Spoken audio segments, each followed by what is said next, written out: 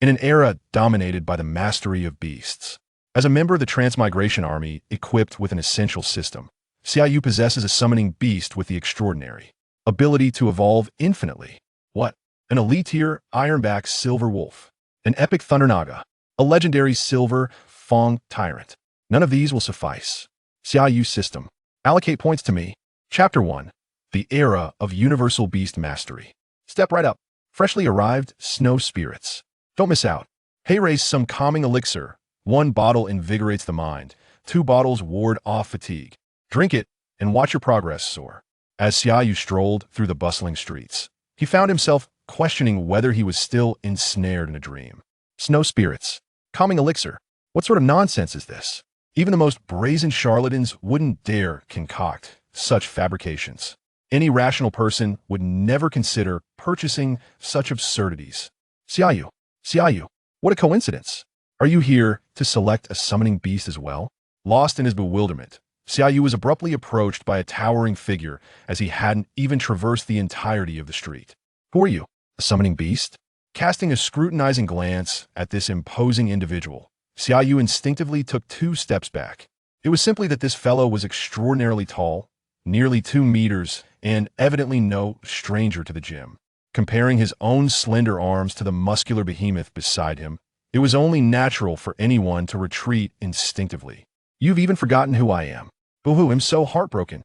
The burly man raised his tiny fist and playfully thumped Xia Yu's chest.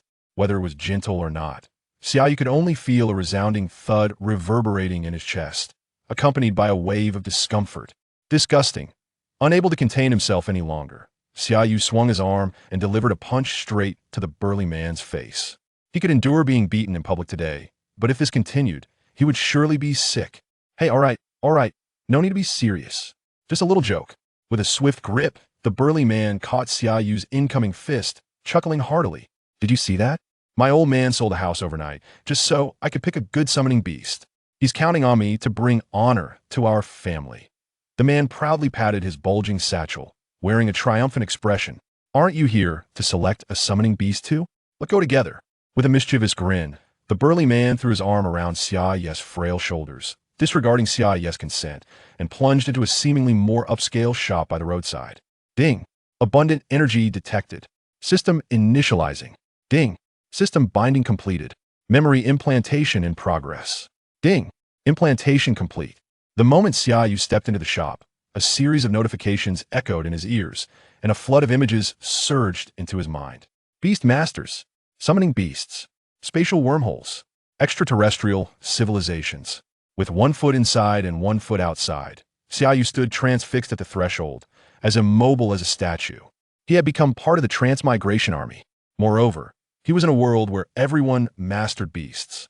This was utterly ludicrous. Xia Yu, what's wrong? Are you all right? After a prolonged silence, an anxious voice broke through his reverie, and only then did Xia Yu snap back to reality. Oh, I'm fine. Yang Wu. The implanted memories included information about this sturdy individual. Despite his imposing stature, he had just turned 16, the same age as Xia Yu. They had grown up together as childhood friends. Yang Wu's purpose for selecting a summoning beast was to prepare for the upcoming advanced examination in a month. Whether or not he could advance to a higher academy would significantly influence the future of his career as a beast master. In fact, the majority of the most elite beast masters hailed from prestigious universities. Only a minuscule fraction emerged through other avenues. Absently following Yang Wu's lead, Xia Yu's thoughts were already immersed in the recently bound system. Super Beastmaster System. Host, Xia Yu. Strength, Apprentice 9-star Beastmaster. Summoning beasts, none. Available evolution points. 0 killing beasts grants evolution points. In this land, Beastmasters are classified into varying ranks based on their strength. Apprentice Beastmaster. Bronze, Silver, Gold, Platinum, Diamond, and King levels. Each rank is further divided into 9 sublevels. This classification is what is taught in textbooks. Whether there are stronger Beastmasters beyond the King level is beyond Xia Yu's current knowledge. As an Apprentice 9-star Beastmaster, Xia Yu's mental acuity had reached the zenith of being without a summoning beast. To advance further, he must contract with a summoning beast. The number of summoning beasts one can contract is contingent upon the Beastmaster's rank. The higher the rank of the Beast Master, the more robust their mental energy, allowing them to manage additional summoning beasts. Experiments have shown that with each significant increase in rank, a Beast Master's mental energy is just sufficient to contract one extra summoning beast. Xia Yu, what do you think of this flame wolf? Oh, this one. Xia Yu's thoughts were abruptly interrupted by Yang Wu, and he looked up in confusion to find it had already reached the juvenile beast area on the second floor. This summoning beast trading house had 3 stories. The first floor featured beast eggs, the second housed juvenile beasts, and the third displayed fully grown monsters. However, for novices like Xia Yu and Yang Wu, who were here to select their first summoning beast, the fully grown monsters were beyond their mental capabilities to command. Following Yang Wu's gaze, Xia Yu spotted the flame wolf he mentioned. Flame wolf. Quality, rare. Level, bronze 1. Skills, flame breath, can evolve. Yin crystal wolf 1 lava berry, 1 yin fire crystal. Crimson flame wolf 2 crimson fire crystals, 1 danwood. Earth fire demon wolf 1 abyssal demon crystal, 1 earth fire crystal. This is the information of the flame wolf. Xia Yu's pupils widened in astonishment. He could actually perceive the details of the beast. It is worth noting that the quality and skills of beasts typically require a professional appraiser to determine. Yet now, he was able to discern this information with his own eyes, defying all logic. It must be the effect of the system. What do you think? Not bad, right? With my single eye, for over a decade of being unattached, I can see everything that passes before me. Seeing Xia Yu's astonished expression, Yang Wu's face beamed with pride. It is indeed quite remarkable. Xia Yu nodded slightly. A rare-level beast is quite commendable. Beyond strength, the quality of summoning beasts holds great significance. There's a saying, quality determines height. Summoning beasts are further categorized by quality into common, rare, elite, epic, legendary, and mythical. Typically, rare-level beasts can achieve a maximum growth limit of Silver 9, however. This is already quite impressive. A silver-level summoner, while not guaranteed to stand alone, is certainly capable enough to serve as a centurion in any city, surpassing a vast number of individuals. Then he'll choose it. Upon hearing Xia Yu affirm his judgment, Yang Wu grinned widely and was about to reach for his wallet. Wait a moment. The price of 500,000 federal coins is quite reasonable. However, that was in the past now. Xia Yu suddenly harbors different thoughts. He can perceive the information of the juvenile beast. He wonders if he could also discern the secrets of the magical beast egg. Chapter 2. The Cyclops. Regardless of Yang Wu's agreement, Xia Yu forcefully seized the tall and sturdy Yang Wu, dragging him back to the first floor with determination. Why are we back here? My father said, once you spot the opportunity, seize it quickly, delay, and it may slip away. After a prolonged gaze, he finally set his sights on a majestic flame wolf, and Yang Wu was not about to let someone else snatch it away. Just wait a moment. Just 2 or 3 minutes, a quick break. Unable to restrain Yang Wu, who was struggling to break free, Xia Yu ultimately released his grip and turned his attention to the unhatched beast eggs. The beast eggs on the first floor were divided into 2 distinct areas, one for the already identified beast eggs, each clearly labeled with its type and value. The prices were slightly lower than that of juvenile beasts, as although the species of the beast egg could be determined, its health status could not be conclusively assessed until it hatched. The other, smaller area comprised the unidentified beast eggs. These eggs generally stemmed from 2 sources, those that were truly unidentifiable and those that had been assessed but deemed without market value. After all, in this tumultuous era, ornamental beasts were only suitable as pets, not as contracted summoned beasts. Xia Yu's objective lay within the minuscule portion of truly unidentifiable beast eggs among these. Of course, given that Xia Yu had lived 2 lives, he could not naively place absolute faith in the sudden abilities granted by the system. After perusing the identified beast egg section and confirming the veracity of the information and assessments, he finally ventured into the area for unidentified beast eggs. Xia Yu, are you really hoping for a stroke of luck? If you're short on funds, I can help you think of a solution. Generally, those who purchased unidentified beast eggs were either professional assessors or individuals desperate enough to gamble on luck. Xia Yu had his financial struggles, which Yang Wu was somewhat aware of. Otherwise, he wouldn't have dragged Xia Yu along to select beasts with him. He truly believed that he and Xia Yu had just chanced upon each other. Though Yang Wu appeared to be boisterous and imposing, his thoughts were remarkably nuanced. What is there to fear? Take a risk, and a bicycle could turn into a motorcycle. Gamble, and a motorcycle could become a Land Rover. With my built-in detection capabilities, who could rival me? Glancing over the array of beast eggs, he dismissed them as mere ornamental creatures devoid of any cultivation value. For anyone else, it would undoubtedly be a pitfall. The evils of capitalism, Others were so impoverished that they resorted to gambling, yet the system continued to exploit them. Today, let Xia Yu act as the agent of justice. The unidentified beast eggs were still not inexpensive. Priced at 50,000 federal coins each, an amount equivalent to the annual expenditure of an ordinary family. Windwolf. This one seems decent, a standard level. At least a legitimate summoned beast. After examining dozens of beast eggs, Xia Yu finally spotted a standard level Windwolf, with a growth path that could lead to a rare level. Let us set this aside and see if any prime specimens appear. The unidentified area contained at least several hundred eggs, yet Xia Yu had examined less than 1/10 of them so far. Cyclops. Quality, rare. Level, unknown.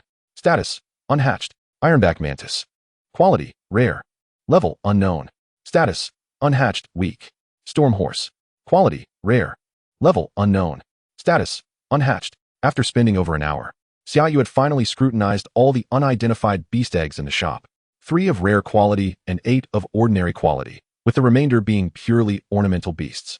Given the total of 400 to 500 eggs, it was uncertain whether this probability was favorable or not.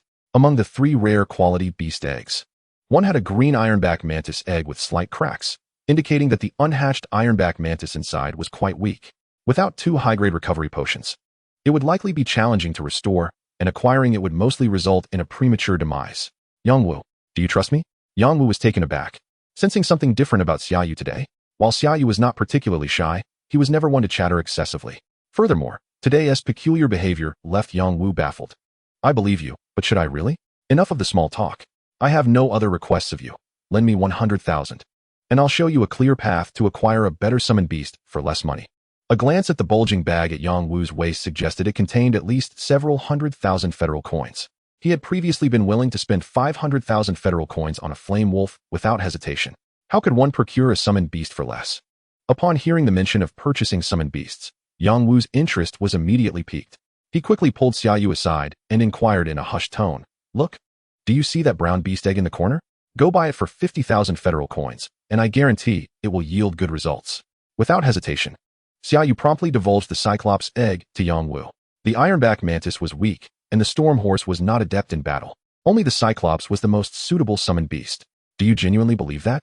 While there may be good items, most are still trash beasts.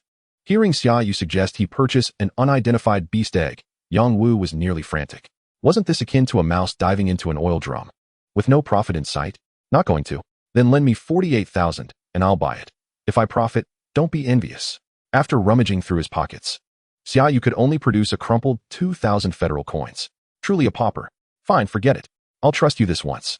Observing the crumpled federal coins in Xia Yu's hand, Yangwu sighed. At least he had several 100,000 federal coins on him. Losing 50,000 would be tolerable. However, Xia Yu could not afford a single misstep. Otherwise, his hard-earned coins would go to waste. Xia Yu's fate was far from fortunate.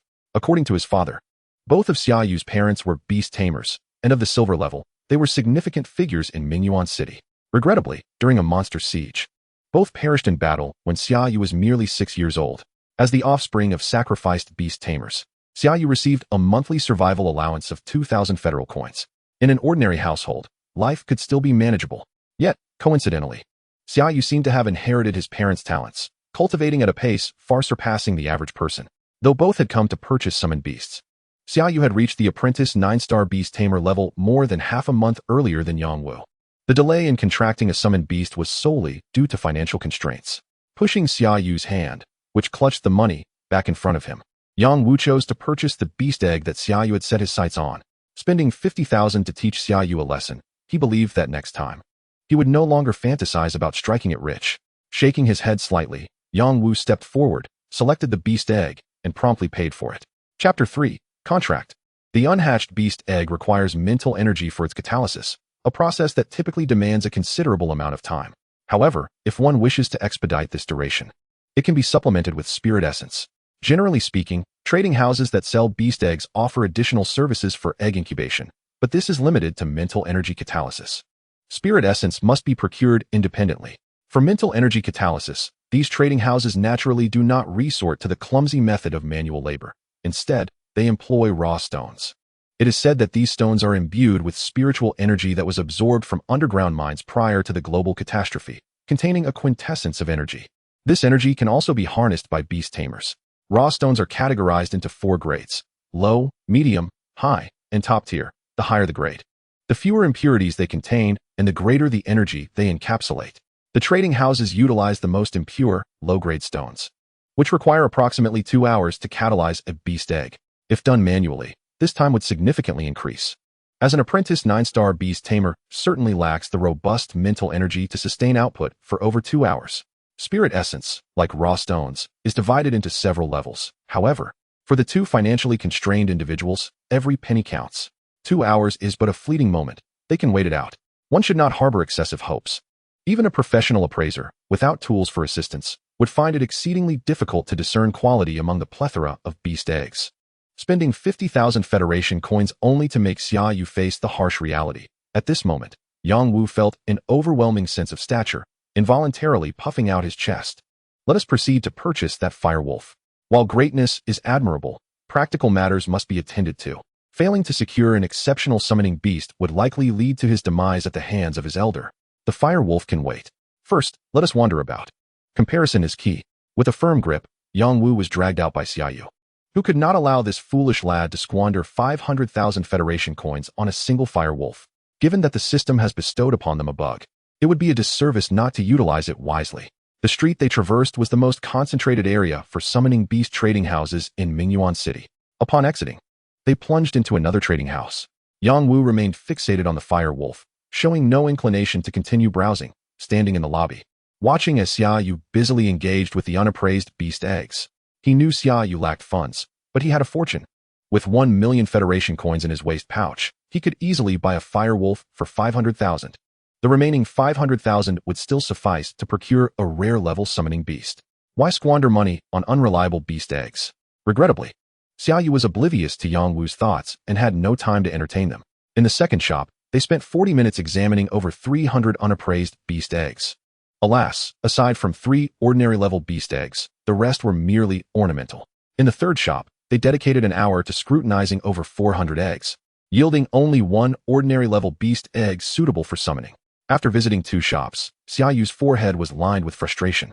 He initially thought that the 3 rare-level eggs in the first shop indicated a low probability, but little did he know that was merely the zenith of their luck. These 2 shops were truly extortionate. The evils of capitalism. Calculating the time, the Cyclops beast egg should be nearing hatching. They promptly returned to the first trading house. The two waited before the incubation chamber for over half an hour until the sound of cracking eggshells filled the air.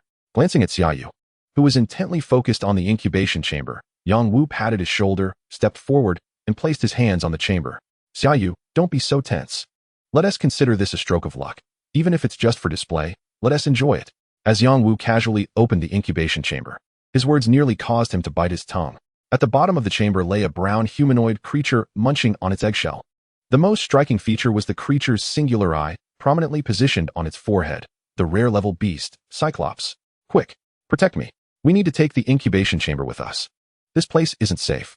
Hastily, he closed the chamber lid, embracing the entire unit with vigilance as he scanned the surroundings. Don't shout. That will only draw more attention. Xia Yu, exasperated, pressed down on the incubation chamber in Yang Wu's arms. Look around. Half the people in this hall are casting curious glances at us. The security at the entrance is already brandishing their weapons. Moreover, this incubation chamber starts at a minimum of 1 million Federation coins. A product that only alchemists and formation masters could jointly create. This was a Cyclops, a summoning beast even more formidable than the fire wolf. Even among summoning beasts of the same grade, there exists a hierarchy. The Cyclops possesses a trace of Titan bloodline, rendering the fire wolf utterly insignificant in comparison. On the market, a Cyclops would undoubtedly fetch over 1 million Federation coins, far surpassing the fire wolf. Thus, you must contract it now to prevent future complications. Once contracted, a summoning beast cannot be recontracted unless the beast tamer actively dissolves the bond. Even if someone were to slay the tamer, they could not reclaim the beast. No. This is your selection. It should belong to you. Although the Cyclops in his arms was immensely precious, Yang Wu shook his head vigorously, refusing to contract the Cyclops. You paid for it. Naturally, it belongs to you. Besides, the fact that I could select it from so many beast eggs. Xia Yu's words trailed off as he winked at Yang Wu. Right. Where did you learn such appraisal skills? You're far more impressive than an ordinary appraiser. Hearing Xia Yu's praise, Yang Wu's eyes lit up, nodding repeatedly. Let us hurry. Enough dilly-dallying. It's quite vexing. Consider it a debt I owe you. Your summoning beast will be on me. I'll definitely find one even stronger than this. If one were to speak of affection, Yang Wu was genuinely pleased with the Cyclops. Coupled with Xia Yu's peculiar ability, he ceased to refuse, biting his finger to contract the Cyclops. At the moment of contracting, Yang Wu swiftly returned the already finished eggshell Cyclops to his beast space. Beast tamers typically establish a beast space within their consciousness to store their summoning beasts. At this moment, it could be said that they had become one. Here, the Cyclops is mine. Everything else is yours to spend as you wish. The Cyclops had exceeded Yang Wu's expectations, all thanks to Xia Yu, and he was generous, pulling out his pouch and stuffing it into Xia Yu's embrace. Within the pouch were still over 900,000 Federation coins. Let us not mention this, brother. I'll just borrow 100,000. I promise to return it later. Use the remaining funds to buy something that aids the growth of summoning beasts. Time is of the essence. Extracting 100,000 Federation coins from the pouch and placing it in his pocket, Xia Yu tossed the pouch back to Yang Wu. Don't follow me. Focus on the task at hand. Chapter 4, Golden Feathered Eagle. Without looking back, Xia Yu exited the trading house, leaving Yang Wu alone. That foolish giant had over 90,000 Federation coins. What was given to him was indeed his. When had he ever seen so many Federation coins at once? Thankfully, he was a person of integrity, possessing immense self-control, allowing him to remain so carefree. If he continued to linger with this foolish giant, Xia Yu could hardly guarantee he could maintain such composure. With the 100,000 Federation coins borrowed from Yang Wu, Xia Yu turned and entered another trading house. In the fourth establishment, there were over 500 unidentified monster eggs, among which 2 were of rare grade and 8 were ordinary grades suitable for contracts. The fifth establishment housed more than 200, devoid of any rare grades, and held 4 ordinary grade eggs. The sixth, seventh, and eighth establishments followed suit. Throughout the day, Xia Yu traversed from one trading house to another, exploring nearly every establishment along the street. It was not until he entered the 9th trading house, Tianbao Pavilion, that he finally reached the largest venue on the street, boasting the greatest number of unidentified monster eggs. Xia Yu held no expectations for such a large trading house, as larger establishments often meant a greater number of appraisers, thereby diminishing the chances of uncovering a hidden gem. Nevertheless, having arrived, he thought it prudent to at least take a look. If all else failed, he would have to select among the previously encountered rare monster eggs. Among the monster eggs he had seen earlier, there were indeed some exquisite specimens. In total, the 8 trading houses yielded 6 or 7 rare monster eggs. The most precious among them was a rare-grade emerald-eyed fire lion, capable of evolving to elite level and growing into a golden 9-star beast. If not for a lingering glimmer of hope, Xia Yu would have undoubtedly chosen the emerald-eyed fire lion without hesitation. Look at that, another dreamer. The first-floor hall of Tianbao Pavilion was noticeably more crowded, yet Xia Yu stood alone in the area designated for unidentified monster eggs, inevitably drawing some ridicule. Fortunately, there were no mindless individuals approaching to mock him. The majority merely whispered amongst themselves. After all, those brave enough to venture into the unidentified monster egg section were not solely impoverished souls. There were gamblers and seasoned appraisers among them. The number of unidentified monster eggs in this trading house was evidently greater than in the previous establishments, totaling around 800. There were 100 knowledge beasts, 1,000 sound birds, 100 knowledge beasts, and big-eared cats. Goodness. The appraisals were remarkably thorough. After examining over 300 monster eggs, Xia Yu found not a single ordinary grade monster suitable for contract.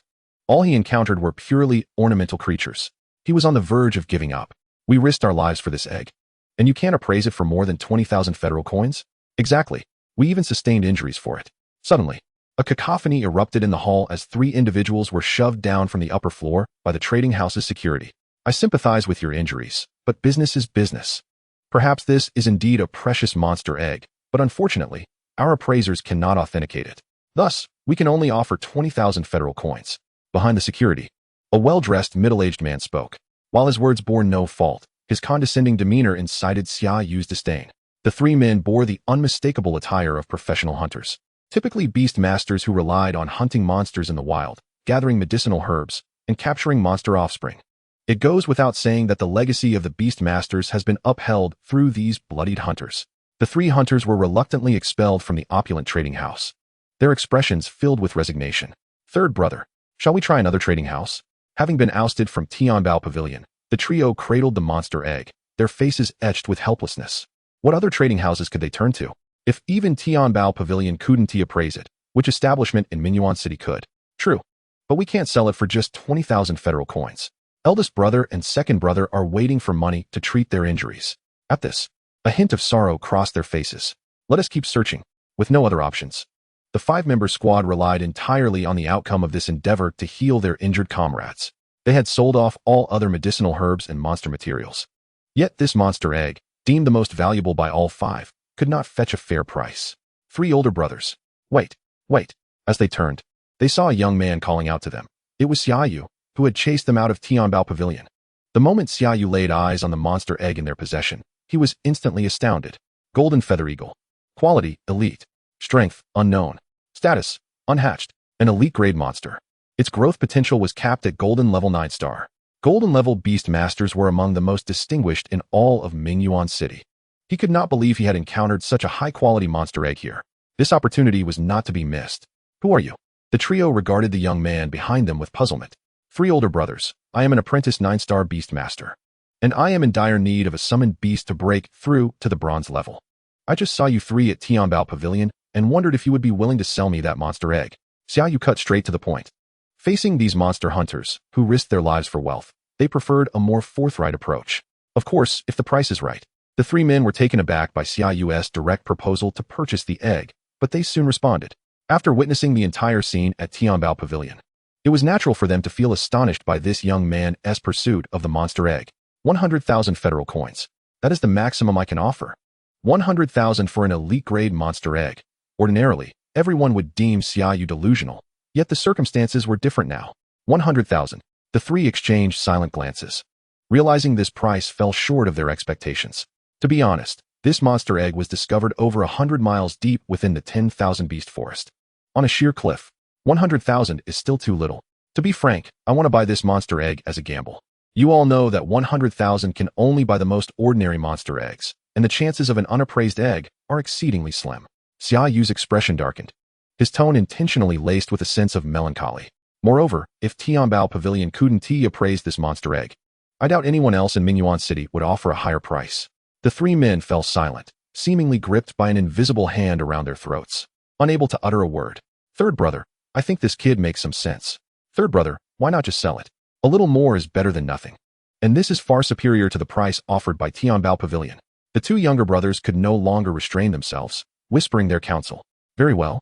Let us consider this a stroke of bad luck for us brothers, and may this monster egg hatch into a remarkable summoned beast. With a firm resolve, the eldest brother gritted his teeth and handed over the monster egg. Thank you, three older brothers. Chapter 5, Legendary Summoned Beast. Having successfully obtained the golden feather eagle's monster egg, Xia Yu suppressed his overwhelming joy. He returned to Tianbao Pavilion to purchase a low-grade catalyst.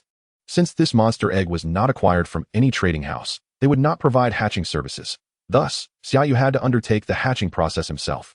In a third-floor apartment in the Eastern District, clutching the monster egg, Xia Yu dashed into his bedroom. Completely oblivious to the fact that he had not eaten or drunk anything all day, he retrieved the catalyst and evenly applied it to the surface of the monster egg. Then seated himself on the floor, embracing the egg and channeling his mental energy to nourish the yet-to-hatch golden feather eagle. Waves of pure mental energy flowed into the eggshell, and Xia Yu could distinctly sense a life within the shell consuming his mental energy. Exhausted in spirit, Xia Yu sat cross-legged, engaging in meditation until his mental faculties were restored, and then he resumed the task of feeding. For a full day and night, Xia Yu remained motionless on the ground, until a faint, crisp sound emerged from the eggshell. A soft whimper, which could scarcely be called a bird's call, issued from the newly hatched golden-feathered eagle. It was no larger than a palm, its black, sparse feathers clinging damply to its body, leaving no one to associate it with an elite-grade summoned beast. Seizing the moment as the golden-feathered eagle had just hatched, Xia Yu hastily bit his finger, drawing a hexagram in the air and forging a contract with the eagle through his mental energy. Another whimper echoed as the eagle, gnawing on its eggshell, seemed to sense the transformation occurring within itself. The instant the symbol vanished into the eagle's form, Xia Yu felt a wave of darkness wash over him, collapsing onto the floor. This was simply due to 2 consecutive days and nights without sustenance, compounded by repeated exhaustion of his mental energy, causing his body's protective mechanisms to plunge him into unconsciousness. While he felt no discomfort during the concentration of his mental energy, the moment he relaxed, a surge of hunger and fatigue overwhelmed him, leading to his abrupt fainting. When Xia Yu awakened once more, the sun was already high in the sky. Feeling a dampness on his cheek, he slowly opened his eyes. It was the golden-feathered eagle. gazing upon the majestic beast before him. With a wingspan of nearly half a meter adorned in resplendent golden feathers, Xia Yu could hardly reconcile it with the frail, black creature that had just emerged from the egg. This transformation was, however, entirely natural. The eggshell was merely a crystallization of maternal nutrition, and many beasts would consume their eggshells immediately upon hatching to accelerate their growth. Golden Feathered Eagle. Quality, Elite. Level, Bronze 2 stars. Skills, Pounce, Eagle Eye. Potential evolution, Golden Feathered Eagle, Sword Feathered Eagle, Iron Winged Song Eagle. Golden Feathered Eagle, Thunderlight Eagle, Thunderstorm Giant Eagle. Golden Feathered Eagle, Storm Eagle, Hurricane War Eagle. Golden Feathered Eagle, Holy Light Eagle, Sunlight Feathered Eagle. The staggering array of 7 or 8 evolution pathways delivered a powerful blow to Xia Yu, affirming the elite nature of his summoned beast. With a high starting point and an even higher ceiling, the lowest evolution route required 2 transformations, leading to legendary summoned beasts. It could potentially ascend to Diamond 9 stars. A Diamond-level summoned beast possessed combat capabilities that not only surpassed those in Mingyuan City, but also placed one at the pinnacle of Beastmasters even within the Great Xia. The predecessors who traversed this path did not deceive me. Indeed, the products of the system are of exquisite quality. Cradling the golden feathered eagle perched upon his shoulder, Xia Yu laughed heartily. The elite quality undoubtedly exceeded the standards of esteemed academies, yet its bronze 2 stars strength might still leave something to be desired. Moreover, now that he possessed his own summoned beast, Xia Yu was eager to test the golden feathered eagle's prowess. Primarily, the mental energy fluctuations emanating from the eagle indicated that this little creature was in dire need of substantial energy to grow rapidly. At this moment, however, Xia Yu was too impoverished to procure even a single federal coin for purchasing sustenance for his summoned beast. When a summoned beast is kept within the Beastmaster space, it does not require nourishment, surviving solely on the mental energy provided by its master. Yet, once summoned into the world, it must feed, consuming energy-rich food to expedite its growth. Naturally, there were no magical beasts within the city. To hunt them, one must venture beyond the city gates. Mingyuan City was constructed adjacent to the 10,000 Beasts mountain range. Exiting the east gate and walking for 30 miles would place one firmly within the range of the mountains. The 10,000 Beasts mountain range is the largest mountain range in the eastern part of the Great Xia, spanning over 2,000 kilometers from north to south. The magical beasts inhabiting these mountains are abundant and diverse. With the golden feathered eagle's bronze 2-star strength, Xia Yu dared not venture too deep. His plan was merely to hunt a few low-level magical beasts on the outskirts. The golden feathered eagle, with a wingspan of merely half a meter, could not provide a means of riding, so Xia Yu had no choice but to return it to the Beastmaster space and proceed on foot.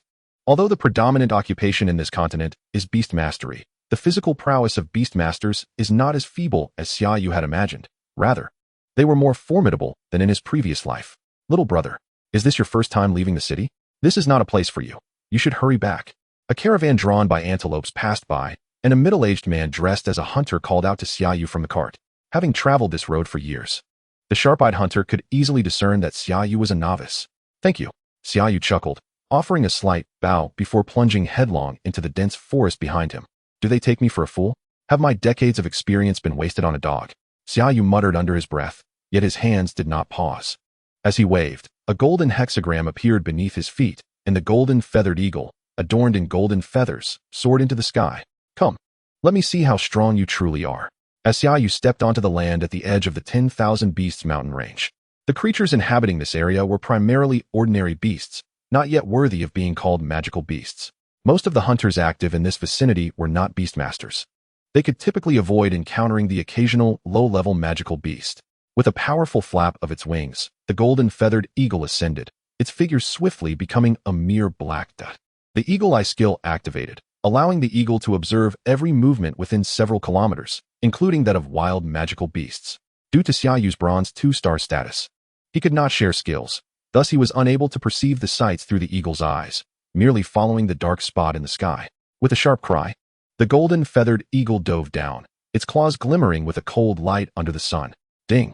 The summoned beast golden feathered eagle has slain a bronze 2 stars iron wire snake, earning 20 experience points and 2 evolution points. Though Xia Yu had not yet arrived at the scene, he had already received notification of the golden feathered eagle's victory over the iron wire snake. When he finally saw the eagle, it was busy grooming its feathers while perched upon the remnants of the slain serpent. Bronze 2 stars. A single strike kill. Chapter 6. Here I stand. Ding.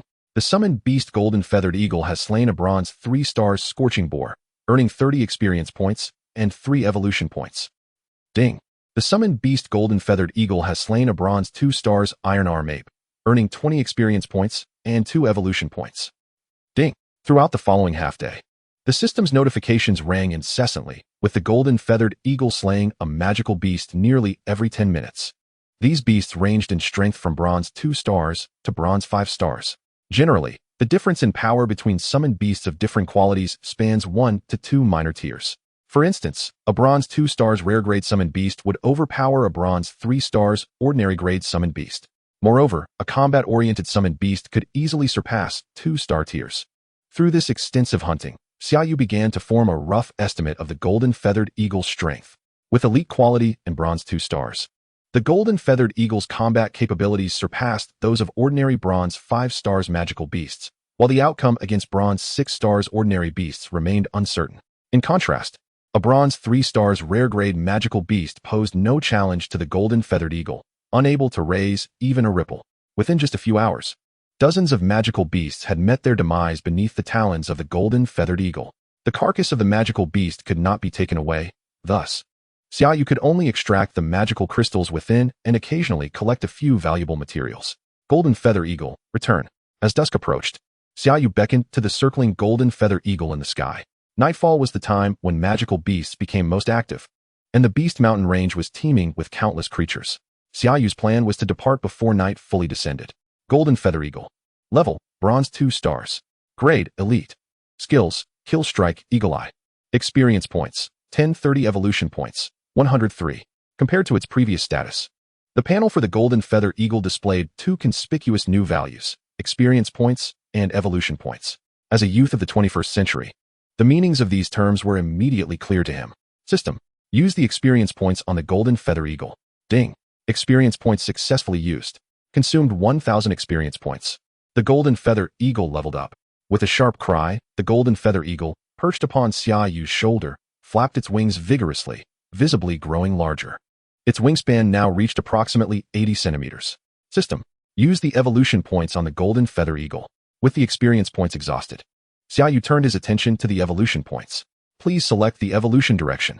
The evolution paths for the golden feather eagle were numerous, boasting 7 to 8 distinct routes, each leading to a new species with varying specialties. However, Xia Yu had already made his decision. Among the promising evolution routes for the golden feather eagle were the sword feather eagle, storm eagle, thunderlight eagle, and holy light eagle. Sword feather eagle. Continuing along the golden feather eagle's path, this evolution would endow it with mastery over the metal attribute, significantly enhancing its physical attack and defense capabilities. Storm eagle.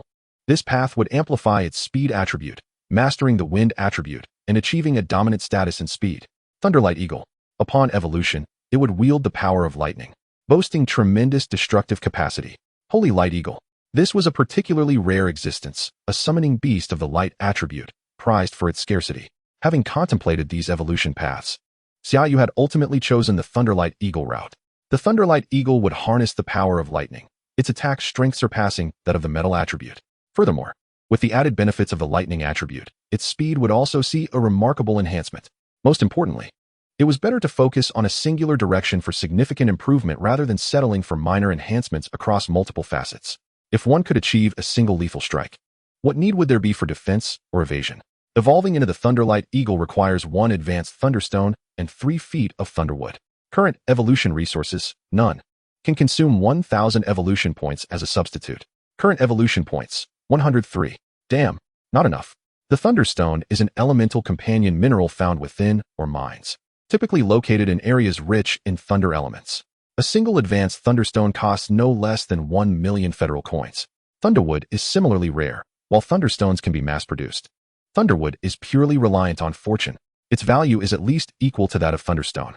Even if Xia Yu sold himself for weight, he wouldn't be able to afford these items. Thus, he could only place his hopes on the evolution points. But to his dismay, the required evolution points for the Golden Feather Eagle's evolution were so high. Acquiring the evolution materials seemed a distant hope. So he resolved to exert more effort in gathering evolution points. Little Jean, it seems we'll have to spend the night in the Beast Mountain range. I hope you can shoulder the responsibility for our safety tonight. With a chuckle, Xia Yu lifted the phoenix-tailed chicken that the Golden Feather Eagle had just hunted and made his way toward the outskirts of the mountain range. The magical beasts at the periphery were weaker, and with the golden feather eagle's prowess, the night should prove somewhat easier. As the night fully enveloped the Beast Mountain range, Xia Yu had already set up a campfire. Roasting on the fire was the freshly prepared phoenix tail chicken. This cave was originally the abode of a wild pangolin. But unfortunately for it, it had encountered Xia Yu and lost its home to his ruthless occupation. The aroma wafted through the cave, and both Xia Yu and the eagle stared wide-eyed at the chicken roasting over the fire. I say, you glutton, having eaten so much during the day, why do you still stare so intently at this lone phoenix tail chicken? Shifting his position, Xia Yu nudged the golden feather eagle, which was fixated on the roasted meat. Behind him, gurgle. A low rumble emanated from the golden feather eagle's throat as it took flight and landed directly on Xia Yu's head. Hey, have you forgotten your place? Ask around on the 4 streets which one of us is the master. Get down, gurgle. Damn it. Slow down and leave me a bite. The flickering firelight cast elongated shadows of both man and eagle upon the cave wall. The night passed without incident. Of course, Xia Yu was not willing to let the golden feather eagle stay awake all night. During the day, he still needed the eagle to hunt magical beasts and earn evolution points, so he had to summon it back to the beast space at night to keep watch himself. Yawn. Stretching languidly, Xia Yu summoned the golden feather eagle. Its sharp talons and golden wings glimmered brilliantly in the morning sun. Did you rest well last night? Time to get to work. I'll stand guard here while you hunt a wild rabbit for breakfast. Gurgle. The eagle's throat moved as if in response to Xia Yu, before it took flight. Ding. The summoned beast golden feather eagle has slain a bronze 6-star armored bull, gaining 60 experience points and 6 evolution points. Ding. The summoned beast golden feather eagle has slain a bronze 5-star rattlesnake, gaining 50 experience points and 5 evolution points. Another beautiful day. Hearing the notification sounds of experience points accumulating, Xia Yu smiled as he followed in the direction of the golden feather eagle. Chapter 7. Evolution. Epic level. The East Gate of Mingyuan City. The East Gate, closest to the Beast Mountain range, sees the majority of its visitors being magical beast hunters from the surrounding villages and towns. Over time, a bustling magical beast resource trading street formed within the East Gate of Mingyuan City, in stark contrast to the magnificent trading houses in the city center. The makeshift stalls lining the magical beast resource street appeared somewhat shabby. Yet, the foot traffic was just as lively as that of the city's trading centers. Hey, isn't that old Wong? Come, show me what good stuff you've got this time. Hey, I thought it was someone else. Oldly, I just passed by your place. What a surprise to run into you here. Recognizing familiar faces, stall vendors could swiftly draw their regular customers to their stands. Compared to the courageous profession of magical beast hunters, the vendors stationed here required a keen eye for potential sales. How's it going? That bag of yours looks quite full. Surely you have something interesting to share with me. Sigh, don't even mention it. I don't know what's going on. But the magical beasts at the mountain's periphery are dwindling day by day. Any good finds would be a stroke of luck. What's going on at the outskirts of the Beast Mountain range? Many veteran hunters have reported a significant drop in their catches. You're not the only one. We don't know. I hear some folks are forming exploration teams to venture deeper into the mountains to investigate. Let them say what they want. Such specialized work can only be handled by professional mercenaries. Such dialogues have transpired on this street more than once. While no one truly understands the circumstances, it is common knowledge that the low-level magical beasts surrounding the area have been diminishing day by day. Ding. The summoned beast, golden feathered eagle, has slain the bronze 9-star wind-chasing leopard, earning 90 experience points and 9 evolution points. Yet another ordinary magical beast has met its demise beneath the sharp talons of the golden feathered eagle. The scent of blood gradually permeates the surroundings. Little Jean, well done. Parting the thick underbrush, Xia Yu leapt forth, appearing almost wild from his days spent in the wilderness. His face remained relatively clean, yet his garments were tattered and worn, with 2 large pouches made of beast skins tied around his waist. As if sensing Xia Yu's praise, the golden feathered eagle excitedly flapped its wings, soaring onto Xia Yu's shoulder. The current wingspan of the golden feathered eagle measured about 1.5 meters, its strength having reached bronze 7-star, advancing rapidly. Host, Xia Yu. Strength, bronze 7-star. Summoned beast, golden feathered eagle. Available experience points, 2,550. Available evolution points, 1,008. At last, Xia Yu had amassed enough evolution points, along with sufficient experience points to elevate the golden feathered eagle to the next level. Upon utilizing the experience points for the eagle's upgrade, Xia Yu discerned that the experience required for leveling up the golden feathered eagle varied across different tiers. Transitioning from 2-star to 3-star cost 1,000 experience points. Between 3-star and 6-star, Each minor phase demanded 1,500 experience points. Conversely, ascending from 6-star to 7-star consumed 2,000 experience points. Now, to progress from 7-star to 8-star, a further 2,000 experience points were necessary. Without hesitation, Xia Yu opted to allocate points, and in a flash of brilliance, the golden feathered eagle on his shoulder grew larger, its strength surpassing to bronze 8-star. For half a month, Xia Yu had roamed through the 10,000 Beasts mountain range alongside the golden feathered eagle, quenching his thirst with mountain spring water and feasting on beast meat. This was the essence of hard work and perseverance. Enough said. It's bittersweet. System, utilize evolution points. Ding. The current evolution points allow for the selection of an evolution route. Sword Feathered Eagle, Thunderlight Eagle. I choose Thunderlight Eagle, consuming 1,000 evolution points. Evolution commencing. Instantly, the golden feathered eagle was enveloped in a dazzling sphere of lightning, arcs of electricity crackling dramatically. Damn, isn't this courting death? With such a radiant spectacle perched upon his shoulder amidst the 10,000 Beasts mountain range, he would surely become a living target.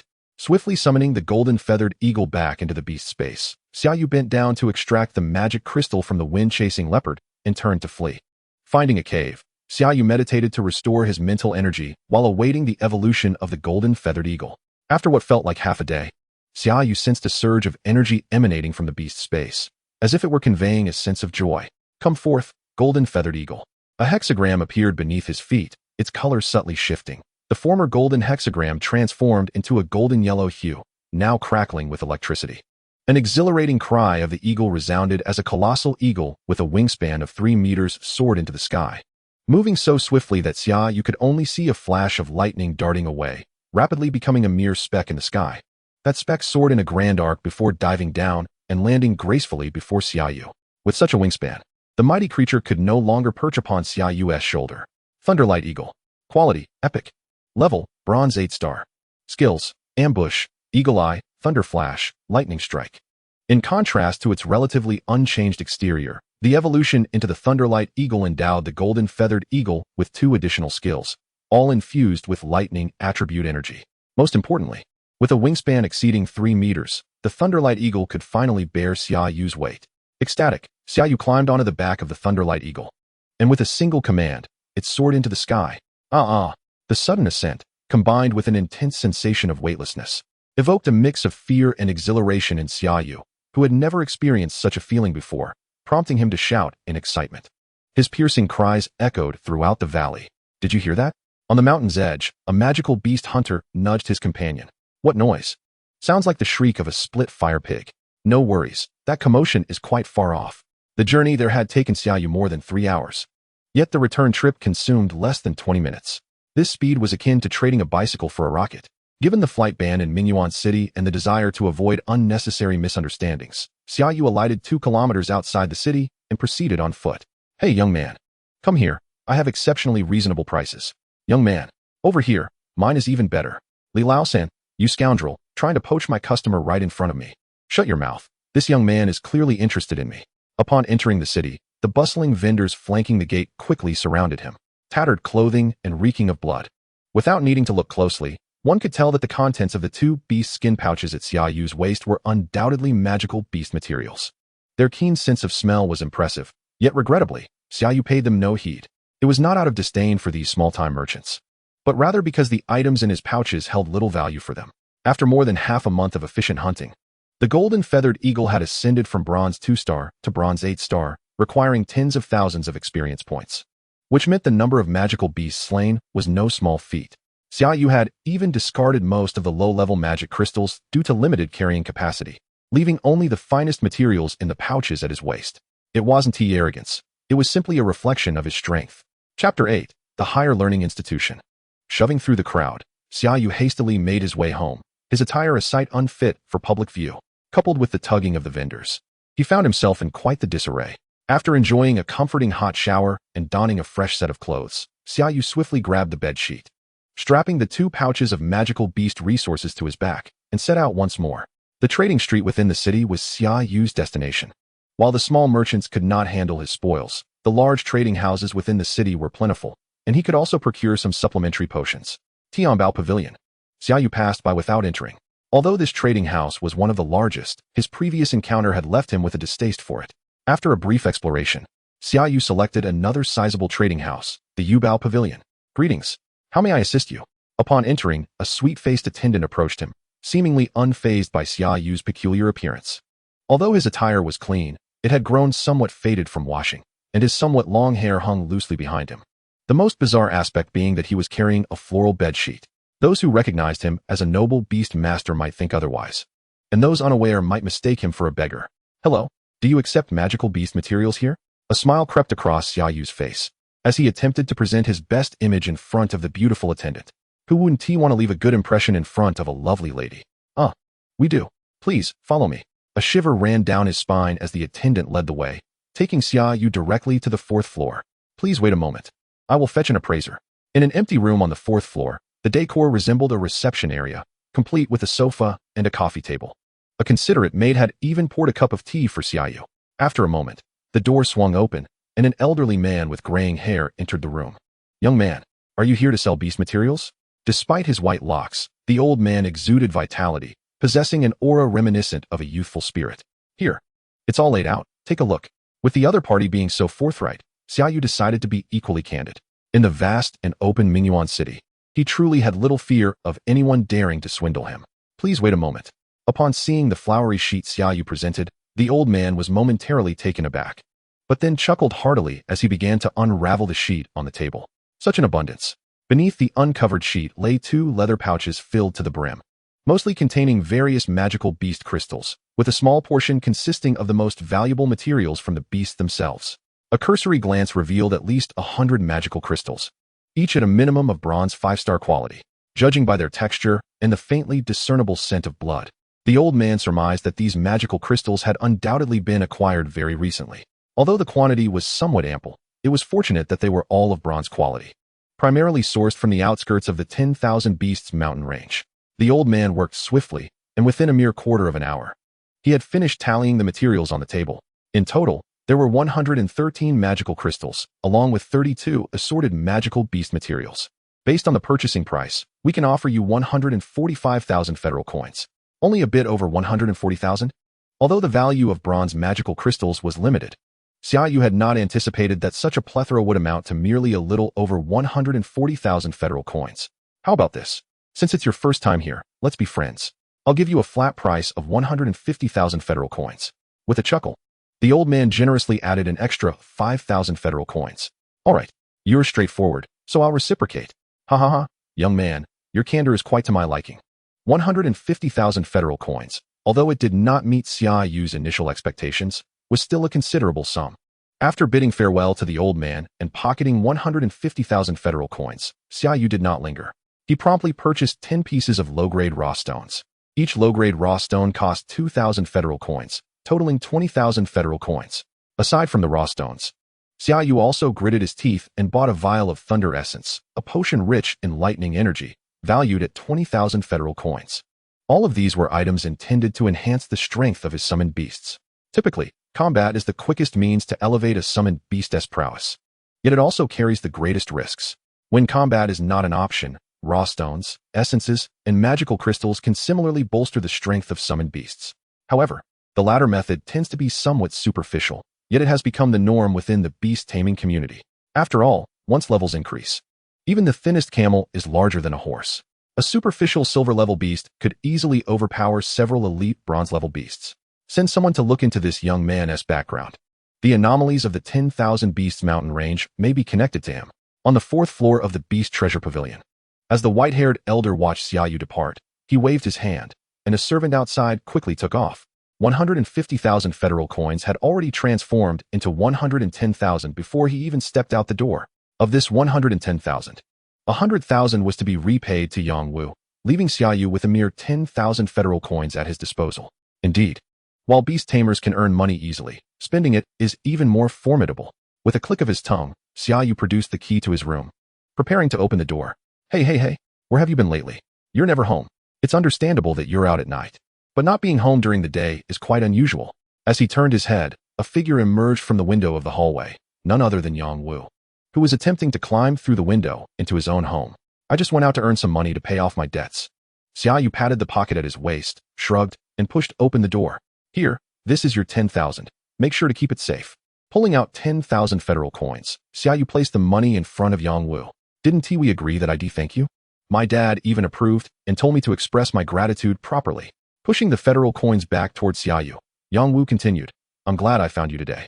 Did you know that the higher education institutions will be recruiting in the Central Square tomorrow? Tomorrow. This was news to Xia Yu.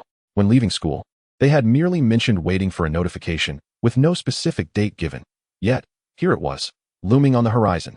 Thankfully, he had returned in time. So, what level is your Cyclops at now? The higher education institutions, based on last year's recruitment standards, required ordinary summoned beasts to possess strength around bronze 5-star. Other qualities also needed to meet similar combat capabilities. The Cyclops was among the elite of the rare category. Theoretically, its bronze 3-star strength should suffice during the assessments. It just reached bronze 3-star yesterday. This fellow has quite the appetite. It's astonishing how much it eats. In half a month, it devoured nearly 100,000 federal coins. Although he complained, there was no trace of disdain on Yang Wu's face. Rather, he appeared somewhat proud. By the way, Xia Yu, where's the summoned beast you bought later? What is its strength like? Show it to me. Yang Wu was not overly concerned about himself. His main worry was Xia Yu. If he had chosen an ordinary summoned beast, leveling it up to bronze 5-star in just half a month could prove to be quite challenging. However, that was of no consequence. Before coming out this time, Yang Wu had specifically asked his father for 10,000 federal coins. If Xia Yu's summoned beast hadn't reached bronze 5-star, he would simply pile on resources to ensure it achieved that status by tomorrow. As for me, I'll keep it a secret for now. We'll discuss it tomorrow. Chapter 9, to be continued. Mingyuan City, Central Square.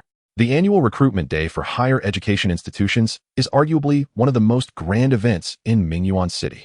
Hundreds of prestigious institutions will traverse from one city to another at specific times, seeking to recruit outstanding students for training. The entire Central Square had already filled up early with aspiring students and supportive parents. Xia Yu, over here, come quickly.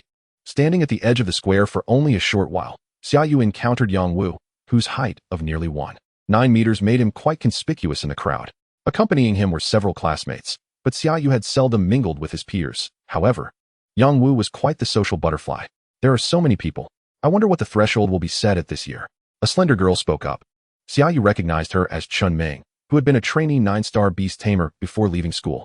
In truth, not achieving the status of a trainee 9-star beast tamer before leaving school largely indicated that this student might not be able to meet this year's recruitment standards. In less than a month, they would need to meditate to reach the trainee 9-star level, sign the contract, and then swiftly cultivate their summoned beasts to a certain standard. This was quite a tall order. However, it was merely a difficult task. Very few could accomplish it.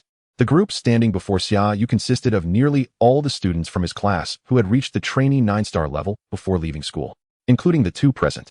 There were a total of 5 individuals, 1 girl and 4 boys. I heard from my dad that in the previous cities, the recruitment standard for ordinary institutions was bronze 5-star, while for top-tier institutions, it was bronze 8-star. Bronze 8-star, for those who had just signed contracts. This was a threshold that could only be gazed upon in awe. Only those truly exceptional geniuses, who entered into contracts 6 months prior, stand a chance of nurturing their summoned beasts to such remarkable heights. Bronze 8 stars. I dare say, it would be quite a challenge to find one even within the entirety of Mingyuan City. The most gifted individual from our school has only been under contract for a little over 3 months. He would need to exhaust resources to even have a slim opportunity. The crowd nodded in agreement. The threshold of bronze 8 stars was still far too high for them. Attention all enrolled students. Recruitment is about to commence. Please queue for the verification of Beastmaster ranks. With this announcement, soldiers dispatched to maintain order swiftly created several pathways, each corresponding to a designated testing station. Hurry. Let us join the line. Observing the commotion, Yang Wu sees Xia Yu, rallying a few classmates to push desperately forward. Classmate, it is time to summon your beast. The testing procedure was straightforward. Beastmasters relied on their summoned beasts, and upon releasing them, the instructor overseeing the examination could ascertain their qualifications based on the aura they emanated. Ordinary quality bronze 5 stars was merely a baseline. Only those who surpassed this threshold would have the opportunity to enter the recruitment venue. As for which esteemed institution they could enter, that depended on each school's specific admission criteria. Among the hundreds of institutions, they were divided into ordinary and elite academies, with only 5 elite ones in existence. These 5 elite academies hailed from the capital, the Demon City, Nanjing, Wuling, and the Demon Suppression Army. Look there, a bronze 7 stars summoned beast. Suddenly, A stir arose in the crowd. Following the gaze of the onlookers revealed a bronze 7 stars unicorn rhinoceros. Look, another bronze 7 stars summoned beast. Each time a high-level summoned beast appeared, it sparked a wave of excitement, accompanied by gasps and expressions of envy. As the line progressed, Xia Yu, positioned behind a few classmates, could now see the examination table. Yongwu. Look ahead, it's Zhou Jie, our school's most talented student. Where? Right at the front of our line. Hearing the conversation, Xia Yu turned to look. A tall, slender boy wore a smile devoid of any pretentiousness. He should be able to reach bronze 8 stars. If even he cannot gain admission to an elite academy, then Mingyuan City may be in dire straits.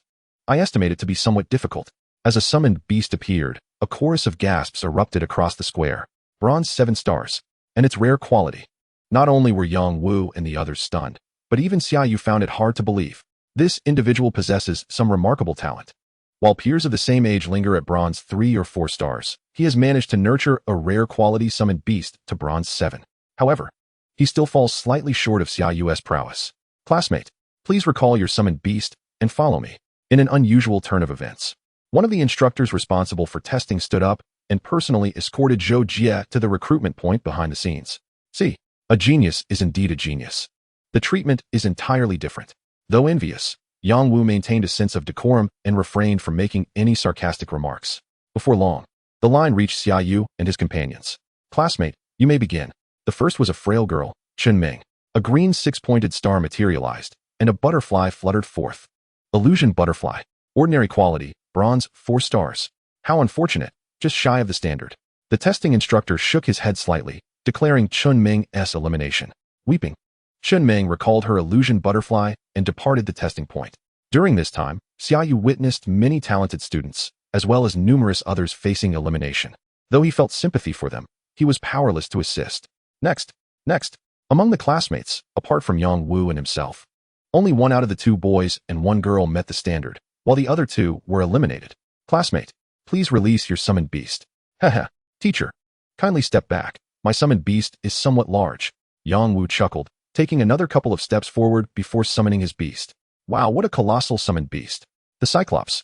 This is utterly outrageous. Upon its emergence, the Cyclops immediately attracted a multitude of gazes, not merely for its strength, but due to its sheer size. Although still in its juvenile stage at bronze 3 stars, it stood 3 meters tall, with an arm as thick as an average person's waist. Impressive. Cyclops, rare quality. Bronze 3 stars. Passed. Haha, thank you, teacher. With a wave, Yang Wu recalled his Cyclops, grinning as he passed the testing point, winking back at Xia Yu. Next. Teacher, you cannot return yet. My summoned beast is also somewhat large. Xia Yu smiled gently, halting the instructor from retreating to his original position. Your summoned beast is also a Cyclops? Not quite. Come forth, Thunder Wing Eagle. A golden 6-pointed star appeared, and a powerful gust of wind materialized, causing clothing to flutter dramatically. Wow, what an imposing presence. Yang Wu behind him was left speechless. Was this truly still Xia Yu? A sharp eagle-esque cry echoed as a massive eagle, with a wingspan of 3 meters, soared forth, circling before landing gracefully in front of Xia Yu. Thunder Wing Eagle. Epic quality, bronze 8 stars. The instructor behind the desk nearly had his eyes pop out. This is a new student. Chapter 10, let us talk properly. In the central square, a magnificent eagle radiating electric sparks captivated everyone's attention. The commotion was more fervent than ever before. Teacher, did I pass? Gently stroking the feathers of the Thunder Wing Eagle, Xia Yu smiled at the dazed instructor. Ah, passed, definitely passed. Please wait a moment.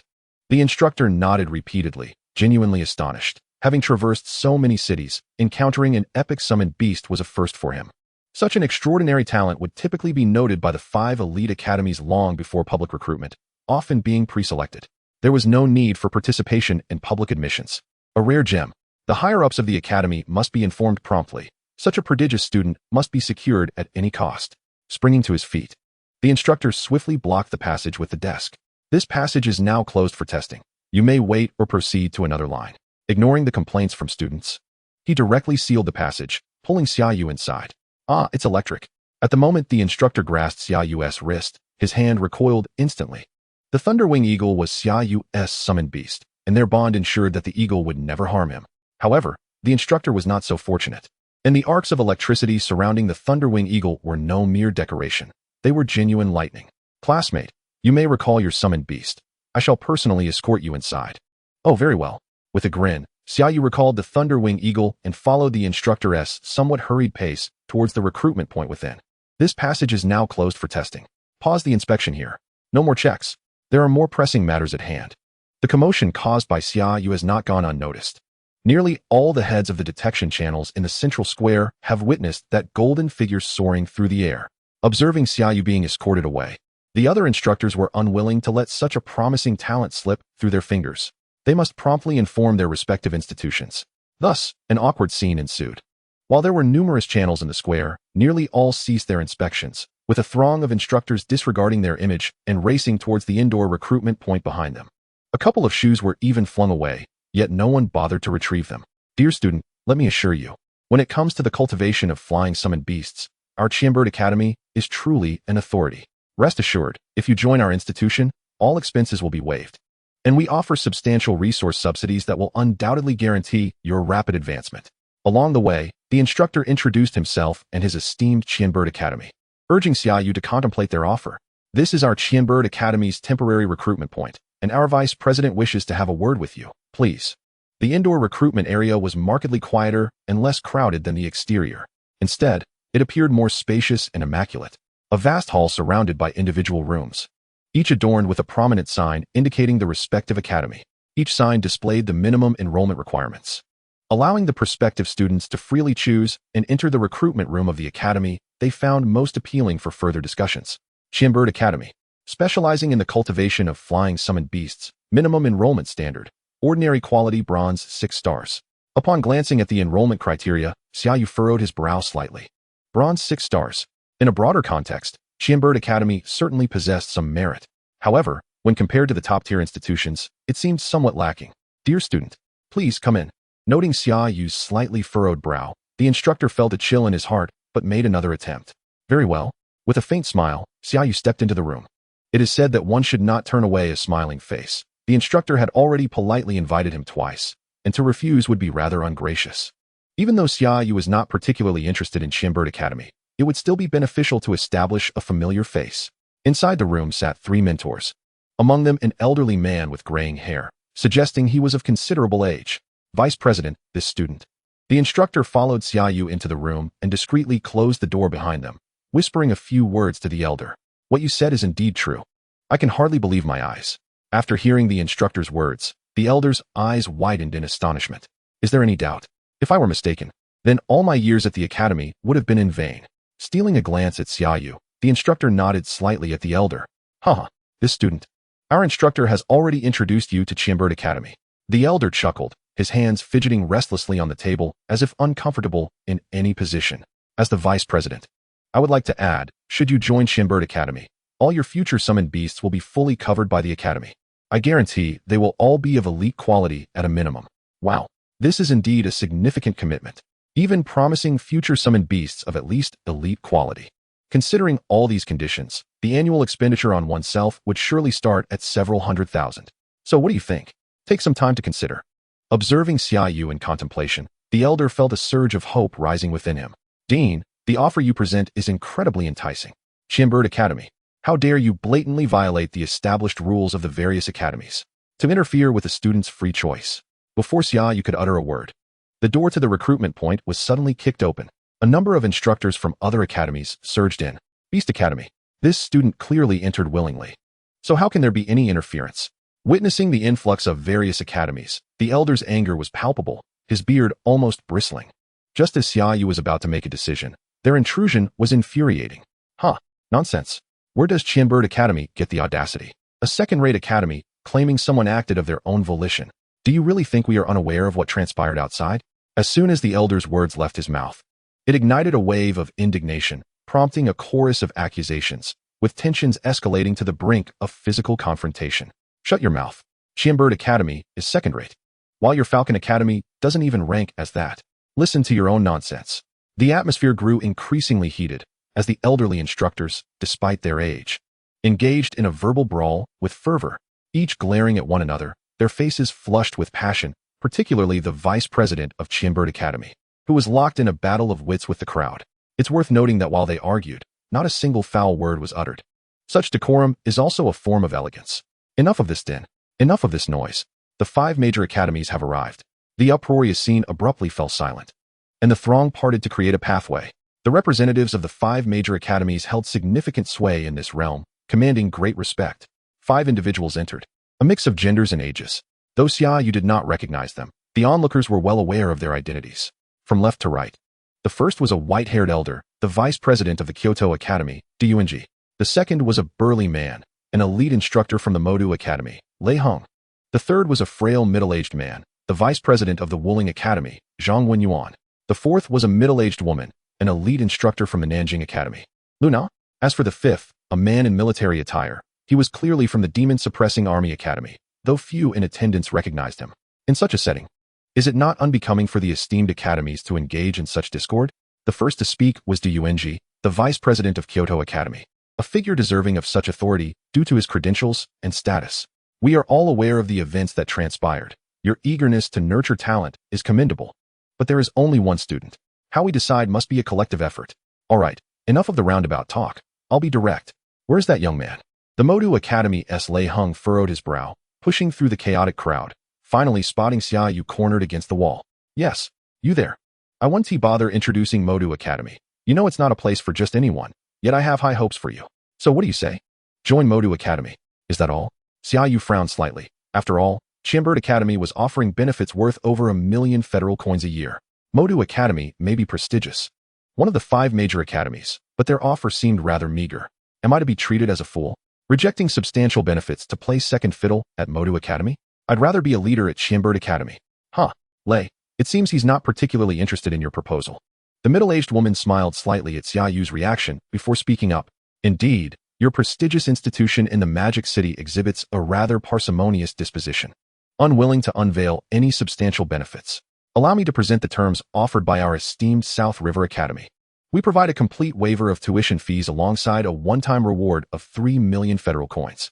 In comparison to the Thousand Birds Academy, South River Academy may not hold a significant advantage, yet this is the proud demeanor of a top-tier institution.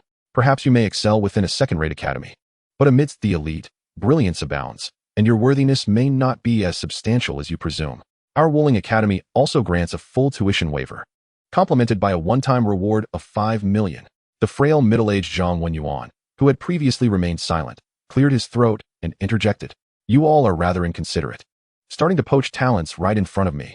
Each institution is outbidding the other, and Lei Heng is already growing dissatisfied. He had initiated the conversation, directly undermining the dignity of the other academies below. Yet now, South River and Wuling are sequentially making offers, leaving him as the sole villain while others reap the rewards. Our Magic City Academy also offers 5 million, in addition to an elite-level summoned beast of any category. Any category. Xia Yu's eyes sparkled at this grand offer. This level of generosity is truly impressive. His lightning eagle, the golden feather eagle, is also elite level, yet it was a fortunate find. Does one truly believe that elite-level summoned beasts are as common as cabbages on the street? Furthermore, the absence of category restrictions includes spatial, illusionary, undead, and spectral beasts. All of these are the CR de la CR with immense potential. In that moment, Xia Yu acknowledged his intrigue. I would like to speak on behalf of the Kyoto Academy. Observing the change in Xia Yu's expression, Director Du Yuan of the Du Academy could no longer remain seated. Talented students emerge yearly, yet which academy would ever despise a surplus of gifted individuals?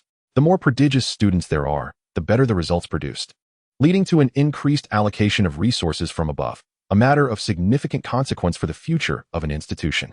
When gifted students stand before us, they must be contended for. Kyoto Academy boasts numerous talents, yet with limited resources, our offerings may not rival those of other institutions.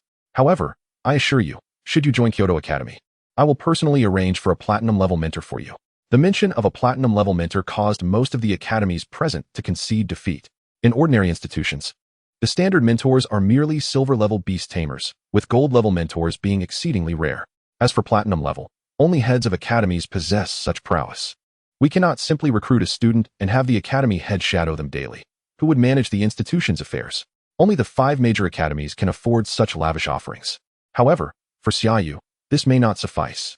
While a platinum-level mentor is indeed commendable, elevating one's capabilities through monster slaying is far more valuable in the face of resources. What say you, esteemed mentor? Among the 5 major academies, for have disclosed their offers. Yet the Digimon Military Academy remains silent, and Xia Yu is eager to hear their proposition. Me? Upon feeling Xia Yu's gaze upon him, the soldier in military garb hesitated momentarily before speaking. Our Digimon Military Academy lacks the extensive resources of the other 4 major academies. Our resources are allocated to frontline soldiers combating demonic creatures. Thus we have little to offer in comparison. We cannot even match the offer made by the Thousand Birds Academy. The soldier's expression turned grave, his speech steady yet impactful. What the Digimon Military Academy can provide you is resilience, tenacity, combat experience, and honor. Of course, these are intangible merits. We do have pragmatic offerings as well. A complete tuition waiver, without any rewards. But we can grant you access to a vast majority of spatial wormholes. Spatial wormholes. These are conduits connecting our realm with others. And within the territory of the Great Xia Kingdom, it is said there are over 100 such wormholes, excluding a small fraction overseen by various powers. The vast majority are safeguarded by the Digimon military. Typically, the Great Xia does not prohibit beast tamers from entering other realms through spatial wormholes to engage in combat. But this is limited to dimensions that are currently contested or under significant pressure. It does not include realms that have already been occupied. Such realms lack systemic resistance, posing less danger while being resource-rich. Generally, access is granted only to specific groups, including those tasked with safeguarding, such as the Digimon military. For other academies, entering an already occupied realm necessitates approval, and even then, such approvals are not guaranteed. Overall, the offer from the Digimon Military Academy falls significantly short of that of the other 4 major academies, as the only tangible benefit is the tuition waiver. As for the spatial wormholes, most individuals would not covet such a privilege. What can one accomplish in other realms? Aside from slaying demons, one is likely to be hunted. Who in their right mind would forfeit bountiful resources for the conditions offered by the Digimon Military Academy? To my surprise, upon hearing this, Xia Yu joyfully slapped his thigh. It's settled then. I shall choose the Digimon Military Academy. Let us proceed with the enrollment procedures immediately. Chapter 12. The Digimon Military Academy. Xia Yu's choice left all present in the room utterly astonished. Who would have thought that this seemingly delicate young man harbors a penchant for bloodshed, ultimately opting for the Digimon Military Academy, despite being one of the 5 major academies? And with most mid to high-ranking officers of the Digimon military being alumni of this academy, the brutal nature of the Digimon Military Academy remains undeniable. Its attrition and mortality rates are the highest among them all. Subjecting students to practical training across various realms inevitably leads to heavy casualties. Those who remain are indeed elites. Yet countless others have perished across those realms. This is also the reason why recruitment becomes increasingly arduous for the Digimon Military Academy each year. Are you certain you do not wish to reconsider? Once you enroll in our Digimon Military Academy, withdrawing will be treated as desertion. The fate of a deserter does not require elaboration. In the Great Xia, a deserter faces but one outcome: being cast into a realm embroiled in combat, contributing their final light and warmth for humanity. Indeed, this student should not act rashly. If the conditions do not meet your expectations, we can always negotiate further. The Magic City Academy can enhance its offer. Wooling Academy is willing to add another 1,000,000 federal coins. In this scene, one academy urged Xia Yu to reconsider, while the others continued to escalate their offers, leaving the attendees utterly dumbfounded. When has there ever been such a spectacle among the 5 major academies? Throughout the years of recruitment, spanning numerous cities, none have witnessed the 5 major academies vying for talent to such an extent. Is this truly the 5 major academies? The fervor has escalated to a level akin to that of a bustling marketplace, with vendors bargaining. Stop, stop, stop, young man. I greatly appreciate the favor shown by all esteemed mentors, but I am inherently tough and resilient, born to seek thrills. And the Digimon Military Academy perfectly aligns with my desires. I must, regrettably, turn down your generous offers. Those are millions of federal coins. Who wouldn't desire such a sum?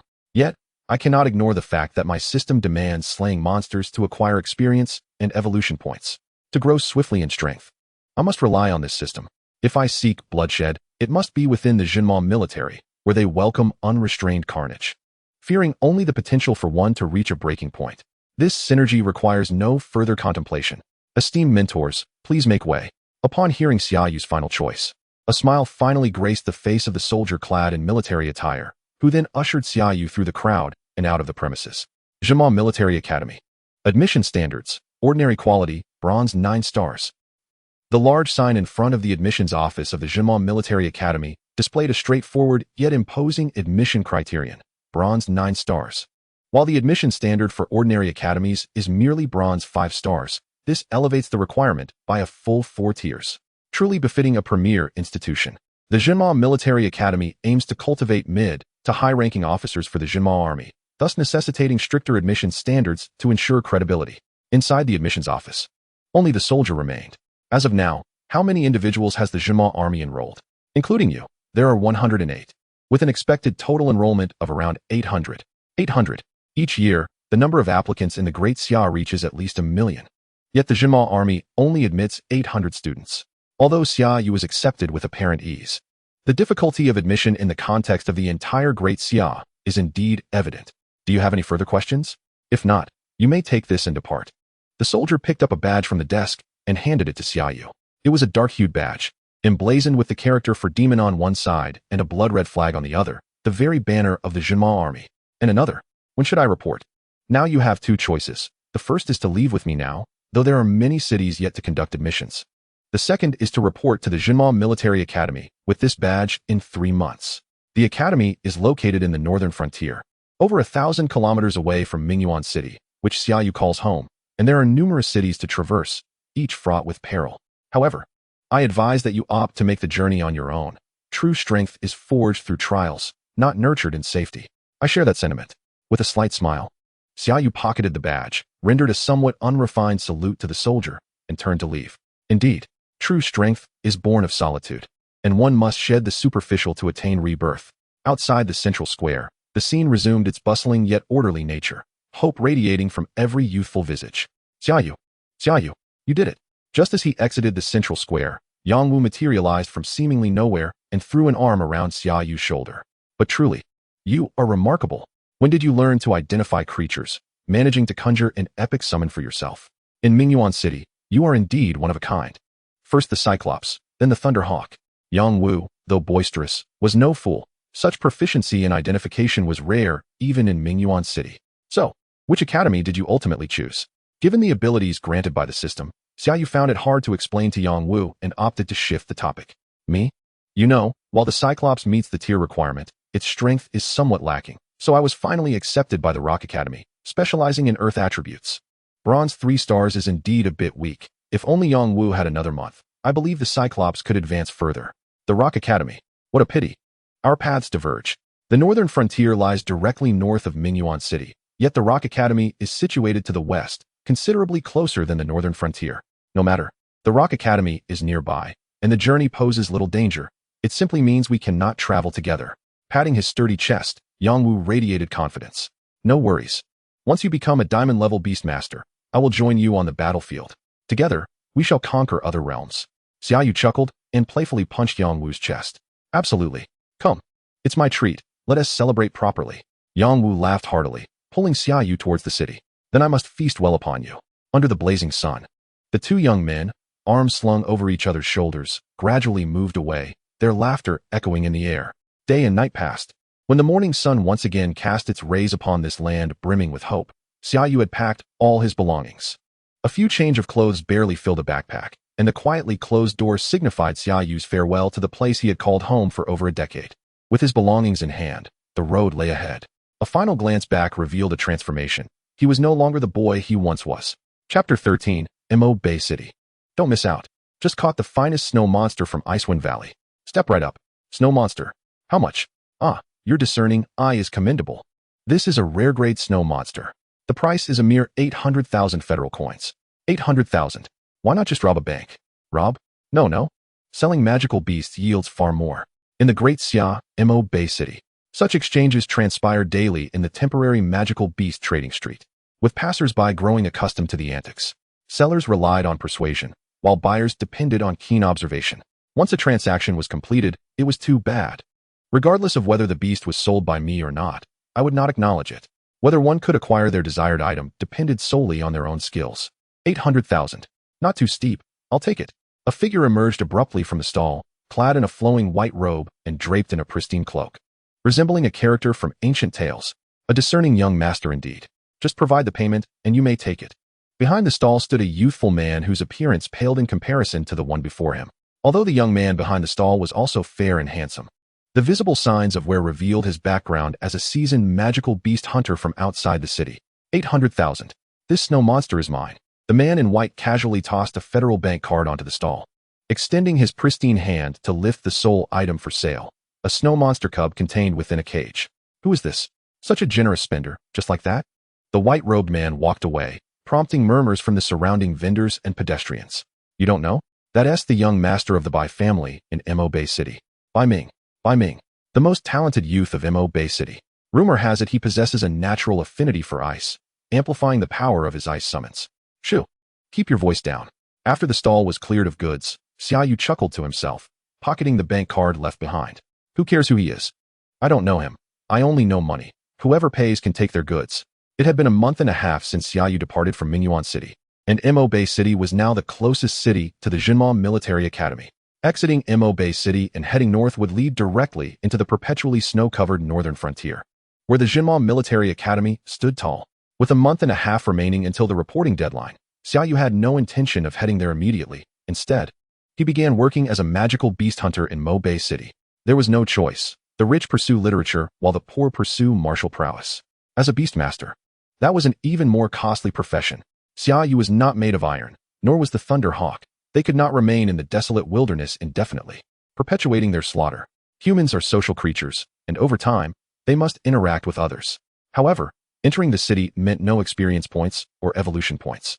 So Xia Yu continued to walk while engaging in the trade of magical beast hunting. In the vast wilderness, amidst the enchanting allure of magical beasts and rare flora, he diligently gathered whatever held value, amassing a considerable fortune of federal coins along the way. No longer was he the impoverished youth with merely 2,000 coins in his pocket. With 800,000 federal coins in hand, it should suffice to nourish the Thunderhawk for a month, or so he mused as he clutched the rolled-up cloth of his wares, contemplating how best to allocate his newfound wealth. Host, Xia Yu. Power, Bronze 9 stars. Summoned Beast, Thunderhawk. Available experience points, 260. Available evolution points, 179. Over the span of a month and a half, Xia Yu traversed the land, vanquishing magical beasts. At long last, he had accumulated enough experience points to elevate the Thunderhawk to the esteemed rank of Bronze 9 stars. However, he found himself in dire need of evolution points. Transitioning from Elite to Epic required a staggering 1,000 points. To ascend from Epic to Legendary, the demand skyrocketed to a monumental 100,000 points. Defeating a typical bronze-grade magical beast would yield a maximum of 9 evolution points. The prospect of amassing 100,000 points within a short time frame was utterly unfathomable. Yet, Xia Yu was now contemplating the direction of his second summoned beast. With sufficient mental fortitude, he was poised to contract another beast of silver grade. This would exponentially amplify his combat prowess. Grasping the 800,000 federal coins, Xia Yu promptly plunged into the summoning beast exchange within the city.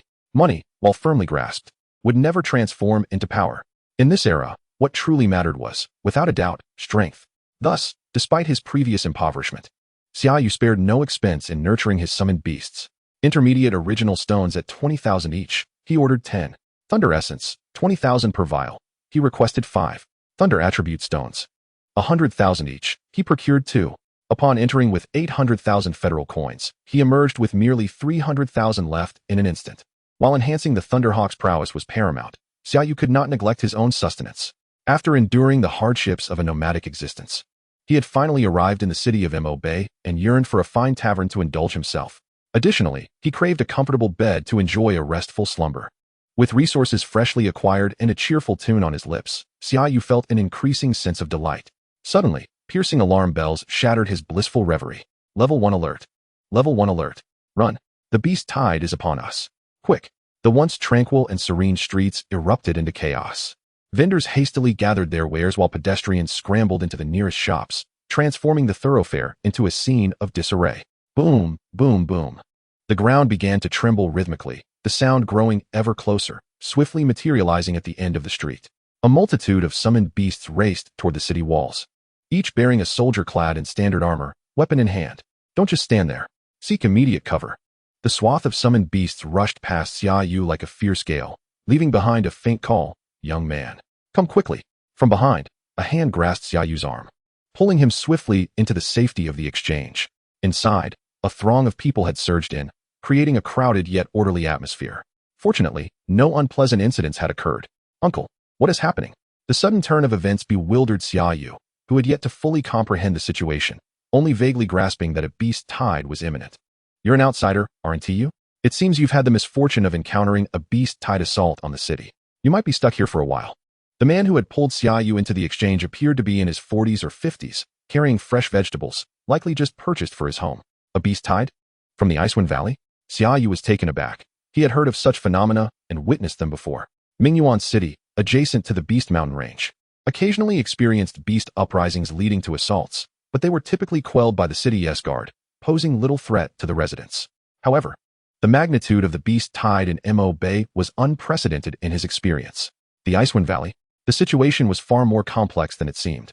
Chapter 14, Level 1 Alert.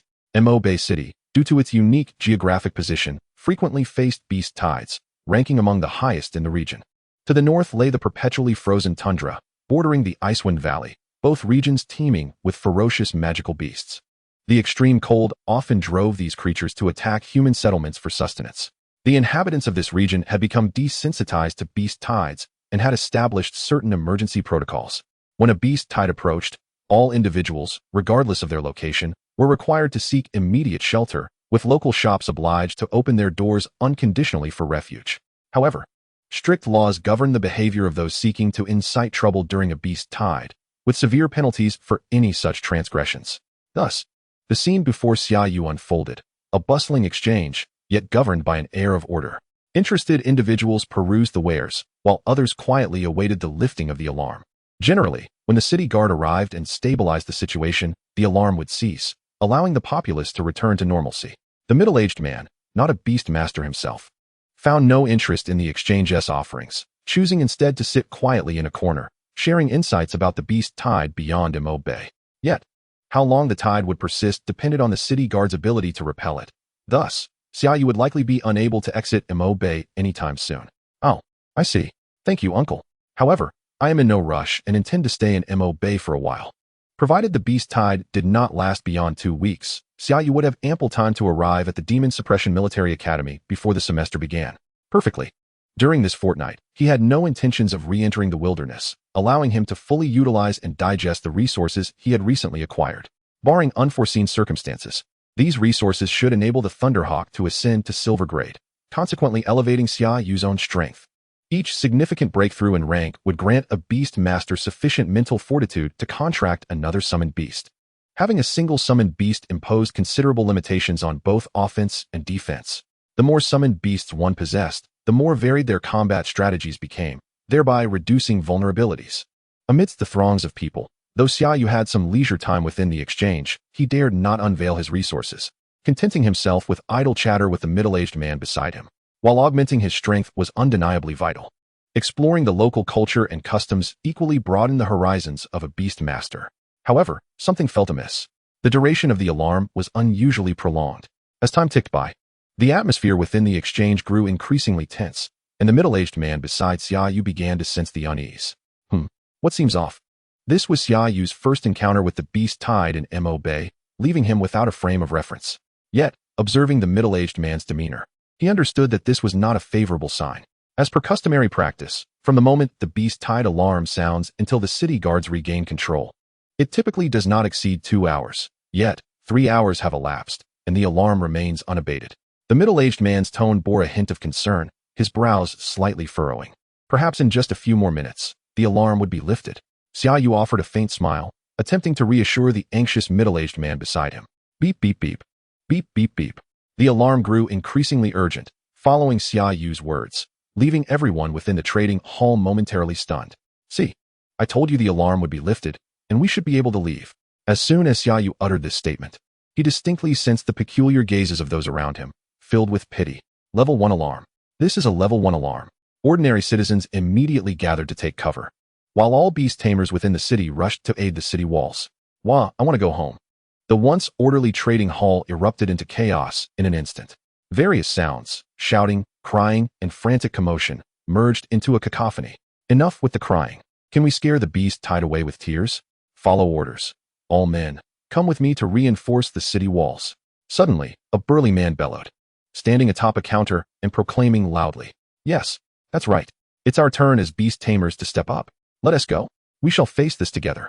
Well said. At this time, if we beast tamers do not act, who will? A ripple of determination surged through the crowd, emboldened by the lead of the burly man. Several individuals stood up, pushing through the throngs toward the exit. At this moment, Xia Yu grasped the situation. It appeared he had misjudged the circumstances. The situation atop the walls had become increasingly dire. In the 16 or 17 years he had spent in Mingyuan City, he could only recall encountering such a scenario once. It was that single occasion of a level 1 alert that transformed him from a beloved member of a warm family into a solitary figure, utterly alone. Little did he anticipate that years later, he would once again confront such a situation, albeit in a different location. What a predicament! Arriving just in time to be embroiled in a great battle. How cruel fate could be. With a deep sigh, Xia Yu rose to his feet. As a beast tamer, it was imperative that he act. Could he allow the unarmed common folk behind him to battle the magical beasts alone? Hey, young brother, please sit down. Someone will lead us to a safe point soon. The middle-aged man beside him gestured for Xia Yu to take a seat. Mistakenly believing Xia Yu still thought the alarm had been lifted. Sir, do you believe I am a beast tamer? Xia Yu turned back, flashing a bright smile that revealed a row of pristine white teeth. The middle-aged man was taken aback, his gaze towards Xia Yu filled with complexity. I'm off. Perhaps we can chat later. With a charismatic turn, Xia Yu waved without looking back. A master. Such poise. Listen up. A level 1 alarm is no trifling matter. All non-beast tamers, return. The walls are perilous. Before the trading hall, an increasing number of individuals gathered, but now and then, a non-beast tamer would be roughly pulled away by the leading burly man and mercilessly shoved back into the trading hall. What are you doing? I'm talking about you. That kid. Xia Yu was taken aback, glancing around before tentatively pointing at himself. Are you referring to me? Who else? You haven't even grown a full set of hair yet. You can wait 2 years to hunt magical beasts. Xia Yu's appearance suggested he was merely 16 or 17 years old. Even as a beast tamer, he had only recently formed a contract. Such ability was better spent maturing in safety than risking his life atop the walls. Big brother, I am a beast tamer. I know you are. Just recently formed a contract, right? Stay safe in the city. When we old folks have perished in battle, you can join us then. The leading burly man paid no heed to Xia Yu's protests, striding forward to seize him. Thunderlight Eagle. With a smirk, Xia Yu stepped back to evade the burly man's grasp, summoning the Thunderlight Eagle with a swift motion. The enormous eagle, measuring over 3 meters, materialized beneath Xia Yu's feet, lifting him into the air with a powerful flap of its wings. Gentlemen, I shall take my leave now. I await you atop the walls. With a beat of its wings, the Thunderlight Eagle created a whirlwind and vanished from sight in an instant, leaving behind a sea of dropped jaws. Chapter 15. Purely Accidental. Report to the commander. A level 1 alert has been issued within the city and a request for aid has been sent to the Demon Suppression Army. However, but what? Zhou Dingtian, the commander of Mo Bay City, appeared pale, leaning against the low wall atop the city, gasping for breath. The nearest Demon Suppression Army is merely the Flamingo Camp, and they will take 2 hours to arrive. 2 hours.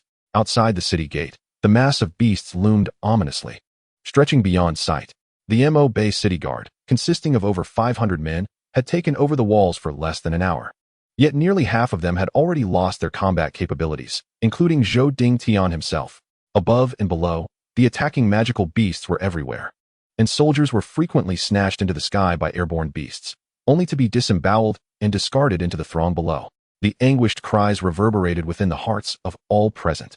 Dispatch orders stating the Demon Suppression Army will arrive in an hour. Hold the line, brothers. Additionally, arrange for the beast tamers within the city to ascend the walls. Zhou Dingtian, propping himself up with his spear, summoned every ounce of his dwindling strength, calling forth his summoned beast to join the fray. At this moment, his complexion was as pale as paper, devoid of any color. Commander, you should rest. The messenger's face reflected concern upon seeing Zhou Dingtian's state. Stop the nonsense. Move quickly. Taking a deep breath, Zhou Dingtian grasped his spear, standing valiantly atop the city walls, ready to re-engage in battle. This beast tide far exceeded his expectations, even as a seasoned veteran.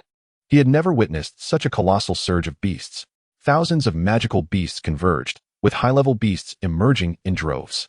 Just in terms of golden tier beasts, Zhou Dingtian counted more than a handful. It seemed as if all the magical beasts of the northern frontier had congregated here. Among the entire Mo Bay City Guard, he stood as the sole golden tier beast tamer. The pressure was palpable. Caw, caw, a piercing cry erupted as a featherless vulture swooped down. Its claws aimed directly at the pallid Zhou Dingtian. Damn it! Seeking death. Sensing the fierce wind overhead, Zhou Dingtian instantly recognized the vulture's approach. He raised his spear, cursing as he thrust it forward with ferocity. A chilling scream pierced the air as the vulture was struck in the abdomen. A gaping wound spilling blood and entrails all over Zhou Dingtian. The already fearsome visage of Zhou Dingtian appeared even more formidable. Caw! The sight of blood not only failed to deter the other vultures in the sky, but seemed to attract them further. In an instant, 4 or 5 more vultures dove toward Zhou Dingtian, drawn to the scent of blood. Come on, come to Grandpa here to meet your demise. Rather than being angered, Zhou Dingtian laughed, flicking his wrist as his spear shot forth like an arrow, glinting ominously in midair. The cries of the vultures echoed continuously, blood completely saturating the spear's red cherry wood, trickling down to Zhou Dingtian's hands. A sudden, excruciating pain erupted from the back of Zhou Dingtian, sending chills coursing through his body. The scavenging vultures were overwhelming. These creatures, intoxicated by the scent of blood, seemed to have gone mad. Zhou Dingtian, already on the brink of mental exhaustion, was barely holding on by sheer willpower. Caught off guard, a single vulture mercilessly tore away a substantial chunk of flesh from his back. As if that were not enough, the most unfortunate twist of fate struck. Distracted by the injury, Zhou Dingtian found himself seized by 2 vultures that grasped his shoulders and began to lift him into the air. Commander! Commander! Zhou Commander! On the city battlements, other soldiers witnessed this harrowing scene and desperately commanded their summoned beasts to charge at the vultures in a valiant effort to rescue Zhou Dingtian. However, the sky was saturated with vultures, and even the flying summoned beasts struggled against the relentless grip of their avian adversaries. Don't worry about me. Hold the battlements. As he was hoisted into the air, his spear was snatched away by other scavengers. Despite being in perilous circumstances, Zhou Dingtian still focused on the defense of the battlements. Agonizing pain radiated from various parts of his body, his arms, thighs, chest, and back. The circling vultures intermittently tore flesh from his body, devouring it voraciously. Come on, let us die together. Realizing his hope for survival was extinguished, Zhou Dingtian laughed maniacally, twisting his wrist to grasp the 2 talons on his shoulder. From the depths of his exhausted consciousness, he forcibly extracted remnants of his mental energy. Igniting a fire within his mind, he intended to drag these vultures down with him. In that moment, Zhou Dingtian was somewhat deranged, even in death. He sought to inflict maximum damage upon the horde. Caw, just as he strained to control his mental energy, intent on igniting it. The vultures beside him suddenly erupted into chaos, their cacophony tinged with urgency. Lightning flash, pounce, a sharp, commanding shout rang out, and Zhou Dingtian felt his shoulder loosen abruptly, plummeting uncontrollably. Beside him, 2 vultures fell even faster. Big brother, stop. I don't want to be blasted away. The newly arrived Xia Yu spotted a figure on the battlements being lifted by 2 vultures. He immediately directed his lightning eagle to combine the skills of lightning flash and pounce. In an instant, he traversed a distance of 30 meters, striking down the 2 vultures and rescuing the battered Zhou Dingtian. However, Zhou Dingtian was on the verge of igniting his mental energy, and even from a distance, Xia Yu could sense the unstable elements swirling around him. Big brother, this is not my fault. Lightning Eagle, interrupt him. Seeing his warning go unheeded, Xia Yu had no choice but to take drastic measures. Thus, the soldiers atop the battlements witnessed an extraordinary scene. Their revered commander, a towering figure of 8 feet who rarely smiled, was bizarrely twisting in midair, a sight that could only be described as bewitching, albeit a bit jarring. The soldiers initially believed this was a manifestation of their commander's overwhelming relief at narrowly escaping death. Commander! Commander! As they descended to the battlements, several rushed forward to tend to him, cleaning wounds, staunching blood flow, and bandaging him in a frenzied uproar. In the meantime, Zhou Dingtian's head felt as if it were exploding like a super scion, twitching intermittently, having lost too much blood and fainted. Thanks to this young brother for saving our commander. Only after confirming that Zhou Dingtian had merely lost consciousness and was not gravely injured did the surrounding officers finally turn to express their gratitude to Xia Yu. The tide of beasts is critical. We implore you, young brother, to lend your assistance and save the tens of thousands of residents of Mo Bay City. Once we repel the beast tide, the city's defense forces will surely reward you handsomely for your life-saving grace. Of course, let us first deal with the beast tide. Xia Yu maintained a calm facade, though his heart was anything but tranquil. After all, he had just commanded the Lightning Eagle to strike this very man for quite some time. Would he hold a grudge later? However, he had saved Zhou Dingtian's life, so surely he deserved some form of gratitude. What should he ask for? Chapter 16, The Golden Dragon Rhinoceros. Lightning Eagle, Thunderstrike, several bolts of lightning. as thick as a bowl, suddenly descended from the sky, crashing into the swirling mass of vultures. Instantly, blood and flesh scattered. Killed a bronze 7-star scavenging vulture, earning 70 experience points and 7 evolution points. Killed a bronze 8-star scavenging vulture, earning 80 experience points and 8 evolution points. The strength of the vultures ranged primarily from bronze 6-star to 8-star, and with each thunder strike, the lightning eagle could take out a significant number of these scavengers, greatly alleviating the pressure above the battlements. Moreover, no matter how he tried to chase them away, they were like bees drawn to honey, irresistibly attracted to the carnage below the city walls. Xia Yu was more than pleased by this.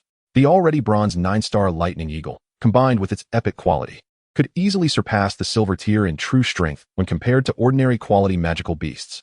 To put it succinctly, as long as the quality did not reach the epic level, the lightning eagle would dominate among the bronze tier beasts, especially since most of these were of common quality. A single thunder strike from the lightning eagle could wipe out hordes of them, with the lightning eagle wreaking havoc at the front. Xia Yu delighted in accumulating experience points from behind. The system panel displayed the experience points gained from slaying beasts, constantly increasing. 1,000, 1,008, 2,005, 3,004. The ever-growing experience points felt as addictive as chewing gum, relentless in their ascent. Roar. Soon, the lightning eagle caught the attention of high-level beasts within the horde. Do not underestimate the intelligence of magical beasts. Once they reach the golden tier, their intellect rivals that of a human. Consequently, the lightning eagle quickly became a target, just like all summoned beasts above the silver tier. Approaching the lightning eagle was a massive, winged tiger, measuring over 4 meters in length, a rare-grade magical beast known as the demon winged tiger. With a fearsome roar, the demon winged tiger flapped its wings, unleashing a dark shadow projectile from its mouth. Silver 5-star.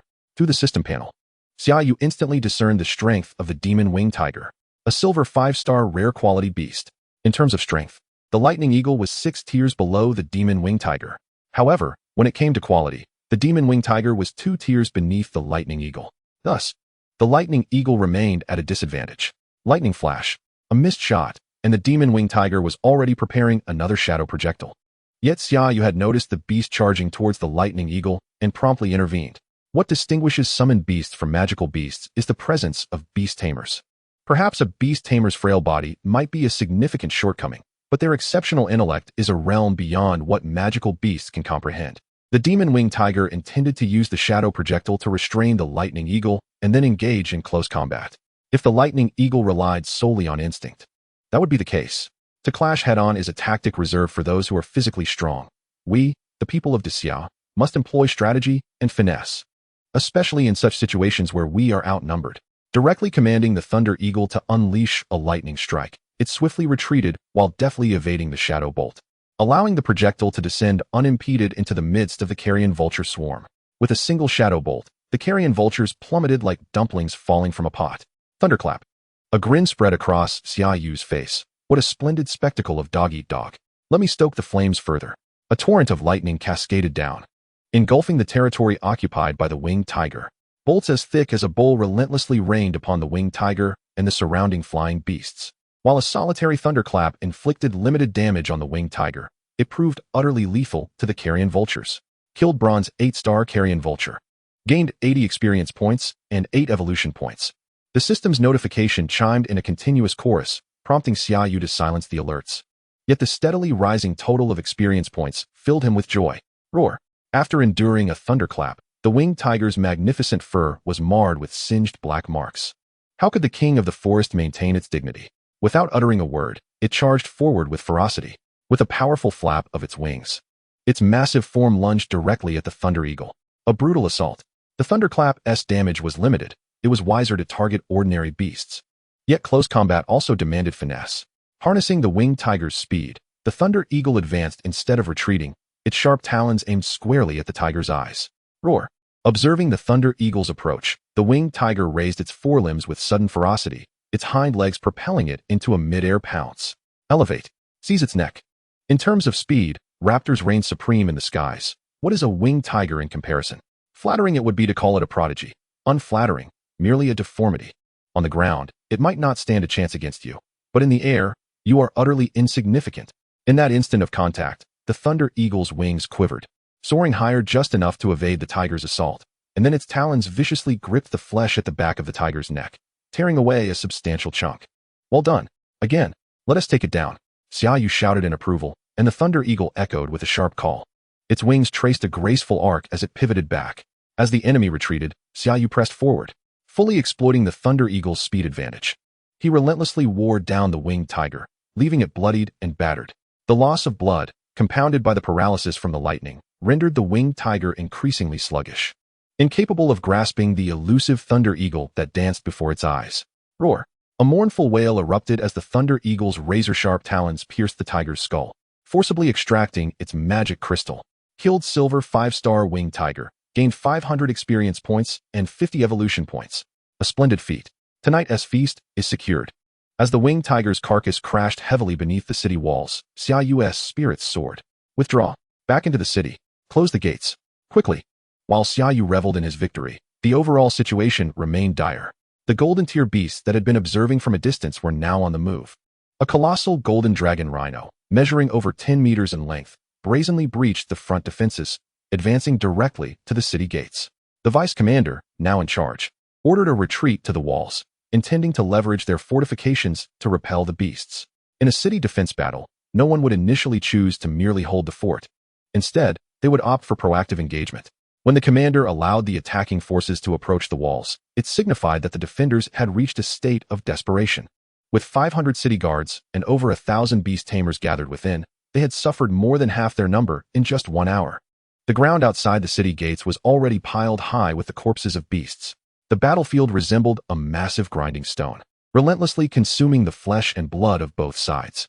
Originally, Zhou Dingtian, before succumbing to unconsciousness, could still restrain the golden tier beasts. But now, there were no golden tier beast tamers left on the city walls. Against the golden dragon rhino, no one remained to stand in its way. If this continued, even a retreat would leave them without sufficient beast tamers to ensure a safe passage. Withdraw. It cannot be held. We must retreat. If we delay, no one will escape. The vice commander was besieged by constant urgings. He understood that these individuals were not afraid of death, but were instead motivated by the desire to protect the ordinary citizens behind them, to save more lives. Messenger. Issue the order for the residents to evacuate swiftly. Without hesitation, the vice commander bellowed, directly commanding the messenger. 2 silver-tier beast tamers. Come with me to confront the golden dragon rhino. As the deputy of the city guards, though not a golden-tier beast tamer, the vice commander was still a formidable silver 9-star expert. An ice magic leopard was equally fierce.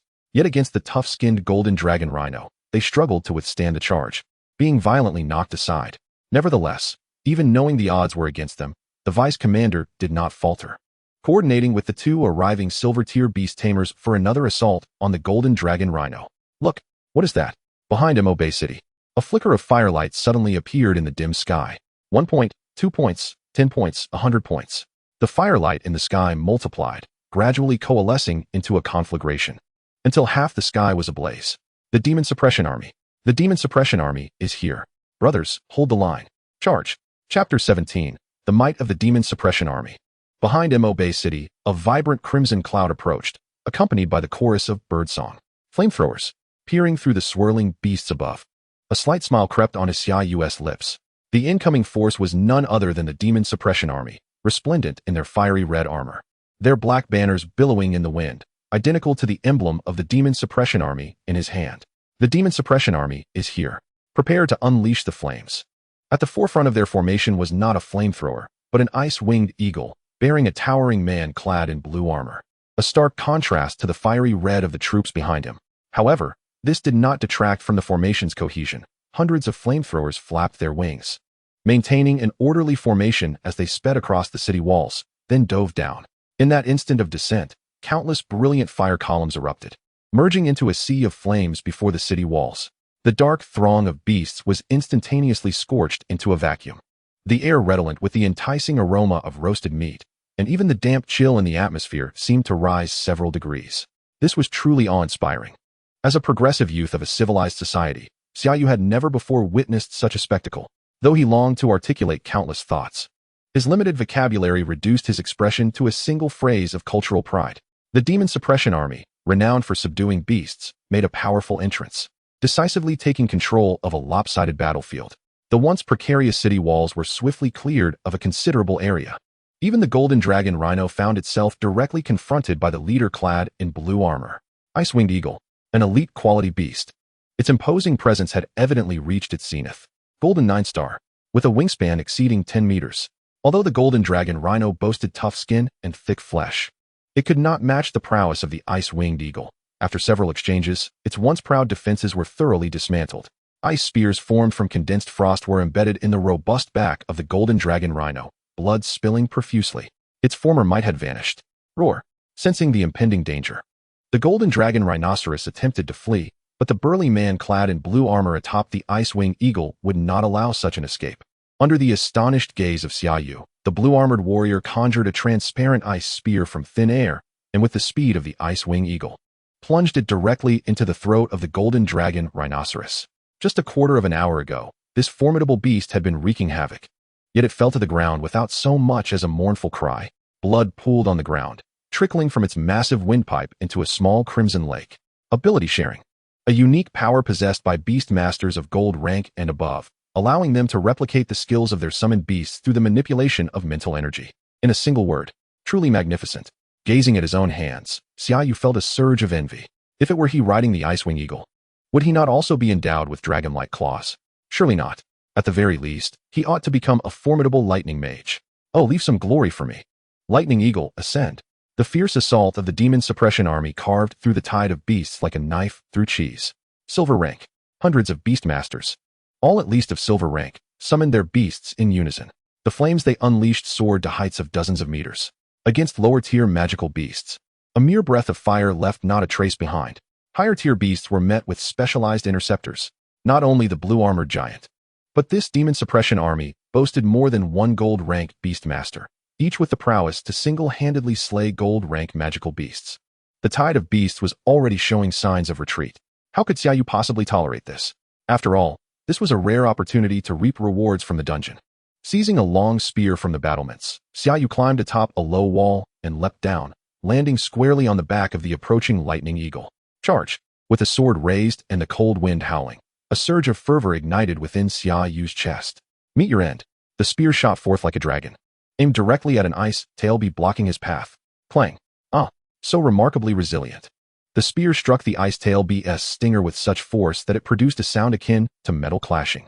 As for the subsequent cries of agony, they did not originate from the ice tail bee, but rather from Xia Yu himself, thanks to the speed of the lightning eagle. Although the spear severed the ice tail bee's stinger, the recoil caused it to slip from Xia Yu's grasp. It seemed that without reaching gold rank, the frail body of a beast master remained an unalterable truth. Grimacing, Xia Yu shook his numbed hand, the fiery spirit within him extinguished in an instant. Leave it to you, lightning eagle, unleash your thunder upon these wretches. With a cry of the eagle, the lightning eagle seemed to respond to Xia Yu, its claws tearing apart the ice tail bee's head. With arcs of electricity crackling around it, the lightning eagle surged into the tide of beasts, its lightning bolt-like form creating a bloody maelstrom. Retreat. Who is that? Order him to fall back immediately. Xia Yu's audacious entry into the fray had drawn numerous gazes, including that of Xia Yu, the commander of the Flamingo Battalion in the northern district of the Demon Suppression Army, as well as the blue-armored warrior's attention. To venture alone into enemy territory was a cardinal sin in warfare. Alas, his shouts could not penetrate the cacophony of the battlefield to reach Xia Yu's ears. Epic quality. Lightning eagle. As Xia Yu discerned the youth amidst the tide of beasts and his summoned creature, he was both astonished and inwardly cursed. Where did this reckless youth come from? Such exceptional talent, yet he partakes in such perilous endeavors. Had his academy or faction not imparted the fundamental wisdom of self-preservation? Ice-wing eagle. Rain of ice arrows. Though he scolded, he recognized the necessity of saving such a promising talent, for he represented the future strength of humanity. The ice-wing eagle flapped its wings, swiftly gathering the surrounding ice elements, coalescing into countless ice arrows around it.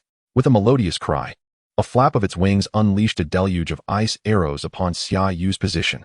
What the hell? Who is causing this chaos? Just as Xia Yu was reveling in his slaughter, he was caught off guard by the sudden rain of ice arrows. A thunderstrike cast down upon the lifeless bodies of magical beasts failed to unleash its full destructive potential, let alone the experience points and evolution points. Kid, your prowess is commendable, but you are far from possessing the capital for such arrogance. Above, an ice-wing eagle hovered silently, its rider, the blue-armored giant, gripping an ice spear and observing him intently. Truly insufferable. Xia Yu could only voice such thoughts in his heart. Recognizing that this individual was a gold-rank beastmaster, speaking out would surely invite disaster. Thank you, esteemed senior, for your assistance. The youth merely acted on impulse. And with the support of the many esteemed elders behind him, he dared to be so audacious. In a myriad of praises, flattery remains unscathed. By flattering this formidable figure, he could more adeptly engage in the slaughter of magical beasts. Although somewhat exasperated by this meddlesome individual, Xia Yu could not deny that it was precisely due to the backing of the demon suppression army that he felt emboldened to charge into the tide of beasts. Had it been previously, he would have been prepared to flee. Chapter 18. Don't run. I have something good. I implore you, esteemed senior, to provide cover while I cleave through these wretched beasts. Whether it be a case of a fox borrowing a tiger's might or simply enjoying the shade under a great tree, as long as it serves its purpose. It is a boon. With such a strong protector, why not take advantage of it? Gently patting the lightning eagle beneath him, Xia Yu signaled for it to continue its onslaught. This kid, he is treating me like a free bodyguard. Xiahou Wu's face was lined with frustration, his already dark complexion growing even darker. Forget about the city of Mo Bay. Even within the northern district of the Demon Suppression Army, there were only a handful of individuals he could command. Yet this youth, with a mere utterance, had forced him into this reluctant role. However, there was an intriguing aspect. He would need to inquire about this young man's background later. If there was an opportunity, he would gladly recruit him. An epic quality summoned beast, capable of reaching Platinum 9 stars. This was undoubtedly a candidate for a commander. If all went well, this could be yet another dazzling star on the horizon. And Xiahou Wu held significant interest in nurturing a commander. Thus, a remarkable scene unfolded on the battlefield. A youth riding the lightning eagle darted through the throngs of beasts, wreaking havoc. Whenever a silver rank or higher magical beast appeared, the gold rank beastmaster behind him would step in to intercept. Roar. Among the beasts, a gold rank ice crystal snake had its massive head severed by a soldier of the Demon Suppression Army, its colossal body crashing to the ground. The successive slaying of 2 gold rank magical beasts greatly inspired both those atop the city walls and the charging beastmasters. Conversely, the magical beasts suffered tremendous losses at the hands of the ferocious Flamingo Battalion, already pushed to the very base of the city walls. They were forced to retreat several dozen meters. Roar, roar, roar. The resounding roars came from several other gold-rank magical beasts within the horde. Witnessing the demise of 2 of their own, these creatures were filled with trepidation, letting out a reluctant roar before breaking free from their adversaries and retreating. Roar. With the gold-rank magical beasts in flight, the lesser magical beasts were even less inclined to advance. Previously, under the oppressive might of golden-tier beasts, these lower-level monsters had no choice but to bravely launch their assault against the city walls. Yet now, with the golden-tier beasts having fled, the lesser creatures dispersed even more swiftly. Roar. The horde retreats. The horde retreats. Observing the disbanding beasts, a thunderous cheer erupted from the battlements. Simultaneously, on the battlefield, several summoned beasts transformed into radiant wisps, dissipating into the air. These were the exhausted beast tamers, whose resolve, once firmly held, crumbled instantly as the horde retreated, succumbing to the overwhelming fatigue brought on by their drained mental energy. On the city walls, almost the very moment the horde withdrew, no fewer than 100 individuals collapsed, succumbing to unconsciousness. Slow down. Slow down. I have something wonderful to show you. Come here quickly. With powerful allies sweeping through, Xia Yu felt liberated to unleash his full potential. Not only did the Thunderhawk strike with relentless might, but Xia Yu also poured forth words with equal fervor. Alas, the retreating beasts scattered too swiftly, making it impossible for his lightning strike to achieve the extensive devastation it once could. As for picking them off one by one, after a futile attempt to gain experience points like a rocket, Xia Yu could hardly endure the setback. Kid, stop chasing, fall back. This is merely the first wave of the beast tide. The Icewing Eagle accelerated, positioning itself directly in front of the Thunderhawk, effectively halting Xia Yu's pursuit. Hehe. When a senior speaks, a junior must listen. The retreating horde had dispersed too widely, and further pursuit seemed futile. Xia Yu chuckled, acquiescing to Xiahou Wu's counsel. Although the horde had disbanded, the beast tamers atop the city walls could not afford to rest just yet. Some remained vigilant, while others opened the city gates to clear the battlefield outside. All valuable beast materials were stripped away and brought into the city. The worthless flesh and blood were gathered together and incinerated to prevent decay and the spread of disease. Billowing clouds of thick smoke rose not far from the city, accompanied by wafts of savory aromas. Gulp. Sitting cross-legged on the city wall, Xia Yu's stomach audibly protested. This was unavoidable, since entering the northern desert city. A full day had passed without a single drop of water. The beautiful plans he had were abruptly interrupted by the sudden beast tide. No hot bath, let alone a meal. Fortunately, it wasn't long before the city guards arranged for food to be delivered to the city walls for the residents, though the beast tide had receded. As Xia Yu had stated, this was merely the first wave. Generally speaking, the beast tide would continue several times, but the first wave was always the fiercest. If they could withstand the initial onslaught, the subsequent waves would pose significantly less of a threat. Kid, where are you from? Just as Xia Yu received his food, he had yet to take more than a couple of bites when he noticed Xia Yu approaching, holding an enormous beast leg. Me? I hail from Mingyuan City. The soldiers distributing the food were from the city guard, and since Xia Yu had rescued their commander, they kindly presented him with an entire sheep leg. However, when compared to the colossal beast leg in Xia Yu's grasp, Xia Yu immediately felt that his own leg was far less appetizing. Indeed, strength mattered in all aspects, even during mealtime. Kid, don't look at me like that. I'm not abusing my power. This is my trophy, the thigh of a golden dragon rhinoceros. How about a taste? Observing Xia Yu's lingering gaze on his beast leg, Xia Yu couldn't help but chuckle. This lad was quite amusing. In the face of the beast tide, he was valiant and fearless, willing to act as a bodyguard. Now, he was comparing food with him. There was something adorably naïve about it. For many years, the younger generation had either been nervous or intimidated in his presence. Encountering such an entertaining character was a refreshing change. Kid, what brings you from Mingyuan City to this northern desert city? Tossing Xia Yu a piece of beast leg, Xia Yu casually sat beside him, gnawing on his own prize. I came to enhance my strength. I didn't expect to encounter a beast tide here. The meat of the golden dragon rhinoceros was exceptional. Aside from a slightly inferior texture, one could truly sense the energy contained within it. With each bite, warmth spread throughout his body. Enhancing strength, you say? I admire your industrious spirit. How about joining my demon suppression army? Xia Yu raised an eyebrow, a playful smile suddenly turning serious. To join the demon suppression army, one typically needed at least silver tier strength. He would be making an exception for Xia Yu. Oh, I am honored to receive the elder's recognition. However, I believe rules are rules and should not be broken. But what?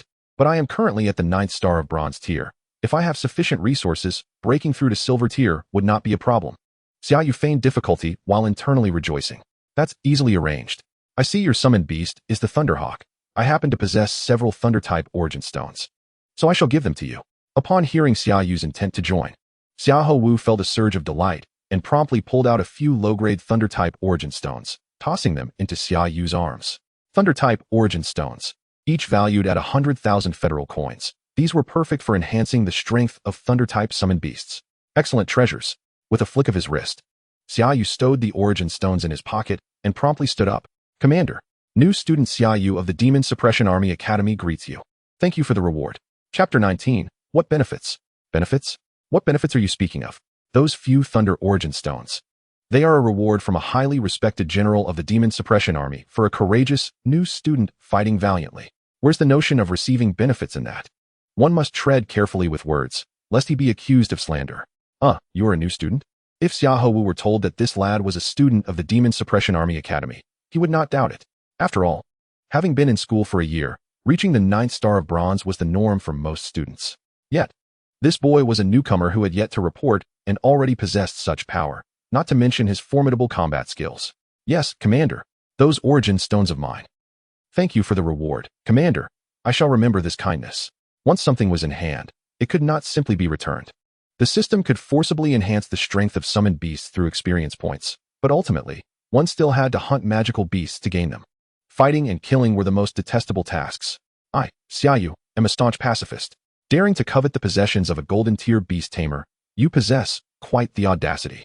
Are you not afraid of me pulling strings on the battlefield, turning you into a mere morsel for a golden-tier beast? Xia Yu was taken aback. This lad was brazenly coveting his possessions, and doing so with such pompous righteousness. That cannot be. Who doesn't know that the Demon Suppression Army is dedicated to subduing demons and exorcising evil? Besides, a few Thunder origin stones would hardly be of concern to a golden-tier beast tamer. Indeed, I have never asked for anything back from what I have given. Xia Yu raised his chin proudly. However, you have quite the audacity, and I find it rather likable. Would you like another benefit? As long as it doesn't cost me my life. The bolder a person is, the more they can reap. Those who are daring thrive, while the timid perish. This is a lesson Xia Yu learned during his 1,000-kilometer journey, standing on the sidelines, observing others reaping bountiful rewards while I cower in a corner, hesitating at every turn. Yields nothing but emptiness. To dare to dream, one must also dare to act. Even a golden tier beastmaster dares to deceive. Who would shy away from the tempting advantages that present themselves? Very well. However, let me make it clear, whether it be the Thunderstone or the benefits currently offered, you must utilize them wisely. With a stern expression, Xia Yu's demeanor transformed instantly. The magical beasts you have slain during the Beast Tide will be tallied and reported. Barring any unforeseen circumstances, you will soon possess a substantial military merit upon your entry to the academy. But remember, these accolades are intended to facilitate your swift advancement. Should I discover that you squander resources without fulfilling your duties, well, that is a moot point. You lack the capability. Xia Yu glanced at the still bronze tier Xia Yu with disdain. Not to mention this little fellow, even a diamond tier beastmaster is formidable. Years ago, there was an individual who, due to remarkable talent, joined the Demon Suppression Army Academy and, benefiting from abundant resources, experienced rapid growth, ultimately becoming one of the most elite diamond tier beastmasters in the Great Xia. However, once he attained the diamond rank, he betrayed us, aligning himself with another realm, inciting the fury of the entire Demon Suppression Army. 3 diamond tier beastmasters, alongside the might of 15 legions, obliterated the realm he had defected to. That traitor was left with naught but ashes. Rest assured, my esteemed senior, as a proud man of 7 feet, I shall repay even the smallest kindness with the greatest gratitude. Moreover, as we defend our homeland, I shall exert my utmost effort. Observing Xia Yu's earnest demeanor, a fleeting moment caused Xia Yu to envision him as the soldiers from his memories. The same resilience, the same selflessness, the same fearless spirit of sacrifice, all united in the noble cause of protecting our homeland. Very well. Your words alone suffice. A faint smile broke through Xia Yu's steadfast visage as he patted Xia Yu's shoulder. I must take my leave now. Rest well. The second Beast Tide will soon return. As anticipated by Xia Yu, the second Beast Tide arrived swiftly, though its scale was comparatively smaller than the first. Led by 5 golden-tier magical beasts, accompanied by tens of thousands of lower-tier creatures. Though they appeared ominous, they posed no effective threat to Mabe City. Several golden-tier beastmasters resided within the city. The Flamingo camp of the Demon Suppression Army boasted 3 golden-tier beastmasters alone. The commander of the city guards, Zhou Dingtian, after a brief respite, was able to summon his beasts once more, desperately holding back a golden-tier magical beast. In contrast, the high-stakes arena was Xia Yu's moment to shine. This individual summoned 2 golden-tier beasts in a breathtaking display, an Icewing Eagle and an Ice Storm Bear. These 2 summoned beasts, one reigning the skies and the other ruling the ground, displayed formidable combat prowess, maintaining parity against 2 foes. As for the lower-tier arena, it was Xia Yu's domain. According to Xia Yu, the scale of the beast tides would diminish with each occurrence until they vanished entirely. What does this signify? It signifies that if one does not seize the moment, all opportunities will be lost. Host, Xia Yu. Strength, Bronze 9 stars. Summoned beasts, Thunderlight Eagle. Available experience points, 160. 260. Available evolution points, 16, 179. After repelling the second wave of the Beast Tide, a lengthy number appeared in the experience points section of Xia Yu's system panel. Over 160,000 experience points. Xia Yu's eyes widened in disbelief. Transitioning the Thunderlight Eagle from Bronze 2 stars to Bronze 9 stars required merely 11,500 experience points. Yet now he possessed an astounding total of over 160,000 experience points. Overnight riches. Undoubtedly, it was a windfall of epic proportions. With only 2,000 federal coins as monthly assistance, Xia Yu felt a joy unparalleled to when he sold the snow monster for 800,000 federal coins. Where is that little brother who saved me? Is that him? At the corner of the city wall, Zhou Dingtian, wrapped like a dumpling and supported by 2 guards, finally located Xia Yu. However, Xia Yu, in an effort to suppress his overwhelming joy, was in a rather ungraceful posture. His head leaned against the wall, hands clasped in front, his body trembling slightly, occasionally emitting faint sounds. Commander, perhaps we should take our leave? We wouldn't want to disturb others' enjoyment. Yes, let us depart. Ah, youth is indeed a blessing. Zhou Dingtian, who had just endured injuries while participating in the second Beast Tide, found his condition worsening. Thankfully, the aftermath of mental exhaustion had significantly improved. This provided him an opportunity to express his gratitude to Xia Yu in person. Do not leave. What are you thinking? I am but a pure-hearted youth. Xia Yu's face darkened as he turned to the departing individuals. Misunderstanding. Zhou Dingtian's face flushed. Normally, he jested with his subordinates without a second thought, but he had not anticipated that this young savior would appear so youthful, barely on the cusp of adulthood. I specifically came to thank you for saving my life. May I inquire your name, young brother? Oh, my surname is Xia Yu. As for gratitude, let us skip the formalities. Chapter 20, Silver Tier. Zhou Dingtian was taken aback, momentarily at a loss.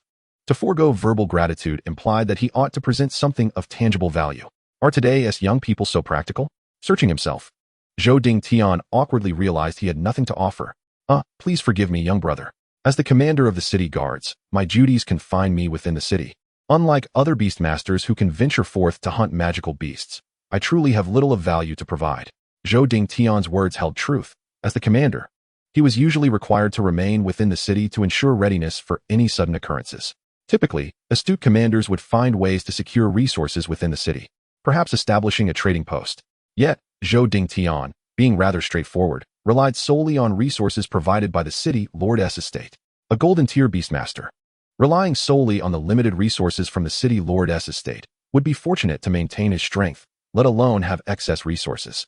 However, I, Zhou Dingtian, am not one to forget a kindness. Should you ever find a need for my assistance, simply let me know, and I shall not hesitate to traverse mountains or oceans.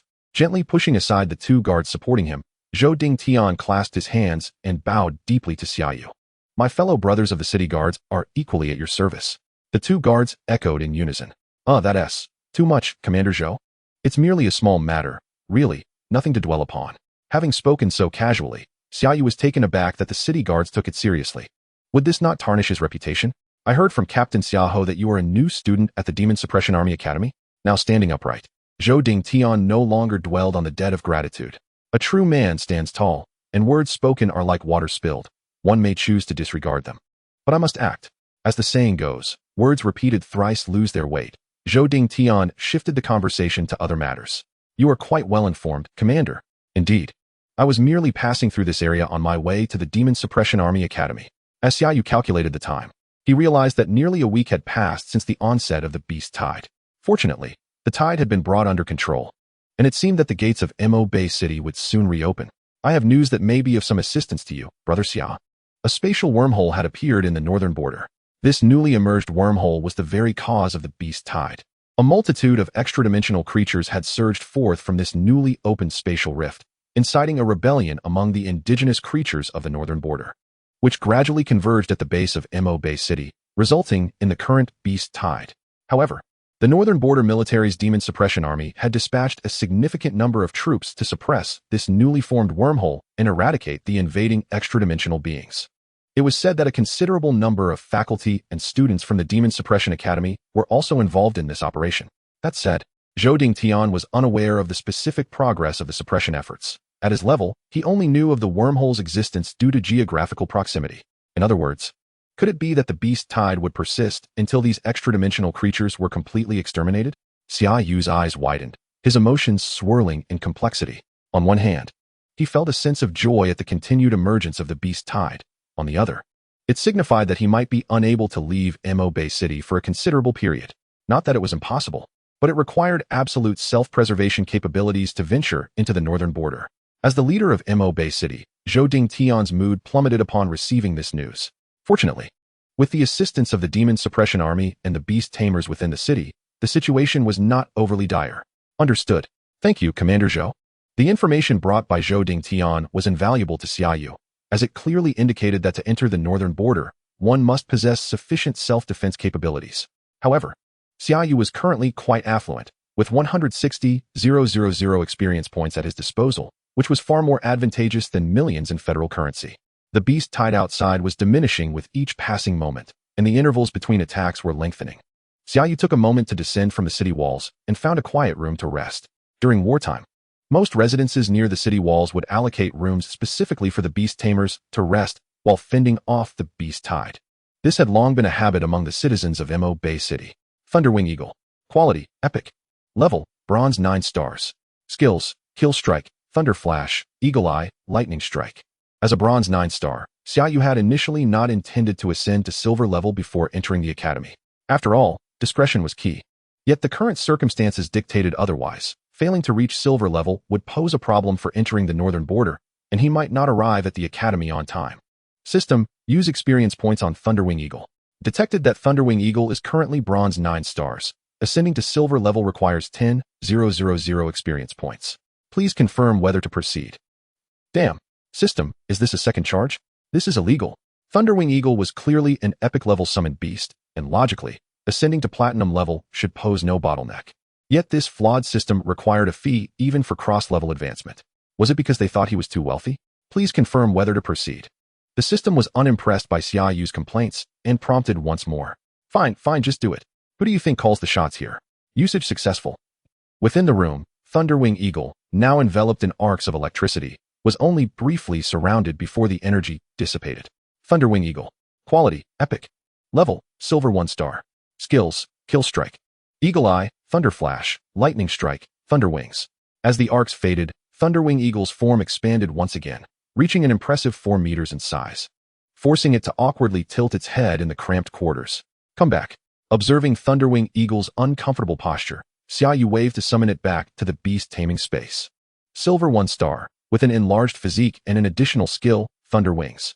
Xia Yu had heard of this skill, an exclusive ability for Thunder attribute avian summoned beasts, which concentrated the power of lightning upon its wings, enabling high-speed flight to directly strike at opponents. The power of lightning not only enhanced speed, but also augmented the destructive capability of its wings.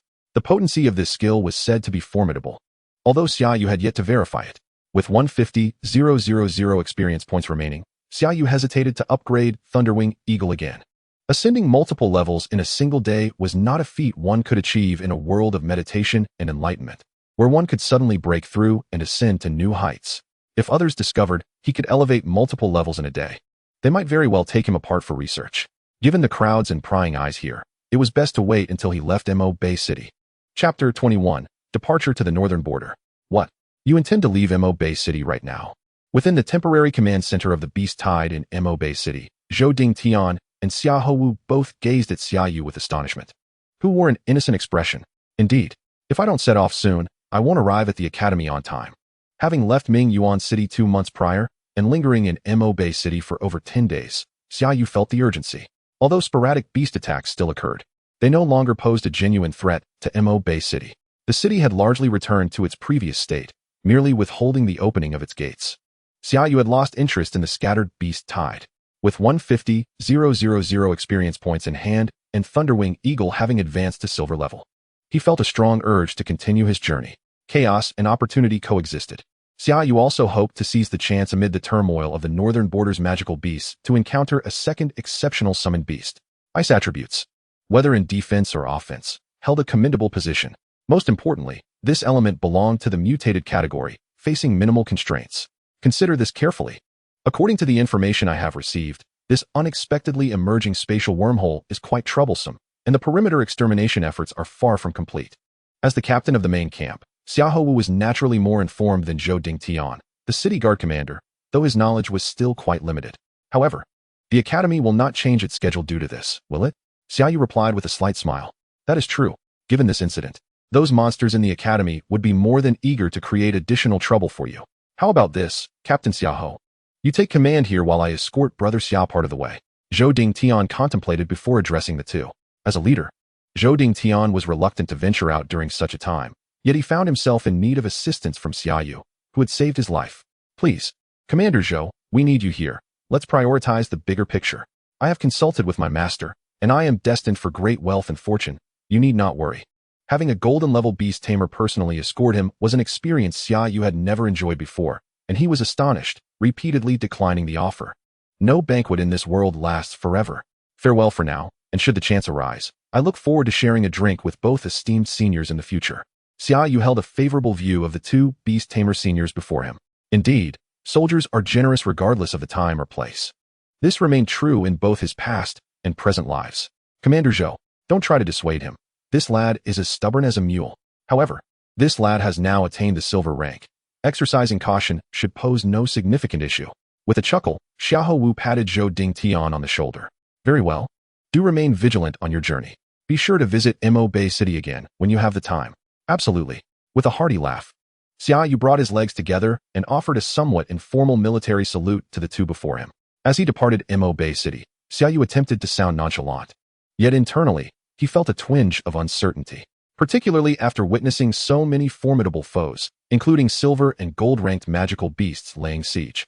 He harbored a modicum of trepidation towards the chaotic northern frontier. Just before leaving, Zhou Dingtian insisted on gifting Xia Yu a magical crystal from a gold-ranked ice crystal giant, a creature he had personally slain during the siege. He referred to it as a token of remembrance. Xia Yu understood Zhou Dingtian's sentiment. These straightforward soldiers often felt a burden of obligation when they owed a favor. Atop the city walls of Mo Bay, all eyes beheld a golden giant eagle soaring northward, carrying a solitary figure. It was widely known that this magnificent eagle consistently led the charge during beastly onslaughts. The Demon Suppression Military Academy stood resolutely in the northern frontier, approximately 2,000 miles from Mo Bay City, as per Xiahou Wu's guidance. Riding a flying magical beast, if all went smoothly, he could reach his destination in 2 days. Of course, this presupposed an uninterrupted flight at full speed, and thus Xia Yu had no need to rush. BRR, the northern frontier is indeed bitterly cold. The Thunderlight Eagle had long since been returned to the Beast Master's space, and Xia Yu, shivering in his thick cotton coat, trudged laboriously across the frozen terrain of the north. The further north he ventured, the more the temperature plummeted. Initially, clad in his substantial coat, he could ride atop the Thunderlight Eagle with relative ease. However, after traveling 400 to 500 miles, the relentless snowflakes and biting cold became unbearable. Reluctantly, he dismounted and continued on foot, hoping to generate some warmth through movement. Gurgle, gurgle. Xia Yu's stomach audibly protested, a wave of hunger and fatigue washing over him. In this icy wilderness, where could he possibly find sustenance? Glancing about, all he could see was a flurry of snowflakes and a blanket of white, no hint of greenery or any living creature. Though he had brought some provisions, they were frozen solid, reminiscent of the mooncakes distributed in his past life. Hard as a rock, impossible to break without effort. Creeping forward in search of shelter, Xia Yu was suddenly alerted by a faint noise. He halted abruptly, his eyes darting around with the intensity of a hawk searching for its prey. An ice magic rat. Xia Yu froze. Capturing one of these creatures was no simple task, but it was certainly better than going without. Perhaps it could be simmered into a soup. With utmost care, he stepped forward 2 paces, retrieving a hard biscuit from his pocket, and aimed it at the ice magic rat in the snow, launching it with precision. The biscuit, a formidable projectile, fell several inches from the startled rat. Startled, the ice magic rat darted away. Hey, don't run. Let's be friends. I have biscuits for you. Determined to catch a living creature, Xia Yu pursued, not forgetting to retrieve the biscuit from the snow as he ran. Don't flee. I mean no harm. In the deep snow, he stumbled forward, relentless in his chase, though he could not catch the ice magic rat. However, the snow-covered ground revealed numerous hidden creatures, from snow hares to snow ferrets, all scattering like startled birds. So many are hidden beneath this snow. Indeed, every landscape has its unique charm. Accustomed to the woods and thickets, the sights of the snowy expanse were a novel experience for him. At last, he managed to catch one. No need to fear. I'll take off your coat and give you a warm bath soon. Chapter 22. The undead skeleton. The howling northern wind sliced through the air like a blade, with snowflakes relentlessly battering the rugged stones. After wandering for over half an hour near the mountain's base, Xia Yu finally discovered a natural cave. To ensure warmth, he dug a small hole in the cave's corner. Whistling cheerfully, he roasted the snow hare over a fire, relishing the delightful sizzle that resonated deeply within. Given the harsh weather, he pondered the arduous journey ahead. This remaining 1,000 miles would surely be fraught with difficulty. Traveling on foot was out of the question. Even if he ran, a month would not suffice to cover the distance. He would need to rely on the Thunderlight Eagle, or perhaps contract a land-based magical beast. The temperatures at higher altitudes were simply too frigid. The northern frontier boasted a plethora of ice-type magical beasts, and formidable creatures roamed the land as well. Frost giants, snow-spotted panthers, ice snow monkeys, and blazing ice lions, all capable of reaching gold or even platinum ranks. Each one was as powerful as the Thunderlight Eagle. Xia Yu had long held intentions towards an ice-type magical beast, the Frost Blade Master, a humanoid creature born of ice and snow, its body comprised of hard ice crystals, with a long sword forming its right arm. Its combat style resembled that of the magic swordsman from his memories, albeit an ice variant. The skills it could wield encompassed various sword techniques and ice spells, a true embodiment of balance between offense and defense. Such Frostblade Masters were exceedingly rare, emerging solely in regions blanketed by snow, possessing epic quality. Due to their scarcity, Xia Yu knew little about them. Yet even the scant information he possessed placed the Frostblade Master high on his list of desired summoning beasts. In a month's time, he hoped to encounter one. If fate decreed otherwise, he would not dwell upon it. After all, Such matters were beyond his control. Suddenly, a series of subtle snapping sounds interrupted Xia Yu's musings. Gripping the roasted snow hair tightly, he tensed, ears straining to discern the source of the noise. Snap, snap, snap. More sounds followed, soft yet distinct, akin to the clattering of a beast's teeth against bone. Something stirred within the cave. Seizing a burning branch from the fire, Xia Yu cautiously peered out from the entrance he had excavated. The cave's mouth was largely buried under snow, leaving the interior dimly lit. Even with a torch, Xia Yu struggled to perceive the depths of the cavern. Nevertheless, the sounds grew nearer, reinforcing his conviction that other beings lurked within the cave. To flee or not to flee? Two conflicting thoughts battled within Xia Yu's mind. Clearly, retreating would be the wisest course, yet insatiable curiosity compelled him to investigate. Just a glimpse. He would look and then escape. Ultimately, curiosity triumphed over caution, and Xia Yu resolved to explore, but with the intent to flee at the first sign of danger. With a torch in hand, Xia Yu cautiously advanced, one hand bracing against the cave wall, striving to move as lightly as possible, illuminating the darkness of the cavern little by little. The shadows elongated along the rocky surface, gradually shortening as the torch penetrated deeper. Suddenly, a chilling realization struck him: skeletons. The moment he discerned the creature within the cave, the light vanished in an instant.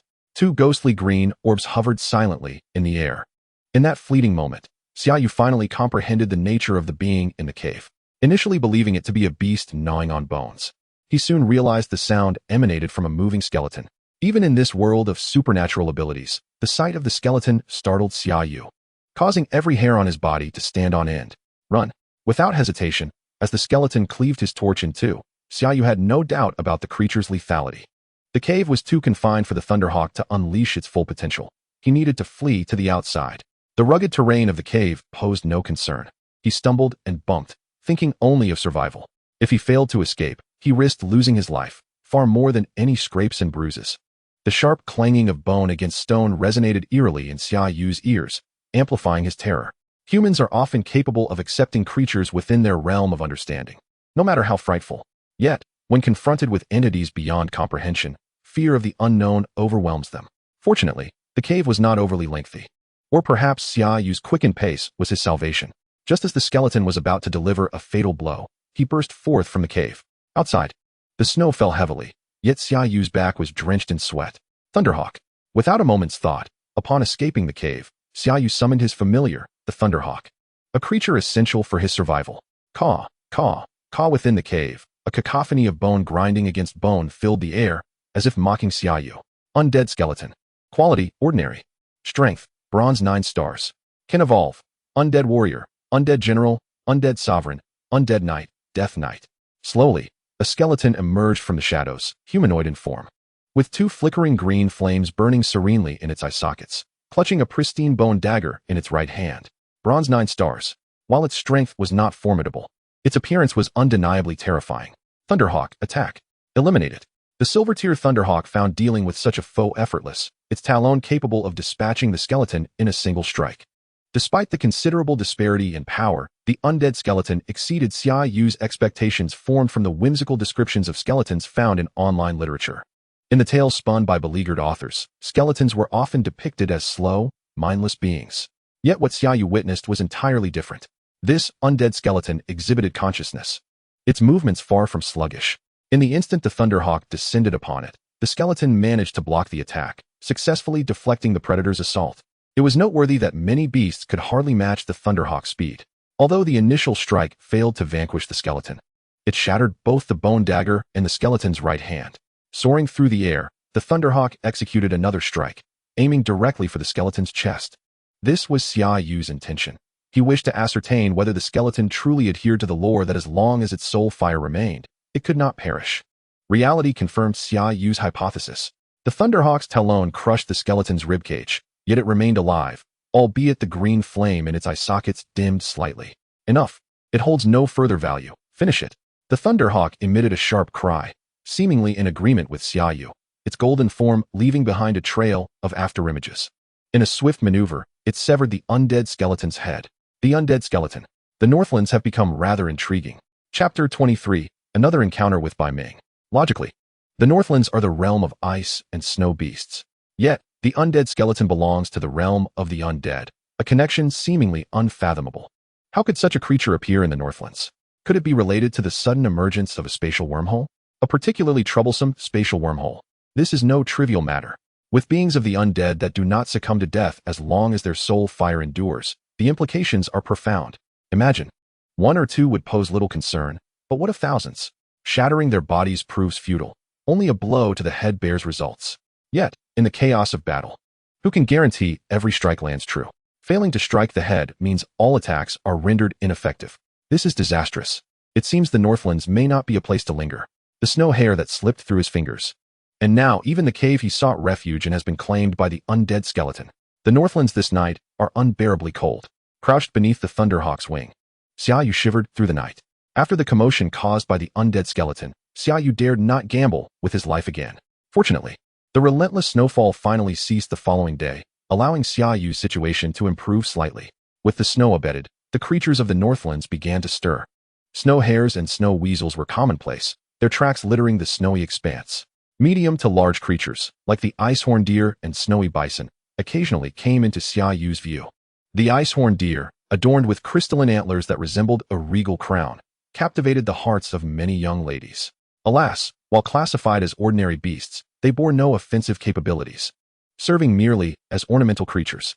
Further afield, Xia Yu spotted a gaunt snow wolf tirelessly pursuing a massive snowy bison. Vibrancy pulsed through every corner of this land. A thunderous roar shattered the tranquility of this scene. Xia Yu was taken aback, just as he sought to praise the stunning beauty of the Northlands.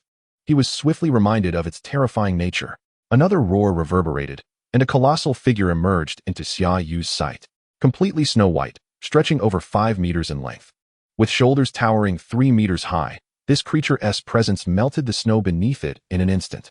The Ice Flame Magic Lion. Xia Yu was utterly astonished. Just the night before, he had mused about the impressive innate abilities and strength of the Ice Flame Magic Lion, only to encounter one today. Encountering such a beast was one thing. Yet, how could he possibly contract a fully grown, platinum-tier Ice Flame Magic Lion? 3 million. Buy me 2 breaths of time to hold off the Ice Flame Magic Lion. The beast charged towards Xia Yu, and in its path, a figure sprinted with all their might. Bai Ming. Xia Yu recognized this young master from the Bai family, who had purchased an exceptional snow beast for 800,000. The Bai family had contributed significantly during the beast tide, deploying numerous beast tamers to combat the onslaught. At that time, Xia Yu had wondered why the legendary ice affinity body had not been seen atop the city walls. Could it be that they possess a grand reputation, yet lack true prowess? Upon encountering the beast horde, they faltered. Who would have anticipated that this individual would venture beyond the city walls, daring to provoke a creature of sovereign stature like the Ice Flame Demon Lion? Bai Ming, devoid of a summoned beast, bore upon his shoulder a diminutive ice sprite, its crystalline hands fluttering incessantly. With every step Bai Ming took, a brilliant azure hue emerged, propelling him forward in a graceful glide of over 10 meters. This was the only reason he still survived under the relentless pursuit of the platinum-tier creature. Ice Trail. A skill akin to Lightning Flash, though it appeared to be somewhat inferior. Friend ahead. 5 million. Obstruct it for 2 breaths. Noticing Xia Yu's inaction, Bai Ming raised the stakes. He escalated the offer to nearly double, 5 million federal coins. 10 million. You must hinder it for 2 breaths. Fool. That is a platinum-tier beast. A mere silver beast tamer like myself could easily be crushed beneath its claw, and it might even spare a few. 5 million to send myself to my doom. 200 million would suffice. Summoning the Thunderlight Eagle, he soared into the sky with Xia Yu. Roar. The sudden appearance of the Thunderlight Eagle evidently enraged the Ice Flame Demon Lion. Its massive jaws opened wide, unleashing a torrent of white flames directly at Xia Yu, who had just ascended into the air. Damn it, I'm not with him. In a flash, Lightning Flash propelled the Thunderlight Eagle over 10 meters away, narrowly evading the fiery onslaught. Although it escaped unscathed, the intense heat seared the eagle's wings, filling Xia Yu's nostrils with a charred scent. Thunderlight Eagle. Quickly. Ascend. Ascend. Having narrowly dodged the attack, the overwhelming force sent shivers down Xia Yu's spine, urging the Thunderlight Eagle to climb higher, disregarding the frigid temperatures of the upper atmosphere. Upon reaching a sufficient altitude, he managed to evade the Ice Flame Demon Lion's attention, yet the chase on the ground persisted. However, it seemed that Bai Ming could not endure much longer. The distance covered by his ice trail was diminishing with each stride, and the intervals between movements lengthened. The aura emanating from the ice sprite perched upon his shoulder revealed it too to be of silver-tier status. But therein lies the distinction between flying magical beasts and their terrestrial counterparts. The inherent advantage is insurmountable. Nonetheless, this ice sprite was commendable. Had it been any other ground beast, a silver-tier tamer such as Bai Ming would not have evaded for this long under the relentless pursuit of the ice flame demon lion. Hey, that fellow below. 5 million federal coins. I'll carry you for a stretch. After circling around, Xia Yu confirmed that the ice flame demon lion had entirely fixated its attention on Bai Ming, allowing him to close the distance. He was eager to uncover what transgression Bai Ming had committed to warrant such relentless pursuit from the ice flame demon lion. Deal. Bai Ming, cornered with no escape, felt his mental energy waning. He could feel the beast closing in. I was just joking. Xia Yu was taken aback. Could this fellow truly be so affluent? 5 million was offered without hesitation. 10 million. Hurry, I can't hold on any longer. Bai Ming shouted desperately from the ground, his slowing speed suddenly surging once more. It appeared he had truly reached the limit of his endurance, now squeezing every last ounce of mental strength. All right, remember, 10 million. As a fellow beast tamer, Xia Yu could not stand idly by, for they were both vital forces against the magical beasts. He urged the Thunderlight Eagle to accelerate, soaring directly over Bai Ming and the Ice Flame Demon Lion, making a wide arc before returning. Descending too abruptly would be perilous, approaching from opposite directions. The combined speed of the Thunderlight Eagle and Bai Ming would mitigate the danger somewhat. Moreover, facing the Ice Flame Demon Lion head-on would allow Xia Yu to respond more effectively to its movements. Prepare. As they neared the ground, Xia Yu pressed tightly against the back of the Thunderlight Eagle, which was now at its maximum velocity. Jump! The Thunderlight Eagle plummeted, its claws extended for Bai Ming to grasp. Die! A cruel smile crept upon Bai Ming's lips as he suddenly produced an object from his bosom and hurled it towards Xia Yu on the Thunderlight Eagle's back. Chapter 24. If one offends me, I shall retaliate. The unforeseen turn of events left Xia Yu momentarily stunned, his hands instinctively reaching out to catch the item tossed by Bai Ming. Damn it! After my goodwill, this is how you repay me. Upon recognizing the object in his hands, Xia Yu was instantly consumed by rage. It became clear why the Ice Flame Demon Lion had pursued Bai Ming so fervently. What else could it be but the stolen offspring of another? In Xia Yu's grasp lay a newborn Ice Flame Demon Lion cub, a fluffy creature whose blue eyelids had yet to open. Roar! Caught off guard, Xia Yu on the Thunderlight Eagle soared over the head of the Ice Flame Demon Lion, which immediately turned its ire towards him. The animosity that had once been solely directed at Bai Ming was now redirected towards him. Good luck. Farewell. Haha. A reckless venture to steal the Ice Flame Demon Lion's cub, Bai Ming had intended to claim it as his own silver-tier summoned beast, only to be discovered by the adult Ice Flame Demon Lion. Thanks to the sudden appearance of this fool, he still wanted 10 million federal coins. What a dreamer. 10 million federal coins was a staggering sum, even for Bai Ming, the scion of the Bai family. Moreover, considering Bai Ming's self-proclaimed strength, if he could not escape the pursuit of the Ice Flame Demon Lion, what chance did this sudden intruder have? Rather than gamble on survival, it was more prudent to exchange this fool's life for his own. One must look out for oneself, for the heavens will not show mercy. Furthermore, Bai Ming felt justified in trading a fool's life for that of a genius. Watching the Ice Flame Demon Lion abandon him and pursue the Thunderlight Eagle, Bai Ming sneered coldly before turning to flee into the distance. He was safe, but Xia Yu had become the target of wrath. The Ice Flame Demon Lion, in a frenzy, roared incessantly, occasionally releasing fireballs in an attempt to strike the airborne Thunderlight Eagle. Fortunately, Xia Yu, blessed by the protagonist's halo and in sync with the Thunderlight Eagle, managed to evade time and again. Yet this could not continue. Given the violent temperament of the Ice Flame Demon Lion, it would not relent until it had vanquished him. Big brother, Lion brother, I swear it wasn't me. Let's negotiate. I'll return your nephew. Platinum-tier magical beasts possess intellect comparable to that of humans, and Xia Yu attempted to communicate. Alas, the Ice Flame Demon Lion was now in a frenzied state, disregarding Xia Yu entirely, its attacks growing increasingly fierce. Big brother. No, Lion sister. Please stop chasing. It truly wasn't me.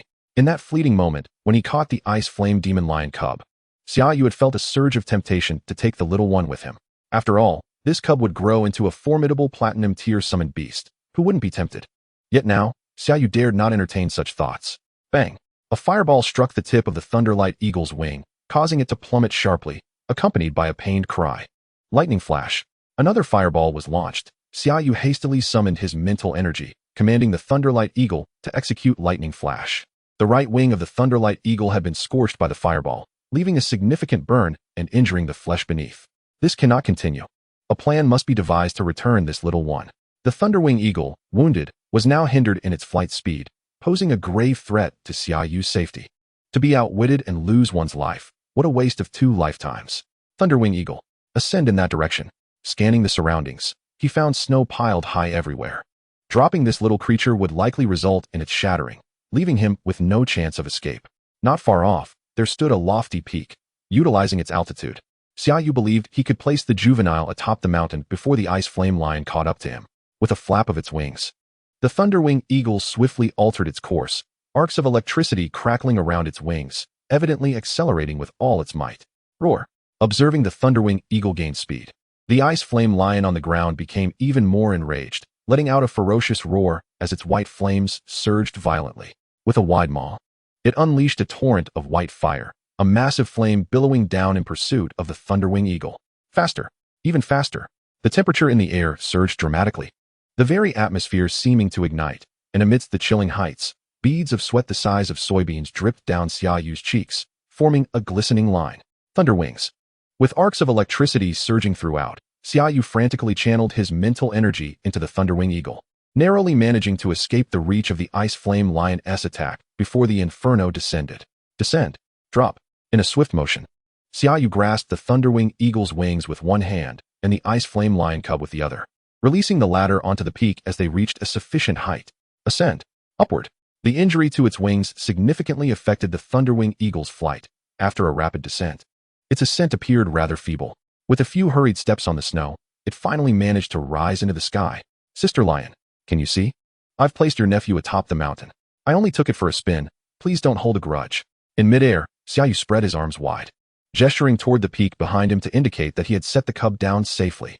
The ice flame lion, sensing that the cub's presence was no longer with Xia Yu, gradually slowed its pursuit and began to ascend toward the mountaintop. Phew! Watching the ice flame lion halt its chase, Xia Yu let out a long sigh of relief. It was then he realized his clothes were already soaked with sweat.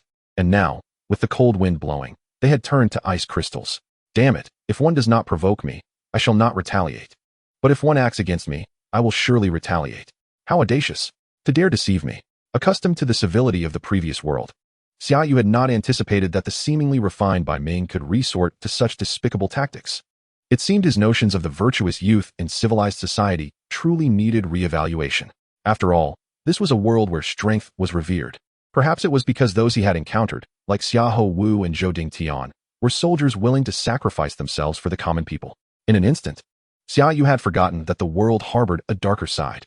Bai Ming had certainly given him a valuable lesson. However, now that the crisis had passed, it was time for him to impart a lesson in return. Thunderwing Eagle. Search in that direction. Altering course, Xia Yu pursued the direction in which Bai Ming had fled. They say a gentleman takes his revenge. 10 years is not too late. But my fiery temperament cannot wait even a moment. High above, the golden-feathered eagle zipped through the air like a bolt of lightning. Xia Yu's eyes, akin to searchlights, scanned for any traces left by Bai Ming during his escape. Fortunately, it had not snowed today, and given that Bai Ming had exhausted his mental energy during his flight, he had been too preoccupied with fleeing to cover his tracks. Thus, Xia Yu had a trail to follow. After pursuing for over half an hour, the footprints vanished. It appeared this fellow had stopped nearby and was aware enough to erase his traces. A habitual offender indeed. Chapter 25. Kill without mercy. Controlling the Thunderwing Eagle to descend, Xia Yu retrieved a thunderstone from his pocket and tossed it into the eagle's beak. He then produced a vial of thunder essence to feed the Thunderwing Eagle. The earlier escape had drained a considerable amount of energy from the Thunderwing Eagle, and with its injuries, it needed to recover promptly. Though the scenery appeared serene and picturesque, the sudden encounter with the ice flame lion proved that the northern border was as perilous as ever. As for locating Bai Ming, Xia Yu was in no hurry. This fellow, having depleted his mental energy, would take time to recuperate. He could not escape from this vicinity. To dare deceive me, he ought to inquire who I am. Xia Yu, notorious for my vengeful disposition. Not to mention, even if he were merely a silver-tier beastmaster, let alone a platinum tier, today's matter would not conclude simply. Patting the Thunderwing Eagle's feathers, Xia Yu snorted coldly and began searching the area. As expected, Xia Yu soon discovered a natural cave nearby. Observing the snow at the entrance, he noted traces of having been trodden upon, although efforts had been made to disguise them. A careful inspection revealed inconsistencies with the surrounding snow.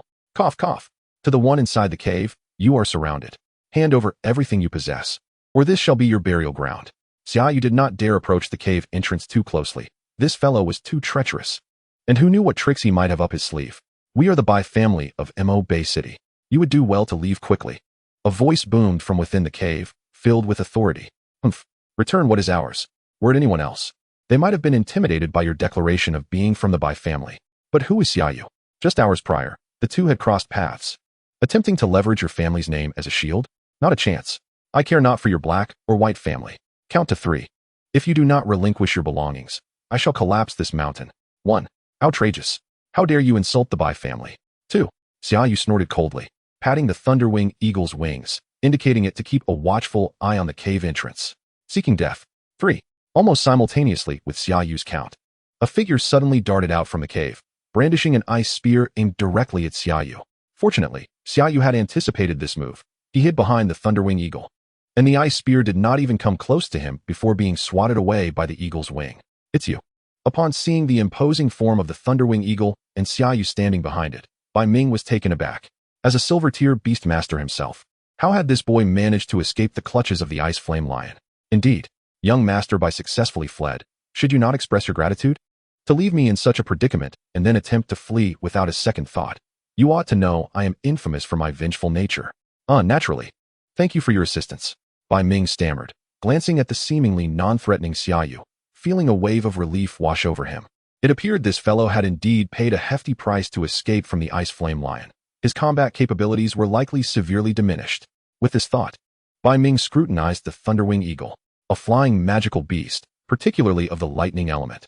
Its combat prowess was formidable, and it possessed inherent advantages.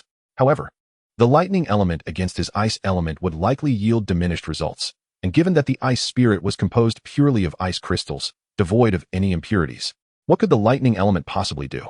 As long as he struck first and incapacitated the Thunderwing Eagle's ability to fly, victory in battle would still belong to him. Is the life of the illustrious young master of the Bai family worth no more than a mere thank you? Let us be practical. I once asked for much, 5 million federal coins to buy me 2 breaths of time. I have delayed you for at least 2 or 3 hours. How about this? Just give me 1 billion. You seek your own demise. Upon hearing Xia Yu's words, Bai Ming instantly erupted in fury. He initially thought this man was merely greedy, but it turned out he was ridiculing him. 1 billion. Even the Bai family could not muster such a fortune. With the ice spirit's hands dancing gracefully, 2 ice spears shot forth in an instant. One aimed at the Thunder Hawk and the other at Xia Yu, who stood beside it. A despicable villain can never rise to prominence. With a cold snort, Xia Yu seized the Thunder Hawk's claw, and both man and beast soared into the sky the moment Bai Ming made his move. He had long anticipated that this scoundrel was up to no good. He had already prepared for such a tactic. Historically, Lu Tihua defeated Jin Guanxi with 3 punches. Today, in this other world, let me demonstrate how to eliminate your Bai family prodigy in 3 moves. Thunder Hawk. Lightning Strike. A bolt of lightning, as thick as a bowl, enveloped the area where Bai Ming stood. Xia Yu was well aware that pure water does not conduct electricity. But can you summon beasts and humans alike? Cursed be it. As the lightning dissipated, Bai Ming revealed himself, clad in a white robe adorned with 2 azure ice shields. Thunder Hawk. Thunder Wings. Crackling arcs of electricity gathered on the Thunder Hawk's wings, its sharp eyes fixated on Bai Ming below. The air was rent with a piercing sound as multiple golden phantoms shot forth. Multiple ice shields. A series of shields materialized, interposing themselves between Bai Ming and Xia Yu. With Bai Ming losing the initiative, he felt increasingly constrained. After all, he had but a single summoned beast. Encountering a counter was inevitable. Yet, Bai Ming remained confident in his victory. With adequate defense, he believed he could eventually seize the opportunity to turn the tide. Unfortunately, this young master from the Bai family, though experienced, would find that Xia Yu was not inclined to grant him any chances. Break for me. The immense wings of the Thunder Hawk, combined with the momentum of its high flight, shattered several ice shields. Ice Track.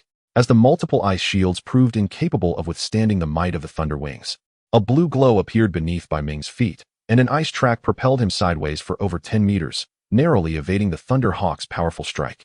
The final blow. Lightning Flash, Pounce. Lightning Flash paired with Pounce.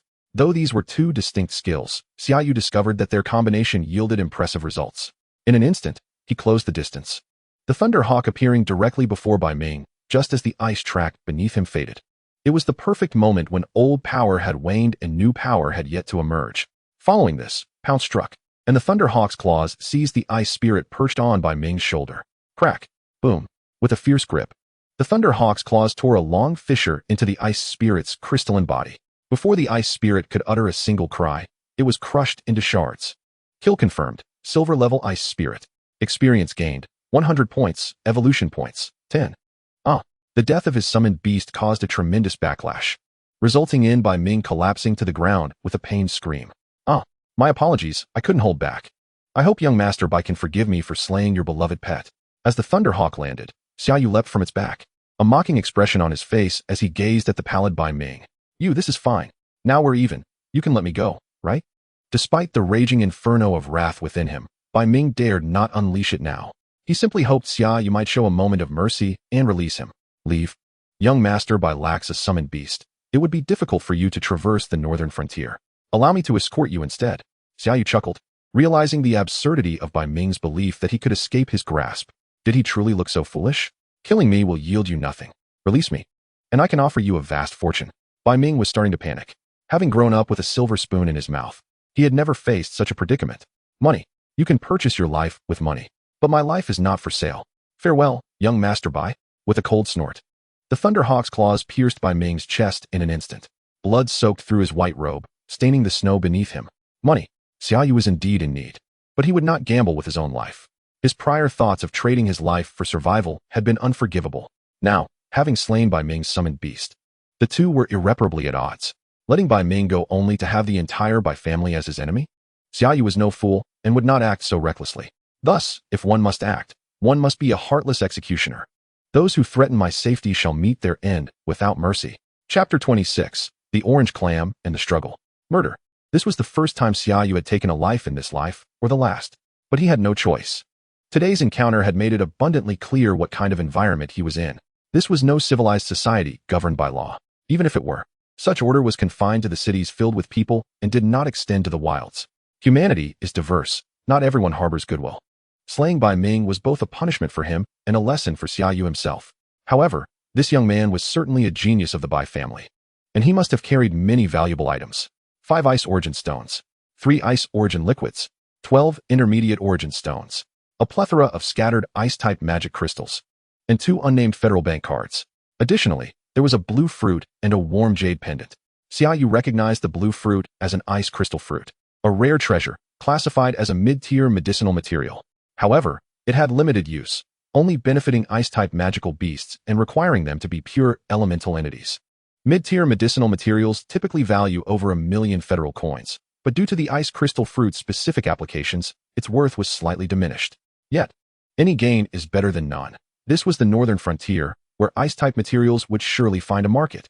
As for the jade pendant, although Xia Yu was unfamiliar with it, its warmth indicated its purpose, an item for the privileged. Wealthy families certainly had their luxuries, even requiring air conditioning when venturing out. Yet, it had fortuitously fallen into his hands. Collecting these assorted items, Xia Yu tucked them away into his cloak.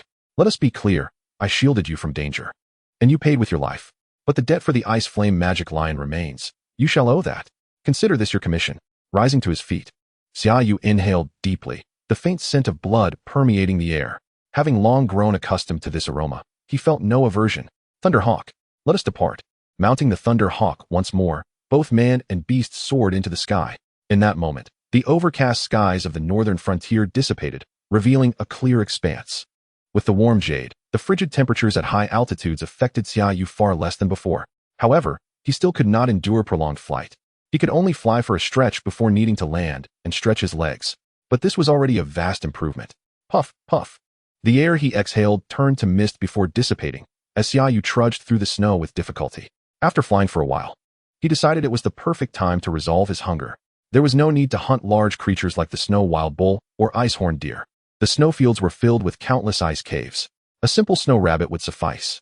Though he had not tasted the first rabbit he roasted, over the subsequent time, Xia Yu had certainly enjoyed many of these adorable little creatures. Alas, what can be done? Who could resist the exquisite flavor of these little creatures? Their flesh is firm and chewy, imbued with a remarkable amount of subcutaneous fat. When roasted, they possess a delightful richness without being greasy, succulent, and juicy. Far superior to the wild rabbits of my previous life. Caw, caw, roar, roar. After searching for quite some time, though I could not find the snow hare, a sudden cacophony of roars pierced the air. A battle is afoot. Instinctively, Xia Yu bent his knees, adopting a crouched stance. Throughout this journey, not only has Xia Yu grown in temperament, but his understanding has also expanded. especially concerning the high-level magical beasts of the northern frontier. The intensity of this roar suggests an impressive might. It must be a creature of at least golden rank. While golden beasts may not hold a prominent position in the northern frontier, they are more than capable of confronting Xia Yu. He cannot afford to be careless. Crouching low, Xia Yu cautiously made his way toward the source of the sound. Ultimately, upon navigating around a massive boulder buried under snow, he beheld the two combatants. Death Knight. Quality, Elite. Level, Golden 5 stars. Possible evolution, Spectral Knight. Death Lord. Undead Warlord. Ice Giant. Quality, Elite. Level, Golden 6 stars. Possible evolution, currently at maximum quality. Indeed, they are golden beasts, and there are two of them. Xia Yu had encountered similar battles along his journey, witnessing skirmishes between undead creatures and the native beasts of the northern frontier. However, this was his first glimpse of a confrontation between golden-level beings. With utmost caution, Xia Yu positioned himself beside the boulder, concealing himself amidst the snow. He raised his head to observe the clash unfolding before him. From a level perspective, the ice giant held a slight advantage, being of a higher rank. Yet, in terms of the battle's dynamics, the ice giant appeared to be at a disadvantage. The ice giant, an entity composed of crystalline ice, towered over 10 meters in height, and its icy form was incredibly resilient. Unlike the ice elves, the sheer size of the ice giant indicated its prowess in close combat. A golden-level ice giant, each punch and kick it delivered was imbued with tremendous force, capable of creating vast craters upon impact. However, that was the extent of its capabilities. In the face of such a formidable ice giant, most creatures would struggle to gain the upper hand. Yet, its opponent was the mounted Death Knight. The Death Knight's stature was significantly larger than that of a mere skeleton, standing approximately 3 to 4 meters tall. The bones forming its body were of a markedly superior quality compared to those of a standard skeleton, emitting a faint luminescent glow. Beneath it was the skeletal frame of a horse-like beast, its shoulders towering 3 meters high, resulting in a combined height of 5 to 6 meters.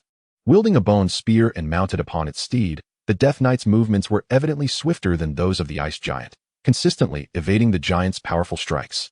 Furthermore, the spear's lethality was notable. Each thrust sent shards of ice flying from the ice giant's frame.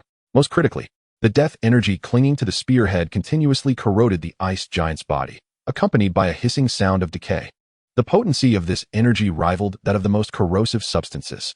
Hearing the hissing sound of corrosion, Xia Yu felt a chill run down his spine, instinctively shifting backward, as if to avoid being tainted by that terrifying death power. Roar! The ice giant, frustrated by its inability to strike the Death Knight, let out an enraged bellow. The ice elements surrounding its body began to coalesce at a visibly intensified rate. Within 100 meters surrounding the ice giant, the temperature plummeted sharply, transforming the snow-covered ground into solid ice. The ice ceiling barrier. Xia Yu's eyes widened. The ice ceiling barrier was the sole magical combat technique mastered by the ice giant. When the ice giant unleashed this ability, it signified that the battle was nearing its climax. Caw, caw. The Death Knight's speed was evidently hindered by the ice giant's barrier, its previously nimble maneuvers now sluggish. Indeed, the ice giant's ice ceiling barrier lacked offensive capabilities. The heavens bestowed the ice giant with a formidable physique but stripped it of other abilities. The ice ceiling barrier only served to restrain foes, diminishing their speed within its confines. For the ice giant, this was more than sufficient. Its massive fist struck relentlessly toward the now slowed Death Knight, landing a blow that sent both the knight and its skeletal steed flying. Caw! After rolling several times on the ground, the Death Knight's ribcage shattered under the force of a single punch. Though it was not incapacitated, it did incite its wrath.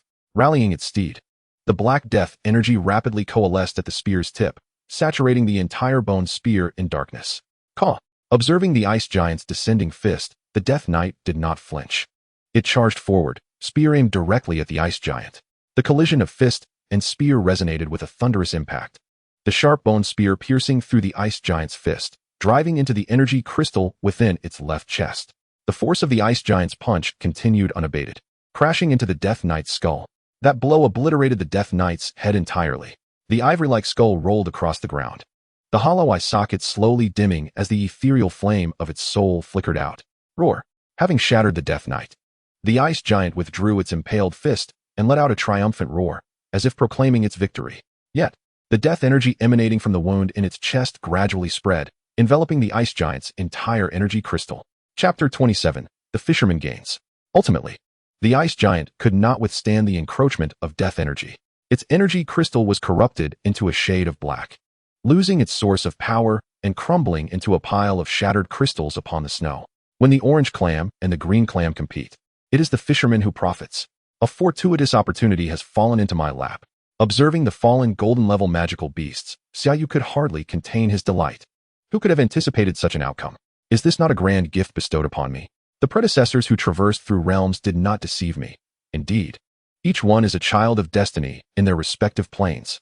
In the span of a lunch break, such an event transpired. A golden-level Death Knight, infused with death energy magic crystals, is a rare treasure.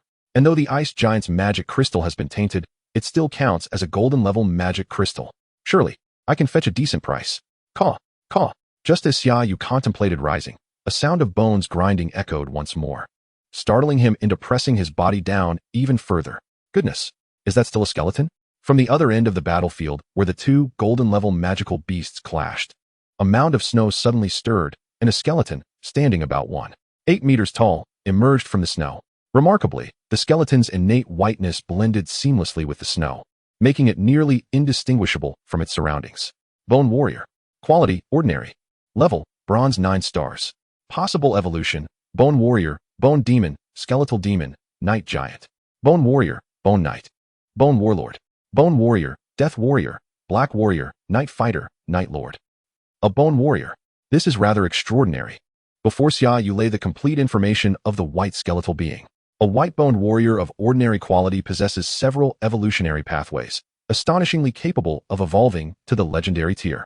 Could this be the essence of returning to simplicity? This is no mere pie filled with pork and scallions. It feels as though a whole pig has fallen before me. No hesitation. I must seize it. As my mental energy surged, a golden six-pointed star emerged, and the Thunderhawk soared forth. Thunderhawk. Subdue it. Do not let it perish. It is not every day one encounters a summoned beast with legendary potential, especially one of the undead type. Naturally, Xia Yu had no reason to let it slip away. I must be the chosen one of this realm's fortune. Xia Yu was unwavering in this belief. The silver 1-star Thunderhawk, of epic quality, could easily handle an ordinary quality bronze 9-star warrior. With a single flap, it seized the fallen foe. With a crack, it shattered one of the white-boned warrior's right arms and 3 ribs. The disparity was evident. A golden tier undead knight could withstand a punch from an ice giant and only suffer 2 broken ribs. Yet this white-boned warrior was severely injured after just one encounter with the Thunderhawk. The fallen white-boned warrior struggled to rise, brandishing its bone dagger in an attempt to strike the circling Thunderhawk. Was this skeleton truly so foolish? Having encountered numerous skeletons, this was Xia Yu's first experience with one directly confronting a flying magical beast. It was still merely a bronze 9-star creature, devoid of any ranged attack capabilities. What audacity did it have to think it could strike down a flying beast? However, judging by its earlier maneuvers, it was evidently cunning and sought to ambush for an easy advantage. Thunderhawk. Sever its limbs. After all, it is just a skeleton. As long as the flame of its soul endures, it shall not perish. As for the fractures, after 2 evolutions, it should be no significant issue. With a sharp cry, the Thunderhawk dove again, its talons shimmering with a cold light. 1 strike. 2 strikes. With a swift reversal, the white-boned warrior collapsed in the snow, all limbs broken. The flame of its soul within its skull dimmed. But do not let it die.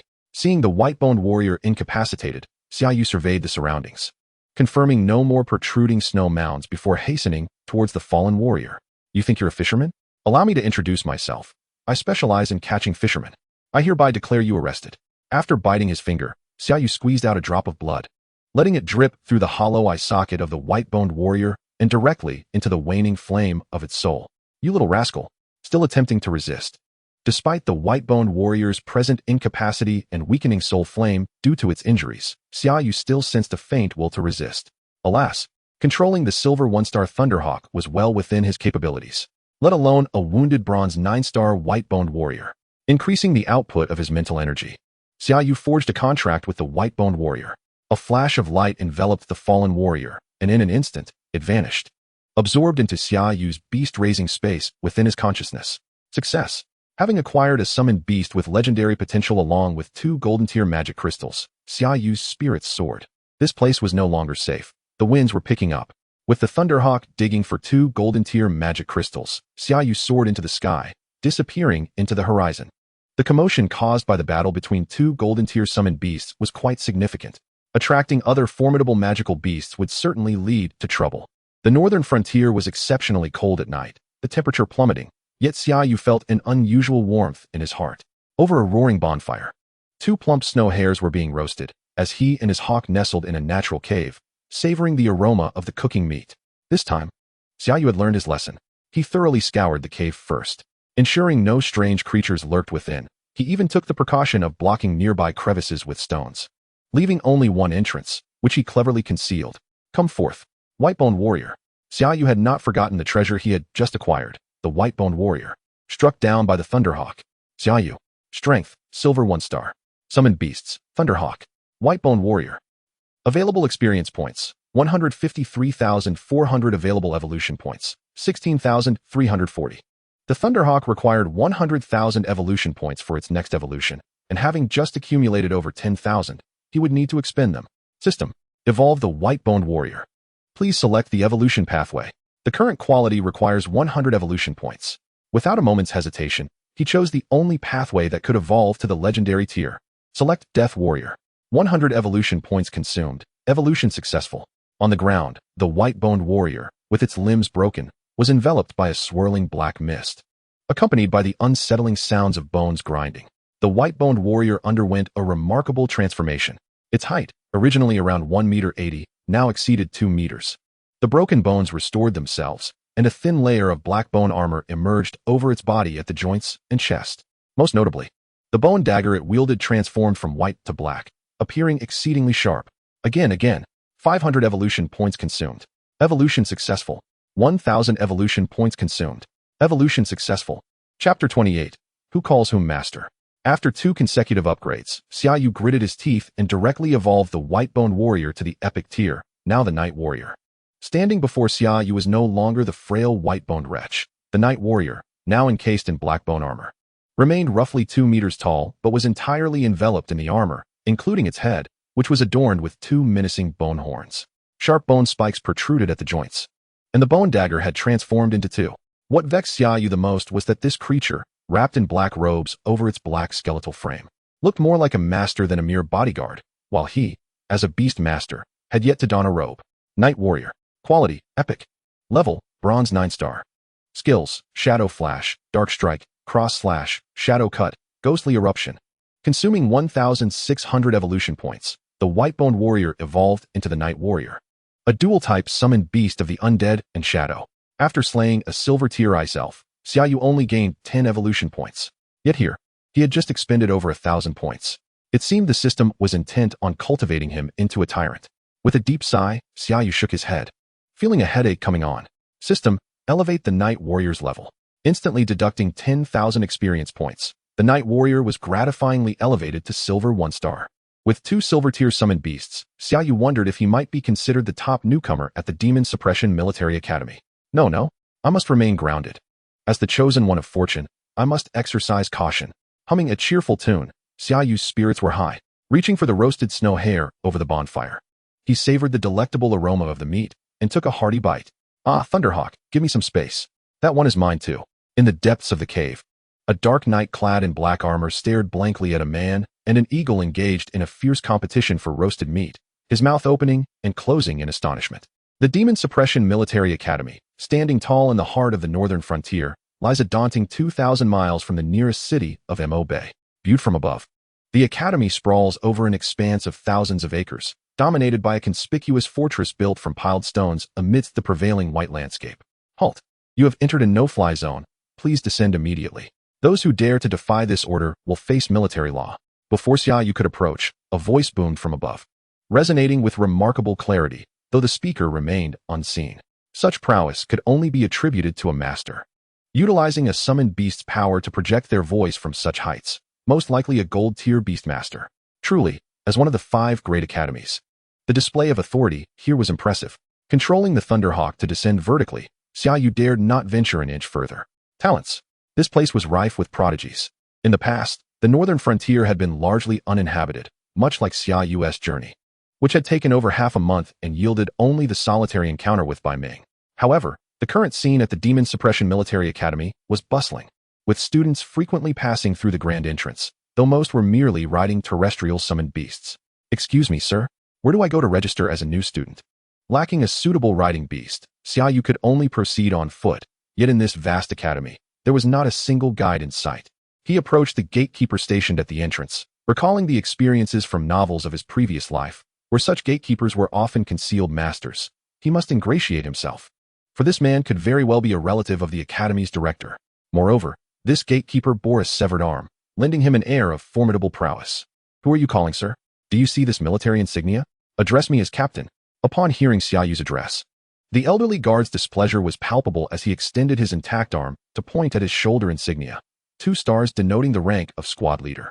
"A new student, eh? Wait here, someone will come to escort you shortly." With a disdainful snort, the old man grabbed a communicator from the table and barked a few commands. This communicator was a relic of the Beastmaster era, designed for short-range information transmission. Ancient texts recount that in the previous age, humanity wielded far more advanced communication devices, compact enough to enable continent-wide connectivity, even reaching the stars beyond. However, with the emergence of spatial wormholes, those once glorious civilizations collapsed overnight. Present-day alchemists have struggled to replicate the brilliance of that bygone era. "Captain Lee, I'm here to fetch the new student." Shortly thereafter, a fair-skinned man in military attire, riding a gold-tier ice demon leopard, emerged from the academy, saluting the elderly guard with a crisp military gesture. "Commander Mu, the new student is over there. Hurry and take this lad away. I can't stand these newcomers. They all lack the demeanor of a soldier." The old guard poked his head out, gesturing dismissively towards Xia Yu, his disdain evident. What an odd old man. Xia Yu merely inquired about directions and was met with such contempt. "Thank you, Captain Lee.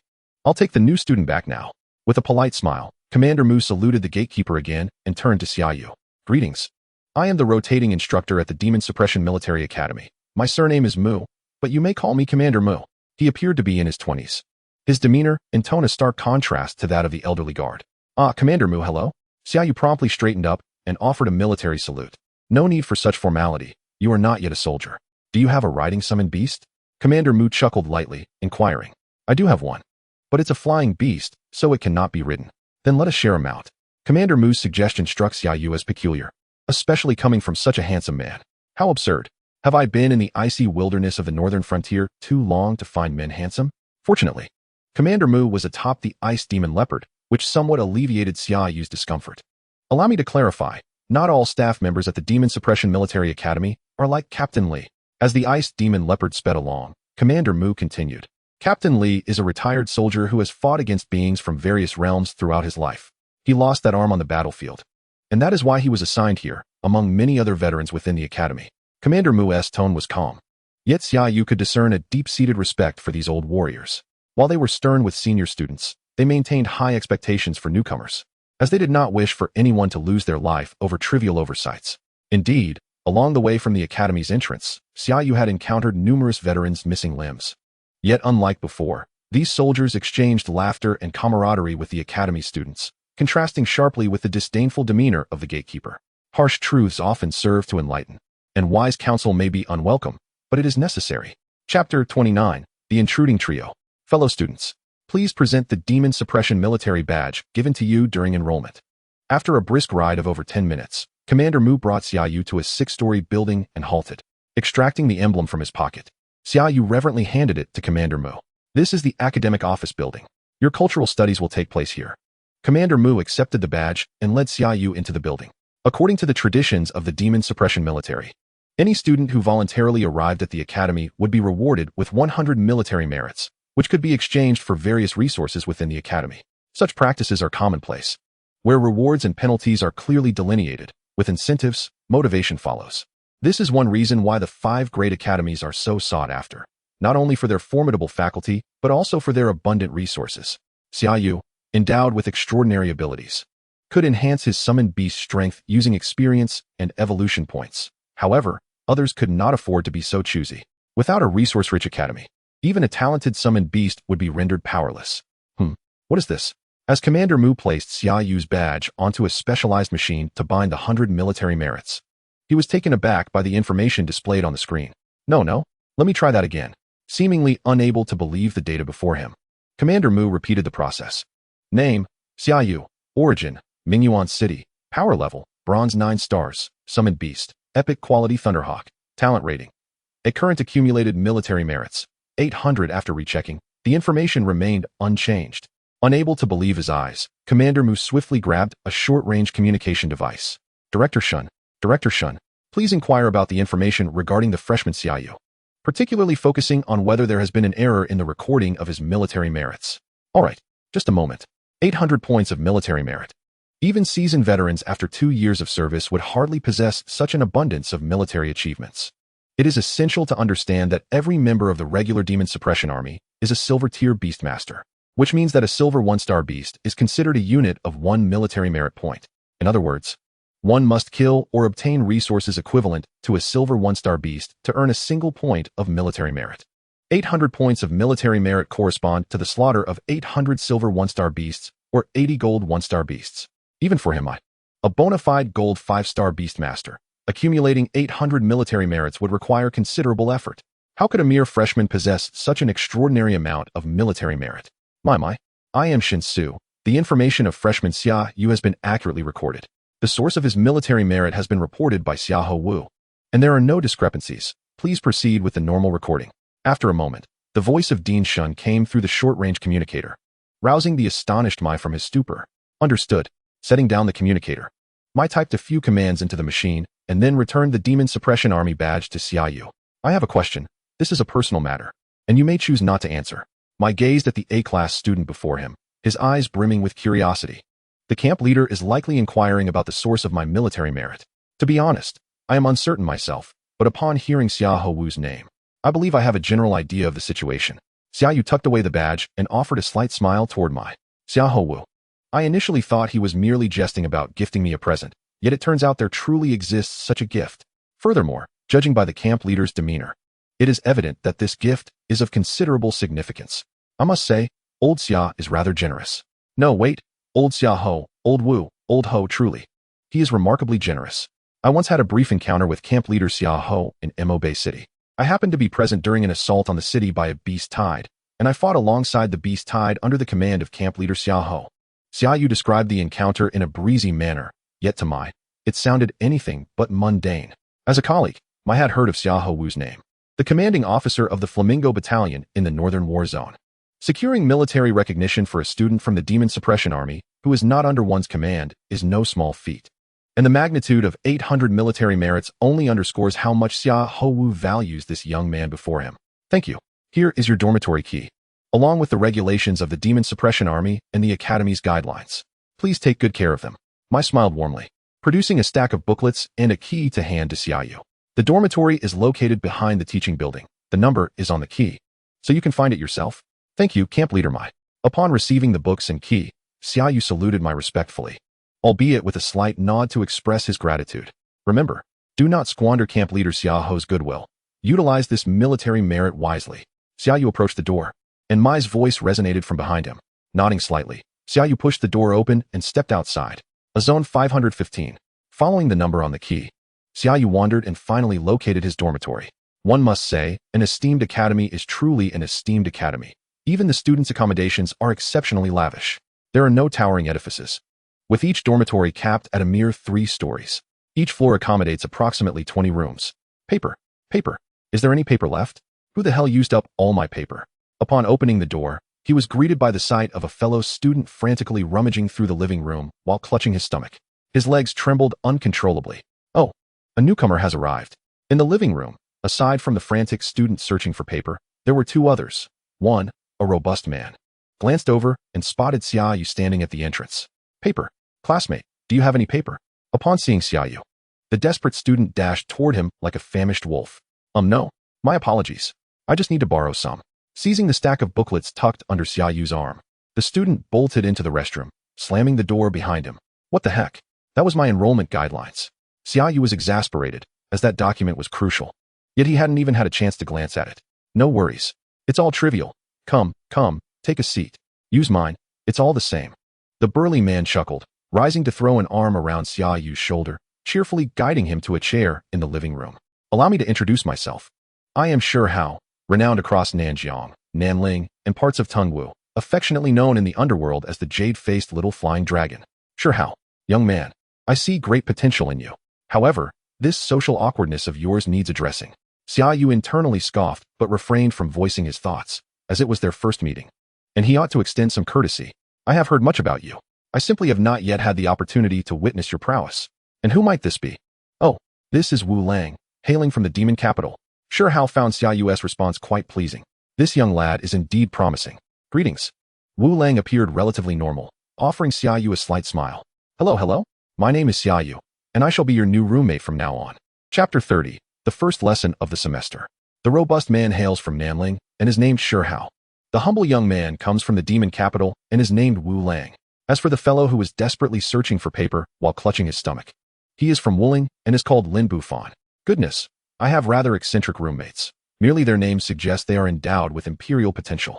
Their futures are undoubtedly limitless. Since Lin Bufan appropriated Xia Yu's enrollment guidelines for his own use, Xia Yu could only borrow someone else's to peruse.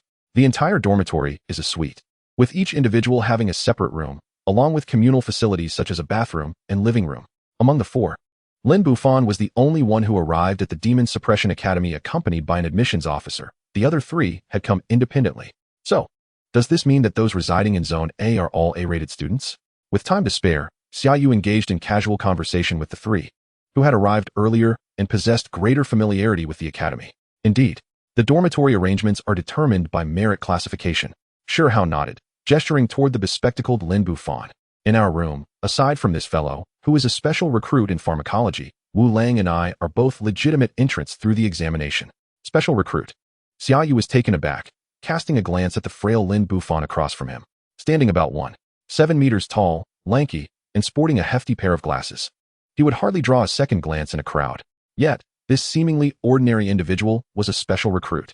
The admission criteria for the Demon Suppression Academy are typically set at a minimum of bronze 9 stars.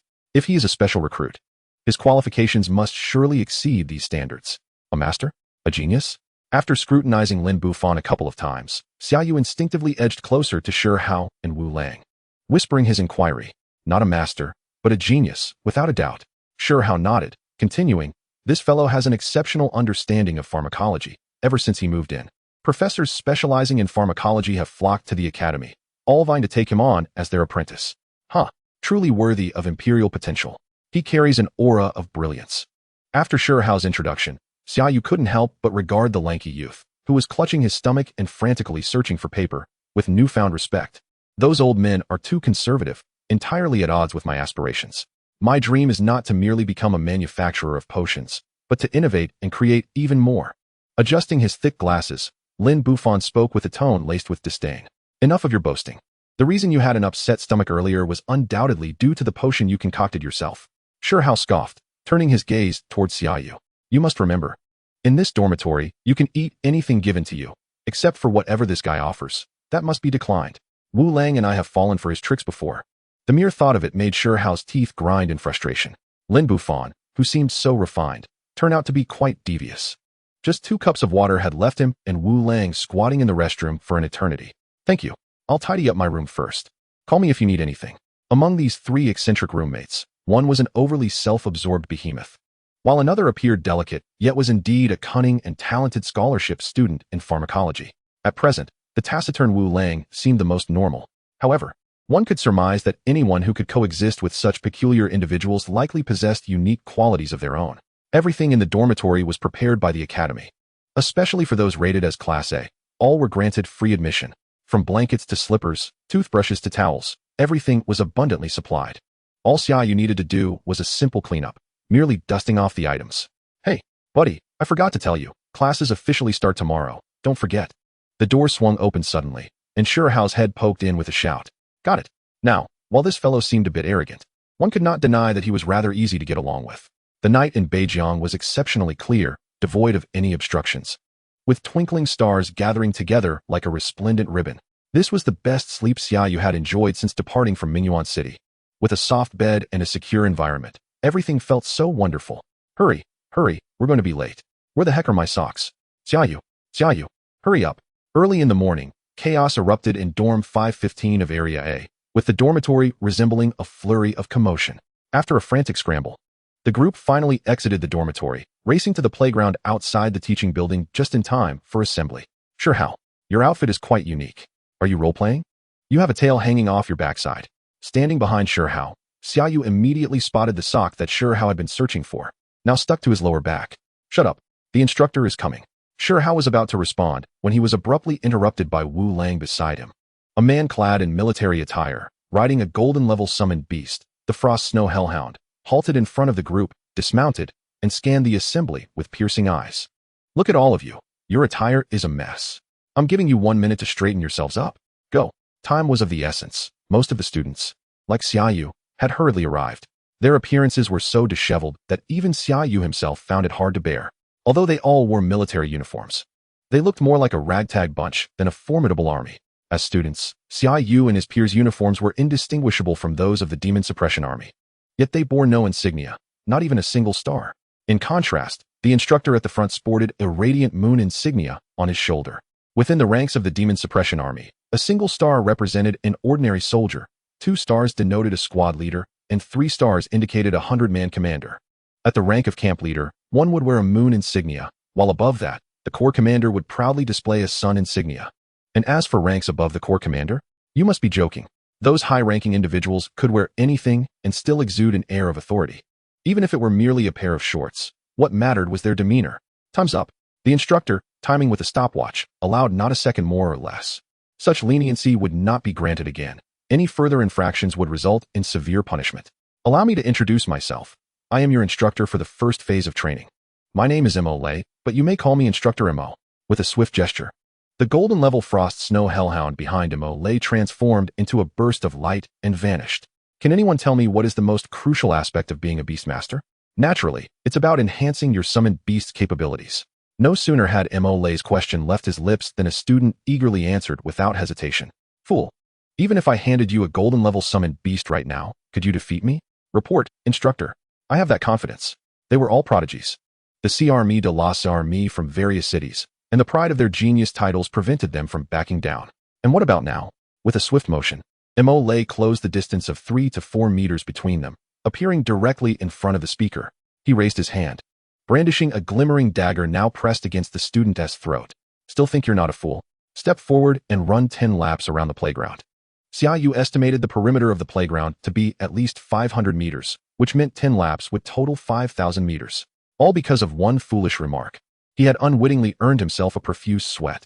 Today is the first lesson. I won't pursue this matter further due to such folly, but remember this.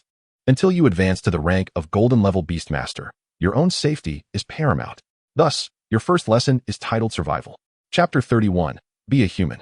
The Demon Suppression Army Academy anticipated enrolling 800 individuals this term, yet due to various factors, only just over 700 reported. Based on assessments during the entrance examination, they were divided into 7 groups of 100 for training.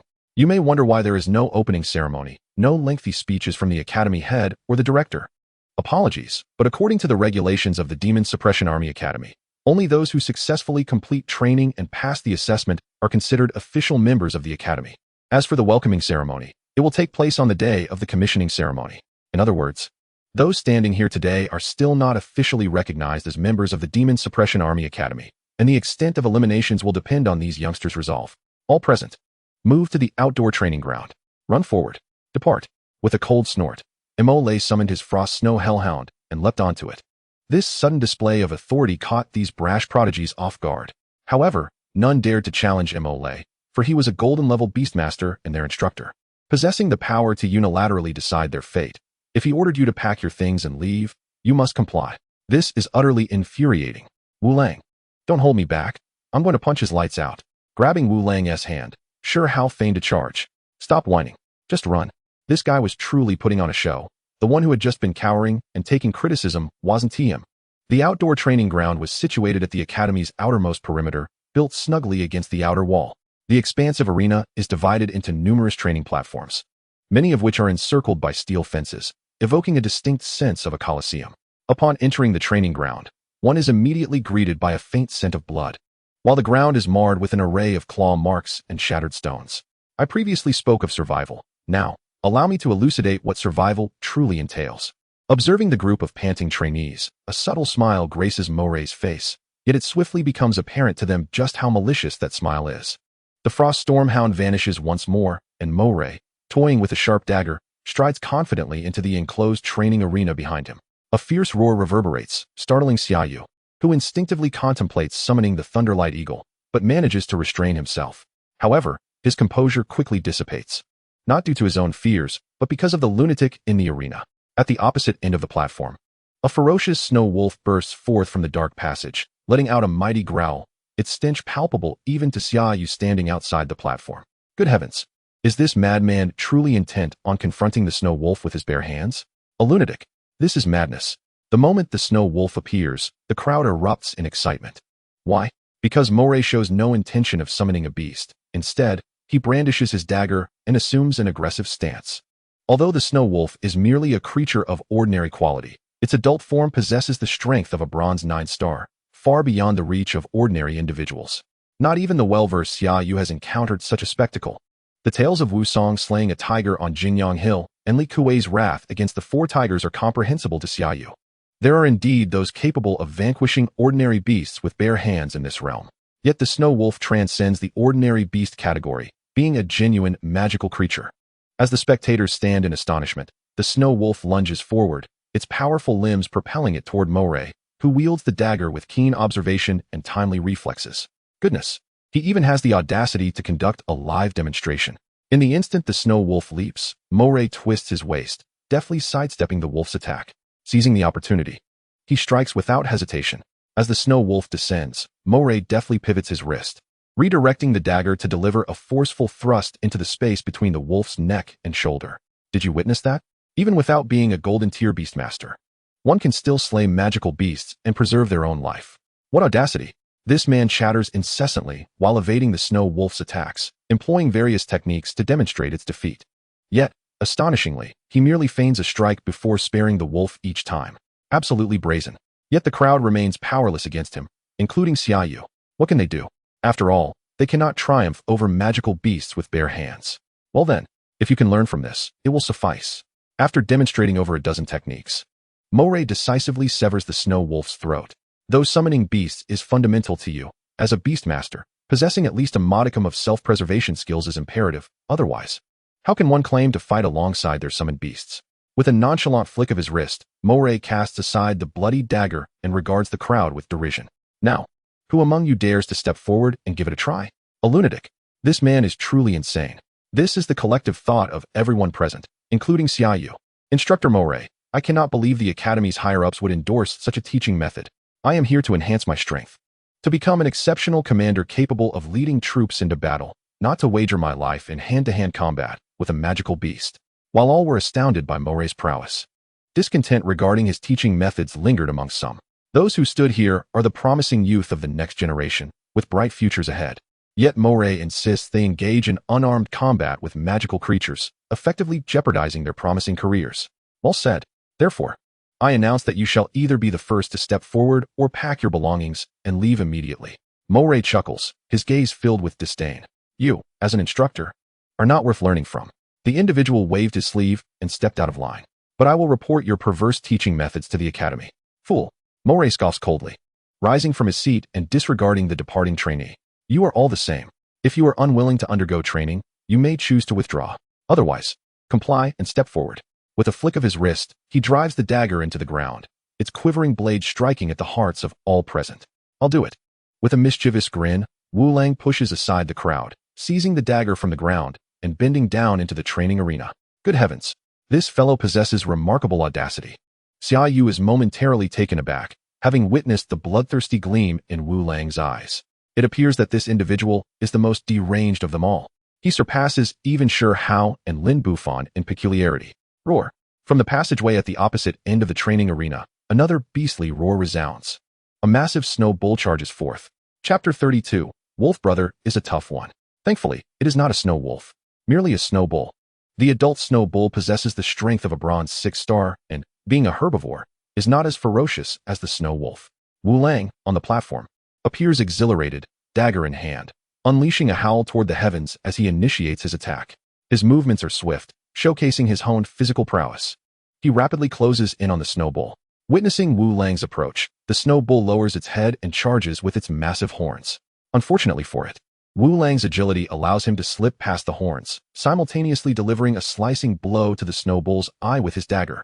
With its vision impaired and the pain radiating from its eye, the snow bull succumbs to a frenzied rage.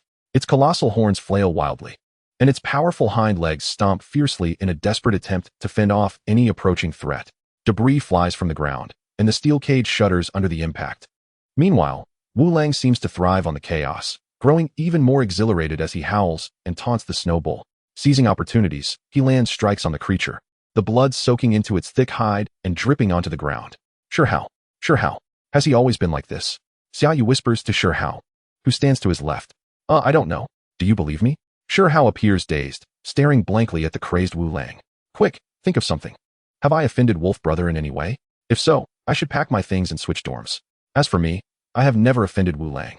But if you do switch dorms, remember to take me with you. It's far too perilous to stay with a bloodthirsty individual.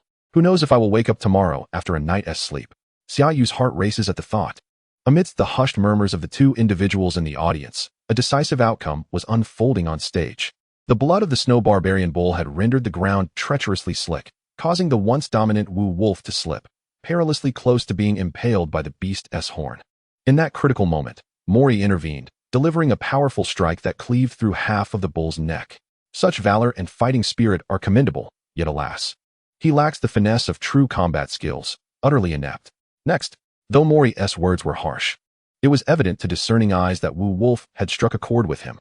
While Wu Wolf did not succeed in slaying the snow barbarian bull, the courage he displayed astounded everyone present. As he leapt off the training platform to rejoin his comrades, those around him instinctively parted to create a path. A formidable individual indeed. It would be wise to tread carefully around him henceforth. With this initial display of bravery, others gradually found the courage to step forward and challenge the beast. Yet, amongst the creatures unleashed from the passage, none were as ferocious as the snow wolf. Most were herbivorous beasts. However, due to their substantial size and tough hide, none managed to secure a kill. For glory, fight on. Demacia shall never retreat. The assembled trainees understood there was no evasion left. They resolved to either engage or withdraw entirely. There was no room for choices. Yet, the rallying cry seemed oddly familiar. The most dazzling among them was undoubtedly Sure Hao, who trembled uncontrollably as he took the stage. Upon gripping his dagger, he let out a roar to bolster his courage and charged straight at the snow barbarian bull. One must concede, having a robust physique has its advantages. When Sure Hao leapt and fell to the ground, it appeared to cause him no pain. He executed a lazy roll to deftly evade the bull's charge. What astonished Xia Yu the most was the seemingly frail Lin Bufan. Prior to taking the stage, he stealthily consumed a potion from his pocket. Upon entering the arena, he transformed as if he were the Hulk. He managed to grapple with the snow barbarian bull, forcing it to the ground by seizing its horns. Unfortunately, this surge of power was fleeting. With a mere toss of its head, the bull flung him away. As for Xia Yu, one could only commend his self-preservation. He deftly avoided any strikes, opting to sprint around the training ground, skillfully evading the snow barbarian bull for a full half-hour, leaving the creature in a state of frustration. Despite the audience's jeers, Xia Yu remained unfazed. You muscle-bound fools, do you not comprehend the concept of tactics? If one cannot win, one should not simply stand still and await demise. Being able to outpace a beast is a skill in itself. I owe my thanks to the kind teachings of the Ice Flame Magic Lion. Though the experience was fraught with challenges, all participants, save for one who withdrew early, concluded this first lesson unscathed. Undoubtedly, much of the credit lies with Mori. Had it not been for Instructor Mori's vigilant oversight, these trainees would have likely faced far worse than mere bruises. I wonder, my friends, what shall we do after our meal? Having concluded a morning of vigorous activity, compounded by a late start, the group was ravenous. They surged into the dining hall like a pack of wolves, disregarding the friendly greetings from senior students. After a hearty meal, Sure Hao leaned back in his chair, toothpick in hand, and inquired of his companions. What else could we do? My research has reached a critical juncture. I must return to conduct experiments. Is anyone willing to accompany me? Before him lay a stack of empty plates. Yet Lin Bufan continued to voraciously consume his food. Do not be deceived by his stature. His appetite was remarkably large. I'm not going. Your concoction is akin to a laxative. Sure Hao scoffed, outright rejecting Lin Bufan's invitation. I shan't go either. As Lin Bufan turned to him, Xia Yu vigorously waved his hands. While he was indeed intrigued by Lin Bufan's potion, he had no desire to experience the sensation of propping himself against the wall just to walk. Very well. It seems I must resort to military merit to issue a quest. Lin Bufan pouted, muttering to himself. Can military merit be used to issue quests? Certainly. Within the Demon Suppression Military Academy, as long as you possess military merit, you can acquire anything your heart desires. By the way, haven't you visited the logistics office yet? Why not take a look after we finish eating? Alright. In addition to the 800 military merits that Xia Yu procured for him, Xia Yu also possessed 100 military merits awarded upon enrollment. In total, he had 900 military merits. It is said that the 5 academies are steeped in profound history and abundant resources. Xia Yu was eager to witness the treasures they held. The logistics office, located behind the teaching building, was bustling with activity. Yet, most of the attendees were seasoned students who had already received their ranks. New students like Xia Yu were quite the rarity. Upon entering, they found themselves in a grand hall filled with numerous service windows, each labeled with the corresponding categories of items: monster eggs, monster offspring, monster materials, weapons, potions, rare resources, ores, even federal currency.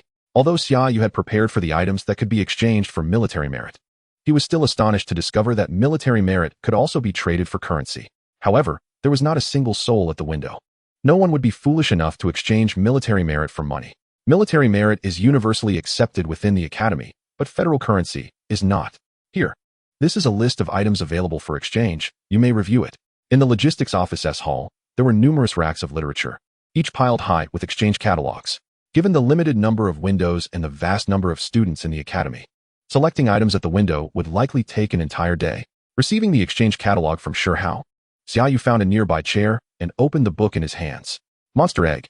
Note: due to the limited incubation time of monster eggs, some can be viewed in the monster offspring section. Thunder Naga. Epic grade. Dual attributes of thunder and water. Worth 120,000 military merits. Bipedal dragon. Epic grade. Dual attributes of fire and poison. Worth 100,000 military merits. Goodness, the 5 academies truly live up to their reputation, even selling epic grade monster eggs. However, the exorbitant military merit exchange value left Xia Yu yearning yet unable to take action. An epic grade monster egg. Once matured, it would become a platinum level summoned beast. Not everyone possesses such extraordinary advantages as Xia Yu. It is said that a golden level beastmaster can command a battalion, while a platinum level officer holds the rank of a legion commander. Alas, my heart yearns for the moon, yet my pockets are as empty as my face. Xia Yu could only gaze longingly. Furthermore, he currently had no available slots for summoned beasts. As for monster offspring, monster materials, and weapons, Xia Yu held little interest and bypassed them. The offspring also required a slot for a summoned beast. He still had a plethora of magic crystals to deal with. The crystal core from the undead knight had been claimed by the Night Walker, who had lunged at Xia Yu with a frenzied howl upon catching a whiff of the crystal. Regrettably, Xia Yu could not comprehend the creature's words, but could sense its eagerness for the undead knight's magic crystal. Nevertheless, Xia Yu still possessed the ice giant's magic crystal. Perhaps he could inquire later about its potential for trade. As for weapons, these were generally intended for beastmasters of golden grade and above. Those of golden grade and higher possessed the ability to share powers, utilizing the skills of their summoned beasts. However, certain skills of some summoners require the use of weapons. Just like the Night Warrior of Xia Yu. If there is no sword, what can Xia Yu use to unleash the attack skills of the Night Warrior? However, it is still early, and there is no need to hastily spend military merits on items not immediately useful. He bypassed those classifications that could not yield benefits in the short term. Xia Yu turned to the category of rare treasures. Rare treasures. Spatial system. Fragment of dimension. A divine grade treasure. Contains a trace of spatial laws. Valued at 5 million military merits. Ethereal fruit. A top-tier treasure. Has a certain probability of enabling summoned beasts to comprehend spatial abilities. Valued at 2 million military merits. Undead system. Bone flower. A top-tier treasure. Has a certain probability of allowing summoned beasts to master the power of death. Valued at 180,000 military merits. Holy light system. Holy flame of the sun. A top-tier treasure. Enables holy light summoned beasts to master this flame. Valued at 2 million military merits. An abundance of treasures. Xia Yu felt a tear almost escape from the corner of his mouth. So incredibly enticing. His 2 summoned beasts, the Thunder Hawk and the Night Warrior. Both possessed epic quality and could evolve once more. The items required for this evolution amounted to over a dozen, all of which Xia Yu could find in his hands. Yet, the military merits required were staggering. The Thunder Hawk's evolution required 12 materials, with the lowest valued at over 1,000 military merits.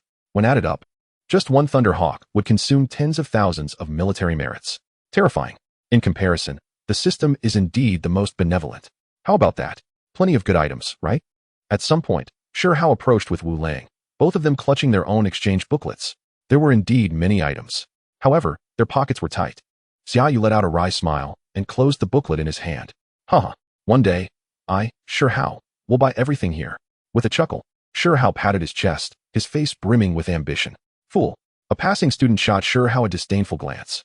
Worthless. Returning the booklet to its original place. The three of them exchanged for what they desired. Sure how spent 100 military merits on a heart of rock, which could enhance the physique of rock-type monsters. Its effect was quite impressive, ranking among the best of inferior treasures. Wu Lang also spent 100 military merits, but instead of acquiring anything useful for his summoned beasts, he opted for an ancient martial arts manual and 2 inferior short swords. It seemed this guy had developed a fondness for the thrill of battling monsters. As for Xia Yu, he was the most extravagant, waving his hand to exchange 500 military merits for a thunder fruit. Thunder fruit, a mid-tier treasure. Born in areas of dense thunder, capable of enhancing a monster's control over lightning, with a chance of causing mutations in the monster's own lightning. Goodness, I thought Lin Bufan was already quite wealthy, but it turns out you are the real big shot. Observing Xia Yu spend 500 military merits without batting an eye, Sure how felt a strong urge to rob him. Lin Bufan, who profited from selling potions, had originally been the richest among the three, but in comparison to Xia Yu, he felt as if they were not even in the same league. Did you see how, when Xia Yu was exchanging, the beautiful lady at the window even kindly asked if he needed anything else? What does that imply? It suggests that this guy has far more than just these 500 military merits. Speak. You must clarify today, is the governor your uncle? Or is the dean your aunt? Grabbing Xia Yu by the shoulder, Sure how said fiercely, to hell with you. If that were the case, why would I be mingling with you? I'd have long been living in the logistics department. That is true, haha. During the freshman training period, the schedule was quite tight. Morning sessions involved outdoor training, while afternoons were reserved for cultural classes. Do not think that being a beast master only entails relentlessly enhancing the strength of summoned beasts. This is the Demon Suppression Army Academy. The graduates here become the backbone of the Demon Suppression Army. They cannot merely be bodyguards. Thus, the cultural curriculum includes comprehensive studies on monsters, geographical features, tactical learning, troop configurations, specialized languages, and much more. Among these, the specialized language was the most daunting for Xia Yu.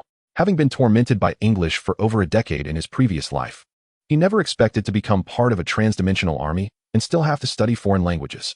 Do not think that this specialized language is akin to sign language. It is certainly not.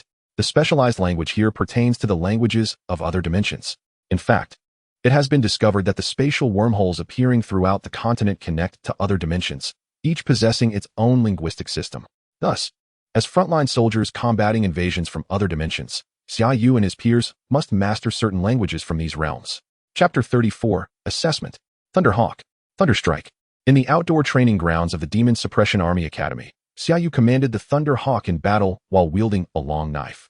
Engaging with a snow wolf before him, this was Instructor Moore's new training method. After 10 days of unarmed combat against monsters, the students had gradually mastered the skills, easily defeating low-level herbivorous monsters like the snow bull. Subsequently, Moore replaced the snow bulls with snow wolves. By the 18th day of training, the majority of students had adapted to battling snow wolves. Moore then altered the training method to this. The beast master and their summoned beast would fight simultaneously, but the summoned beast would face an equally matched monster, while the beast master would still confront a lone snow wolf. This demanded exceptional coordination between the beast master and their summoned beast. With a sharp cry, the Thunderhawk soared high, its wings beating fiercely, enveloping the silver-starred blizzard bear in purple lightning. Indeed, Xia Yu hit the jackpot, landing a critical strike. The Thunder Fruit successfully enhanced the Thunderhawk's lightning attributes and caused a mutation in the lightning it wielded. Previously golden, the lightning now appeared purple, with destructive power far surpassing its former state. Multiple strands of purple lightning struck down, crashing violently into the blizzard bear, piercing through its white fur upon contact. After a dazzling display of lightning, the colossal bear, towering over 4 meters, crashed to the training ground. Its once white fur now charred black, its insides scorched to a crisp, emanating a foul odor. Excellent. Well done. This lightning is truly formidable, far more powerful than my Thunderwing Lion. From the sidelines, a chorus of applause erupted, with Sure how cheering the loudest. With the Thunderhawk's battle concluded, there was little suspense left for Xia Yu. Days prior, he had effortlessly slain snow wolves with his bare hands. His timing in battle had become remarkably adept. Quite easy. Your Thunderhawk now wields mutated lightning, making it even stronger. It seems next time I should provide you with a tougher opponent. How about an 8-star silver one? I think that could work. Standing at the edge, Moore said with a smile, addressing Xia Yu in the training field. Having spent time together, Moore had gradually softened, often sharing jokes with the students. provided they met his expectations. As for the aspects that cannot satisfy Instructor Moray, they have all been decisively expelled. What purpose does it serve to retain students who cannot even meet such minimal requirements? Are they to be left to perish in other realms?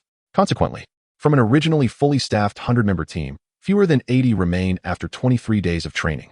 Among these 80, Wu Lang most aligns with Moray's temperament.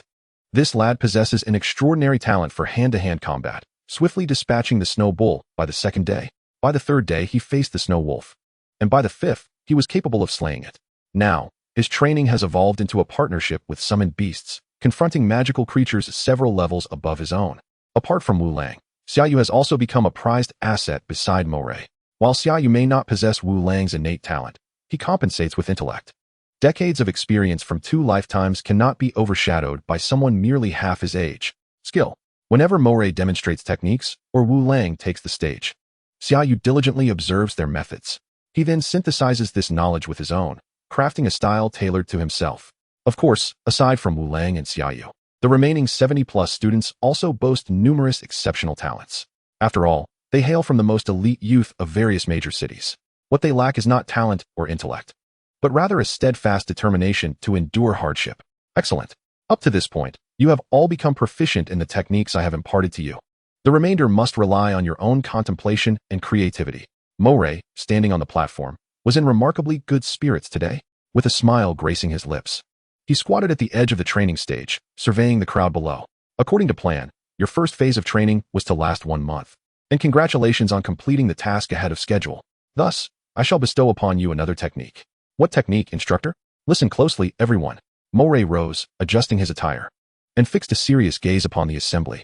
Now, form teams freely, for members per group. You have 1 minute. In an instant, the crowd below began to frantically seek out teammates. Time's up. With a command, the assembly immediately formed into groups of 4, roughly 18 or 19 groups in total. On Xia Yu's side, he naturally partnered with Shi Hao, Wu Lang, and Lin Bufan. It was not that no one wished to collaborate with these individuals. Although they were all peculiar, their strengths were undeniable. Yet, they were all turned down. From this moment on, each quartet will count as a small team, with 1 day's preparation time. Starting tomorrow, you will engage in a 7-day practical training session. Your task is to capture magical beasts. Remember, it is capture. And they must be alive. Roar. No more classes. Observing the jubilant students below, Moray subtly shook his head, his eyes filled with sympathy. Oh, these young ones. They are so delighted to become laborers. Truly, they are sold, yet still counting the coins for others. As for why the magical beasts must be alive, do I even need to explain? These training beasts are sourced from previous cohorts of students who have captured them. There is no business of simply consuming and leaving. One must find a scapegoat to replenish the losses. Thus, these cheerful, jubilant students have become that scapegoat. Have you gathered all your items? Once you step outside, there will be no chance to procure anything more. Within the dormitory of Xia Yu, the 4 of them, with the exception of Lin Bufan, had independently prepared and were somewhat familiar with the wilderness of the northern frontier. Hence, they understood the necessary items to bring, except for Lin Bufan, who had packed a hodgepodge of items that made Xia Yu's eyelids twitch. Bufan, are you certain you can still run with all this on your back? We are not going on a vacation. We are going to capture magical beasts. I know, but these are all useful. Look, there's a centrifuge, an extraction device, a refining apparatus. These can all be used for experiments. For heaven's sake, can you eat this? Where in the wilderness are you going to conduct experiments? With a slap to his forehead, Xia Yu was nearly driven to madness. It seemed this fellow had never spent time in the wild, dragging along various instruments as if he were relocating an office. Ultimately, all those oddities in Lin Bufan's bag were discarded cleanly by Xia Yu and Shi Hao, replaced with essential wilderness supplies. Chapter 35, Temporary Changes. Outside the gates of the Demon Suppression Army Academy, the gradually gathering crowd made Xia Yu sense something amiss. The sheer number of individuals was overwhelming. Looking around, at least several hundred had congregated. Hey, Howsy, do you sense something off? Since battling magical beasts, Shi Hao had become the most insignificant figure in the dormitory. Wu Lang needs no mention. He is a force to be reckoned with. Xia Yu also does not require elaboration. Although his initial performance was lacking, he rose to the occasion, showcasing commendable skill. As for Lin Bufan, this fellow was solely interested in conducting experiments and concocting potions, completely disregarding Shi Hao. Regarding strength, not even Shi Hao could confidently contend with this lad, let alone Wu Lang. The multitude of peculiar items this boy possessed made him formidable. Who could rival the strength capable of toppling the snowball? Thus, the once dreaded Howsy. known as the jade-faced little flying dragon across Nailing, South River, and parts of Tungwu, had now become the least esteemed of the group. Indeed, something feels off. The gatekeeper hasn't berated anyone today, which is rather unusual. Damn it, you're right. Why is the Demon Suppression Army Academy attracting such a diverse crowd? Xia Yu mused about the students gathering, pondering why the gatekeeper was quiet today. With such a thought process, he could truly make a fine officer. God bless the warriors under his command. Hey, you good? Just joking around. From what I've gathered, this mission involves not only our 100-member team, but encompasses all the new students. No wonder. I wondered why the crowd kept swelling. More and more students gathered in front of the academy, each burdened with hefty packs, clustering in groups of 3 or 5. Stand in line. What a sight. You want to be reprimanded again? A snow-white wind and snow demon dog halted before several individuals, as Moray, clad in crisp military attire, leaped down from the creature's back. Instructor Moray, this mission involves more than just our 100-member team, doesn't it? With Moray's arrival, Xia Yu's 100-member team felt as if they had found their anchor, instantly rallying around him. Enough chatter. Form ranks immediately. Commander Shun will arrive shortly. He will explain everything to you. Seeing Moray's serious expression, the crowd dared not ask further questions and quickly organized themselves. Time trickled by, and the gathering at the gate gradually became orderly under the instructor's presence. Roar. A roar of a beast echoed like thunder, and a whirlwind suddenly swept across the open space in front of the gate, sending the accumulated snow soaring. A frost dragon descended from the sky, its massive wings casting a vast shadow. The frost dragon, a legendary grade creature, an adult can reach the strength of Diamond 9 stars. Mastering the power of frost and bearing the bloodline of dragons, it possesses formidable physical prowess. It is undoubtedly a dominant life form. Perched atop the adult frost dragon was a middle-aged man, around 40, dressed in immaculate military garb, with a radiant sun-shaped insignia gleaming on his shoulder. Truly, a commander of such caliber makes an entrance more flamboyant than even Instructor Moray. Xia Yu licked his lips, gazing at the frost dragon, his eyes filled with envy. I remain uncertain as to when I shall elevate the Thunderhawk to legendary quality. Greetings, gentlemen. As the dragon descends, the middle-aged man leaps down, and in the blink of an eye, the dragon behind him dissipates into myriad stars in the air. I am Shinsu, serving in the Northern Theater of the Demon Suppression Army, and I also hold the esteemed title of Honorary Dean at the Academy of the Demon Suppression Army. Strictly speaking, the Academy has very few full-time teachers. Typically, only those who instruct cultural subjects are full-time. In contrast, instructors like Mori and Mai are generally on a rotational basis, selected from various legions to serve in the rear, thus providing them with rest while simultaneously offering resources to the Academy. I am delighted that you have successfully passed the first phase of testing and remain at the Academy of the Demon Suppression Army. However, I must convey some rather disheartening news today, due to the emergence of a spatial wormhole connecting to the realm of the undead in the northern border. The strength of the threat has far exceeded the expectations of the upper echelons of the Demon Suppression Army. The first team dispatched to subdue the interdimensional creatures has suffered catastrophic losses. Given the constraints of distance and time, it is imperative to mobilize a contingent of personnel from nearby. In this frigid expanse of the northern border, the only entity capable of mustering sufficient manpower is the Academy of the Demon Suppression Army. Naturally, such perilous tasks cannot be assigned to these fledgling students who have just entered the Academy. However, the instructors responsible for training are indispensable. Consequently, this necessitates a compression and adjustment of the training regimen for the new students like Xia Yu and his companions. Thus, we have this collective mission, which will also serve as a benchmark for assessing the current cohort of students. Today marks the moment that will determine whether you can successfully enter the Academy of the Demon Suppression Army. The instructors who have accompanied you for a month will likewise embark on a perilous journey, grappling with interdimensional beings for their very lives. I believe they fear not the bloodshed of battle, but rather the prospect of their month of effort going to waste. So, gentlemen, press on. Although aware that Commander Shin's words carry a motivational undertone, Xia Yu could not deny his exhilaration. His blood coursed faster, his body temperature rising, rendering the biting cold less formidable. All present, distribute the beast-catching nets and distress smoke signals. A resilient net crafted from beast sinews was distributed to each student, alongside a 20-centimeter-long distress smoke signal, about the thickness of a thumb. Everyone pay heed. Due to the necessity of providing support to suppress the spatial wormhole, the number of instructors assigned to protect you has been reduced. The effective range of the distress smoke signal in your hands is 10 kilometers. This means you should not overly rely on the hope offered by the smoke signal, as it is quite possible that there are no instructors within a 10-mile radius. Everything will depend on your own efforts. Once all items were distributed, Mori stood at the front of the line, gazing at the youthful faces before him, and his spirits inevitably sank slightly. Instructor Mori, will you also be suppressing the wormhole?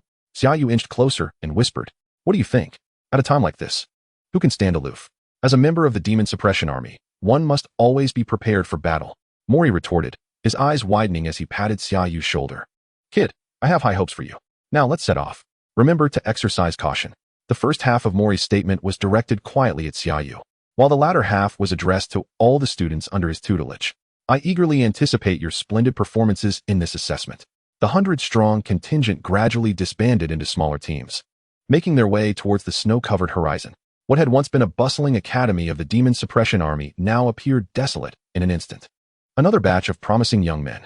I wonder when this will come to an end. By the door, Captain Lee, who had lost an arm, stood tall, solemnly saluting the departing figures. Chapter 36, Waiting for Opportunity. The northern border remains as cold as ever, yet this time, Xia Yu does not feel the same sense of solitude as before. The current mission involves capturing live magical beasts. Although it serves as an assessment, it can still be exchanged for military merit. The exchange rate has slightly increased. A silver 1-star magical beast can be traded for 2 points of military merit. This serves both as a support for the new students and acknowledges that capturing live magical beasts poses a greater challenge than retrieving the deceased. Brother Yu, let's find a place to rest for a while. We've been walking for ages, and I'm starving. Among the four, Surehouse Summoned Beast is a rock war general, of elite quality, possessing strength equal to Xia Yu's, also a silver 1-star. Wulang's Summoned Beast is a Ironback Silver Wolf, also of elite quality but slightly stronger, being a silver 2-star. As for Lin Bufan, this fellow summoned beast is a Sage of the Sacred Wood, of elite quality, a humanoid magical beast. Perhaps due to his obsession with research, this guy's strength is only bronze 8-star, the weakest among the four. Nonetheless, he contributed significantly, providing a red potion before departure. Upon consumption, one can distinctly feel their body temperature rising, the external chill becoming far less daunting. However, this potion is clearly not yet perfected, as its effects are short-lived and the taste is exceedingly unpleasant. It requires further refinement.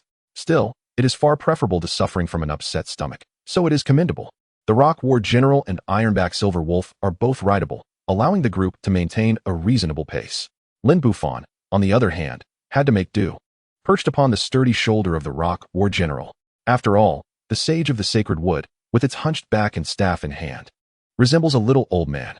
Even with the utmost bravery, one would feel awkward riding on that elderly figure's shoulders. All right, let's find a natural cave, have something to eat, and then we can attend to the main business.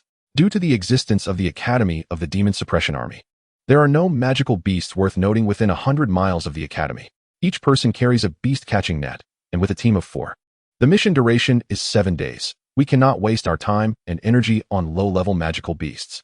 Moreover, with 3 out of the 4 being silver-grade beastmasters, the target for Xia Yu's team must be at least a silver-grade magical beast. The higher the level, the better. The food consists of small beasts captured along the way. Although they had brought a certain amount of ready-to-eat food in their backpacks, such provisions are generally reserved for emergencies. As for water, the northern border is abundant in snow.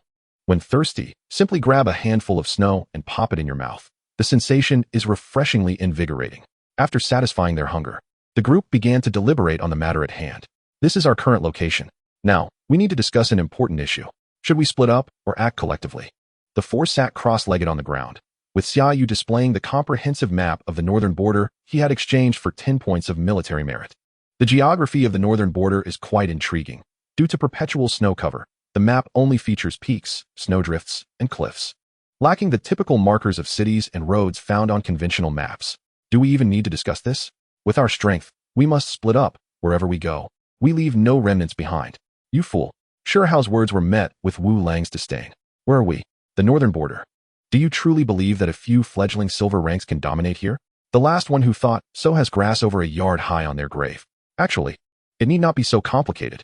The esteemed pharmacist Lin Bufan silently retrieved 2 vials from his backpack and placed them upon the map before him. One contained the blood essence extracted from the body of a snow barbarian bull, while the other was a potion designed to amplify sense. The amalgamation of these 2 substances would render the aroma of the snow barbarian bull's blood potent enough to pervade a radius of 10 kilometers. The vials, one a viscous crimson and the other a crystalline azure, exuded an air of opulence. Indeed, it was a bold undertaking. Attracting other magical beasts through the scent of blood is a common strategy. Yet the addition of a scent-enhancing potion is a feat that only a skilled pharmacist could accomplish with such nonchalance. The cost of these 2 potions could equate to a significant amount of military merit. What extravagance! However, the thought of the ensuing aroma was undoubtedly enticing. On the vast expanse of snow, the 2 potions were poured onto the ground, staining the snow a deep crimson hue. Instantly, a strong scent of blood wafted through the air. Hurry, hide. Prepare for the incoming guests. In terms of military merit, this was indeed a reckless venture. Yet in practical terms, it could determine the fate of a few individuals aspiring to join the official demon-subduing army. Exchanging these 2 potions for 4 official member slots was a worthwhile trade.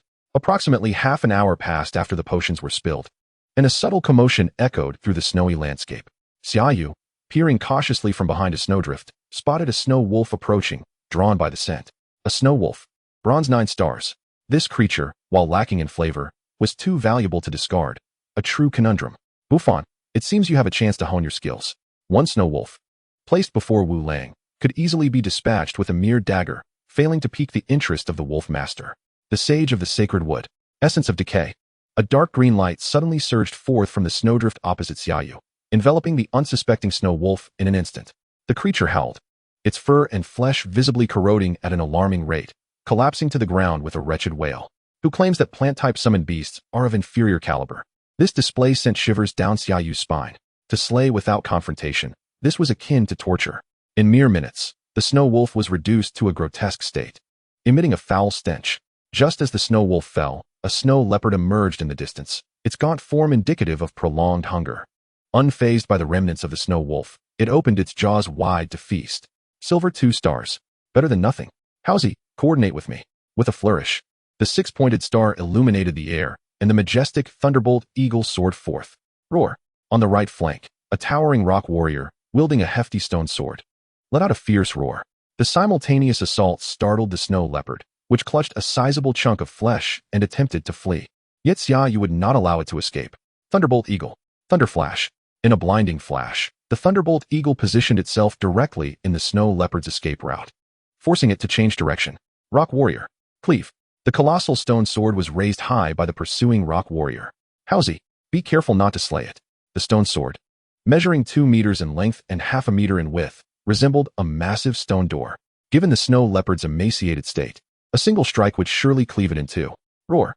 In the instant the stone sword descended, the rock warrior pivoted its wrist, transforming the slash into a crushing blow, striking the snow leopard before it could evade. Without a chance to wail, the snow leopard was forcefully slammed into the snow. What a troublesome situation. It nearly met its demise. The rock warrior lifted its stone sword. Fortunately, the snow was deep enough to spare the snow leopard from certain death. With a net cast, the first trophy was secured. Chapter 37. Battle on the Frozen Ground. Howsy, wolf brother, move in quickly from both sides. The Thunderbolt Eagle unleashed a torrent of purple lightning, while the rock warrior raised its stone sword high, the sharp fangs of the ironback silver wolf piercing the air. The 3, all of silver rank, struck in unison, and a silver 6-star snow ape was swiftly knocked unconscious. With a net cast, the freedom of this snow ape was sealed. A splendid performance. The silver 6-star snow ape, given the exchange rate for this mission, was worth 12 military merits. Each of the 4 garnered nearly 3 points of military merit. For days had passed since the mission commenced, with the first day largely spent on travel. During the remaining 3 days, Xia Yu's quartet adeptly employed an ambush strategy, consistently filling their nets with carefully selected prey. Large game was not considered if it was below silver 5 stars, and small game was disregarded if it fell below silver 2 stars. After all, transporting live magical beasts was a cumbersome task. The round trip spanned hundreds of miles, and only Xia Yu's Thunderbolt Eagle possessed the mobility required. Larger prey could not be accommodated, and lower-ranked beasts were not profitable. Thanks to Lin Buffon's potions, they could afford to be discerning. Howsy, accompany me for a moment. This snow ape is far too large. The Thunderbolt Eagle may struggle with its weight. On the ground, alongside the net-bound snow ape, were 3 other magical beasts, yet their sizes paled in comparison to the snow ape. All right, wolf brother and Buffon, find a place to rest. We'll take care of this. The rock warrior hefted Stonehow onto its shoulder and scooped up the snow ape, striding purposefully towards the academy. With the Thunderbolt Eagle alone, the round trip of 200 to 300 miles would take just over an hour. However, with the rock warrior in tow, the pace significantly slowed, requiring at least 3 hours. Over the span of 4 days, Xia Yu made at least 1 return trip daily. leading to an ever-increasing accumulation of military merit for the four-person team. As of now, their total military merit exceeded 150 points, with nearly 40 points allocated to each member. Xia Yu and Stonehao ventured to report their mission, while Wu Lang accompanied Lin Bufan, the two carefully concealing the battlefield as they made their way towards a distant hillock. The scent of the potions could not be easily controlled. Thus, for a peaceful night's rest, the campsite must be situated upwind and at a safe distance. Roar! As they traversed the frozen ground, a sudden roar echoed nearby, causing Wu Lang, who had been focused on the path ahead, to abruptly raise his head. His vigilant gaze swept the surroundings, hands resting on the daggers at his waist, as a 3-meter-long ironback silver wolf leapt forth. What's wrong? Noticing Wu Lang's alertness, Lin Bufan instinctively reached into his pocket, his fingers brushing over a row of potions. Beastly howls. Not far off. Here they come. Wu Lang's pupils constricted sharply as he shoved Lin Bufan aside, retreating a step away from their previous position. Roar! Beneath their feet, a massive mole, measuring over 2 meters in length, burst forth from beneath the ice. The extreme ice mole. This creature, with its elongated snout and sharp fangs protruding from its lips, stood upright, its front claws measuring over a foot long, revealing the sharpness of its claws through the disrupted frozen earth. You go ahead. I will hold it off. A rare quality, silver 9 stars. Although Wu Lang and Lin Bufan summoned beasts are of a quality surpassing the rare grade by 1 level, they are still at a disadvantage, lagging behind by a full 7 stars. Undoubtedly, even if the two were to join forces, their chances of victory would remain exceedingly slim. Moreover, these creatures dwelling beneath the permafrost possess deteriorated eyesight, yet their sense of smell is exceptionally acute. Thus, even in retreat, they prove to be quite a formidable challenge. With a snap, a potion was hurled, only to be cleaved in half by the razor-sharp claws of the extreme ice mole, the viscous green liquid splattering onto its body. The potion evidently exhibited a potent corrosive quality, as it swiftly eroded the gleaming protective layer of oil on the mole's skin. Let us go. At this point, retreat seemed imperative. I must escape. Lin Bufan adjusted his thick glasses perched on his nose, then produced a vividly colored potion to toss to Wu Lang. Catch. This is a hallucinogenic potion extracted from the illusion butterfly. It will confuse its sense of smell. With a bronze 8-star status and a summoned beast ill-suited for combat, Lin Bufan recognized that aside from distracting Wu Lang and throwing off his combat rhythm, he could do little else. Therefore, making a hasty exit would enable Wu Lang to face the extreme ice mole with his full strength, significantly enhancing his chances of escape. Do not linger in battle. Retreat promptly. I shall await you at the designated spot. Without looking back, Lin Bufan fled, and the extreme ice mole did not pursue, its twitching nostrils fixating on the tautly muscled ironback silver wolf instead. Copper-headed, iron-minded, tofu-wasted. This saying captures the essence of wolves. Yet the ironback silver wolf compensates for such shortcomings. Its back, clad in a lustrous silver coat akin to iron plating, greatly enhances its waist's defensive capabilities. As man and wolf alternated in their movements, the fruits of Moray's training became evident. Despite being 7 levels inferior to the extreme ice mole, Wu Lang found himself at a disadvantage but did not face a total rout. Claws and blades clashed, weaving a tightly knit tapestry of blades. No matter how sharp the extreme ice mole's claws, they struggled to inflict significant harm on Wu Lang. However, the most troublesome aspect of the extreme ice mole was not its claws, but its remarkably swift tunneling technique. It leapt, breaking through the ice, and in an instant, the mole vanished from Wu Lang's sight, only to re-emerge unexpectedly. Though Wu Lang maintained his initial composure, discerning the mole's movements proved challenging, leaving him to endure the blows passively. Transforming his dual blades into a single edge, Wu Lang grasped the potion Lin Bufan had thrown him, pressing tightly against the ironback silver wolf's flank. Blood continued to seep from the wounds on his legs, dampening his trousers and dripping onto the transparent ice below. His slightly trembling right leg betrayed his struggle against the pain coursing through it. With a sudden crash, the ice beneath him shattered. I've been waiting for you. Stumbling, Wu Lang executed a roll on the ground, thrusting the dagger in his right hand forcefully. The sound of flesh tearing resonated as the extreme ice mole's claws raked across Wu Lang's right arm, warm blood spraying forth in an instant. But at that very moment, Wu Lang's dagger plunged deep into the mole's back. A roar of anguish erupted from the extreme ice mole as it thrashed violently, attempting to dislodge the intruding object from its back. Yet, after waiting so long, Wu Lang would not let this opportunity slip away. His left hand swung wide, the potion crashing against the mole's nostrils. The vibrant concoction erupted from the vial, drenching the mole's head. Ironback silver wolf. release and retreat. In a fluid motion, Wu Lang relinquished the short dagger and leaped onto the ironback silver wolf's back in the vast expanse of white wilderness. As the ironback silver wolf felt Wu Lang's presence, it turned and began its frantic flight. Wu Lang dared not flee in the direction Lin Bufan had taken. Fearing he might catch up with his companion fleeing on foot, a furious roar erupted behind him as the extreme ice mole howled in rage, blood trickling from his pant leg and splattering onto the ice. Chapter 38. Cut that bastard. Damn it. A snow mound on a peak. A kilometer away from the battle site between the extreme ice mole and the ironback silver wolf, suddenly stood upright, shaking off the snow that clung to its form. It was a figure clad in a white cloak, who waved a hand, causing the distant extreme ice mole to dissipate into a swirl of light. Watching the silhouette of Wu Lang riding the ironback silver wolf vanish into the distance, the figure uttered a curse before turning away. The potion extracted from the illusion butterfly was not merely capable of confusing the extreme ice mole's sense of smell. As an elite-grade creature, the illusion butterfly's most potent weapon is its ability to conjure illusions. The substances it secretes directly stimulate the brain of any creature, inducing hallucinations. The man in the white cloak did not wish to intercept Wu Lang. He simply found it impossible. His extreme ice mole had succumbed to chaos and could not receive his commands. With no other choice, he could only forcibly recall it. In the snowy expanse, Wu Lang tore a strip of cloth from the hem of his garment, biting down to bandage his wounds hastily. The only advantage of the frigid environment was that injuries were less likely to become infected. Assessing the direction and confirming that the extreme ice mole had not pursued him, Wu Lang mounted the ironback silver wolf once more, taking a wide detour toward the agreed-upon rendezvous point. Stop. There are signs of battle here.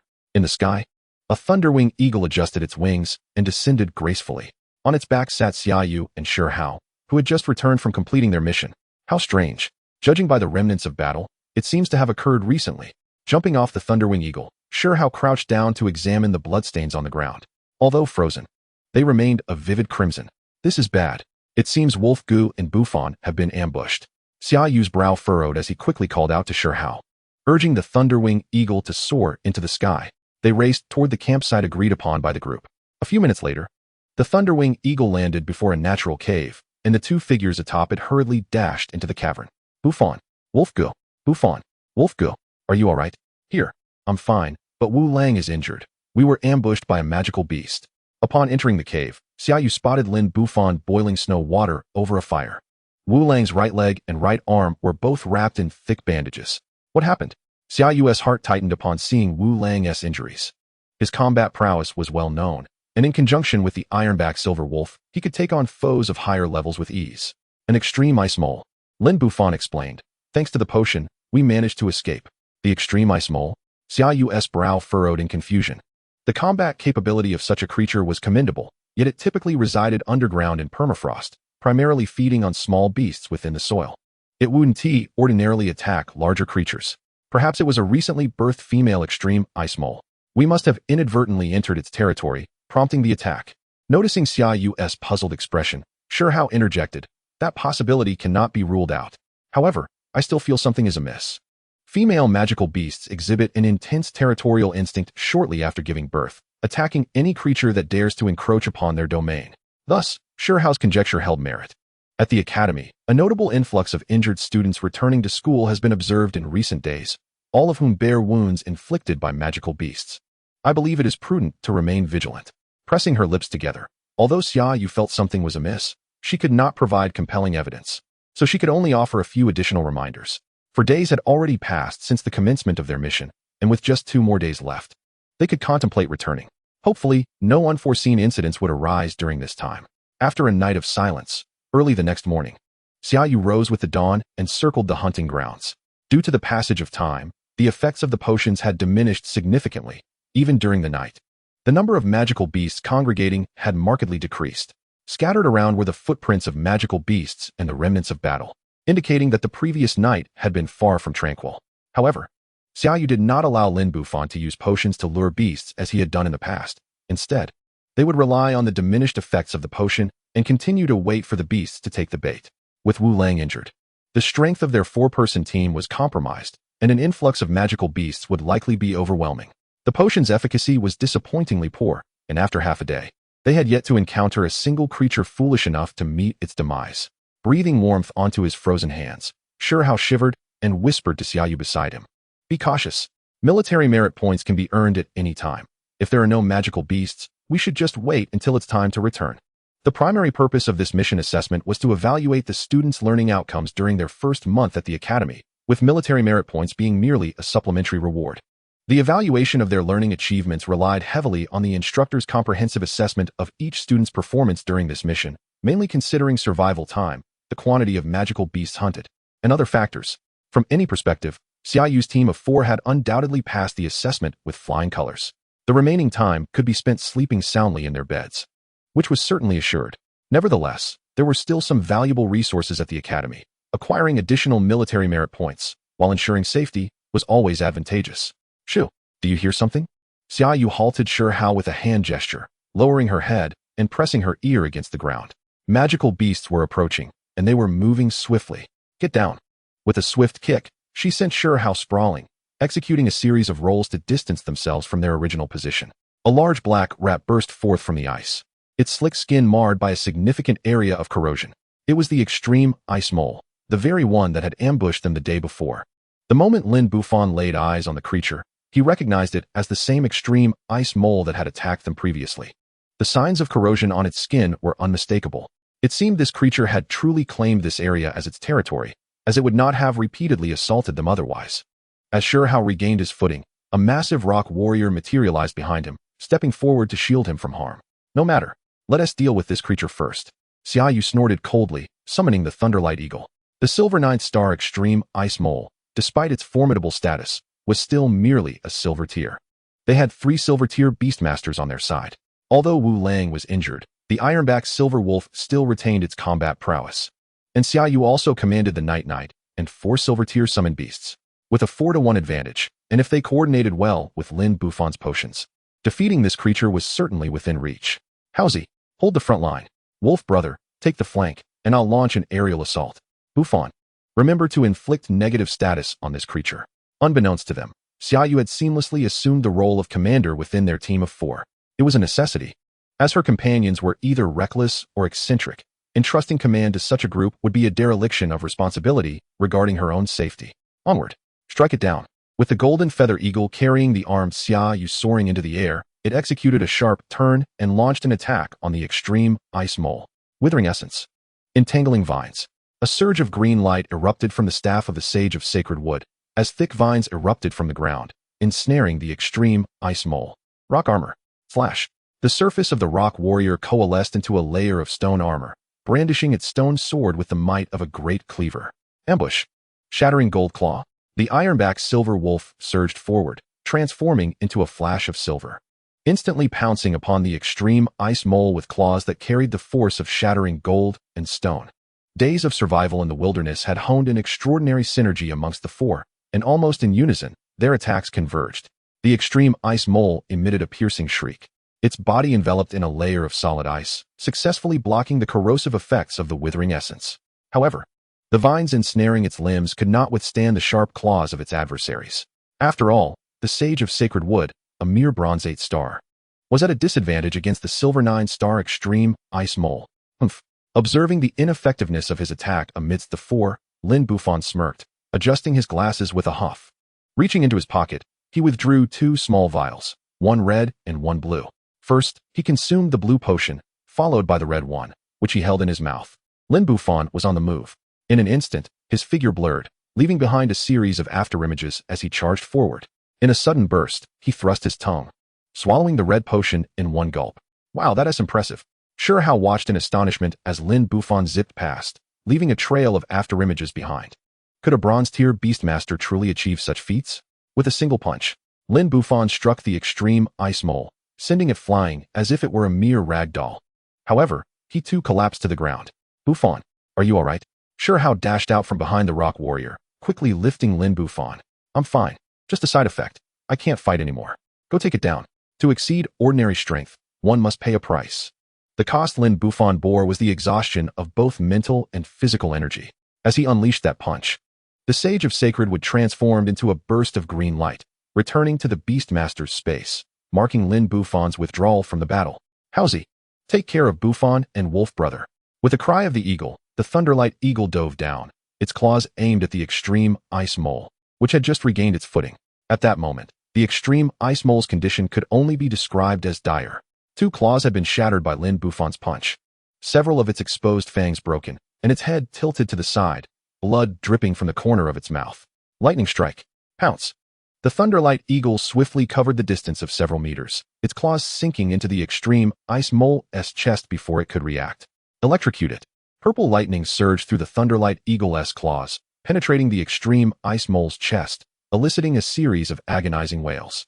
Seizing the opportunity presented by the paralysis, the Thunderlight Eagle grasped the extreme ice mole and soared into the sky.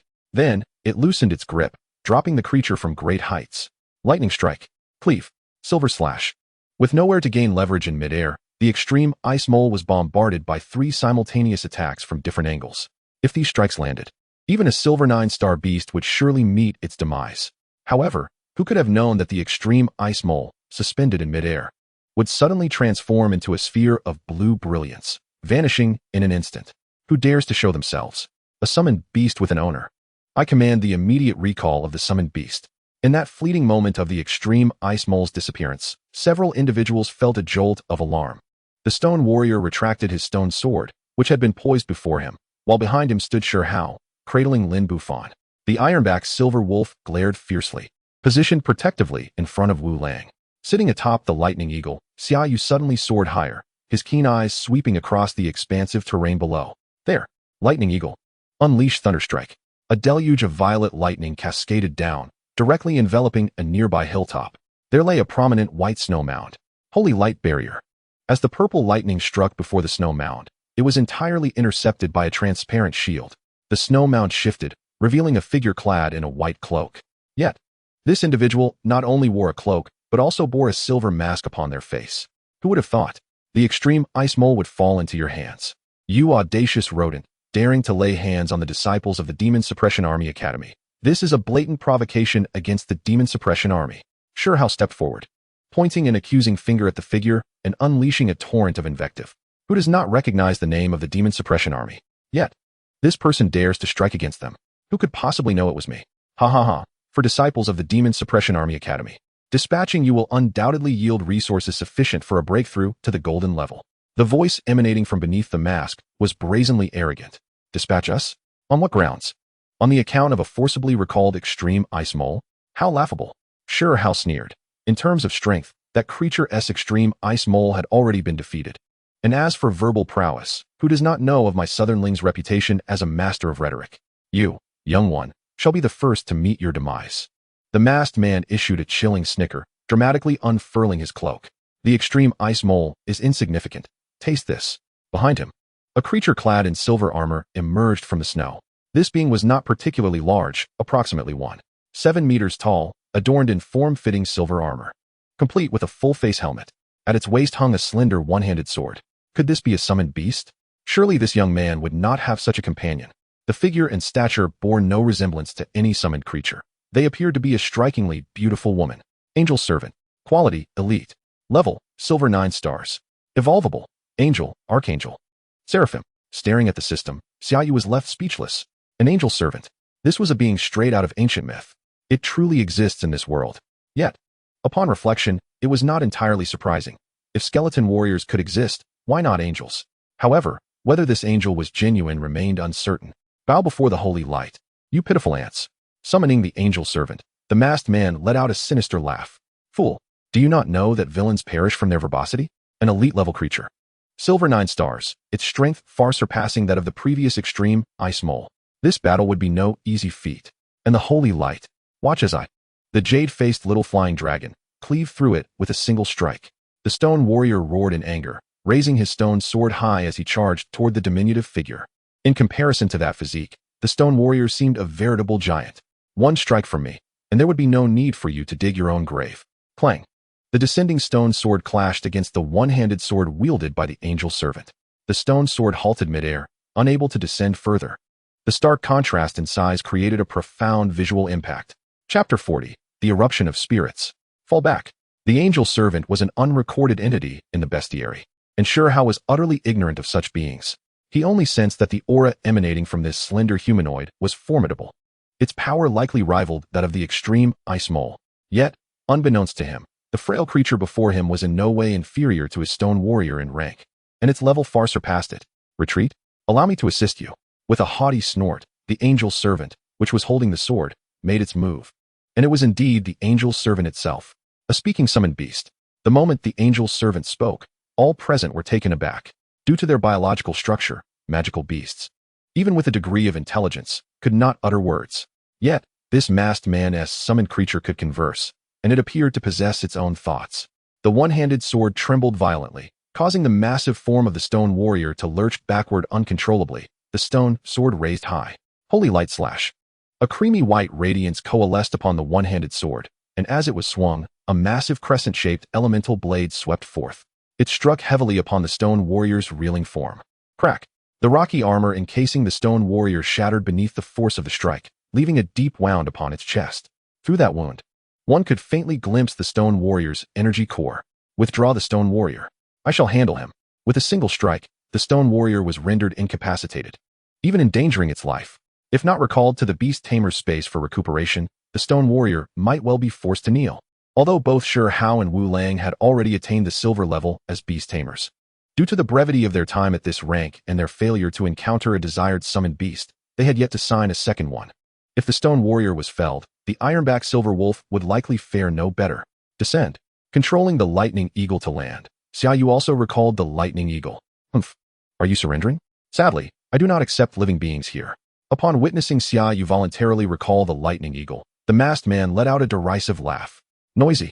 The angel's servant, sword in hand, issued a rebuke, causing the masked man to falter momentarily, instinctively closing his mouth. Surrender? You are not worthy. Merely a silver 9 stars. And yet you think this could compel Xia Yu to capitulate. If so, he might as well bury his head in shame, with a system at his disposal. While others were strategizing their beginnings, if word spread that he, a member of the crossing army, had a system and perished before even reaching the 3rd episode, how could he continue to navigate amongst the crossers? Arise, Dark Knight Warrior. A black 6-pointed star materialized, and a dark-clad swordsman slowly emerged. Dark attribute, undead attribute, silver 9. Silver 9 stars. Shi Hao, observing the imposing Dark Knight Warrior, was left speechless in astonishment. Silver 9 stars. That was 9 stars. Just one step away from ascending to the golden level. One must understand that a golden level summoned beast could successfully graduate from the academy and enter the military, becoming a battalion leader. Yet, this fellow had only been a freshman for less than 2 months. Not to mention being a freshman. Even a student 1 grade higher than Xia Yu would be considered the undisputed top contender at silver 9 stars. Indeed, the Dark Knight Warrior currently stands at silver 9 stars, having expended a staggering 125,000 experience points. Xia Yu immediately elevated the silver 1-star Knight Warrior to silver 9 star. The once amassed 150,000 experience points dwindled down to a mere 20,000, just sufficient to raise the Thunder Eagle by 2 levels. Light and darkness, a relationship of inherent mutual restraint. Xia Yu was quite eager to discern which was stronger. Inflicting harm upon 5 fingers is not as effective as severing a single digit. If one must act, one must do so decisively. Were it not for the insufficient experience points, Xia Yu would have aspired to elevate the Knight Warrior directly to the golden tier. Frugality was not in Xia Yu's nature. He preferred to leap directly to the pinnacle. An angelic servant, you say? Soon, I shall send you to meet your deity. Creatures of the undead realm. How audacious to forge a pact with a mere human. Huh. Allow me to purify you with the holy light. The angelic servant let out a cold laugh, as a milky white aura coalesced upon its sword, unleashing another holy light slash towards the Knight Warrior. Crack, crack, from beneath the mask of the Knight Warrior. The sound of bones grinding together echoed as it retrieved 2 ebony bone blades from its back. Night slash. A larger black blade of light surged forth in an instant, shattering the milky white blade of holy light with overwhelming force upon contact. The remaining black blade struck heavily against the rushing white figure. Thud. In the aftermath of a single strike, the superiority was evident. The Knight Warrior, having acted second, effortlessly breached the defenses of the angelic servant with but a single blow, inflicting injury. Dark energy clung to the angelic servant's chest, a manifestation of death's power, seeking to burrow into its body like a malignant growth. Servants are but servants. They don't even qualify as birdfolk, their strength lacking immensely. With a cold chuckle, Xia Yu regarded the white figure clutching its chest. Damnable ants. All must perish. Provoked by Xia Yu's taunt, The angelic servant erupted in fury, its white radiance intensifying, its momentum surging rather than waning. It bore the aura of an imminent ascension to the golden tier. The deathly energy upon its chest was cleansed by this sudden surge of light, the wounds visibly healing at a remarkable pace. The angelic form, immortal and indestructible, the holy light descends. While the angelic servant's power ascended, the masked man clutched his head, emitting a wretched scream. It appeared the enhancement of the angelic servant's strength was not unrelated to the masked man's condition. Yet, the backlash was excessively severe. Ultimately, the angelic servant's power reached the pinnacle of Silver 9-star, feeling but a step away from entering the realm of gold. Useless. Were it not for your hindrance, I would not have fallen to the silver tier. Acutely aware of the dearth of power coursing through it, the angelic servant cursed the moaning masked man lying behind. Nevertheless, this was sufficient. Judgment Blade. A radiant light manifested, this time in the form of an even more dazzling white blade. Though small, this blade was more concentrated. Night Warrior. Night Cross Slash. Both blades in unison. A colossal black cross materialized instantaneously. It cleaved directly towards the white blade. The black and white blades collided fiercely in midair, lacking the intense elemental clash. The two elemental blades emitted a hissing sound akin to cold water meeting molten iron as they vaporized. Shadow Flash. The black cross ultimately faltered, cleaved in twain by the milky white blade. And within the striking range of the milky white blade, the Night Warrior instantaneously transformed into a shadowy figure, evading its original position. Bang! The milky white blade pierced through the afterimage left by the Night Warrior, striking the ground with tremendous force. The more than 1 foot thick layer of ice shattered and flew apart. Even the moist soil beneath was blasted into a deep crater. Evidently, this strike possessed formidable power. Temporary enhancements to strength. Do we not possess such means? The combat prowess of the angelic servant instantly elevated a tier, yet the Night Warrior had similar capabilities. Night Warrior. Spectral Eruption. Chapter 41. Clear Grievances. A piercing scream erupted, as countless ghostly energies surged from beneath the Night Warrior's armor. Simultaneously, the Night Warrior's aura began to rise. Die. Upon witnessing this scene, the angelic servant was propelled into a frenzy, stepping forward as holy light coalesced upon its single-handed sword, charging towards the Night Warrior. Crack, crack, beneath the armor. Responding to the angelic servant, the Night Warrior also sprang into action. Both blades drawn, its towering figure swiftly closed the distance between them. One blade blocked, the other thrust forth. Sneak attack. Driven by shadowy power, the ultimate speed combined with the sharpness of the bone blades, a skill originally intended for assassination, now unleashed by Xia Yu with an element of surprise. The single-handed sword flew high. Golden blood gushed from the angelic servant's abdomen. One ebony bone blade fully penetrated its midsection. The angelic servant was bereft of vitality, collapsing to the ground, while the masked man lay on the ground, clutching his head and wailing in anguish. Subsequently, he fell heavily to the ground, unconscious. Capture this fellow. Retreat. The battle concluded. The Night Warrior's form transformed into a shadow, gradually vanishing from sight. Cradling the exhausted and unconscious Lin Bufon, the group of four supported each other as they hastily evacuated the battlefield. As for the unconscious masked man, he was bundled with a beast sinew net and hoisted by the giant rock warrior, dragged along. Within the pitch-black cavern, a spark ignited, transforming into a roaring bonfire that illuminated the entire cave. I'm truly in awe. From this day forth, brother you are truly my own brother. You let me chase dogs, and I will never chase chickens.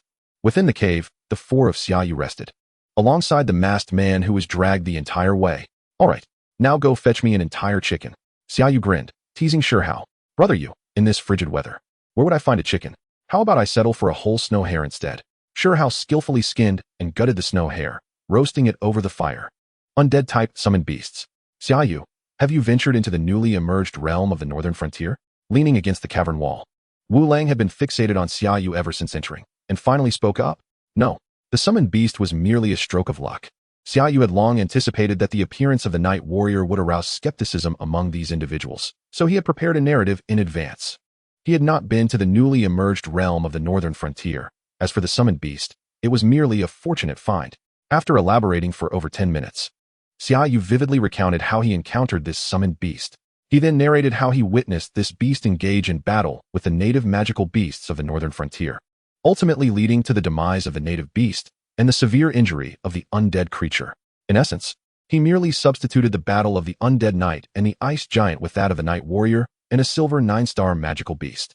Subsequently, The severely wounded knight warrior was fortuitously claimed by him as he passed by, forcibly signing a pact. Farewell, everyone. I may need to separate from you for a while. For the sake of my future, I must go keep watch. After hearing Xia Yu's vivid description, Shihao's eyes widened in disbelief. This tale was more fantastical than those found in novels. Whatever it takes, I must bring my bedding and stake out in that place. After all, it is an undead-type summoned beast. Spare me. With your capabilities, you would merely become another undead creature. Wu Lang shot a glance at Shihao. Yet he found Xia Yu's words to be more credible. In the pursuit of knowledge at the same esteemed academy, Wu Lang encountered a plethora of spectral entities along his journey, at times tempted to forge a pact with them. However, due to his limited understanding of these undead beings and the varying levels of their strength, either exceedingly powerful or woefully weak, he was unable to successfully establish a contract. Summer Yu's account aligned perfectly with his own knowledge, merely attributing it to a stroke of good fortune. What shall we do next? Shall we continue our hunt for magical beasts? Shihao scoffed, sitting upon the ground, casting a glance at Summer Yu. I don't know. Let us interrogate that fellow first. Rising to his feet, Summer Yu approached the still unconscious masked man and swiftly removed the silver mask from his face. Beneath it lay a perfectly ordinary visage. Likely belonging to a man in his 30s, his brow furrowed in distress. Howsy, fetch some snow water. The icy water was poured directly onto the masked man's face, the frigid shock rousing him from his stupor. Ah, so cold. What is your name? What do you do? Summer Yu frowned, delivering a kick that sent the masked man sprawling back to the ground as he attempted to rise. Wah, so cold. Daddy, I'm so cold. To their astonishment, the masked man began to weep, calling out for his father as tears streamed down his face. Is he really that foolish? Shihao approached, his expression riddled with confusion at the stark contrast in behavior from before. You give it a try? Summer Yu mirrored his perplexity. The man seemed utterly transformed upon awakening. The sight of him blubbering with snot added an unexpected flare of theatrics. Nephew, call me uncle. Shihao leaned in, ruffling the masked man's hair. Wah, no? I want daddy, Wah. Do not cry.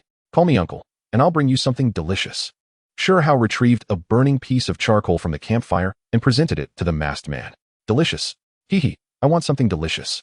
The masked man's attention shifted to the charred wood, and he ceased his weeping, opening his mouth to bite down on the burning coal. Goodness, has he truly lost his wits? Shihao exclaimed, discarding the half-burnt charcoal as the masked man screamed in agony. It's certainly a possibility. It could be a backlash from his mental energy. When he summoned that radiant creature earlier, a similar mental backlash occurred. Perhaps its demise triggered this state. Wu Lang pondered aloud, offering his conjecture. So what do we do now? Release him? Release him? Are you jesting with me? Summer Yu's eyes widened in disbelief as he stared at the seemingly innocent Shihao. Just hours prior, this man had sought to eliminate them. Now, after capturing him, you suggest letting him go? Summer Yu had closely observed the masked man's behavior. It didn't appear to be a ruse, yet that was no justification for his release. First, we bind him. Regardless of whether he feigns or not, we will take him back to the academy tomorrow and report him. Summer Yu was well aware of the tale of patience and endurance. After all, Sun Bin had once feigned madness to escape the clutches of Pang Wan. A mere piece of burning charcoal was insignificant when weighed against his life. They would return to the academy and ascertain any potential value he may possess. Even if he proved worthless, Summer Yu would ensure he did not leave his side alive. A man of honor should stand firm against evil, distinguishing between gratitude and enmity.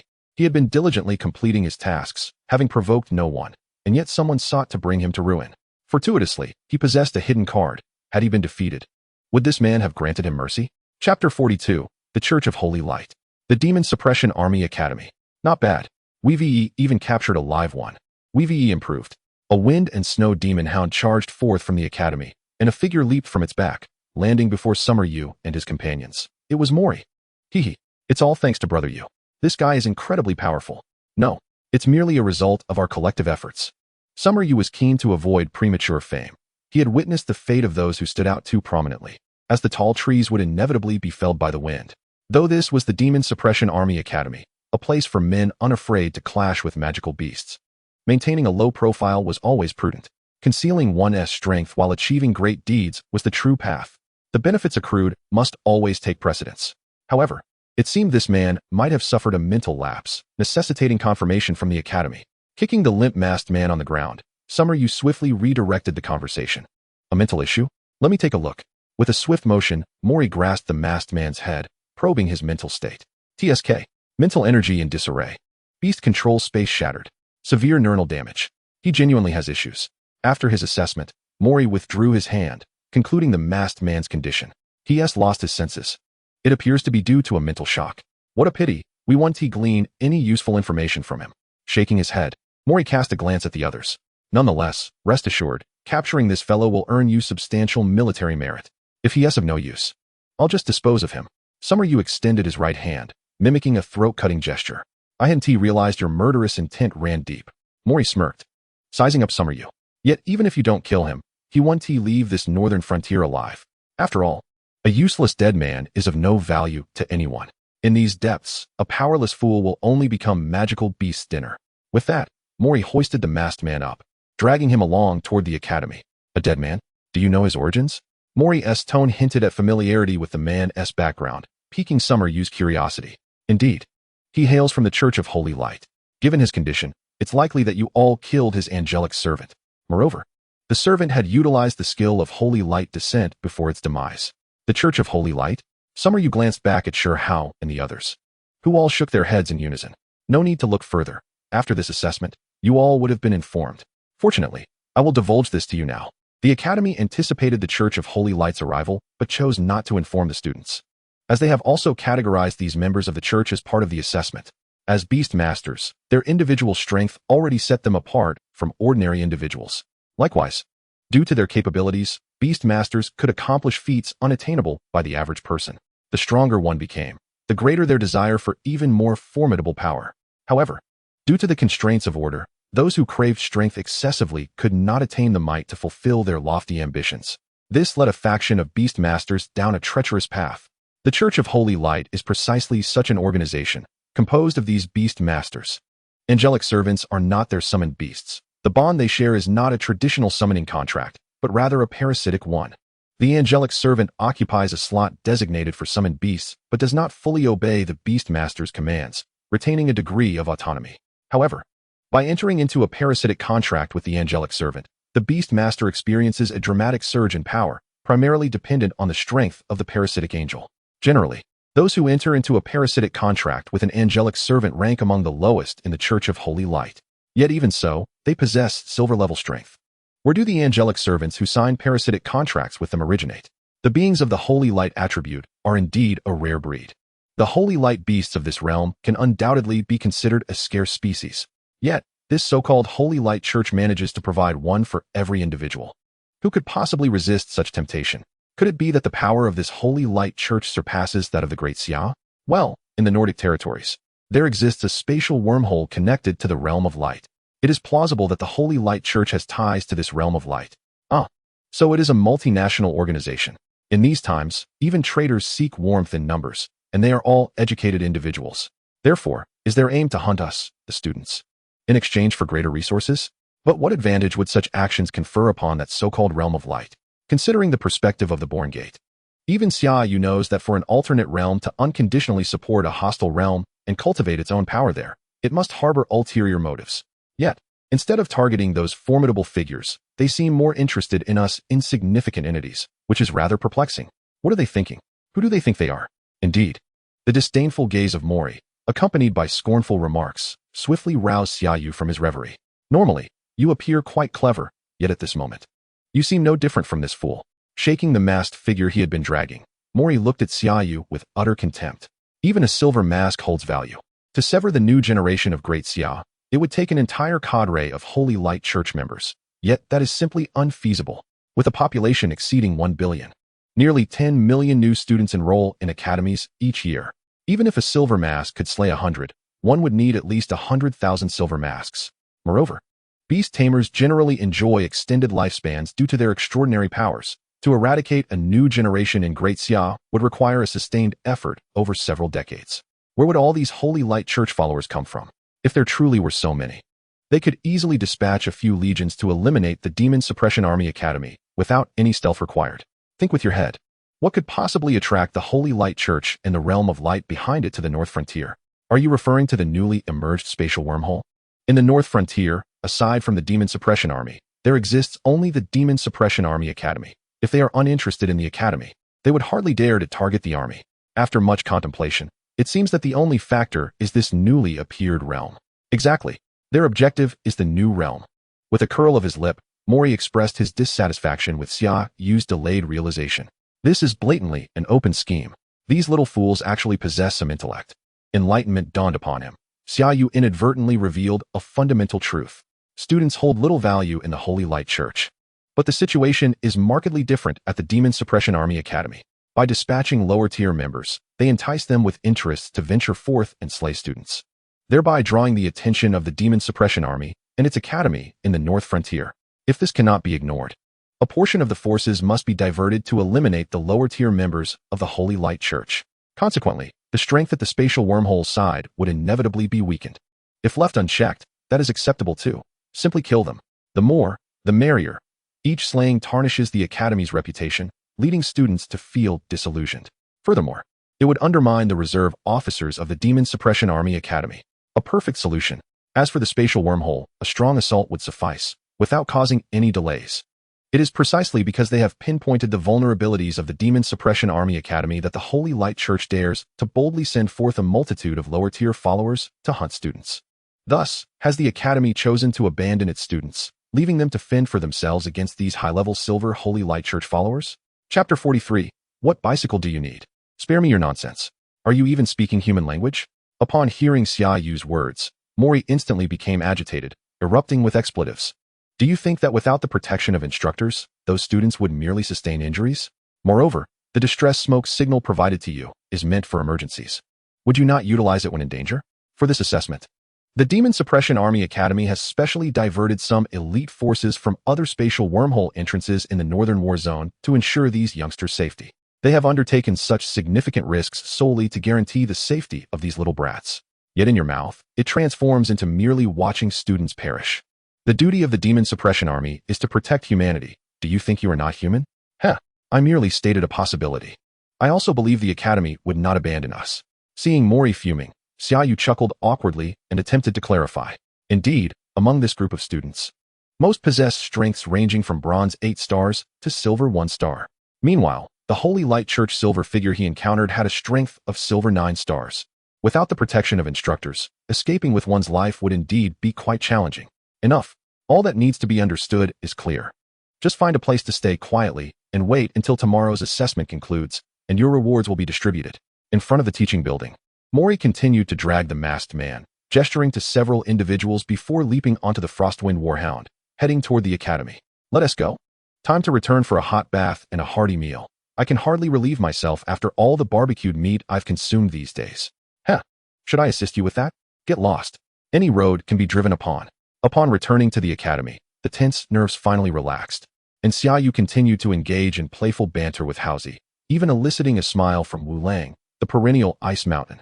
The next day, in the outdoor training ground of the Demon Suppression Army Academy, 700 individuals formed 7 orderly groups of 100, standing atop the training platform, dressed in military attire.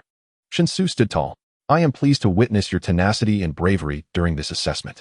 718 individuals, facing both the beasts and the traitors of the Holy Light Church, managed to withdraw unscathed.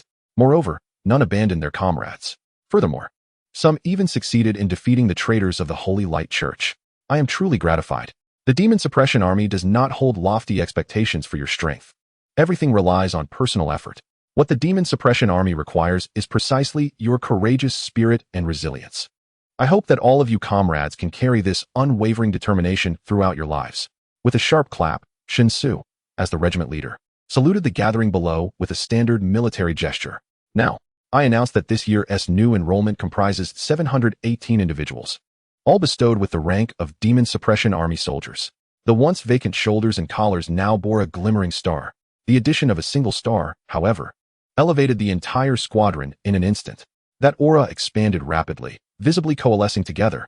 The conferral ceremony concluded, marking the finalization of this year's new students. Correspondingly, the military merit points for this mission have been distributed. Xia Yu's small team of 4 garnered a total of 164 military merit points from hunting beasts, amounting to 41 points per individual. The major share was attributed to the masked man, according to Mori. The academy leadership initially intended to double the hunting results for a few individuals.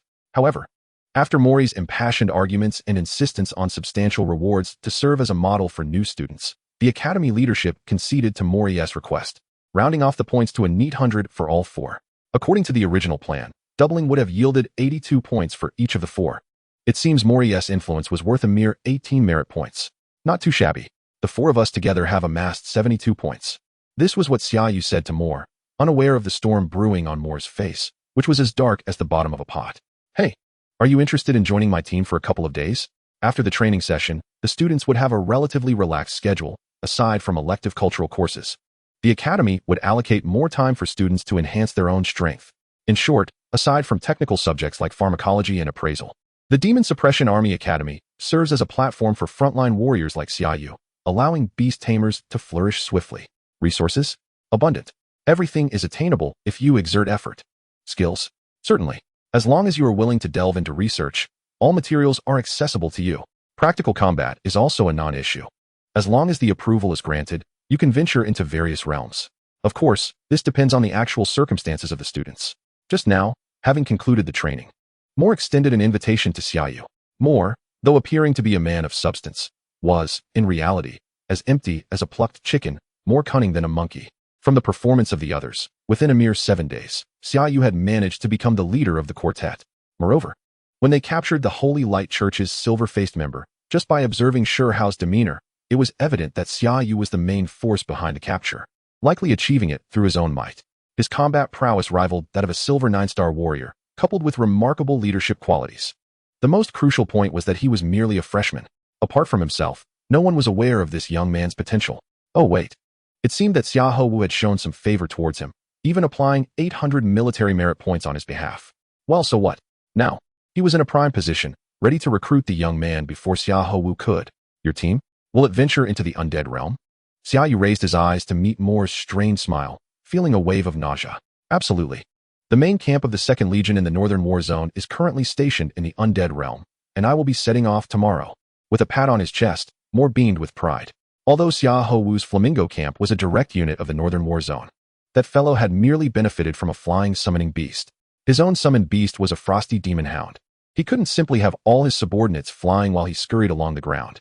On one hand, this would undoubtedly affect speed. On the other, it would undermine the commander's authority. Are you in such a hurry? Tomorrow you set off, while Xia Yu intended to tour the major realms. After all, this was a condition presented upon enrollment. He hadn't anticipated Mor's schedule to be so tightly packed. If it weren't for your assessment, I would have arrived long ago. Just tomorrow, if you want to go, wait for me at the entrance early in the morning. If you miss this opportunity, there won't be another. Mor chuckled and left, hands behind his back. As long as this young man was intrigued, he was confident he could persuade him. Chapter 44, The Major Realm. Hey brother you, do you think Instructor Mor will agree to take me along? The howling cold wind swept through the front gates of the Demon Suppression Army Academy, where two figures were pacing back and forth. One was Xia Yu, and the other was Xia. Xia Yu planned to explore the undead realm, as the experience points accumulated by the Dark Knight Warrior had nearly been exhausted. Spending too much time within the academy, devoid of battles and magical beasts, had rendered his experience growth almost negligible. Hunting scattered magical beasts outside offered a painfully slow accumulation of experience points, akin to a tortoise's crawl. The battle in the beast tide of Mabe City had taught Xia Yu the value of seeking opportunities in conflict. If he wanted rapid experience growth, he needed to go where the battles raged. A well-placed thunder strike could yield a gratifying sense of accomplishment. As for Xia, once he learned of Xia Yu's intention to venture into the undead realm, he insisted on tagging along. Xia Yu's Dark Knight Warrior had thoroughly excited him, and his robust physique greatly favored the thrill of close combat. Given that his first summoned beast was a rock war general, it was evident that Xia was eager to explore the undead realm. It was a fortunate coincidence. On the other hand, Bu Fan and Wu Lang were preoccupied, one with improving potions, and the other still wrapped in bandages. They couldn't join, even if they wished to. Are you asking me? Whether you can accompany us, I can't say, but I do have a good idea. Stamping the snow off his boots, Xia Yu tightened his cotton coat. What brilliant idea. When Instructor Mor arrives, throw yourself to the ground and start crying. If he refuses to take you, don't get up. That would be a bit beneath my dignity. I am the jade-faced. All right. Then you might as well go back and keep Bu Fan and Wolf Brother company. A smile crept across Xia Yu's face as he watched Xia struggle with indecision. Fine. For the sake of the undead realm's summoned beasts, I will kneel. Thumping his thigh, Xia gritted his teeth and agreed. Before long, the frosty demon hound appeared from within the academy, halting before the two. Instructor Mor. Oh, my dear Instructor Mor. Xia, shut your mouth. Mor's expression darkened. He hadn't even died yet. and Hao was already wailing. Did you bring him along? Casting a sidelong glance at the kneeling Hao, Moore sighed and turned to Xia Yu. Absolutely not. This has nothing to do with me. He insisted on tagging along. Xia Yu quickly distanced himself from the matter. Instructor Moore, please take me along. I can take a beating, and I'm willing to face any challenge. Rest assured, I will shield you from all harm. Hao patted his sturdy chest, vigorously promoting himself. For the sake of the undead summoned beasts, he had to win over Moore. The undead realm was currently in its early stages, with fierce battles raging. Generally, the demon suppression army was responsible for the initial suppression, driving the emerging interdimensional creatures back. Subsequently, they would establish a stronghold in the realm, unless casualties were severe. Personal and external group requests for battle would typically not be accepted during this period.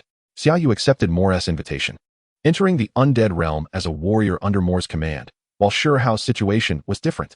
Without Moore's consent, given his abilities, he would certainly not pass the approval. Just you? You're even weaker than a common soldier. What is the point of going? Are you seeking death? Moore was well aware of Hao's capabilities, a silver one-star rock war general with decent potential and enthusiasm. Given some time, he could become an excellent warrior. However, in the current context of the fiercely contested undead realm, he seemed slightly underqualified. Xia Yu, brother Yu. Seeing Moore's disapproval, Hao turned to Xia Yu for help. You look at me, Fine. Instructor Moore, please take him along. Unable to endure Hao's desperate gaze any longer, Xia Yu was left with goosebumps. Bringing him along. You must ensure his safety. On the battlefield, blades and arrows have no eyes. I can't afford to babysit him. Rest assured, this fellow is as resilient as a cockroach. He possesses an extraordinary tenacity for survival. Indeed, with my robust physique, I can endure quite a lot. Upon sensing a glimmer of hope, Hao's spirits were instantly lifted. Let us proceed. Remember, do not cause any trouble for me. One Summer Yu is manageable, as this lad at least knows his limits. Yet, Hao is as reckless as a bull. The two of them together give Moray cause for self-doubt. Was bringing these two along a hasty decision? Hearing that he would be joining, Hao chuckled, brushed the snow off his knees, and promptly climbed atop Moray's Frostfang beast. Hee. My giant rock warrior is rather sluggish. I fear I may impede your progress. Alas. Shaking his head, Moray lightly tapped the back of the Frostfang beast with his toes, and the golden tier creature surged forward in an instant. Thunderhawk, keep pace. The initial merging of the spatial wormholes connecting the two realms creates quite the commotion. It is akin to connecting two horizontal pipes. One must first breach the dimensional barrier. Subsequently, as the spatial wormhole stabilizes, the previously ruptured barrier will gradually restore itself, resulting in diminished fluctuations. This expedition to the northern frontier is markedly different from the last. Sightings of undead creatures are exceedingly rare. It appears that the outer encirclement has been nearly completed. The further Moray led, the more Summer Yu could sense the chaotic elemental currents. Upon reaching the spatial wormhole, he felt as though he could perceive colorful ribbons dancing in the air. These are not celebratory streamers, but rather tangible elemental particles. Is this truly a spatial wormhole? It is astonishingly vast. As they approached within several kilometers of the wormhole, the chaotic elemental currents compelled Summer Yu to descend from the air. However, even from a distance, he was profoundly awestruck. Initially, Summer Yu had envisioned the spatial wormhole as merely a pipe, perhaps 3 to 5 meters in diameter, at most 10 meters. Yet now before him stood an enormous archway towering several hundred meters high and over 100 meters wide.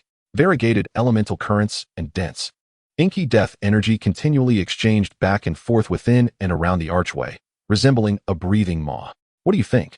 Are you not taken aback? I was similarly astonished upon my first encounter. However, I had never previously visited such a grand dimension. Even the smaller realms possess wormholes spanning dozens of meters. Dimensions are categorized by rank? Indeed, Moray explained, as Summer Yu and Hao listened with wide eyes, the trio hastening toward the colossal archway. Chapter 45. Entering a foreign dimension.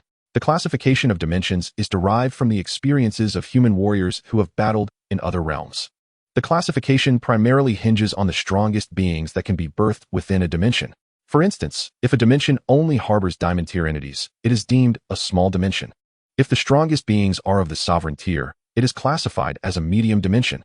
In contrast, a dimension like the undead realm, where the most formidable beings transcend sovereign status and achieve immortal existence, is categorized as a large dimension. Immortal tier, surpassing sovereign rank. It is the pinnacle level among human warriors.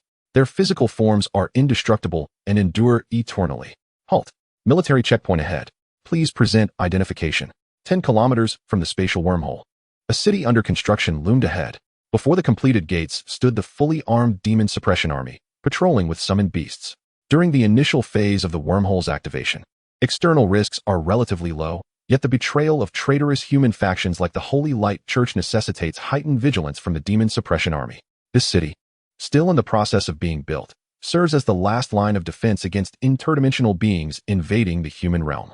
Naturally, the demon suppression army's long-standing principle is to engage the enemy within foreign dimensions, striving to avoid conflict in their own realm. Presenting his demon suppression army badge to the patrolling soldier, the warrior utilized a portable device to read the badge's information, comparing it with Moray's details multiple times before granting passage. Of course, neither Summer Yu nor Sure How could escape scrutiny.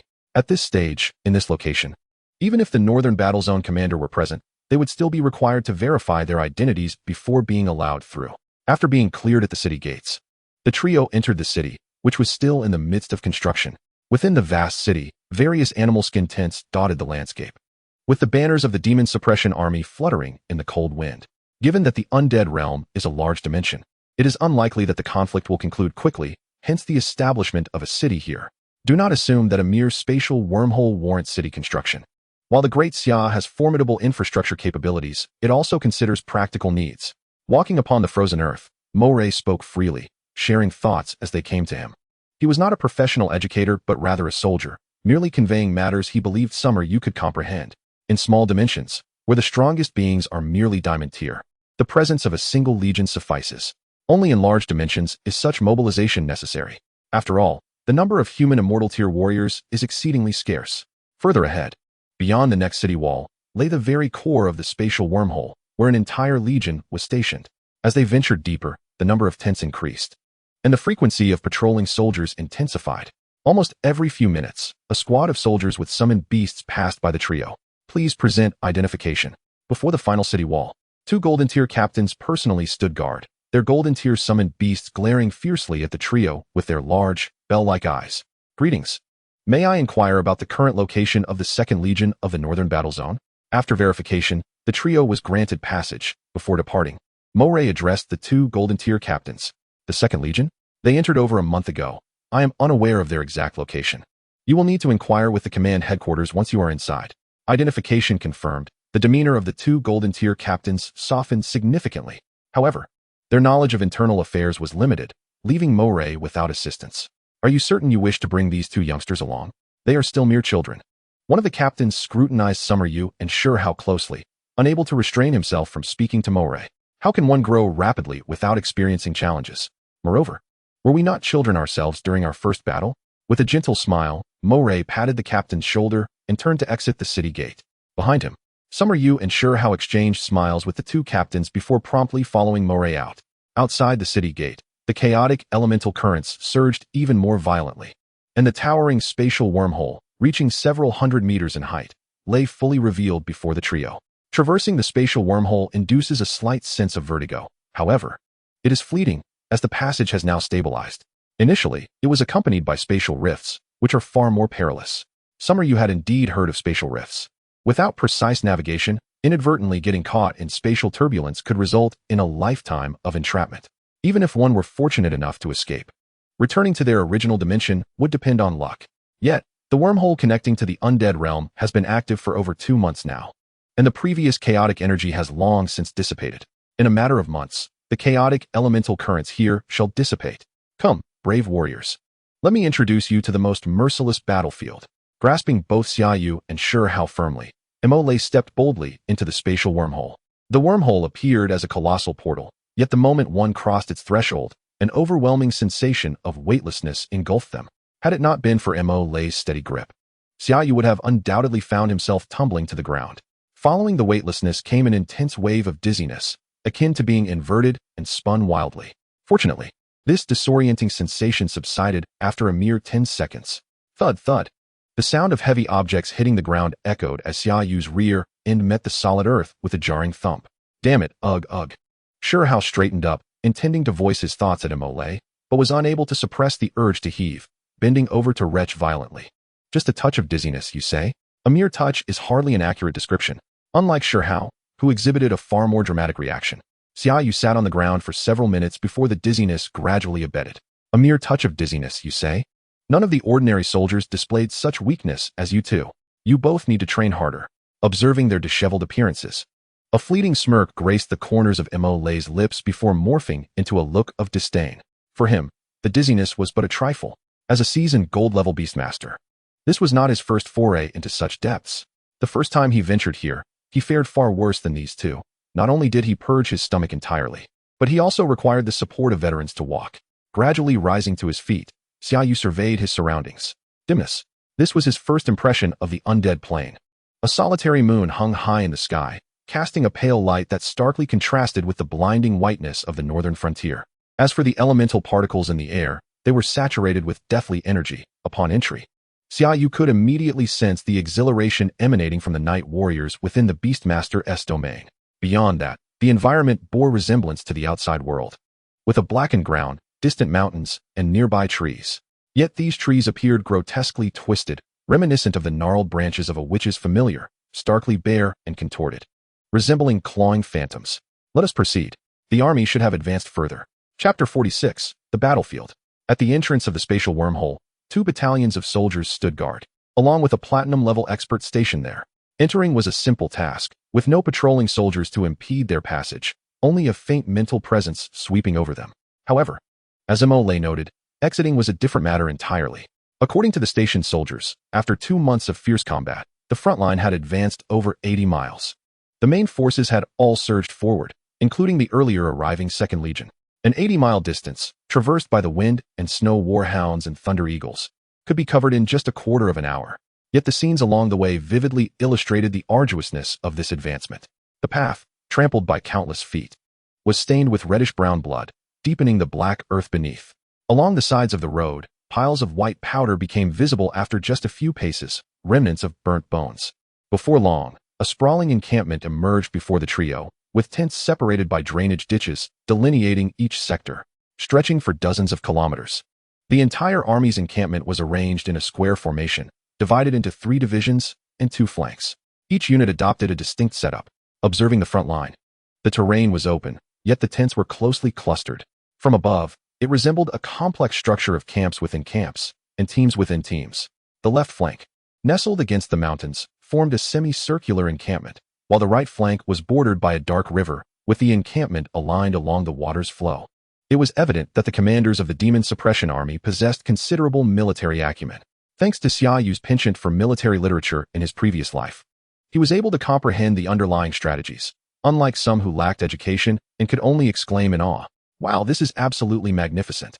Instructor Mo, there must be at least tens of thousands stationed here. His eyes widened like saucers, his mouth agape in astonishment, clearly a novice to such grandeur. Although Xia Yu had never witnessed such a sight before, he had prepared himself somewhat from watching numerous films in his past life. Tens of thousands? Such a force could withstand an onslaught from a large-scale plane. Here, there were 10 organized legions, not including the additional forces stationed outside. Mo-Lei snorted derisively, his gaze swiftly scanning the various banners that stood tall in each sector. The central banner was black with red lettering, prominently displaying the character for demon, identical to the insignia of every member of the Demon Suppression Army. In the distributed sectors, different legion identifiers were displayed. The flag of the Northern War Zone's 2nd Legion was a large black banner, inscribed with Northern 2nd Legion. Mo-Lei belonged to this very legion, currently stationed at the right flank. According to Mo-Lei, the Northern 2nd Legion comprised light mixed Beastmaster troops, with summoned beasts that typically favored speed and offense, while generally possessing weaker defenses. In battle, they usually flanked the sides, while the front was held by heavy mixed Beastmaster troops, who could withstand direct assaults. As one might infer, heavy mixed Beastmaster troops typically boasted formidable defensive capabilities. However, strong defense did not necessarily equate to weak offense. Take the Rock Giant Warrior, for example.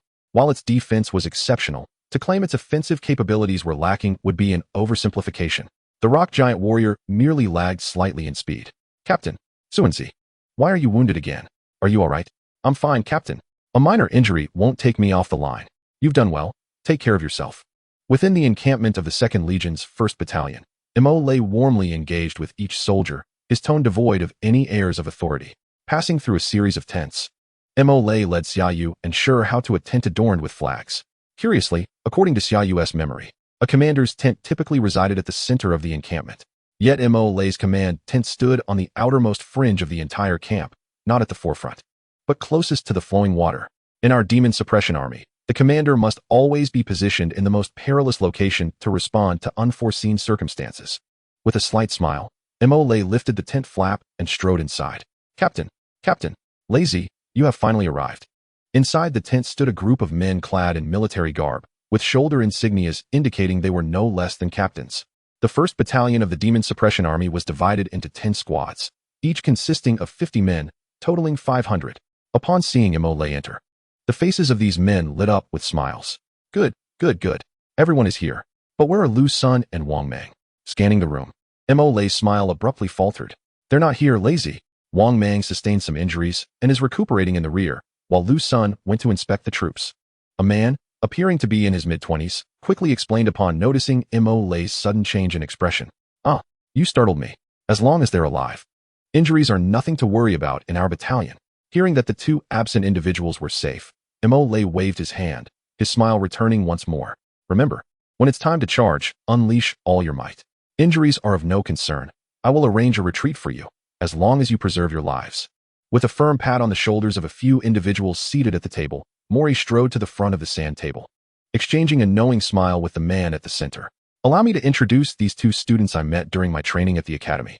They are here to experience our life. Mori raised his chin, and the eyes of those present in the room turned toward him. These individuals are the backbone of my 1st Battalion. This is my deputy commander, the Golden 7-Star Beastmaster, Chu Wei. He also hails from the Demon Suppression Army Academy. The rest of you will get to know each other soon enough. Greetings, Senior. Greetings, Captains. Xia Yu and Sure How straightened their postures, saluting the assembled company. Well done. Lazy. This training trip was certainly worthwhile. You've unearthed 2 young prodigies. Mori's character was well known to Chu Wei.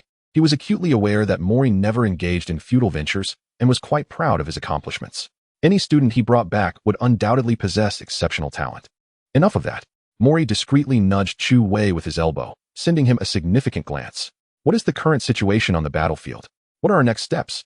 Mori surveyed the sand table before him and inquired. The situation is intense. Almost daily, we encounter battles, whether large or small. Just a few days ago, we engaged in a significant confrontation, managing to advance a few kilometers. It should be relatively stable for the next few days. Since Mori's absence, Chu Wei had been in command of the troops. Given his credentials and prowess as a Golden 7-Star Beastmaster, he was more than capable of leading a battalion on his own. Yet, Chu Wei had repeatedly declined promotions from higher-ups, preferring instead to remain as Mori's deputy commander. The reason was simple. He shared an excellent rapport with Mori, who aligned with his temperament. What about our troop losses? Have we received reinforcements? Chu Wei replied. The 2nd and 8th Legions are responsible for the flanks. The 8th Legion's attack sequence precedes ours. Currently, our battalion's losses are manageable, with casualties kept under 30%. So we do not require additional personnel at this moment. Ah, that is indeed a relief. Upon hearing the report, Mori exhaled deeply, finally easing his anxious heart. Although he maintained a composed exterior, ever since the 1st Battalion had entered the realm of the undead, he had incessantly sent reports to the commander of the 2nd Legion, urging a swift return to his troops. Report. Suddenly, a soldier rushed in through the door, saluting the gathered individuals. Commander, you have returned. Upon seeing Mori, the soldier flashed a grin before his expression turned serious. The Legion commander has ordered all battalion leaders to report to the command tent immediately for task assignments. Understood. Mori nodded, then turned to Chu Wei. Take care of these 2 youngsters for now. I need to head to the command tent. Rest assured, I'll handle it. Chapter 47, Team Leader. With the order received, Mori departed the tent, leaving Xia Yu and Sure How behind, who felt a bit awkward at the sudden solitude. Relax. There's no need for such formality. We don't have many restrictions in our 1st Battalion during peacetime. Chu Wei smiled gently at the 2 and continued. Come. Gather around the sand table. We are summarizing the last battle and simulating our next offensive. Join us. Offensive. Now that is something I relish. With a gleeful grin, Sure How boldly stepped forward, merging into the crowd. Ha ha ha. This kid is quite amusing. The others erupted in laughter at Sure How's earnest yet combative demeanor. Young man, an offensive requires strength. As a newcomer, are you not afraid of losing your life on this battlefield? The previous battle had just been concluded, and while the captains were simulating their next assault, there was no rush, allowing for light-hearted banter. Though termed a simulation, it was merely a form of self-training within the battalion. After all, the current situation involved a heated war at the Legion level, and specific operational and strategic objectives would need to be decided at that hierarchy. It was not yet time for battalion-level engagement.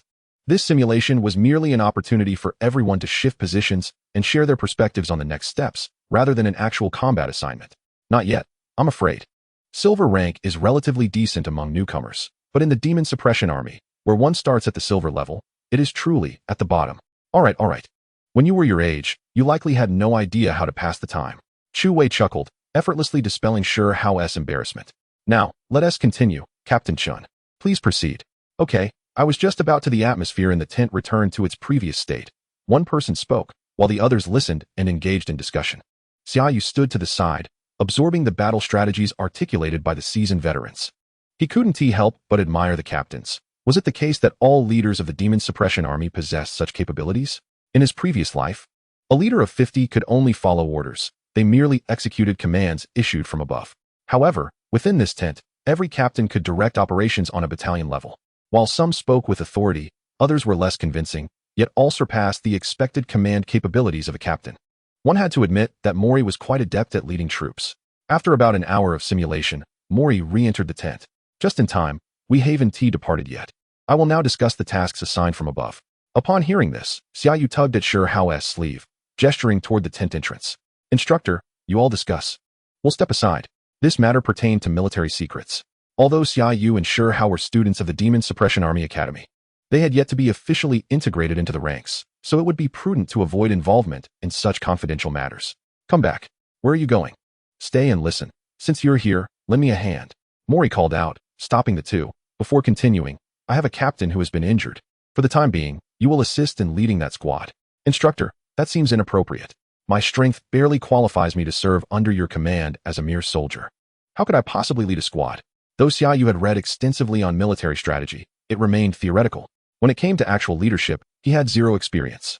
In both of his lifetimes, his highest position had merely been that of a labor committee member in the 3rd year of junior high. And that was only because everyone else was busy studying while he was left to oversee the leisure area and manage the trash bins. Stop with the excuses. Do you think I am unaware of your capabilities? Don't make me expose your shortcomings. Mori waved his hand, effectively silencing Xia Yu, then surveyed the group before continuing. The Legion has issued its orders. We are to prepare for a decisive strike and seize the first city in the realm of the undead. The attack is expected to commence in the coming days. With a pointed gesture, Mori indicated the strategic objective on the sand table, a local city of the undead, closest to the spatial wormhole, designated as Bone City. The operational plan is as follows. The offensive in the realm of the undead had been ongoing for approximately 2 months, with both sides continuously mobilizing forces, making the advancement increasingly challenging for the Demon Suppression Army.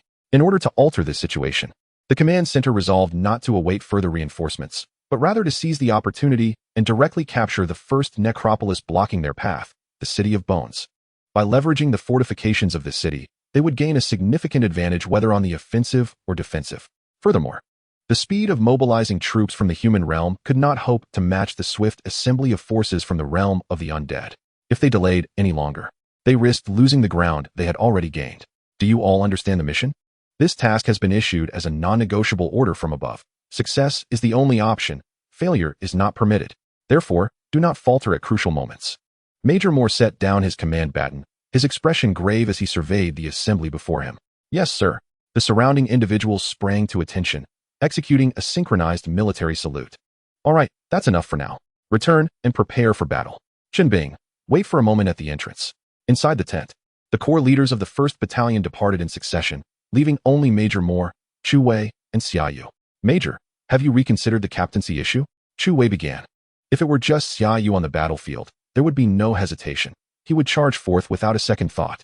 However, holding the lives of dozens in his hands, Xia Yu truly fears he may lack the capability. Stop rambling like a child. What are you here for? Whether you act alone or with a group, it is still action. If you can lead a handful, why not a larger contingent? Major Moore frowned, noting the unusual hesitance in Xia Yu's demeanor. No worries. Xia Yu, this battle will be conducted at the battalion level with a large-scale siege. Just ensure you keep pace with the main force. With a gentle smile, Chu Wei stepped in to smooth over the situation.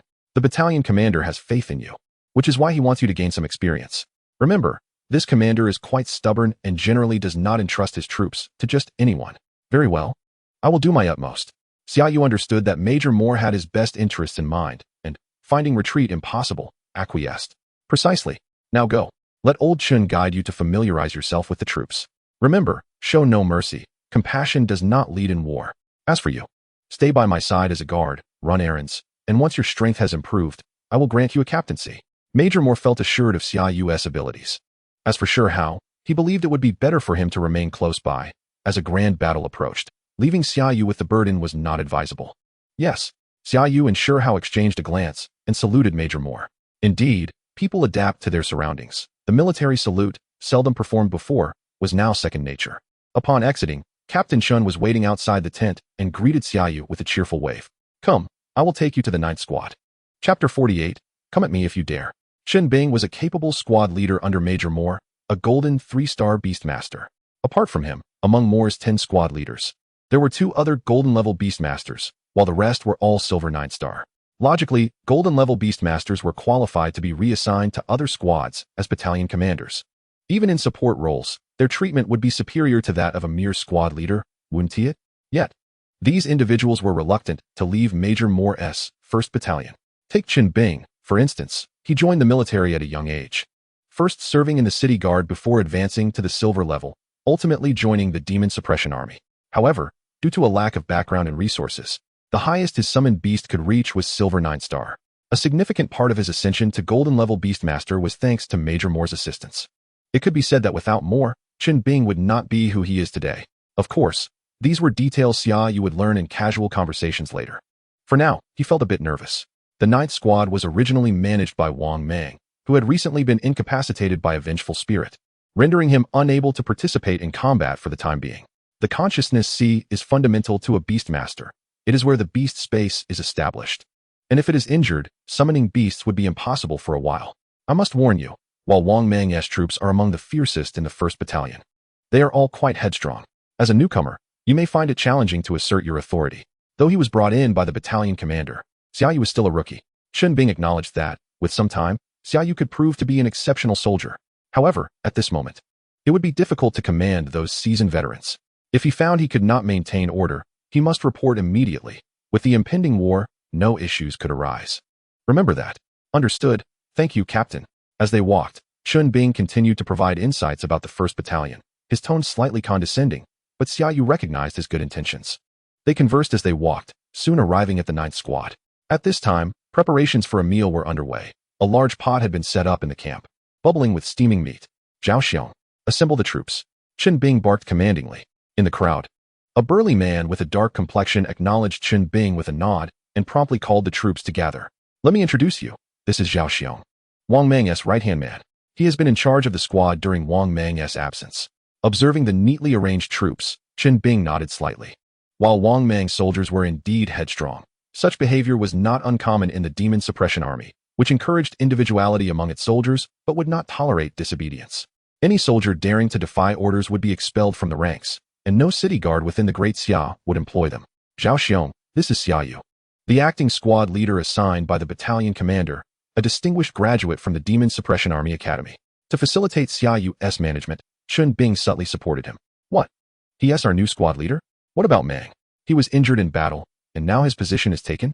This makes no sense. I'm going to speak with the battalion commander. Upon hearing that a newcomer had been parachuted in as captain, Zhao Xiong immediately bristled with anger. What nonsense! A mere student from the Demon Suppression Army Academy? I recognize no one but Wang Mang. He led us into countless battles, and now he is sidelined, while some wet-behind-the-ears rookie takes his place. The battalion commander would stand for this, Zhao Xiong exclaimed, pushing past Xia Yu and attempting to leave, with the others clamoring to follow. Zhao Xiong, are you defying orders? Do you wish to instigate a mutiny? Do you believe I want to enforce military law right here and now?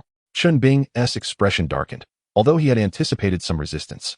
He was surprised by the intensity of the soldiers' reactions. Captain, we're not mutinying. We're just standing up for Mang. You know he led us bravely into battle, defeating countless foes, and now he is being stripped of his rank because of a single incident with a vengeful spirit. Isn't that unjust? Zhao Xiong paused, his imposing figure rooted to the spot, turning to face Chen Bing, his eyes glistening with unshed tears. Who said Wang Mang's position has been revoked? I prefer him to remain in command. I stated clearly that Xia Yu is merely a temporary replacement. He is a graduate from the Demon Suppression Academy. And you really think he is here to command you? Use your brains. Seeing Zhao Xiong's eyes welling with emotion, Chen Bing's tone softened. They were brothers who had fought in the same trenches, and he could empathize with Zhao Xiong's feelings. As for any rewards, they rightfully belonged to Wang Mang, and no one could take that away. The Demon Suppression Army had always been clear about merit and punishment. But what? But having us follow a rookie feels like we can't hold our heads high compared to other squads. The officers emerging from the Demon Suppression Army Academy are numerous. Yet they belong to the ranks of gold-level graduates, officially part of the Demon Suppression Army.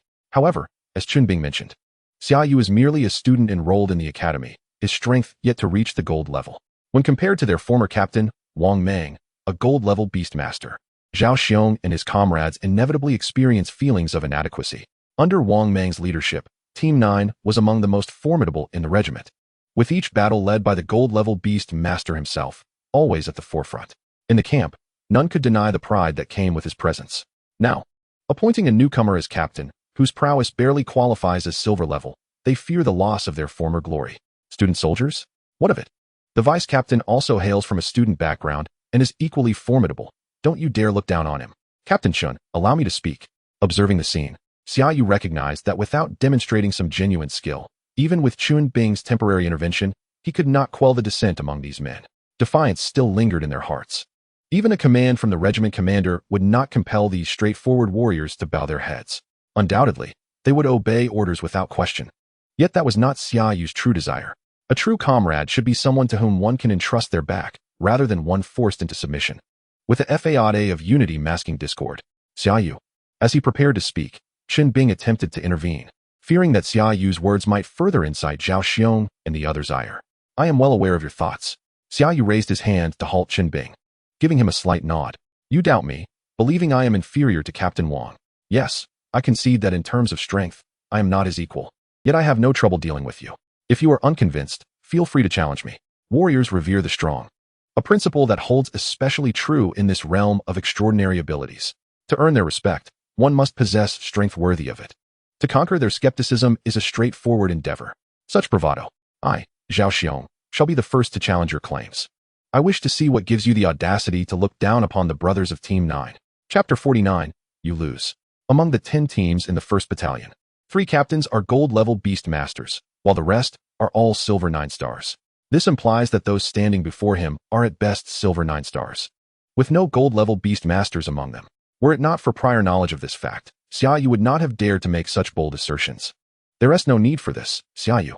If it proves too difficult, let the battalion commander intervene. There is no need to act out of spite. Qin Bing pulled Xia Yu aside, whispering in his ear. He was well aware of Zhao Xiong's reputation as Wang Mang's top warrior, reckless in battle and also a silver 9 star.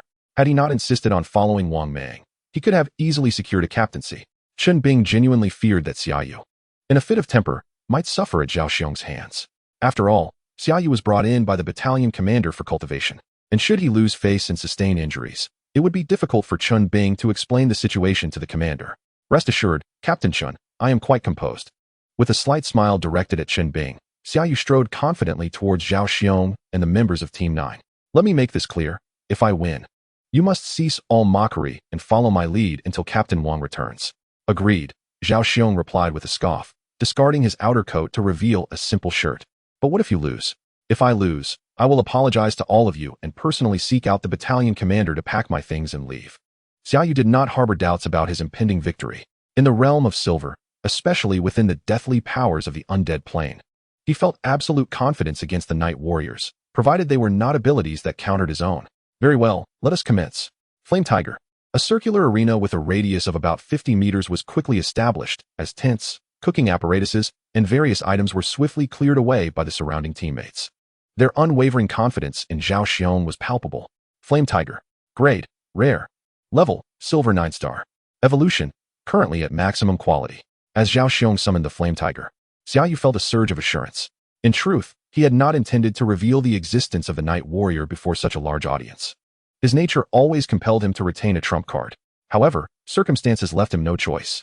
With the impending battle, he anticipated a significant increase in experience points, which would allow him to conceal even more strength for future use. Let us go. Having made his declaration, Xia Yu boldly summoned the Night Warrior. Hiss. That's the Black Warrior. No, it doesn't seem right. The Black Warrior doesn't look like this. It resembles the undead creature I fought against the vice-captain of the 8th Legion. How could that be? The vice-captain of the 8th Legion is platinum level. As the Night Warrior emerged, the onlookers erupted into a flurry of whispers, pointing and gesturing at the formidable figure beside Xia Yu. The Night Warrior, Qin Bing, standing behind Xia Yu, was taken aback. He had not anticipated that Xia Yu, who appeared so unassuming, would possess an epic quality summoned beast. It was no wonder the battalion commander had brought him back and entrusted Team 9 to him. This beast could potentially evolve to platinum-level power. It seemed that Mo Lei was indeed looking out for his men, providing them the chance to ally with a future powerhouse. Let us do this. Nodding at Zhao Xiong, Xia Yu stepped back, allowing the battlefield to be claimed by the Night Warrior. Come. Although he could not discern the nature of the summoned beast before him, Zhao Xiong assessed its imposing presence and concluded it was merely another silver 9-star. With a fierce shout, he leapt onto the back of the flame tiger, brandishing his battle knife as he charged forth. Crack! The bone blade unsheathed, not producing the jarring sound of bone scraping, but rather a resonance akin to metal against bone. A unique aura of pressure filled the air. Flame tiger, lava pillar. The ground beneath them began to tremble, the intensity escalating as several fiery, red pillars of lava shot upward, resembling solid columns from a distance. Ice spirit bat. Ice wall. Before the Night Warrior could move, Qin Bing sprang into action, summoning a gold-level ice spirit bat. As the icy blue chill spread, the small battlefield was quickly enclosed by ice walls. There was no choice. Who could have anticipated that Zhao Xiong would approach with such serious intent, launching a widespread attack with the lava pillar? The flames erupted from the earth, ascending to heights of over 5 meters before collapsing under their own weight.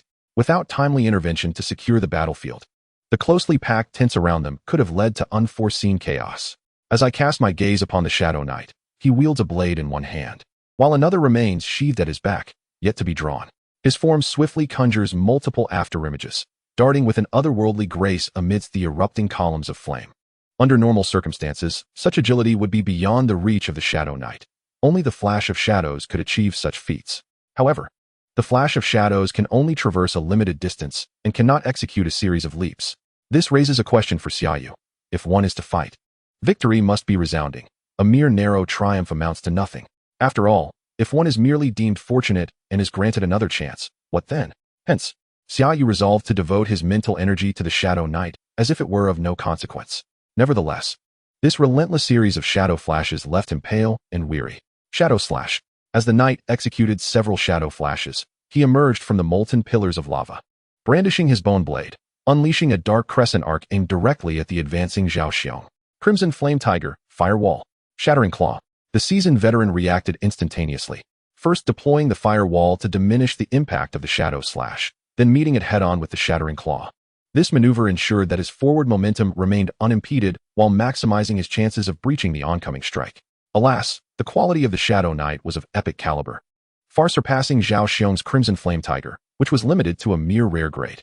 The obsidian blade effortlessly cleaved through the firewall as defenses, continuing its relentless approach toward the duo of the Crimson Flame Tiger and Zhao Xiong. With a thunderous roar, the Crimson Flame Tiger leapt high, a glimmer of light flashing upon its foreclaw as it lunged toward the dark blade. Clang! The sound of metal clashing reverberated as the black blade vanished. Yet the Crimson Flame Tiger, along with Zhao Xiong, was forcefully sent tumbling backward.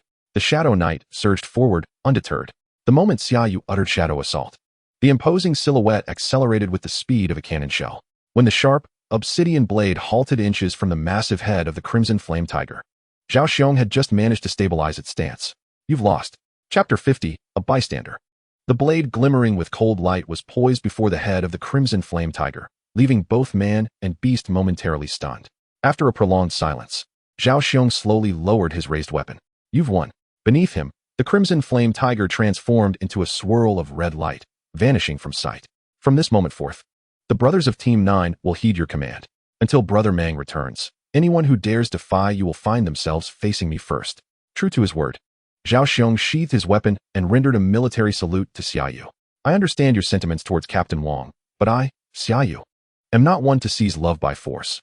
I am merely acting on the orders of the captain. I am not my own master. Xia Yu had not engaged in management before, yet the ugly visage of authority remained the same, a heavy hand alongside sweet words. Having exhausted his martial prowess, he could not afford the reputation of a villain. Whom to blame? It must be directed at Mori. After all, this individual was his superior, and his position had been arranged by him. If trouble arose, who else would bear it? Rest assured, brothers, I will not linger nor usurp Captain Wang's position, nor will I exert any authoritative airs. What has been is what will continue to be. The prestige of Team 9, as introduced by Captain Chun, comprises valiant men. Indeed, Zhao Xiong's eyes widened, his previous gloom dissipating into pride. Hey, did you hear that?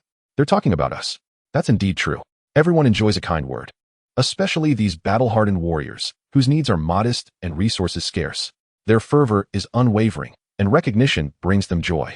All right, with that settled, I shall take my leave. Remember to tidy up for the meal. Having witnessed the resolution of the duel, Xia Yu was welcomed into Team 9, eliciting a smile from Chun Bing as he recalled the Ice Spirit Demon Bat. Without the continual output of the Ice Spirit Demon Bat, the ice walls gradually melted into water under the searing heat of the lava, evaporating into a thick steam upon contact. Thank you, Captain Chen. Safe travels. After bidding farewell to Chen Bing, Xia Yu turned to face the members of Team 9. What are you waiting for, brothers? Let us clean up and prepare for the feast. Retrieving the Shadow Knight, Xia Yu rolled up his sleeves and seized a shovel from the crowd to clear away the cooled lava. The cooking pot was once again set up. And though the earlier interlude was brief, it had successfully bridged the gap between Xia Yu and the others. With strength and youth, most importantly, this lad bore no airs, blending seamlessly with his comrades like Brother Meng. Such a leader naturally earns the affection of his subordinates. The Shadow Knight, another epic quality summoned beast. This young man possesses a stroke of fortune. Everything that transpired here did not escape Mori's keen eye, including Xia Yu's remarks that shifted the blame onto him. However, in light of this young man's potential, Mori found himself unconcerned by such trivialities. Those destined for greatness do not quibble over the minutiae.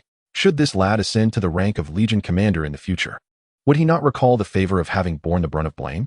Of course, this burden had originally been placed upon him. Let him have his fun. The brilliance of Team 9 is too pronounced to be without its drawbacks. Overconfidence leads to downfall, and excessive pride must be tempered. While confidence and morale are essential, arrogance is perilous. With a wave of his hand, Chen Bing, who had been reporting, withdrew. Zhao Xiong, you will continue to oversee the daily management of Team 9. I have no experience in leading troops, nor do I possess knowledge of military maneuvers. These matters will require your attention. Having shared a meal together, Zhao Xiong no longer harbored any resentment towards Xia Yu. In the military, strength reigns supreme. As long as Captain Xia trusts me, there shall be no issues. There's no need to call me Captain. We are equals, both bearing a star upon our shoulders. Pointing to the insignia on his shoulder, Xia Yu offered a faint smile. Moreover, what is the current status of the troops' casualties? Are there any needs? Upon hearing Xia Yu's inquiry, Zhao Xiong hesitated, his expression darkening. The brothers of Team 9 were exemplary warriors, yet their casualties ranked among the highest in the battalion. Now, fewer than 40 remained capable of fighting. The 2nd Legion was not the main offensive force, and under such circumstances, losses exceeding 1/5 are telling of their ferocity. Very well. Inform the brothers that I will procure the necessary resources. All they need to do is muster their strength for battle. Now that I am here, I must offer a token of goodwill to these valiant men. After all, it costs me nothing. In doing so, he would also garner a positive reputation. Having downed 2 cups of water, Xia Yu strode purposefully towards Mori's command tent, prepared for a battle of wits. Yet, who could have anticipated that before Xia Yu could utter a word, Mori would direct him to the supply depot for a batch of potions? Great, wasted my drink. And all my prepared remarks went to waste.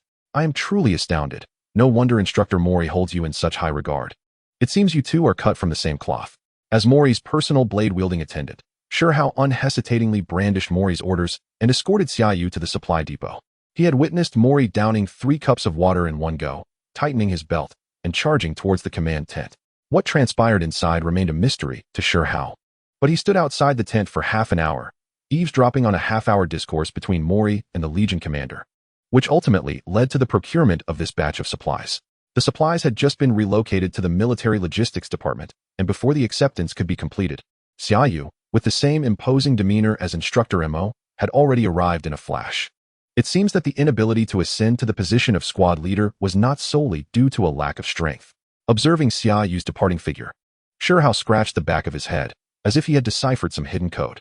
In the 2 days since Xia Yu took command of Team 9, the battlefield had witnessed an average of 2 minor skirmishes each day. With both sides numbering merely in the thousands, the strength of a single legion was more than adequate, rendering the 2nd Legion, responsible for the flanks, unnecessary. The heavy mixed Beastmaster Corps of the 5th Legion, along with the 8th and 9th Legions on either side, were more than capable of managing such minor conflicts. Yet, everyone was acutely aware that a grand battle was imminent. The distribution of compressed rations had already commenced among the troops, and essential healing potions were fully stocked. A grave atmosphere had settled over the battlefield. What did team leader Xia discuss in the meeting? Is an assault about to commence? Having held their position outside Bone City for a week, it was evident to everyone that an attack was inevitable. During the meeting, it was announced that the top-tier combat forces were now in place, and an offensive would officially launch at noon the following day. According to Mo, within Bone City, there existed a king-level and several diamond-level undead beings. The delay in launching an attack was precisely to await the arrival of these top-tier forces. While there were indeed more than 10 diamond-level beastmasters in the Demon Suppression Army, only one king-level existed. To ensure absolute success, the Demon Suppression Army had summoned another king-level beastmaster from elsewhere. The objective was to seize Bone City in one fell swoop while preparing for a prolonged siege. All right, I shall go arrange for the brothers to make their preparations. Upon hearing that battle was truly at hand, Zhao Xiong clapped his hands in excitement and turned to jog away. Chapter 51, Bone-Strewn Battlefield. Bone City was a fortress entirely constructed from white bones, with skeletal remains entwined and pressed together, creating a chilling sight from afar. Before Bone City, over a dozen grand banners fluttered ominously in the wind. Team leader Xia, what is our order of assault? With Bone City being of limited size and 10 legions totaling 100,000 troops, the entrance offered little room to maneuver, particularly with the undead forces present. Thus, to expedite the capture of Bone City, a rotational assault strategy emerged as the optimal approach. One or several legions would attack while others rested, followed by a wave or several waves of attacks before rotating in additional legions. The second legion would be the immediate striking force, with our regiment forming part of the first wave. Initially, I thought Mo was merely boasting, but to my surprise, the regiment he commanded truly was a pivotal force. If you ask me, our legion commander ought to confront the overall commander. We can't even secure a place in the first tier, leaving others to feast while we languish in the back, barely getting a taste of the broth. Shoo! Xia Yu raised his index finger, casting a glance at the complaining Zhao Xiong, signaling him to look behind. There, several regiments back, the commander of the second legion, Qi Longfei, sat astride a massive summoned beast, his gaze fixed resolutely ahead. Wow, our esteemed legion commander truly is impressive. Zhao Xiong withdrew his neck, genuinely awed by the sight. The hoarse but resonant sound of the howling bird echoed, heralding the commencement of the attack. Boom, boom, boom. The 5th and 6th heavy mixed beastmaster legions surged forth, 20,000 men and their summoned beasts charging as one. The ground trembled beneath them, dust swirling into the air. A tempest of black sand suddenly erupted, filling the battlefield with a palpable sense of impending doom. Do not mock the fallen on the battlefield. Throughout history, how many have returned from war? In that instant, Xia Yu seemed to grasp the essence of the battlefield and understood the liberating boldness and grandeur encapsulated in the first half of that verse. Roar, roar, roar. 20,000 beastmasters, wielding long spears or battle blades, let forth a unified roar as their summoned beasts transitioned from a slow trot to a full-throttle charge. Silver-tier beastmasters lacked the ability to share their capabilities, rendering them at a disadvantage against the undead, whose physical attributes were formidable and whose soul flames were eternal. Yet, maintaining long-range control over summoned beasts meant they could neither intuitively grasp the rapidly changing dynamics of the battlefield nor endure the swift depletion of mental energy that silver-tier summoners could not withstand. It would be futile to expend all that effort only to reach the walls, only to find their mental energy exhausted and their summoned beasts forcibly recalled. All prior sacrifices would thus be in vain. At this juncture, some might question why not form a legion composed entirely of gold-tier beastmasters? Here, I must assert that if gold-tier beastmasters were sufficient, who would ever deploy silver-tier beastmasters to the battlefield? Moreover, if there were so many gold-tier beastmasters, not merely an undead plane, but every realm that had emerged would be liberated. What place would Xia Yu have in that scenario? Crack, crack, crack. The gates of Bone City swung open, and a torrent of skeletal entities surged forth like a sea of bones. Bone wolves, skeletal warriors, and various other undead beings launched a ferocious countercharge without fear of death. Crack, crack, crack. Upon the city ramparts stood a throng of skeletal mages, their bones clashing in unison, the ominous aura of death rapidly coalescing. The howling bird emitted 3 calls in succession, 1 long and 2 short, signaling the meaning of defense. At the instant the calls ceased, amidst the rushing beastmasters, an array of protective measures and elemental forces appeared in rapid succession. Within mere seconds, every beastmaster within the attack range had prepared their defenses. Boom, boom, boom. The necromantic spells unleashed by the skeletal mages descended like a darkened sky, crashing down upon the charging beastmaster legions. Even from such a distance, Xia Yu could see the dust rising upon impact, At the moment the first wave of magic dissipated, the howling bird's throat emitted another call to attack. This time, it was the 8th and 9th light mixed Beastmaster regiments on the flanks. Kill! Kill! Kill! The contrasting forms of the Beastmaster legions became starkly apparent.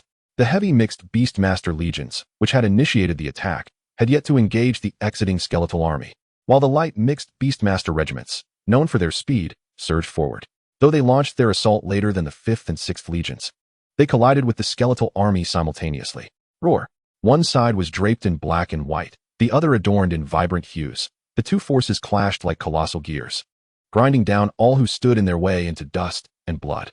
The two heavy legions braced themselves, absorbing the impact from the skeletal army, while the 8th and 9th light legions surged forward like expansive wings, intent on devouring the entirety of the skeletal horde. Crack, crack, crack. Above Bone City, several formidable undead beings, cloaked in an aura of death, soared into the air, some humanoid, others beast-like. Among them, a massive skeletal dragon stood out, exuding the most potent aura, suggesting at least diamond-level prowess. Besides the skeletal dragon, the other undead beings also emanated formidable presence. At the very least, one must be of platinum caliber. This spectacle is utterly astonishing. This battle only involves 4 legions. In the past, such skirmishes occurred daily. For the grand conflict at hand, this merely constitutes a minor clash, a preliminary probing by both sides. Yet, amidst these seemingly trivial confrontations, the presence of diamond-level beings emerges, and not just a solitary one. Conversely, upon the appearance of the skeletal flying dragon, several figures soared from the central command tent, all mounted on flying magical beasts, each a formidable platinum-level warrior. "Old Han, shall we join the fray?" called Jing-Jun, the commander of the 5th Legion, from atop his Sunhawk, his boisterous voice echoing far and wide. "Indeed, our troops are fiercely battling. As commanders, we cannot remain mere spectators. Onward!" With a full battle garb and elemental wings sprouting from his back, Han Tao ascended into the skies, a hearty laugh escaping him as he charged towards the skeletal dragon. The 2 diamond-level titans launched themselves into battle, each confronting a diamond-level skeletal dragon and a humanoid undead entity, the Wraithblade Master. The intensity of the conflict escalated, igniting fervor even in the heart of Xia Yu, who could no longer suppress the surge of excitement within him. No wonder Zhao Xiong was so combative. In such a setting, any valiant man would find it impossible to resist the call to arms. Chapter 52. Do not panic. I am here to aid you. Charge. Annihilate this horde of bones. The banner of the 2nd Legion surged forward like a fierce tiger, targeting the walls of Bone City. As the main force of the 2nd Legion, Moore's 1st Battalion spearheaded the assault, with its flanks bolstered by the might of the 2nd Legion's elite troops. After a long wait, it was finally the 2nd Legion's turn to attack, and the soldiers, akin to ravenous wolves, lunged towards Bone City. The 5th and 6th heavy mixed Beastmaster legions had initially driven forward like 2 relentless spikes, taking cover behind 2 lighter battalions as they pressed towards the city walls, firmly establishing their position. The assault had persisted for an hour, with a chilling mound of bones accumulating beneath the walls, leading to a stalemate in the battle. Considering the endurance of the 4 legions at the front, the Central Command finally issued a command for a rotation. The first to initiate the attack were the 2nd and 10th Legions, both composed of light mixed Beastmaster troops. Once these 2 forces reached the walls to relieve the attacking duties, only then could the 5th and 6th Legions withdraw. Brothers of Team 9, give it your all and charge to the forefront. The most captivating aspect of the 2nd Legion undoubtedly belonged to Team 9 of the 1st Battalion. This unit was distinguished by 2 peculiarities: the thunderous Zhao Xiong, who rode a blazing red tiger bare-chested and charged faster than anyone else, and Xia Yu, who, while not particularly loud, exhibited an unconventional approach to assault, standing at around 2 meters tall. The Night Warrior wielded a sword in one hand while the other clutched a Beastmaster under his armpit, as if he were carrying a ragged sack, leading the charge. Xia Yu, held aloft by the Night Warrior, wore an expression of utter exasperation. How had he, in a moment of impulsiveness, forged a contract with such an entity? Now, in comparison, even Zhao Xiong's red tiger appeared far more appealing. At least others were legitimate Beastmasters. It was not always clear who was the Beastmaster and who the summoned creature in his case. A fearsome roar reverberated as the 2nd Legion surged through the gap deliberately left open by the 8th Legion, launching the first wave of their assault against the walls of Bone City. The epic quality Night Warriors, boasting a silver 9-star strength, demonstrated their formidable prowess when confronted with these ordinary undead creatures. Eliminated a silver 3-star skeletal mage, gaining 300 experience points and 30 evolution points. Eliminated a silver 5-star skeletal knight, gaining 500 experience points and 50 evolution points. Although the Night Warrior's efficiency in slaying foes could not quite match the sheer devastation wrought by the Thunderhawk's lightning strike, it excelled in quality. With each strike claiming a foe, the experience points accumulated rapidly, akin to soaring in a helicopter, with numbers climbing exponentially. Void Slash. A massive azure blade descended from the heavens, hurtling towards Xia Yu and the Night Warrior on the front lines. Xia dodged. Just as Xia Yu was immersed in the thrill of combat, he momentarily overlooked the impending onslaught above. Hearing Zhao Xiong's warning, he felt the weight of impending danger. Shadow Flicker, Dark Strike. The Night Warrior deftly evaded the massive blade by a hair's breadth, moving with remarkable agility. Damn it! Who dares to ambush me? The Azure Blade. A wind elemental attack was out of place in this realm of the undead, where all beings were steeped in deathly power. It was clear that this wind attack stemmed from an ally.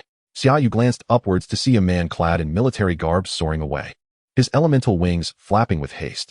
Having been caught off guard, Xia Yu now remained vigilant, ever wary of potential attacks from other directions. The scale of this battle was not merely composed of lowly cannon fodder. The ferocity of the Night Warriors, the blazing red tigers, and Team 9 quickly drew the attention of golden-level undead creatures. A golden-level bone wolf barreled through the lesser undead, charging directly towards Xia Yu's position. Upon sighting the Night Warrior, the bone wolf let out a series of bone-grating growls, its hollow eyes burning with an intense soul fire. The Night Warrior responded with a series of metallic clinks from beneath its helm, seemingly communicating with the bone wolf. However, it appeared that consensus was not reached. As the Night Warrior raised its bone blade, positioning it defensively, upon witnessing the emergence of a golden-level undead creature, Zhao Xiong, riding his blazing red tiger, rushed over. Xia, let us team up and take down this wretched beast. Despite his bare-chested bravado, Zhao Xiong's weapon had dulled from the relentless combat. Do not mistake his apparent inferiority to Xia Yu. His ferocity was commendable, even earning Xia Yu's admiration. Wherever undead creatures gathered, Zhao Xiong charged unflinchingly, his demeanor suggesting he was relishing a grand feast. No need, you lead the charge against the walls. This one is mine to handle. With a wave of his hand, Xia Yu declined Zhao Xiong's offer. The golden-level bone wolf, with its formidable presence, was certainly not something Xia Yu could confront head-on. Moreover, in the time it would take to defeat this beast, he could have already dispatched numerous silver-level creatures. Time equates to opportunity, especially in this moment. Meticulous planning was imperative. Cross Shadow Slash. With a horizontal and vertical slice, a colossal black cross surged towards the golden-level bone wolf. The bone wolf's front claws shimmered with a metallic sheen, wrapped in an aura of death, as it leaped high, bracing itself to withstand the Night Warrior's onslaught. A golden 5-star creature confronted a mere silver 9-star. And in that instant, the Frost Wolf, enraged by the onslaught of the Night Warrior, charged forth, violently dispelling the undead beings that obstructed its path. Run, Night Warrior, commanded Xia Yu, as he sheathed his left-hand bone blade. Responding to Xia Yu's directive, the Night Warrior swiftly lifted him and turned to sprint towards the opposite end. Every undead creature that stood in their way was cleaved asunder as the battle escalated, stirring chaos in the conflict zone. Team Chen, Captain, Deputy. As he ran, Xia Yu bellowed, desperately seeking assistance. Trailing him was the Golden Frost Wolf, and with no Golden Beastmasters in his squad, he needed to locate one to deal with this formidable foe. Team Chen. Despite not encountering his teammates, Xia Yu spotted Chen Bing, a Golden Beastmaster, fiercely engaged with a Golden 2-star undead creature. Don't panic, Team Chen. I'm here to assist you. What was the experience value for a Golden 2-star creature again? Chapter 53, Partners. Night Warrior, Cross Shadow Slash. Another pitch-black cross emerged, slicing through the air towards the Golden 2-star bone rhinoceros among the throngs of undead. Before Xia Yu could arrive, Chen Bing had already faced off against the bone rhinoceros, utilizing the flight capabilities of his ice spirit bat and leveraging his superior level. The bone rhinoceros had already sustained significant damage. One of its 2 horns had been shattered, and a large fissure marred its once formidable skull, leaving half of its faceplate missing. Only a fragment remained to guard the flickering flames of its soul. The obsidian cross tore through the atmosphere, infused with shadowy power, crashing down onto the bone rhinoceros' neck, as the Night Warrior aimed to sever its head in one decisive blow. The cross shadow slash struck with force, scattering bone fragments in all directions, directly severing one of the creature's forelegs. The soul fire beneath the bone rhinoceros' faceplate flickered violently, but could not prevent its body from collapsing. Ice Spirit Claw, Dark Ambush. Upon witnessing the bone rhinoceros fall, both Chen Bing and Xia Yu unleashed their attacks simultaneously. The towering figure of the Night Warrior darted forward, piercing the soul fire of the bone rhinoceros. Just as a hand enveloped in frost struck the same target. Kill the golden 2-star bone rhinoceros. Gain 2,000 experience points and 200 evolution points. Hearing the system's notification, Xia Yu finally exhaled in relief. As long as he secured the kill, all his exertions were not in vain. Damn it! Are you doing this on purpose to steal my military merits? Chen Bing exclaimed, agitated. Slaying a golden 2-star creature typically yielded at least 20 military merit points. Especially with the bonuses from the undead realm. This bone rhinoceros would surely net him at least 30 points. If this misunderstanding persisted, all his hard work would be for naught. Congratulations to Team Chun for defeating the golden bone rhinoceros. Team Chun is formidable, Xia Yu shouted exuberantly, his voice echoing enough for everyone nearby to hear. Team Chun, I don't want any of the military merit, it's all yours. And I even brought you something more valuable. With the kill secured, Xia Yu promptly made his escape, knowing that the Frost Wolf was hot on his heels. Well done. I knew I didn't misjudge you. Truly, you are a talented student of the Demon Suppression Military Academy, adept at navigating social dynamics. This was executed flawlessly, with no desire for fame or fortune. For this, I must draw closer to you in the future. Xia Yu, you scoundrel, Chen Bing grumbled, hearing the lamentations behind him as Xia Yu chuckled to himself. Let the capable bear the load. Chun's strength is impressive. I'll let him hold off for a while longer while I farm some more experience points before returning to assist him. The cacophony of battle raged on, with neither side relenting, leaving a grim tableau of piled bones and pools of blood, a testament to the heavy toll both factions had endured. Woo woo woo. The howling bird emitted 3 rapid calls, an urgent signal to retreat. Behind the 2nd and 10th legions stood 2 other well-prepared legions, marching in a synchronized and swift cadence towards Bone City. After hours of fierce combat, Xia Yu felt the rapid depletion of his mental energy, nearing exhaustion. The retreat signal resonated perfectly with his sentiments. The 1st and 3rd legions took over the assault on Bone City, granting the 2nd and 10th legions a brief respite. I've come to realize that Xia Yu has a peculiar fondness for claiming kills. If anyone emerged from this battle feeling most frustrated, it was undoubtedly Chen Bing. While he fought against the undead, Xia Yu consistently swooped in to claim the glory, not only taking the kills, but generously sharing the military merit points. Most exasperating was that every time Xia Yu snatched a kill, he inadvertently brought back a golden-level undead creature for himself. After this battle, Chen Bing was on the verge of bloodshed. In previous skirmishes, he would typically contend with a golden-level foe charging at his squad, but this time, he had slain at least twice as many golden-level undead creatures, all thanks to Xia Yu. How about it, old Chun? Wasn't this an exhilarating battle? As Chen Bing finished his lament, Xia Yu approached with a wide grin. It was true what they said, one thrives in the shade of a great tree. Having a powerful ally proved advantageous. Without Chen Bing's steadfastness in the fray, Xia Yu might not have been able to reap such a bounty of golden-level creatures in a single battle. A rough estimate indicated he had claimed at least 4 to 5 golden-level undead beings. Host, Xia Yu. Strength, Silver 9-star. Summon Beasts, Thunderhawk, Night Warrior. Available experience points, 64,800. Available evolution points, 18,820. By the end of the battle, Xia Yu accrued approximately 40,000 experience points and around 4,000 evolution points. Although all military merit belonged to Chen Bing, Xia Yu had profited immensely, embodying a mutually beneficial partnership. Exhilarating? I'm getting old. I can't handle all this excitement. Please don't bring me along next time. My capabilities are limited. Chen Bing, looking somewhat flustered, distanced himself from Xia Yu, his steps unsteady, as if one might think he were drained of mental energy. Not willing to continue? Then I'll find another golden-level captain, if all else fails. Perhaps Instructor Mo could be persuaded. After this battle, Xia Yu felt as if he had unlocked a new realm of understanding, realizing how to swiftly accumulate experience points. Eliminating a golden-tier creature yields experience points in the thousands. Dispatching 10 can net one several tens of thousands. I do not ask for much. If we could take down 8 or 10 in a single skirmish, it would surely be more advantageous than mindlessly slaying hundreds of silver-tier undead. Wouldn't it? Captain Wang, Old Wang, Wang the commander, do not leave just yet. I have pressing matters to discuss with you. Summer U.S. thoughts were commendable, yet reality proved to be exceedingly harsh. In the entire 1st Battalion, there were only 3 golden-tier captains. Chen Bing had been thoroughly intimidated, and Wang Meng was recuperating from injuries. Only one Captain Wang remained, who, it appeared, had heard tales of Summer U.S. propensity for bringing golden-tier enemies to his closest associates. Consequently, upon seeing Summer Yu approach with a friendly demeanor, the Captain Wang was so frightened that he promptly turned and urged his summoned beast to hastily distance itself from the harbinger of calamity that was Summer Yu. Such a lucrative opportunity, yet no one wishes to seize it? If they do not, I shall seek out Instructor Mo. He will surely be eager to partake in such a splendid venture. Chapter 54, An Odd Pairing. Report. Enter. With the flap of the tent raised. Summer-Yu found Instructor Mo. Captain, Summer-Yu, just in time. I was actually about to seek you out. Upon recognizing Summer-Yu's entrance, Mo set aside his tasks and spoke. You're looking for me? What is it? Could it be you've come to acknowledge your good deeds and seek my collaboration? That would be splendid. He tossed Summer-Yu a red robe with a hint of irritation. Here, take this. Mark your Dark Knight warrior well, lest one of our own inadvertently strike you down.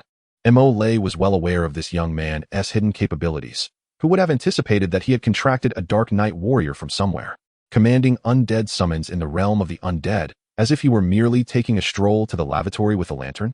I knew it. Who is it? While I am out there battling fiercely, who is lurking behind to stab me? I shall have my reckoning with him.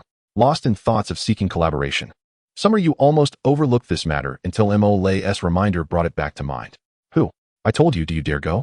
Mo scoffed, glancing at Summer-Yu with a smirk. The deputy commander of the 8th Legion, one-on-one with a platinum-tier Dark Knight warrior. Go ahead, I wish you luck with that. Ah, Captain. I came to discuss something important. Summer-Yu clicked his tongue, obediently stowing the red robe and swiftly shifting the topic. We cannot provoke a platinum-tier powerhouse. It is wiser to comply and heed the arrangements. Captain, you know well that golden-tier undead creatures pose a significant threat to us ordinary soldiers. And these fiends are exceedingly cunning, which is why I devised this plan. Collaboration is the path to mutual victory. Yet the foundation of cooperation is the ability to reach a consensus. This depended on Summer-Yu's persuasive rhetoric, or rather, his eloquent articulation of the matter's merits. After a quarter of an hour of relentless explanation, Mo regarded Summer-Yu with skepticism. The plan is sound, but I am not Qin Bing. I am Golden 9 Stars. Are you certain you can escape from such undead creatures? Mo had long been aware of Summer-Yu's exploits on the battlefield, especially since Qin Bing had dispatched 4 or 5 golden-tier undead creatures in a single encounter, a considerable feat within the camp. Moreover, Qin Bing's first act after leaving the battlefield was to consume 2 bottles of calming potion, then collapse into slumber, indicative of his utter exhaustion. Rest assured, I shall bear the burden. For the experience points and evolution points, those are but trifles. As the saying goes, as long as one does not perish, one may push oneself to the limit. Having spent numerous days here and finally encountering a grand battle, one must seize the opportunity to harvest experience points. If possible, summon the battalion deputy as well. This will enhance our efficiency. The battalion deputy, Chu Wei, was also a golden 7-star beastmaster, a significant force in combat. No, the battalion must have someone to respond to potential emergencies at all times. One of us must remain to oversee the troops. In truth, command had always been the domain of Chu Wei, while Mo primarily served as a pillar of morale within the camp. It was not that Mo lacked skill and strategy. Having emerged from the same Demon Suppression Army Academy, he was adept in this regard. Rather, Chu Wei had arrived later, and Mo had relinquished these responsibilities to empower him. Of course, these were merely Mo's thoughts, unknown to Summer-Yu, who was currently more lamenting his inability to bring the battalion deputy into the fray. But one is better than none. At least Mo had consented, thus enhancing their efficiency. The battle before the Bone City raged on fiercely, the cries of war echoing thunderously. However, the 2nd Legion was granted a brief respite, as this was still the initial phase of attrition, aside from the first 4 legions advancing to the Bone City. The remaining time was allocated for 2 legions to alternate in their assault. This arrangement allowed each legion ample time for rest and recuperation. With over 60,000 experience points, Summer-Yu invested all into upgrading the Thunderlight Eagle, successfully elevating it from Silver 1 star to Silver 5 stars, just 200 experience points shy of the next tier. The preliminary plan was to elevate the Thunderlight Eagle to Silver 9 stars before the full-scale assault commenced. Ideally, during the general offensive, he could accumulate enough experience points to reach Golden Tier, ensuring that such gains were not in vain. The howls of the Harbinger bird rang out in succession, and the attacking waves surged forth one after another. Gradually, the 1st Battalion of the 2nd Legion became renowned across the battlefield. A formidable undead creature clad in a red robe, coupled with a blizzard hound, targeted golden-tier undead beings exclusively. The undead creature in the red robe lured foes. Despite its massive size, it was as agile as an eel. The blizzard hound, Mo's summoned beast, boasted a formidable golden 9-star combat prowess. Whenever a platinum-tier undead creature appeared, the Demon Suppression Army would dispatch an equivalent platinum-tier expert to counter. In the absence of such interventions, this duo became the most dazzling presence on the battlefield. Don't rush. Leave the final blow to me. You handle the one behind. Whoa, I almost lost my grip on the blade. Which one? That bone demon bear. Exactly. Take it slow. If you kill it, I want to take responsibility. Such dialogues were commonplace whenever the Second Legion engaged in combat. One eager to personally vanquish every creature, the other merely concerned with military merit, often resulting in a flurry of chaos. The Harbinger bird emitted 3 urgent cries, signaling the conclusion of this offensive. The next wave took over, allowing Xia Yu and his comrades to withdraw from the battlefield. Experience points. Oh, experience points, cascading upward. Watching the available experience points, Xia Yu's lips nearly stretched to his ears. Indeed, the Mole proved to be astute. Seeking him out was undoubtedly the right choice. In a single battle, with someone of Chun Bing's caliber, one might slay 3 to 5 creatures at most, and they would have to be at the lower end of the golden tier. With Mole, however, it was an entirely different matter. Any golden tier foe was fair game, and the efficiency was paramount. After this battle, dispatching 10 or 8 would easily net several tens of thousands of experience points.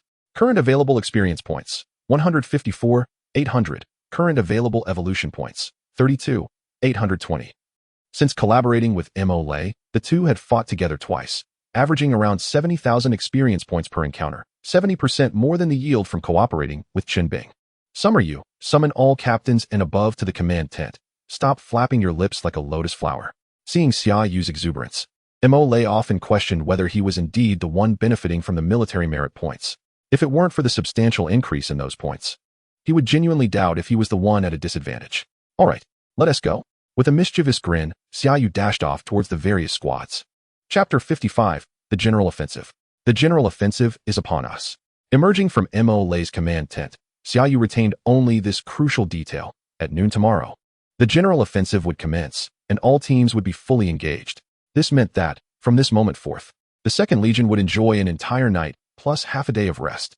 As for the specific battle plans, they were only delineated down to Mole's regiment. All squad leaders merely needed to ensure their teams followed the regiment's banner. However, the prerequisite was to prepare for the pre-battle mobilization. One must gather momentum.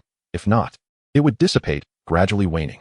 The essence of warfare lies in the spirit, especially when confronting a host of cold, lifeless beings exuding an air of death. It was imperative to consider the morale of the soldiers below. After all, not everyone could relish the slaughter of magical beasts as Xia Yu did, treating it as merely a dungeon run, while dragging a few comrades along for the adventure. Zhao Xiong. Hey, the higher-ups have declared a general offensive tomorrow. Give the brothers a rousing speech. Upon returning to the squad's tent, Xia Yu immediately assigned this task to Zhao Xiong, for when it came to boosting morale, Zhao Xiong was akin to a living target. As long as he stood there, the members of the 9th Squad would surge forward with fervor. It was said that during the tenure of the former captain, Wang Mang, the situation was even more intense. A general offensive? Rest assured, Captain Xia, the brothers have been eagerly awaiting this day. Zhao Xiong's eyes sparkled upon hearing Xia Yu's announcement of the impending assault at noon the following day. This fellow had endured a deep gash from a skeletal undead during the second offensive, receiving 28 stitches, yet he stubbornly refused to leave the battlefield. Even with one arm secured to his chest, he charged forth with a blade in hand, embodying the spirit of a fierce warrior. Indeed, Captain, the brothers can hardly contain their excitement. Our 9th Squad requires no embellishments. Each man is a true hero. Within the 9th Squad's encampment, a massive pot boiled vigorously, and the flickering campfire cast a warm glow on the faces of the men. Though they smiled, their eyes betrayed their weariness. Boom, boom, boom. The sound of drums resonated through the central command tent, a rare and somber echo that traveled far and wide. Hurry, form ranks, and prepare for battle. Move, move, move. I'm talking to you. The entire human camp became a flurry of activity. Soldiers clad in armor and wielding weapons filled the area, accompanied by a myriad of summoned beasts. At Xia Yu's side, the night warrior donned a crimson cloak, their towering figures standing out among the summoned creatures, exuding an undeniable presence. Upon the walls of Bone City, the 4th and 7th Reserve Legions were tasked with the offensive, having secured sufficient rest time for the other legions. Brothers, today's battle will determine the status of our human race in the realm of the undead. Whether we seize the advantage or remain passive rests entirely upon your shoulders. Although Xia Yu could not see the speaker within the central command tent, he could distinctly hear the voice ringing out. I, Nangong's son, await you on the battlements with wine for a hearty toast. A figure soared into the sky, though the summoned beasts were not visible. The aura radiating from the figure was overwhelming. It was an elderly man with grizzled hair, clad in an archaic robe, suspended in midair, giving the impression of a divine being. The sensation was ethereal and profound, as if the old man was destined to occupy that space. Roar! Within the golden hexagram, a colossal dragon's head suddenly emerged, its jaws agape, unleashing a thunderous roar that reverberated through the air. Then, with a powerful grip, it clutched the hexagram, revealing its entire form. I am the five-clawed golden dragon. Xia Yu was taken aback, not merely by the old man, but by the sight of the living totem itself. The five-clawed golden dragon measured over 100 meters in length, its appearance mirroring ancient descriptions, and after a few majestic loops, it settled quietly at Nangong Sun's feet.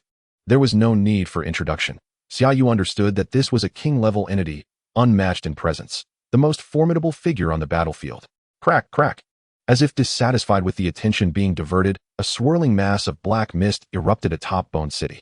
As the mist dispersed, a towering skeleton emerged, radiating golden light, crowned with a golden diadem and wielding a 20-meter-long bone sword. Indeed, the king of skeletal beings. The mist coiled around its feet, elevating the skeletal king into the air. Although its entrance lacked grandeur, its presence was no less imposing, rivaling that of Nangong Sun. The five-clawed golden dragon carried Nangong Sun, spiraling above before plunging into the clouds, leading the skeletal king into the heights. The existence of such king-level beings, with each movement capable of fracturing space, would wreak havoc on a battlefield of lower levels, resulting in unimaginable devastation. What the skeletal king thought was unknown, but Nangong Sun could not allow such occurrences to transpire before his very eyes.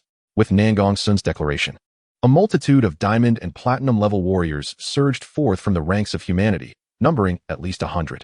In stark contrast, the undead realm was equally teeming with diamond and platinum-level beings, outnumbering the humans significantly. Brothers, we shall handle these troubles. The defense of the city rests upon you. Amongst the demon suppression army, it was Sun Qian, the commander of this 10-legion offensive and the leader of the 1st Legion in the Northern Theater, who spoke with wisdom and valor. The battlefield of diamond and platinum levels was forcibly partitioned by the strong warriors of the demon suppression army to facilitate a smoother and less damaging offensive. There was no alternative. The foundation of humanity lay in these warriors, who would rather face many foes than compromise the essence of their race. Silver and gold levels, while seemingly inconsequential in direct combat, comprised the majority of the beast masters among humanity. It was precisely due to these lower-tier beast masters that an endless stream of powerful beings emerged from humanity. Brothers, charge! It was unclear who first broke the momentary tranquility of the battlefield with that rallying cry. Behind them, the drums of war thundered, and before them, blood was shed in fervent combat, with banners fluttering beside them. Tens of thousands of summoned beasts surged forward in a formidable tide, crashing against the city built from bones. Among them was Xia Yu, hoisted by the night warrior, now donned in a red cloak, embodying the authority of a commanding general. In contrast, Xia Yu resembled a captive seized by the general, yet defiance shone on his face. Above, several flying beastmaster units soared, their piercing calls echoing as they soared past the ground forces, diving towards the city walls. Kill! In an instant, the battlefield erupted as tens of thousands charged forth. Although they could not fully deploy at once, they surged like a mighty wave, crashing down upon the skeletal city walls. Chapter 56, Blood and Sacrifice.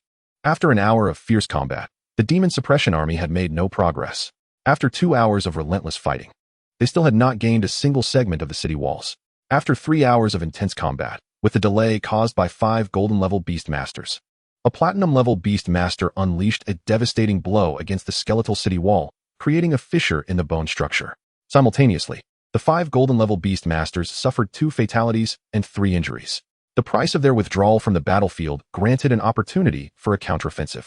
For hours into the fierce battle, a squad composed of golden-level beastmasters successfully ascended the section of the bone wall that bore the crack. By the 5th hour of combat, the length of the city wall occupied by the demon suppression army reached 50 meters. In the 6th hour, a platinum-level undead creature retreated from the battlefield, and no platinum-level strongman could intervene to halt its progress. In the 7th hour, 20 golden-level beastmasters, in coordination with 2 battalions of the demon suppression army, successfully eliminated the platinum-level undead creature. At this juncture, the once occupied 50 meters of skeletal wall had dwindled to merely 10 meters still in the possession of their side. In the 8th hour, buoyed by their momentum, the demon suppression army successfully breached the defenses of the wall, expanding their territory to an impressive 200 meters. At this moment, the 200 meters of wall stood firmly under the control of the demon suppression army, with over 1,000 soldiers flooding in every minute. The defeat of the Bone City had become inevitable. In the 9th hour, the 1st Battalion of the 2nd Legion, having rested for 4 hours, re-entered the fray through the captured wall into the Bone City. Goodness, These skeletons have no home. They are nothing but a multitude of wandering souls. Zhao Xiong, astride his scarlet flame tiger, followed closely behind Xia Yu as they ventured into the depths of the Bone City.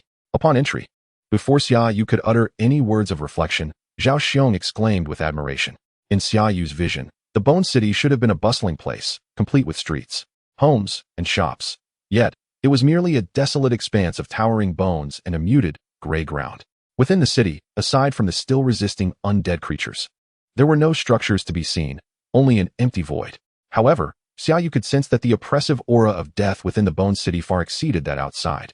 Even amidst the fierce battle, stepping into the city sent a chill down his spine. What does it matter? Why should I concern myself with skeletal structures for shelter?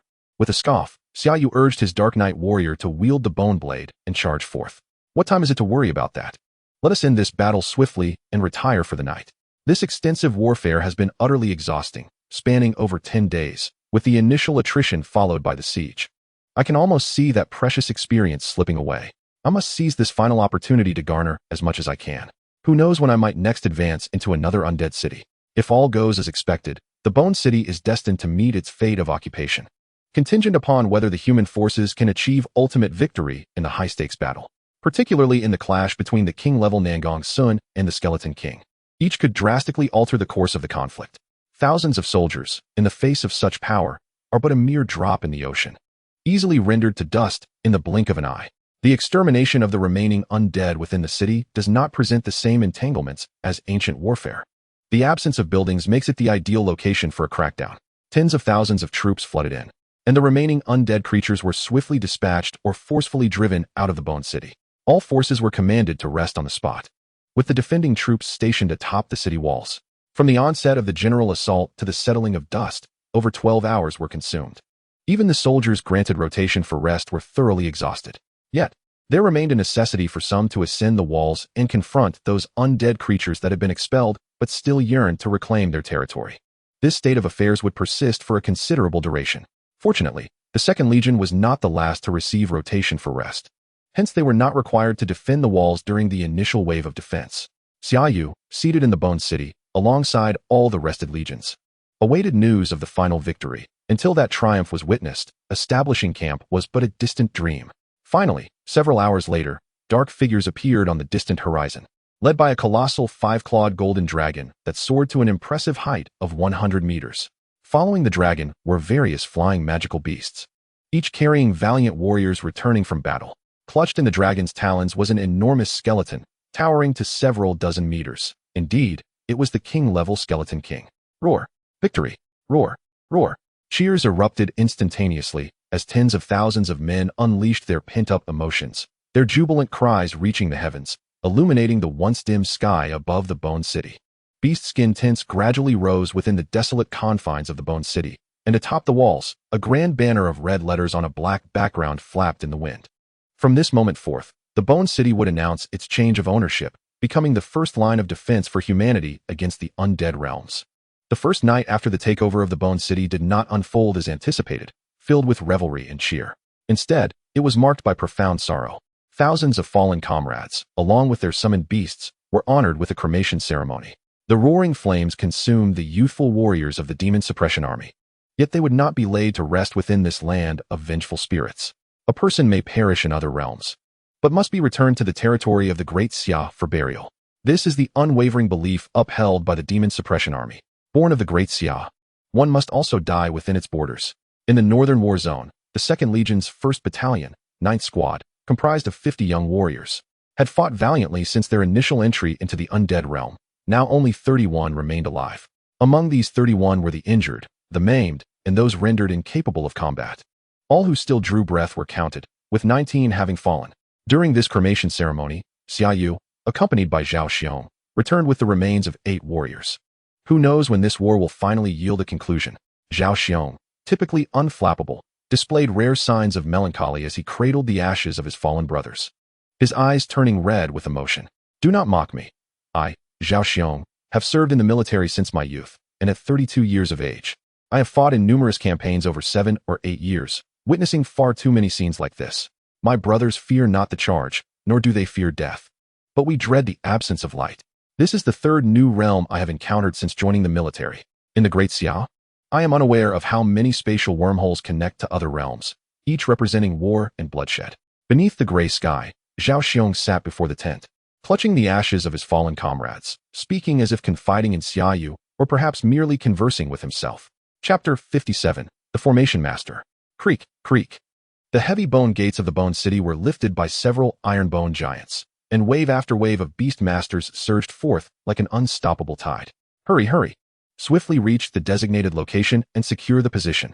The wind and snow demon hound led the charge, ferociously swatting aside numerous skeletal forms obstructing their path. Following the conquest of the Bone City, the retreating undead creatures, along with those converging from the surroundings, persistently launched attacks against the stronghold.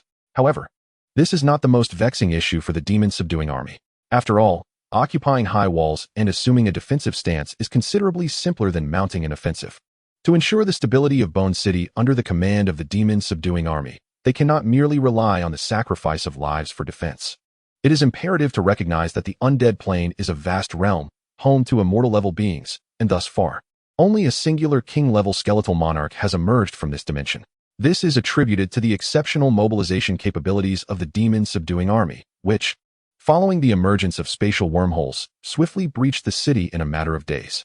Should they allow the native forces of the undead plane to regroup and mount a substantial counteroffensive, the cost of capturing a city would be exponentially greater, tenfold, even 100-fold. The task of solidifying ownership of Bone City falls to the 1st Battalion, of which Xia Yu is a prominent member. The entire battalion, from the commanding officer, Moore, to the least powerful member, Shi Hao, has mobilized.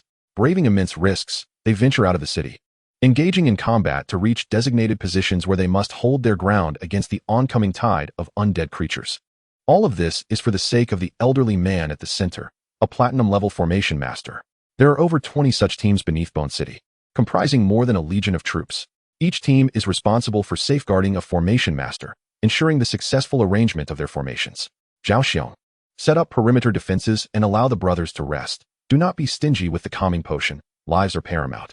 Originally stationed at the periphery, the 9th squad has been replaced by the 4th squad after a prolonged skirmish, granting Xia Yu a brief respite.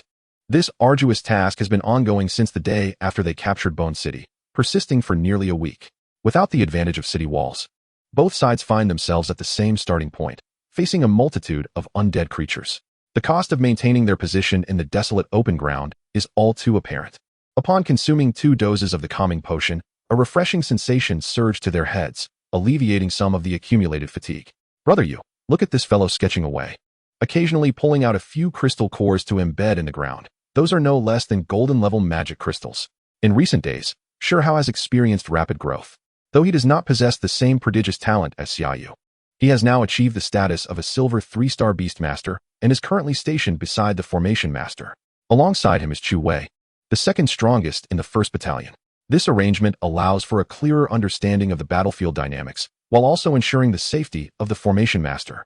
Perhaps it is to stabilize the formation's focal point or to provide energy for it. Although Xia Yu has yet to engage directly with formation masters, he has heard tales of their craft in his past life, suggesting a degree of commonality. Yet, the operations of this formation master are distinctly unconventional, in Xia Yu's understanding. Formation masters typically don robes, wielding brushes or flags, orchestrating grand displays. However, this elder, with his snowy hair and beard, embodies a somewhat enlightened monk's demeanor. Yet he merely rummages through his belongings, occasionally handing a few magic crystals to a summoned beast. The summoned beast, standing about 30 to 40 centimeters tall, humanoid in shape, is clad in pristine white, with intricate mystical patterns that occasionally emit a soft glow at the joints. The young man certainly possesses considerable knowledge, as the magic crystals serve both as focal points and provide the necessary energy to activate the grand formation. Upon overhearing the conversation between Xia Yu and Shi Hao, the elder lifted his eyelids, casting a sideways glance at the two, and spoke. Nonsense. While Xia Yu may not know what the formation spirit depicts, he is acutely aware that the commotion surrounding the grand formation indicates its formidable power. With over 20 formation masters, each at least of golden level, and as Moore has mentioned, the strongest among them is a diamond-level powerhouse. The combined efforts of these formation masters will undoubtedly yield tremendous potency. Senior, could you enlighten us on the nature of the grand formation we are arranging? Observing the plump formation spirit laboriously at work, Xia Yu's curiosity about the grand formation intensified. It's a secret, the elder replied nonchalantly, lifting his eyelids. Since it is a secret, both Xia Yu and Sure Hao wisely fell silent, redirecting their attention to the defensive battle on the periphery. However, the elder continued, "It matters not, even if you two are heretics. There is currently no means for you to disseminate this information. Once the grand formation is completed, those insignificant fellows will not even have a hope of disrupting it." With his proclamation of secrecy, Xia Yu and Sure Hao fell silent, yet the elder could not contain himself, glancing at them several times before he resumed speaking. "I shall not elaborate on the location of Bone City, as its significance is well understood. Hence, we have invested heavily. Soon, 3 grand formations will rise from the void. The 5 elements celestial array, the 9 heavens divine thunder array, the fiery inferno array. 3 grand formations, 1 for defense and 2 for offense, will significantly bolster the defensive capabilities of Bone City. Among them, the 5 element celestial array boasts the highest level, presided over by a diamond-level formation master. It is said that upon completion, it can withstand a king-level powerhouse for a quarter of an hour. The other 2 formations, while slightly inferior, possess lethal capabilities only against beings below diamond level. This elder oversees the fiery inferno array. Senior, you are truly erudite, capable of wielding such esoteric knowledge of formations with ease. Impressive, indeed. Compliments abound, yet mere flattery is of little substance." The elder rambled on for quite some time, while Sure Hao stood there like a bewildered goose, mouth agape, failing to respond. Noticing the elder's eager expectation for a reaction, Xia Yu could not help but chuckle. "Ha ha ha, merely a diversion. If you are interested, we may indeed discuss further." As anticipated, Xia Yu's flattery brought a radiant smile to the elder's face as he stroked his goat-like beard. "Ah, yes, brother Yu is indeed correct.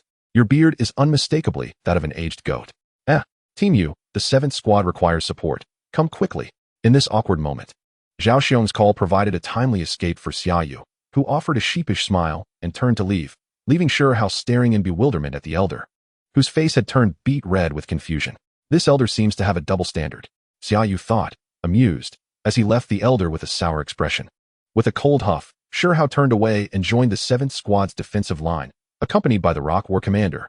At this moment, on the 7th squad's defense line, a golden-level undead creature was wreaking havoc. Chapter 58, The Wailing Banshee. 7th brother, I am here.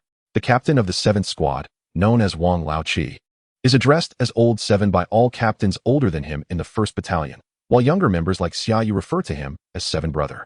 Charging onto the 7th squad's defense line is a golden 2-star Wailing Banshee, the very creature that had injured the former captain of the 9th squad, Wang Mang. The Wailing Banshee is an entity that exists in a semi-material state, capable of delivering both physical and elemental attacks, making it quite troublesome. Moreover, its incorruptible body significantly diminishes the effectiveness of physical attacks, leaving elemental attacks as the only means of inflicting substantial damage. Unfortunately, Old 7's 2 summoned beasts, one of lower rank and the other a silver 9-star, have proven insufficient. The latter, a Silverhorn Strength King, is a purely physical summon, struggling to withstand the onslaught of the Wailing Banshee. "Old 9, hurry. I cannot handle her alone. She's already taken out several of our brothers." At this moment, the golden-ranked beast masters of the 1st Battalion found themselves ensnared, besieged by a multitude of undead creatures gathered outside the city. While high-level beings were scarce, a significant number of golden-rank entities remained. "Dark Knight Warrior, eliminate her." With that command, 2 bone blades were simultaneously drawn. Aware of the disparity in levels, the Dark Knight Warrior exhibited utmost seriousness. The towering figure suddenly projected a phantom, instantly appearing beside the Wailing Banshee, with both bone blades striking simultaneously. The 2 slashes forced the Wailing Banshee to stagger back several steps, yet the wound inflicted was a mere 3 inches deep and around 20 centimeters long. No blood flowed from the injury. Instead, it exuded a putrid stench of decaying flesh.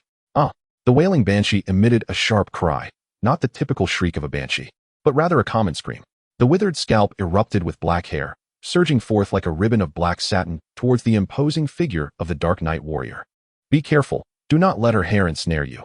It is remarkably resilient."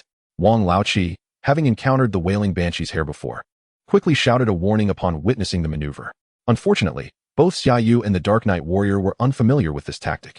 As the Dark Knight Warrior's bone blade swung, it was ensnared by the dense strands of hair after slicing through less than 2 inches, binding both the blade and the hands wielding it. Goodness, can this even be a soul attack? Initially, Xia Yu believed the hair merely to be tough, but the searing pain emanating from his consciousness made his face blanch.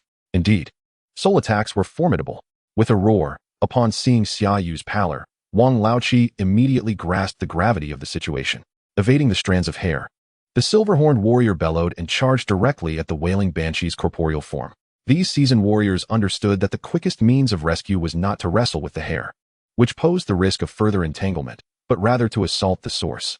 The enormous fist of the silver-horned warrior struck the wailing banshee with tremendous force, causing her to stagger back, yet the impact did not yield immediate results.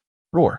Frustrated by the ineffectiveness of his punches, the silver-horned warrior seized the wailing banshee's head with both hands and, with a powerful heave, slammed it into the ground.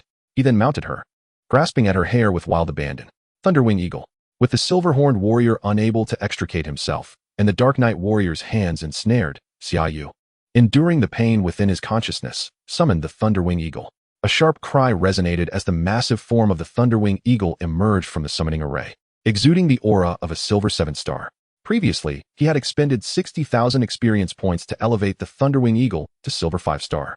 And during the recent city defense battles, he had accrued considerable experience. The leap from 5-star to 6-star required 15,000 points, while ascending from 6-star to 7-star necessitated 20,000. Although he had earned far more than 35,000 experience points during this period, Xia Yu refrained from hastily elevating the Thunderwing Eagle too quickly, having barely managed to deceive the presence of a silver 9-star Dark Knight warrior. He feared that revealing another silver 9-star Thunderwing Eagle might arouse suspicion in others. Thus, he permitted the Thunderwing Eagle to ascend only to silver 7-star, justifying it as a result of utilizing an abundance of magic crystals, potions, and rare treasures. Upon its emergence, despite being merely silver 7-star, the Thunderwing Eagle possessed an array of elemental attacks. Crackling arcs of electricity converged upon its wings as its violet form swept through the air, delivering a blow of lightning that severed the resilient strands of hair, accompanied by a scorched aroma. Seventh brother, have the silver-horned warrior retreat.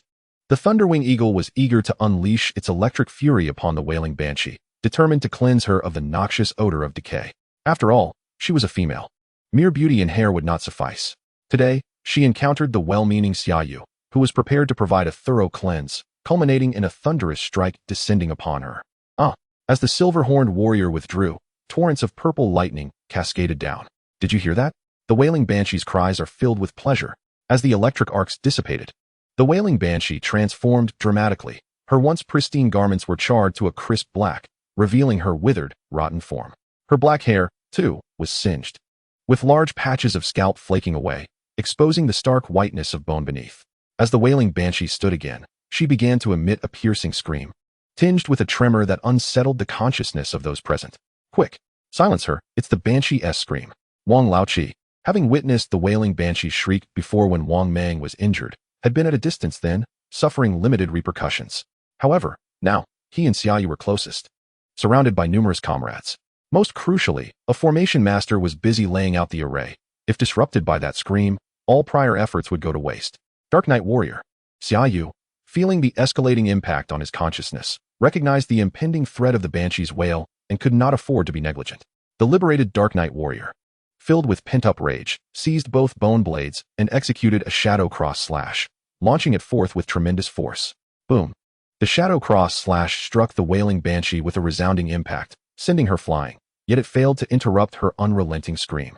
Thunderwing Eagle, Lightning Wings, Silverhorn Warrior, Explosive Fist. All three summoned beasts launched into action, converging on the wailing banshee from various angles, both from ground and sky. The Dark Knight warrior arrived first, deftly sliding the blade along the wailing banshee's wound and forcefully pulling it, ripping her abdomen open significantly. Next, the Thunderwing Eagle dove down, its wings severing the remaining half in a single stroke. Finally, the Silverhorned warrior unleashed his full strength, smashing the already divided upper half of the wailing banshee into the earth. The chilling cries abruptly ceased. Chapter 59, The Spirit of the Formation. The wailing banshee had perished. Regrettably, it was not at Xia Yu's hands, and the anticipated sound of experience points being awarded did not resonate. The wailing banshee existed as a semi-corporeal entity. Even when cleaved in two, her soul persisted. Ultimately, the remnants of her spirit were obliterated by the silver-horned warrior's punch. In the midst of urgency, Xia Yu could not afford to linger on such thoughts, as allowing the wailing banshee's scream to wreak havoc would harm not just one or two individuals. After vanquishing the wailing banshee, Xia Yu chose not to recall the Thunderwing Eagle, but instead urged both summoned beasts to join the fray. Fortunately, the formation master completed the arrangement of the array, enabling the 1st Battalion to retreat back to the Bone City. Setting up the array was no simple task. It required several hours to establish a single focal point, with each formation master capable of setting up only 2 or 3 focal points per day, interspersed with necessary rest periods.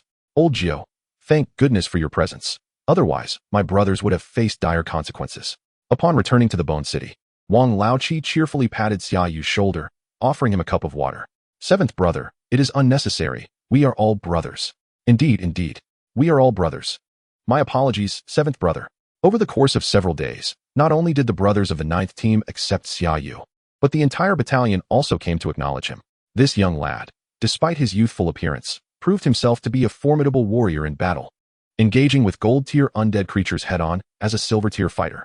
Although he often finished off opponents that others had weakened, his military achievements were impeccable, leaving no room for criticism.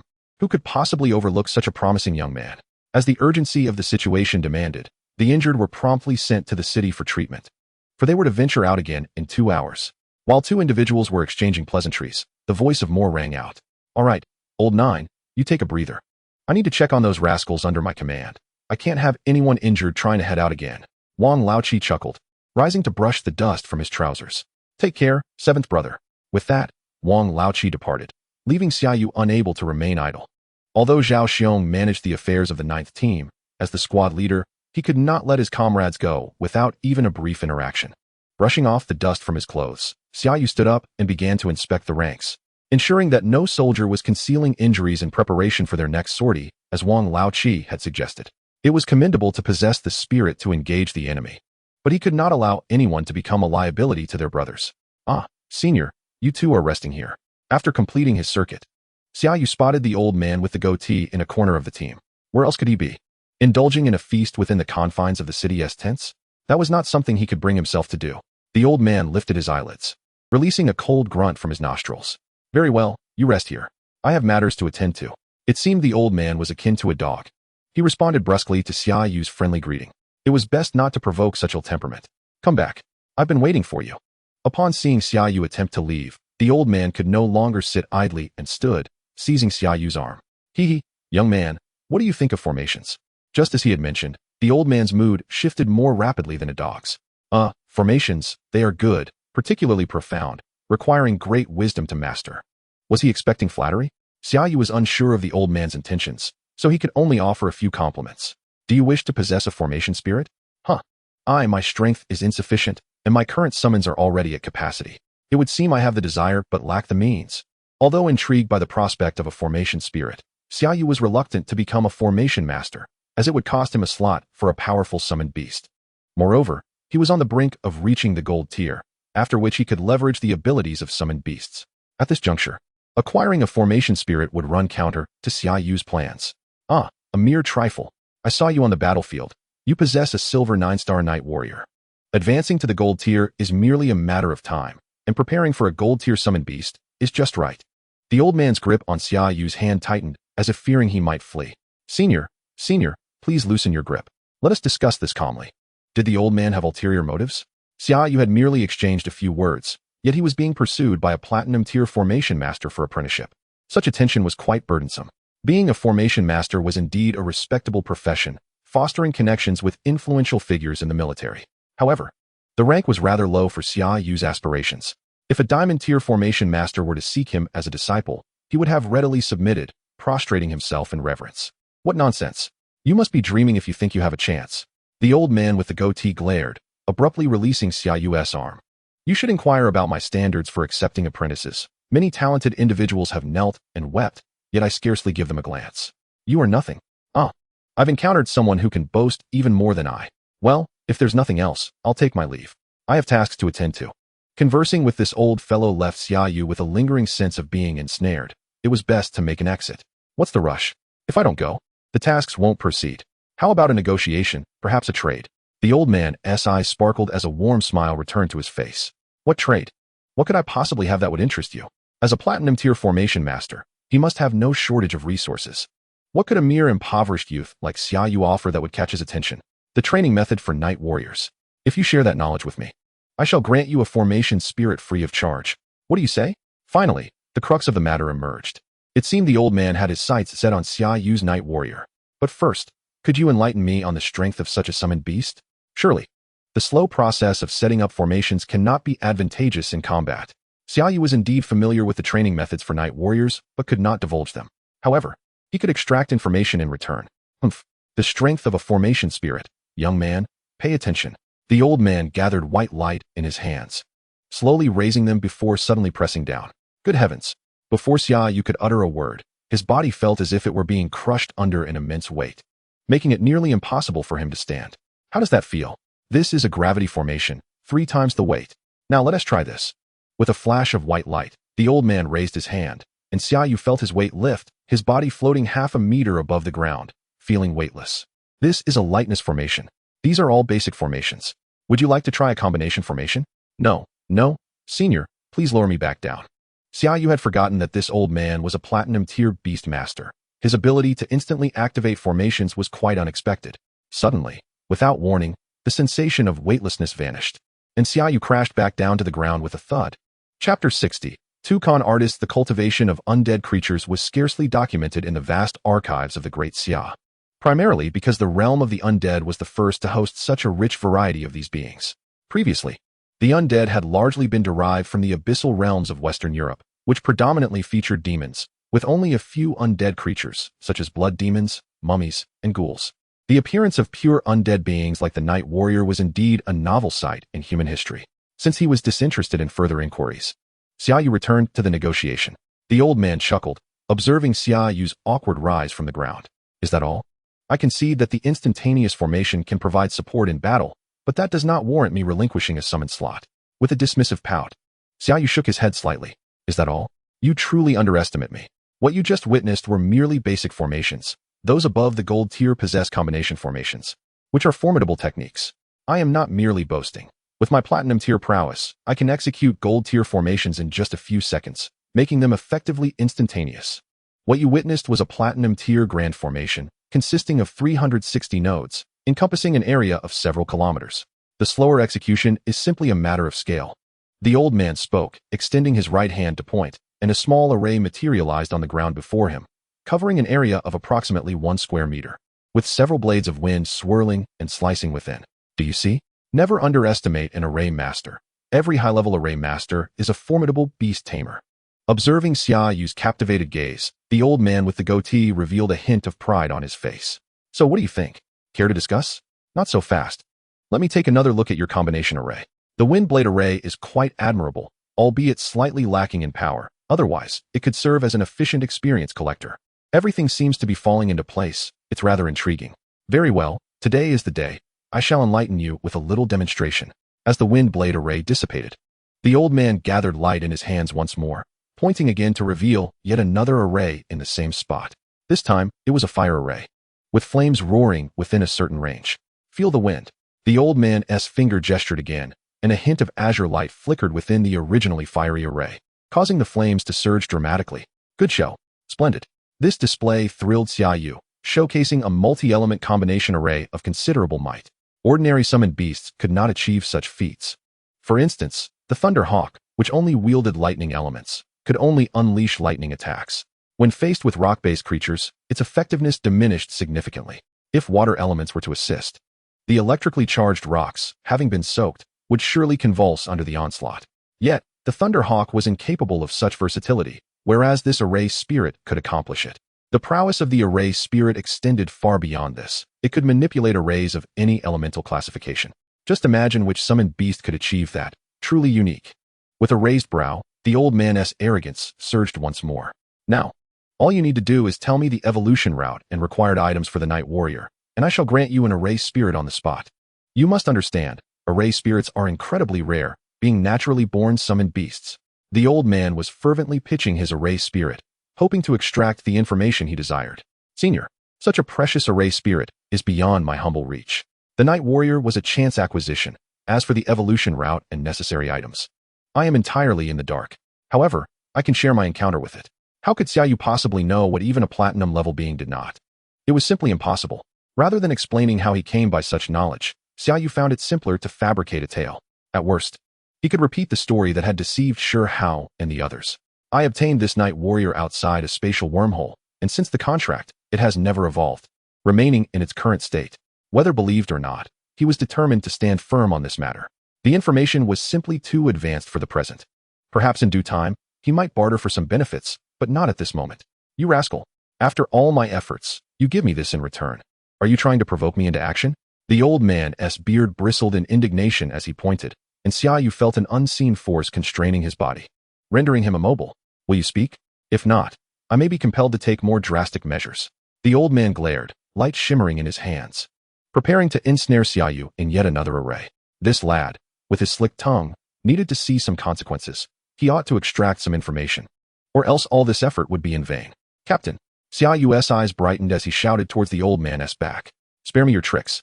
When I was frightening others, you were still a mere cell. The old man did not turn, letting out a cold snort. Xia Yu, what are you up to with Senior Liu? Just exchanging combat techniques? Behind him, a soldier clad in battle attire, wielding a spear, approached with a smile, nodding slightly at the old man. Senior, this lad occasionally enjoys a jest. I hope you won't take offense, as the rigors of combat can be taxing, and a moment of levity is sometimes warranted. Haha, this lad suits my taste. I shall teach him a few moves. The old man chuckled awkwardly, waving his hand to dissolve the array constraining Xia Yu's feet. Indeed, Captain, Senior has taken a particular liking to me, and even promised me an array spirit. This old coot had just been bested, and he was determined to regain some dignity. Unable to best him in combat, he needed to find a way to secure some advantage. At the very least, he would stay close to Imole, denying the old man the chance to catch him off guard. An array spirit? Senior must be jesting. This lad is rather dull-witted and likely cannot harness the power of an array spirit. It would be a waste to bestow such a precious summoned beast upon him. Upon hearing this, Imole's expression changed several times. No worries, if this lad desires it so, I shall gift him one. The old man's smile widened as he reached into his pocket and produced an exquisitely crafted bracelet, handing it to Xia Yu. This is a beast taming bracelet, capable of housing a live pet. Within it resides an array spirit. Remember to return the bracelet to me once the contract is established. Hee. Thank you, Senior. Xia Yu grinned widely, promptly stowing the beast taming bracelet away. Returning it? He must be dreaming. He would claim the array spirit and the bracelet for himself. In due time, he would return to the academy, leaving the old man searching in vain for him. Xia Yu. Captain, an array spirit is of little consequence. Imole wanted to say more, but was interrupted by the old man. Indeed, Captain, since Senior has offered it, declining would be disrespectful. As a junior, it is best to graciously accept. Well said, lad. I shall find time to impart further guidance. The old man clapped Xia Yu on the shoulder heartily, and with a smile, he ambled away. Do you truly think an array spirit is some trifling toy? Chapter 61. A Battle of Wits. Array spirits. Natural magical beasts born of the heavens and earth are incapable of dual-sex reproduction, resulting in their scarcity. Despite this, the market is still replete with array spirits that remain unsold, primarily for two reasons. Firstly, unlike other summoned beasts that can independently acquire combat skills through leveling and evolution, the array skills wielded by array spirits are learned postnatally, making them the most coveted asset for array masters, who typically do not trade them. This leads to the awkward situation where even if a beast tamer manages to contract an array spirit, they may find the spirit lacking in any learned array skills. Secondly, although array spirits can unleash arrays of all elemental categories, their essence does not belong to any elemental type. This means that the enhancement of an array spirit can only be achieved using pure energy substances devoid of any elemental properties. Pure energy magical crystals are exceedingly rare and typically of lower grade. Powerful magical beasts invariably possess some elemental attack capabilities. The only non-elemental, yet mass-producible substance is raw stone. However, while array spirits can utilize low-grade raw stones in their early stages, what happens when they reach a certain level? High-grade and top-grade raw stones. Who among the common folk can afford them? Even if one could sustain an array spirit, would they still want to keep other summoned beasts? Moreover, expending such vast resources to cultivate an array spirit could be better utilized in nurturing other summoned beasts, as one could easily raise several of equal caliber with half the investment. Thus, array spirits are akin to hot potatoes, plentiful in number but lacking in contracts. After listening for quite some time, Xia Yu finally comprehended why Mo Lei expressed disdain for the array spirits, referring to them as unsatisfactory contract beasts. Indeed, he was not mistaken. These creatures are laborious and thankless, possessing numerous methods yet imposing significant limitations. What do you think? The golden tier is a critical stage. If your summoning beast falters, has the early advantage not been rendered meaningless? With two epic quality summoning beasts, Mo Lei held high hopes for this young man. who was undoubtedly superior to himself in ways he could not even fathom. His first summoning beast was merely of rare quality, and to this day, it remained at silver 9 stars. This young man clearly had the potential to go much further. He must not allow a moment of confusion to hinder his progress. Yes, I shall confront that old man. That old goat with a beard, only extolling the virtues without mentioning the shortcomings, nearly led me astray. I must demand an explanation. Though my own strength is currently lacking, I have the backing of the demon-subduing army. Who in the great Xia would dare to disregard the demon-subduing army? Never mind. As long as you understand, that old man and these array masters were summoned and do not belong to my demon-subduing army. I must still be cautious of the repercussions, as we still rely on them to arrange the grand formation. Mole called out to Xia Yu, who was intent on confronting the old man, softening his tone considerably. Above all, remember, do not contract with them. Rest assured, I shall remember. Mole, still feeling uneasy, reiterated his warning until Xia Yu confidently patted his chest in assurance, allowing him to depart with a sense of relief. I am resolved to contract with the array spirit. As soon as Mole left, a grin spread across Xia Yu's face as he took out the Beastmaster's bracelet and examined it with great interest. The two major drawbacks of the array spirit had now been reduced to one. There was no need to worry about nurturing the array spirit and leveling it up. With the system as the greatest loophole, the array spirit could be cultivated using only non-attribute materials, which was hardly a concern. Worst case, it could all be improved using experience points, just as the Thunderlight Eagle and the Night Warrior had always been enhanced. As for the formations, Xia Yu had seen the exchange for formations at the Military Merit Exchange in the Demon Subduing Armies Academy. As long as there was a way to acquire them, it would not be an issue. Gaining experience and evolution points required killing magical beasts and interdimensional creatures, and slaying these beings would also yield military merit. A double benefit, no. A triple benefit, why not seize the opportunity? However, the most pressing matter now was to confront that old man and settle the score. After wandering around the camp, Xia Yu ultimately found the old man with the goat beard beneath the city gate, where he was leisurely dozing against the gate. Ding ding ding. Old man, wake up. Old man. Xia Yu's face was a mask of fury as he rapped on the gate the old man was leaning against. What business do you have with me? Did you not have enough of the formations? Do you wish to experience them again? Upon seeing the anger etched across Xia Yu's face, the old man smirked mockingly. Old man, you nearly sabotaged my future. Your intentions are rather malicious, are they not? Such words should not be flung carelessly. I speak only the truth. You desired the array spirit, yet I have yet to receive what I want. In truth, I am the one at a loss here. The old man merely scoffed, uninterested in Xia Yu's fury as he casually picked at his ear. How could you? Xia Yu stammered, momentarily at a loss for words, unable to pinpoint any flaw in the old man's logic. Very well, if you wish to proceed in this manner, I shall have no choice but to report the matter to the commander and also account for your attack on the warriors of the demon-subduing army. With a glint in his eye, Xia Yu shifted the conversation towards the old man's assault on him. Go ahead, I am a platinum tier beastmaster. If I wanted to attack you, how could you still be standing here? Go on, I am eager to see which commander would be foolish enough to believe your words. The old man flicked his fingernails, his face still adorned with scorn. Enough with the theatrics. Hand over the bracelet, and we shall consider this matter concluded. Very well, truly. You are an old goat. Your cunning is unparalleled among the ranks. Bracelet? What bracelet? Do you expect to reclaim something given by an elder? Is this not just acting like a rogue? I can play this game too. What is it?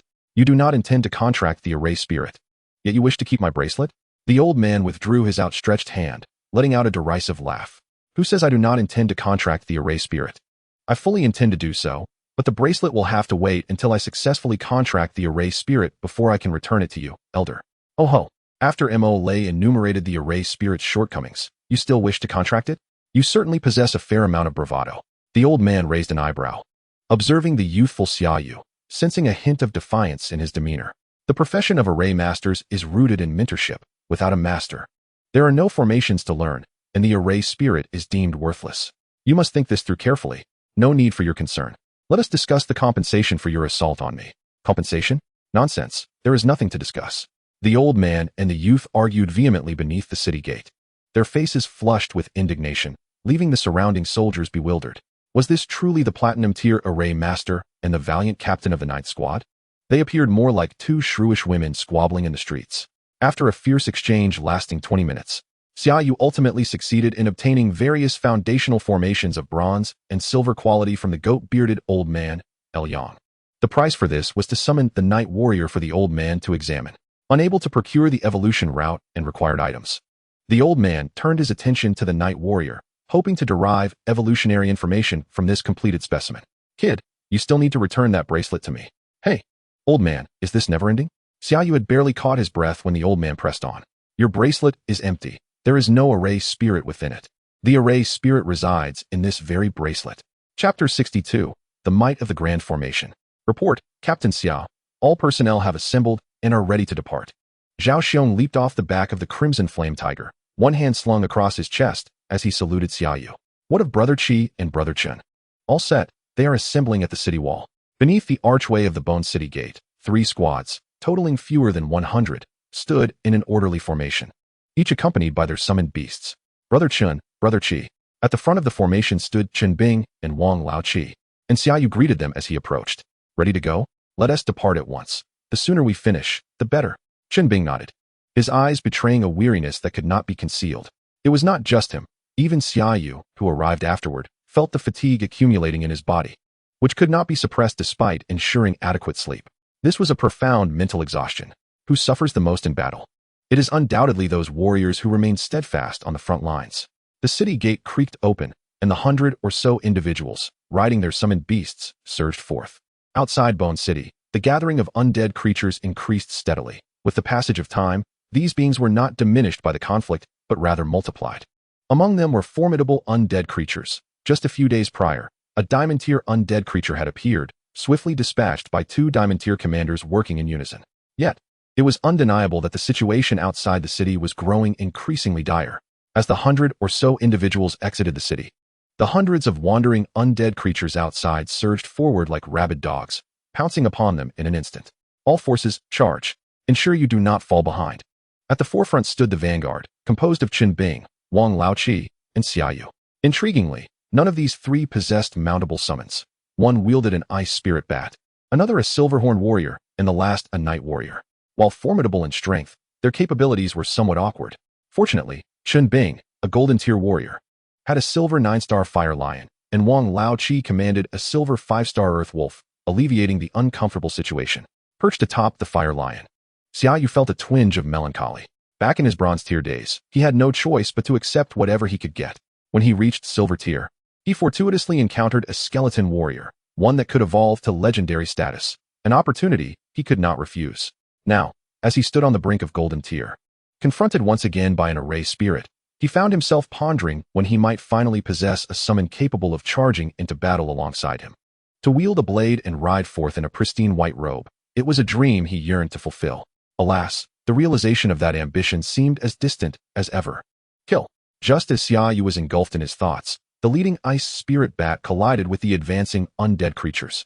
Upon impact, the chilling breath exhaled by the ice spirit bat froze the approaching undead before they could even close the distance, shattering them into pieces upon collision. The 2 creatures were not even on the same level. These wandering entities were mindless low-tier cannon fodder, utterly lacking in power. With ease, the united team tore through the undead that obstructed their path. Their objective was not these trivial adversaries, but rather the more formidable undead creatures, and the more, the better. Of course, formidable was relative. Should they attract the attention of high-tier undead beings, particularly those above platinum level, this small squad would likely find themselves in dire straits. Like a sharpened blade, the 100-strong team swiftly traversed a considerable distance from Bone City. Laoqi, Xia Yu, flanked to the sides. The group instantly transformed into 3 formations, with Xia Yu and Wang Laoqi guiding their contingent, expanding outward like 2 outstretched wings. Correspondingly, Xia Yu summoned the Thunderlight Eagle. After all, relying solely on borrowed summons to complete their tasks was not an option. From his aerial vantage, Xia Yu could discern the distribution of undead creatures below. He noted where they congregated and where the more powerful entities lurked with clarity. While platinum-tier adversaries were best avoided, golden-tier foes were plentiful. Naturally, maintaining a safe distance was still prudent. After advancing a significant distance, ensuring a sufficient number of creatures had amassed, the 3 teams began to converge, subsequently making a wide arc back toward Bone City. How exhilarating. Look at that. Thousands of undead are pursuing us. Wang Laoqi, ever the thrill-seeker, showed no signs of fear despite the horde of undead trailing behind. Instead, he was filled with exuberance. Let us charge. The silver-horned warrior surged forward, using its robust legs and powerful horns to clear a path through the undead that stood in their way. Brother Chen, Aren't there too few golden tier creatures? Glancing back, Xia Yu noted around 10 golden tier undead trailing them, a number slightly below his expectations. Should more of his comrades join the fray, danger could ensue. No worries. We have the commander and others. He gazed skyward, spotting several figures riding flying magical beasts approaching swiftly, raising clouds of dust below. Their numbers rivaled those of the undead following the trio, and upon closer inspection, there were easily dozens of golden tier undead among them. Be wary, we're about to merge. The three teams were converging with the aerial squad at a subtle pace, all rapidly approaching Bone City. Charge! With a command from Chunbing. The fire lion beneath him surged forward like a blazing inferno, its speed increasing dramatically, prompting the soldiers behind to emulate its charge. In an instant, they distanced themselves from the pursuing undead. Flames of the abyss. Rise! An authoritative roar echoed above Bone City, as the old man with a goat-like beard donned in flowing robes seemed to command the winds. The ground trembled, fissures appearing like a spider's web upon the gray earth. Boom! Countless flames erupted from beneath, scorching the air into a vast vacuum, a scorching wave crashing against everything nearby. Crackle, crackle, crackle. The grand formation instantly ensnared the pursuing legions of undead creatures, vaporizing the low-tier undead upon contact with the flames, leaving not even a trace of ash. The sounds of clashing bones echoed, revealing the struggles of the higher-tier undead attempting to escape. A golden-tier undead wolf fought desperately to break free from the formation, its body gradually turning yellow, then charred black, until it ultimately disintegrated into ashes, forever scattered within the grand array. The flying undead managed to evade the catastrophe, but were left terrified, turning to flee in panic. By the heavens, this is utterly terrifying. Upon returning to Bone City, Xia Yu examined the significant holes burned into his clothing, his eyes wide with astonishment. The might of the formation was truly fearsome. He had been at such a distance. Yet the heat wave had scorched his garments. One could only imagine the intensity of the temperature within the grand formation. Indeed, after over a month of effort, the flames of the abyss formation had been completed, yet it still required necessary testing to ensure its proper functioning. Xia Yu and his companion's task was to attract an adequate number of undead to validate the formation's power. After all, the resources utilized were substantial. They could not afford to waste an opportunity to activate the formation. What if the formation malfunctioned and could not be activated? Just look at the two assembled military regiments within Bone City, and you will understand. Chapter 63, The Spirit of the Undead. Thousands of undead creatures were instantly reduced to mere ash within the formation, including dozens of golden-tier undead that became nothing more than a handful of fertilizer for the land. With such a formation, Bone City is safe. Xia Yu, glancing at the numerous holes burned into his attire while observing the countless undead reduced to smoke within the grand array, could not help but exclaim in awe. Provided that we can withstand the higher-tier forces. Beside him, Imole approached, seemingly having arrived unnoticed. The number of strong individuals is the true indicator of whether a race can endure. But can we withstand the higher-tier forces from the undead realm? Currently, the only top-tier forces on the human side consisted of 10 diamond-tier warriors and 1 king-tier beastmaster. It was evident that they could not possibly withstand a large-scale incursion from an entire plane. I do not know, but the higher-ups of the Demon Suppression Army are coordinating to mobilize top-tier forces. As of now, the low-tier undead creatures are no longer the greatest threat. The establishment of the Grand Formation significantly alleviated the defensive pressure on Bone City. With this formation in place, the construction of 2 additional formations would also be indirectly expedited. As long as resources remained sufficient, the low-tier undead could no longer endanger Bone City. However, resources had always been the most scarce commodity for the Demon Suppression Army. What should we do next? Should we rely on the defense of Bone City? The formation has been successfully established, significantly alleviating the pressure and indicating that the Demon Suppression Army has firmly entrenched itself in the realm of the undead. According to Xia Yu's strategy, the next step must be to prepare for the impending offensive from the undead creatures. While a defensive stance is inevitable, it is equally crucial not to remain solely on the defensive front. Subsequently, a portal will be opened for a period, enticing various beast tamers to enter the realm of the undead, thereby alleviating the burden on our defenses. This kind of battle is not new to Moore. He has experienced it more than once and is exceptionally familiar with the process. The fight against the otherworldly invaders is not solely the responsibility of the Demon Suppression Army. It is a duty that falls upon all of humanity. If one realm is breached, the repercussions will resonate throughout all of humanity. Can we move freely now? Xia Yu has been fighting alongside the team for quite some time, accumulating considerable experience. However, with so many people around, he finds it difficult to utilize his experience to enhance the power of his summoned beasts as he wishes. If he could operate independently, He would have ample time and space to bolster the strength of his summons, and it would also provide a reasonable explanation. But that is not the case yet. The procedure still requires some time, and the external beast tamers will also take a while to arrive.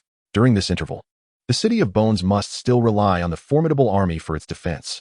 Moore shook his head and offered Xia Yu a faint smile. This young man always possesses an insatiable heart, yet that very trait is what beast tamers need. Unyielding determination, for it unlocks boundless potential. Do you know why these undead creatures are so determined to attack the city? As he gazed at the gradually extinguishing flames below, Moore's attention shifted to the distant undead creatures that continued to amass. In a bid to reclaim the city, they are gathering troops in large numbers, preparing for a massive invasion of our homeland. Wars between realms are often devoid of reason. They are driven by the lust for resources, territory, and the very essence of existence. The growth of a realm relies on the development of its inhabitants internally and externally. It depends on invasion and expansion, knowledge that Xia Yu has gleaned from countless novels. He chuckled softly. Perhaps the higher undead beings think this way, but the lower-tier undead creatures are not motivated by such lofty ideals. They are drawn by the treasures beneath the city, standing atop the city walls. Moore stamped his foot and revealed a contemplative smile. I have long known that you are restless, but when you venture out, do not be foolish and remain ignorant of what is valuable and what is worthless. What lies beneath the city? Are there mineral veins? Xia Yu glanced around, leaning slightly closer to Moore, and whispered his inquiry. In ancient royal traditions, tombs were often situated atop dragon veins. Could it be that this City of Bones also rests upon a mineral vein? If that is the case, it would be best if it were a high-grade vein. I could sneak in and mine a few pieces for myself. This place feels even more sinister than outside the city. Do you sense it? That is precisely why the undead creatures are gathering here. Moore replied with a faint smile before continuing. There are indeed mineral veins underground, and they are rare undead-type veins. The energy emitted from these veins envelopes the entire city, causing the accumulation of ghostly energy. Hence the chilling atmosphere here compared to other locations. Mineral veins yield raw stones, which are categorized into various types based on their properties. Much like the thunderstone Xia Yu previously utilized, the emergence of the realm of the undead will undoubtedly trigger a surge in the demand for contract undead creatures, and the value of undead-type raw stones will soar. Even if, hypothetically, such a situation does not arise, the undead-type raw stones remain excellent resources for Xia Yu, who possesses a Nightwalker as a beast tamer. Moore is genuinely concerned for Xia Yu. Mineral veins are marvelous. Yet, they present their own challenges. They lie beneath the city and require excavation, which poses considerable difficulty. However, the intact mineral veins can yield top-tier raw stones, along with accompanying creatures. The value here is immense. Nonetheless, even if Xia Yu harbors grand aspirations at this moment, they remain futile. For now, defense is the paramount concern. In the days that follow, the task remains to eliminate the undead creatures that continue to converge, preventing them from amassing in significant numbers. However, compared to the previous need to protect the formation masters, this task has become considerably lighter.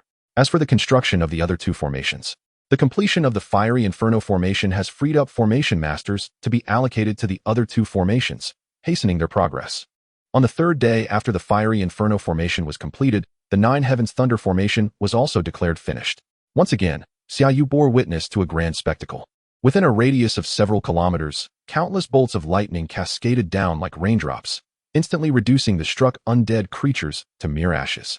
What is even more formidable about this formation is that even flying undead creatures cannot evade it. The dense lightning leaves them with no room for maneuvering in the air. As for the vengeful spirits and phantoms, elemental attacks possess significant lethality against them, especially considering that both of the offensive formations outside the City of Bones are characterized by their overwhelming elemental strength, leaving no chance of survival. On the 8th day following the completion of the two offensive formations, the last and most powerful defensive formation was also completed. To test the efficacy of the 5-element celestial formation, the Demon Suppression Army deployed several diamond-grade elites, attracting as many as 5 diamond-grade undead creatures. A dazzling display of 5 colors illuminated the skies above the City of Bones, completely enveloping it. For half an hour, the 5 diamond-grade undead creatures bombarded the 5-element celestial formation, yet it remained unscathed, while the undead creatures themselves were left exhausted, unable to muster any protest.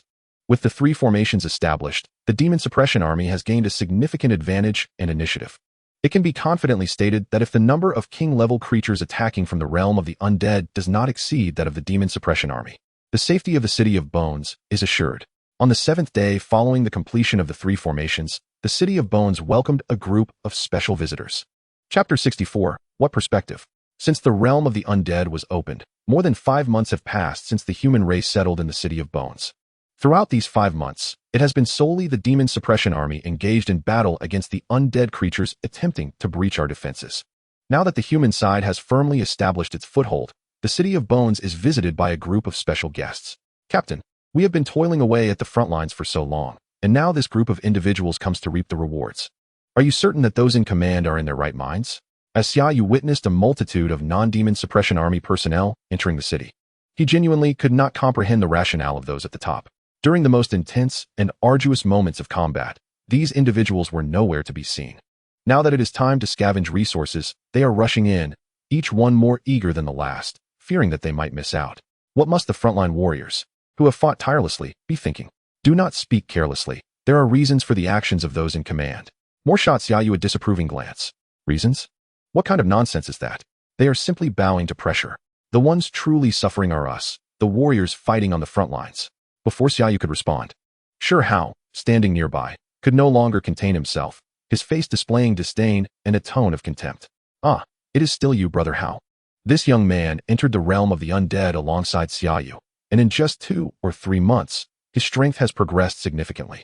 He has now reached the impressive rank of Silver 5-star. This place lacks neither battles nor military achievements, as long as one is willing to fight. The pace of advancement is naturally swift. You two do not understand a thing if we do not allow them in. All the pressure will fall squarely on the shoulders of the Demon Suppression Army. We have already been fighting for over 5 months, and casualties have reached a concerning level. If we continue at this rate, the losses will only escalate.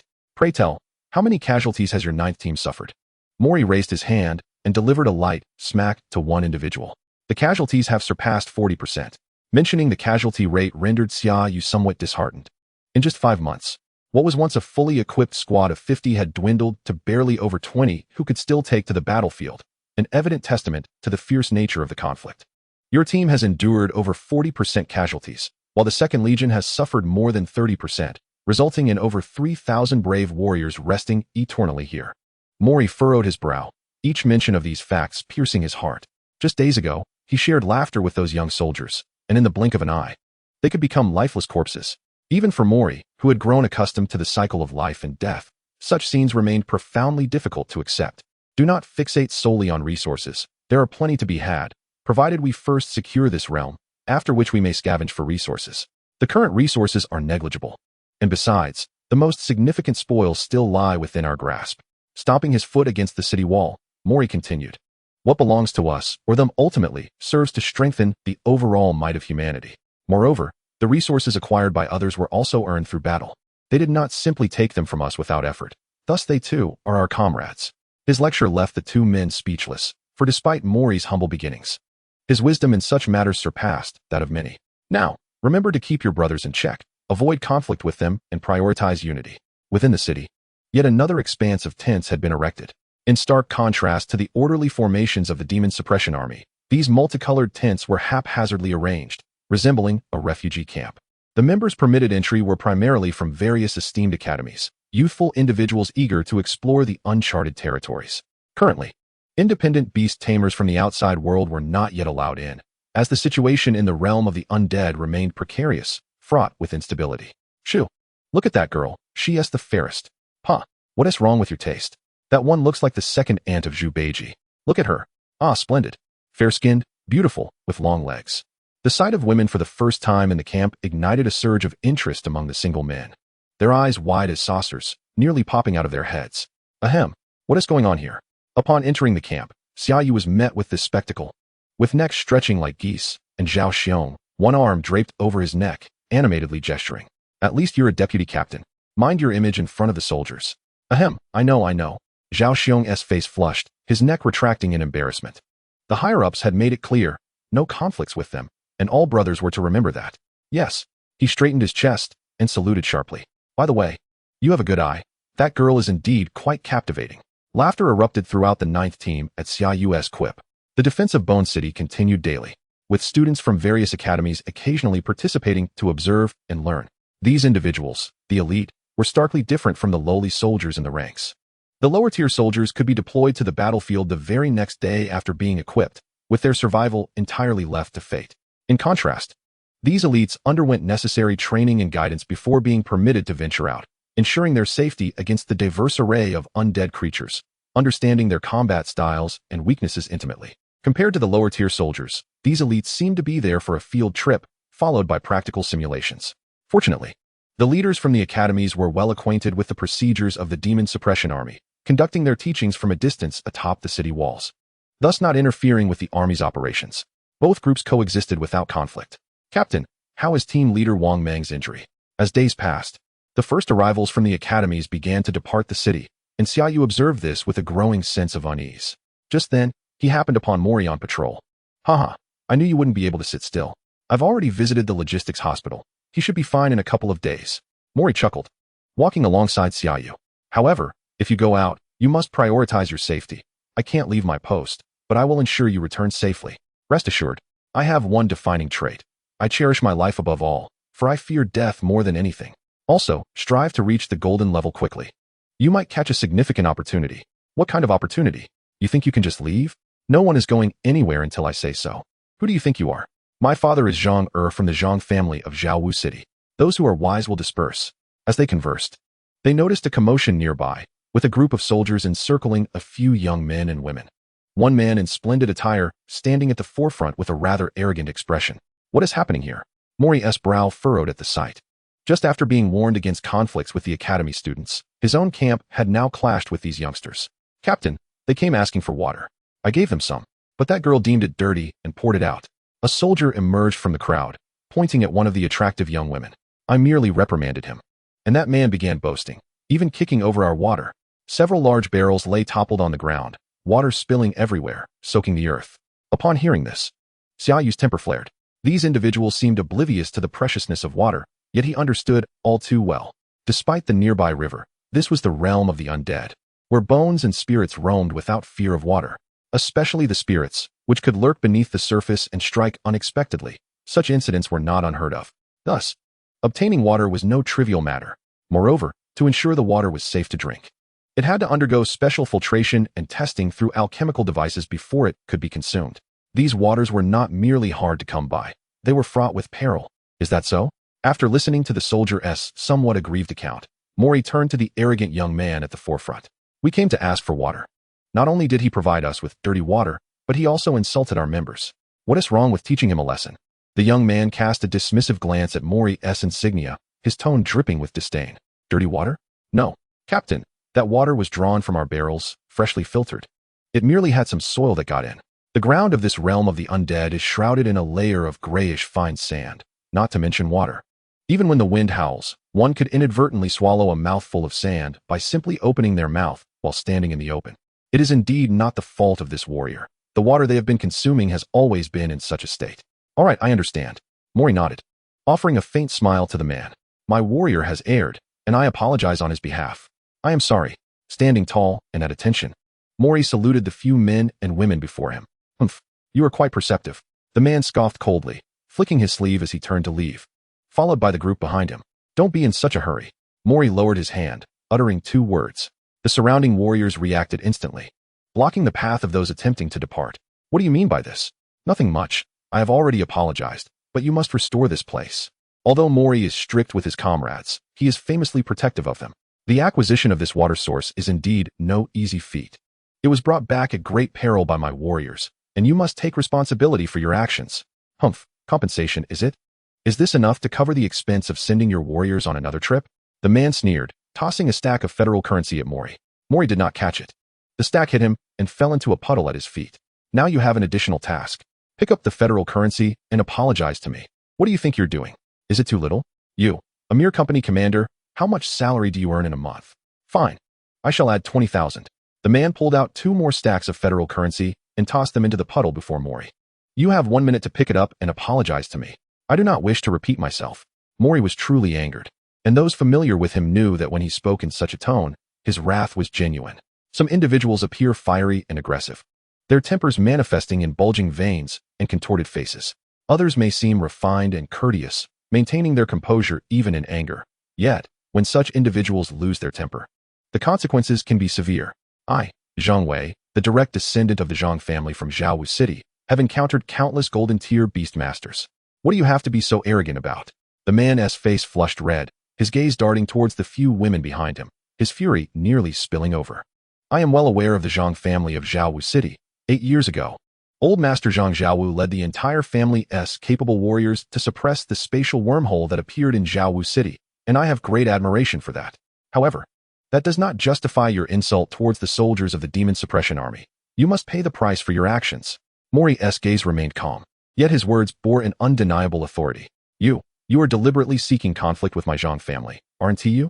Zhang Heng, go and spar with this company commander. Show them that my Zhang family possesses dignity as well. Upon hearing that Mori was aware of his family and still remained unyielding, the man named Zhang Wei could no longer maintain his composure and shouted at a man in his 30s who stood behind him. Humph, you dare challenge our company commander? Seeing the audacity of this young man, Xia Yu could no longer contain himself. He spat on the ground beside Zhang Wei and stepped forward. Enough, commander. Engaging in further dialogue with this insolent fool is pointless. Just give him a good beating. He deserves to be taught a lesson. Xia Yu stepped back. Mori's expression darkened further as he saw Xia Yu stepping forward. At such a critical moment, mishandling this situation could escalate beyond the internal matters of the Demon Suppression Army. It could involve relations with other academies and even implicate the Zhang family of Xia Yu City. Instructor, I understand your concerns. Worry not. Xia Yu waved dismissively at Mori, turning his attention to Zhang Wei. You, young man of the Zhang family, which academy do you belong to? Xia Yu Academy. Very well. Xia Yu Academy is commendable. I, Xia Yu, a first-year student of the Demon Suppression Army Academy, Silver 9 stars, hereby challenge you. Do you dare accept? Since the Demon Suppression Army cannot engage in conflict with these students, I can still challenge you in my capacity as a student. According to the regulations, my status as a student allows for such a duel. Huh. A Silver 9 stars dares to step forward. Zhang Heng, teach him a lesson. Naturally, Zhang Wei did not dare to accept the challenge. Despite being the scion of the Zhang family, his Silver 3-star strength was no match for Xia Yu. Can he represent you? Xia Yu asked, eyeing the man in his 30s whom Zhang Wei had summoned. Naturally, if you defeat him, I will restore this place without hesitation. Zhang Heng is a golden 2 stars beast master, specifically dispatched by my grandfather to serve as my bodyguard. He was allowed entry here due to some favorable arrangements. It is solely for my protection. Very well.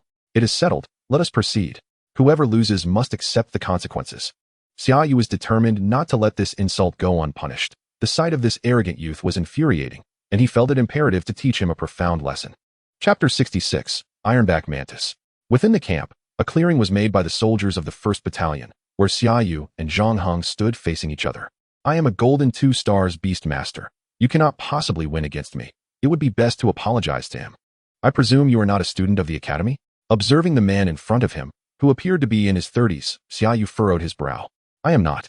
Then why are you here, willingly assisting in wrongdoing and heeding this fool's words? This fellow has quite the audacity, bringing a golden tier bodyguard along.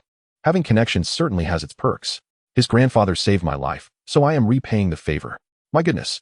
Upon hearing this, Xia Yu felt as if his head might explode. He wanted to pry open this man's skull to see what was going on in there. In this day and age, such a mindset is absurd.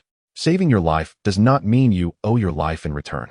If that were the case, every person in the Great Xia would owe their lives to the Demon Suppression Army. On average, each soldier of the Demon Suppression Army would require several bodyguards. Zhang Heng, stop wasting time with him and make your move. Not far off, Zhang Wei was laughing and chatting with several girls, urging Zhang Heng to act as he remained idle. Apologies, I will show mercy.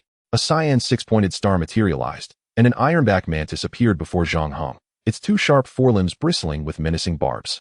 It was evident that its lethality was considerable. Ironback mantis. Quality, elite. Strength, golden 2 stars. Can evolve, goldenback demon mantis. 4-blade blood mantis. Wow. This fellow's summoned beast has considerable potential. Upon seeing the information of the ironback mantis, Xia Yu felt a sense of pity for the obstinate man before him. Having contracted a summoned beast capable of evolving to the epic tier, he should have had a grand future ahead, yet he willingly chose to be someone else's servant. What a waste. Arise. Dark Knight. A pitch-black 6-pointed star appeared, and the Dark Knight, with its robust and powerful physique, manifested, wielding 2 bone blades. You can summon 2 summoned beasts. Zhang Heng observed the Silver 9 star Xia Yu before speaking slowly. There is no need for that. Let us proceed as is. Dark Knight, unleash Phantom Burst. This young man possesses a hint of the spirit of European nobility. Even in a duel, he still seeks fairness, which is rather intriguing. The inky malevolence surged forth from beneath the armor of the Night Warrior, and correspondingly, the warrior's aura ascended steadily. Although it had not yet reached the pinnacle of golden rank, its potency was noticeably greater than at the outset. Shadow Slash. A pitch-black crescent was cleaved through the air, as the imposing figure of the Night Warrior sprang into action. Like an ethereal wraith, it traced a graceful arc, lunging directly at the ironback mantis before it. In terms of height, the ironback mantis had the advantage, standing over 3 meters tall, with its arm blades exceeding a meter in length.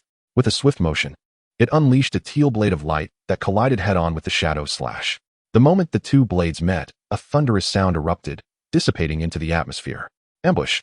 At a distance of over 10 meters, the Night Warrior vanished in an instant, reappearing before the ironback mantis with a blink. As both bone blades struck towards its vulnerable abdomen, the blades moved swiftly, yet the ironback mantis was equally swift. Its innate beastly instincts heightening its awareness of its own vulnerabilities. In a remarkable display, its robust hind legs propelled its massive form over 20 meters into the air, deftly evading the Night Warrior's assault. Impressive indeed. Yu marveled at the creature's leaping prowess. Yet the ironback mantis was not idle. As it descended, it leapt once more, both arm blades slicing through the air. Clang! The clash resonated as the ironback mantis stood firm, while the Night Warrior was forced to retreat several steps.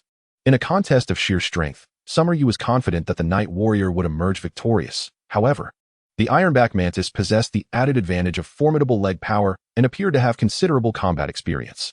Again, this exemplified the distinction between having a beastmaster and lacking one. With a beastmaster present, the bond between the beastmaster and the summoned creature was akin to a singular entity engaged in battle, yet with two minds fully focused. In contrast, the purely magical beast lacked such advantages, rendering it relatively easier to handle. The Night Warrior's helm emitted a series of clicks as its towering figure launched another assault. In the open space, four blades clashed repeatedly, creating a symphony of ringing steel that echoed throughout the arena. Ambush. Seizing the moment, the Night Warrior vanished once more, only to reappear before the ironback mantis's abdomen. As anticipated, the ironback mantis leapt again. Shadow Flash. Repeated probing had allowed Yu to discern the creature's combat style. Its abdomen was its unequivocal weak point, and whenever a threat approached, the ironback mantis instinctively leapt to evade. This was the nature of summoned beasts. Even with a beastmaster's intervention, their initial reactions adhered to instinct, a behavior that required extensive time and training to rectify. Clearly, Zhang Heng did not perceive this behavior as a weakness. Had he been in Yu's position, he would not have interfered either. After all, the ironback mantis's remarkable jumping ability was not to be underestimated, as few magical beasts could leap to such heights. Yet the Night Warrior could. If one Shadow Flash was insufficient, then two would suffice. The imposing figure of the Night Warrior flickered in the air, executing 2 consecutive Shadow Flashes, propelling itself above the ironback mantis's head. Shadow Cross Slash. The dual blades alternated, forming a dark cross that descended directly from above. Boom. The ironback mantis's teal form crashed to the ground like a cannonball, shrouding the arena in a cloud of dust. The Night Warrior, executing an ambush. In midair, the Night Warrior, in free fall, vanished once again.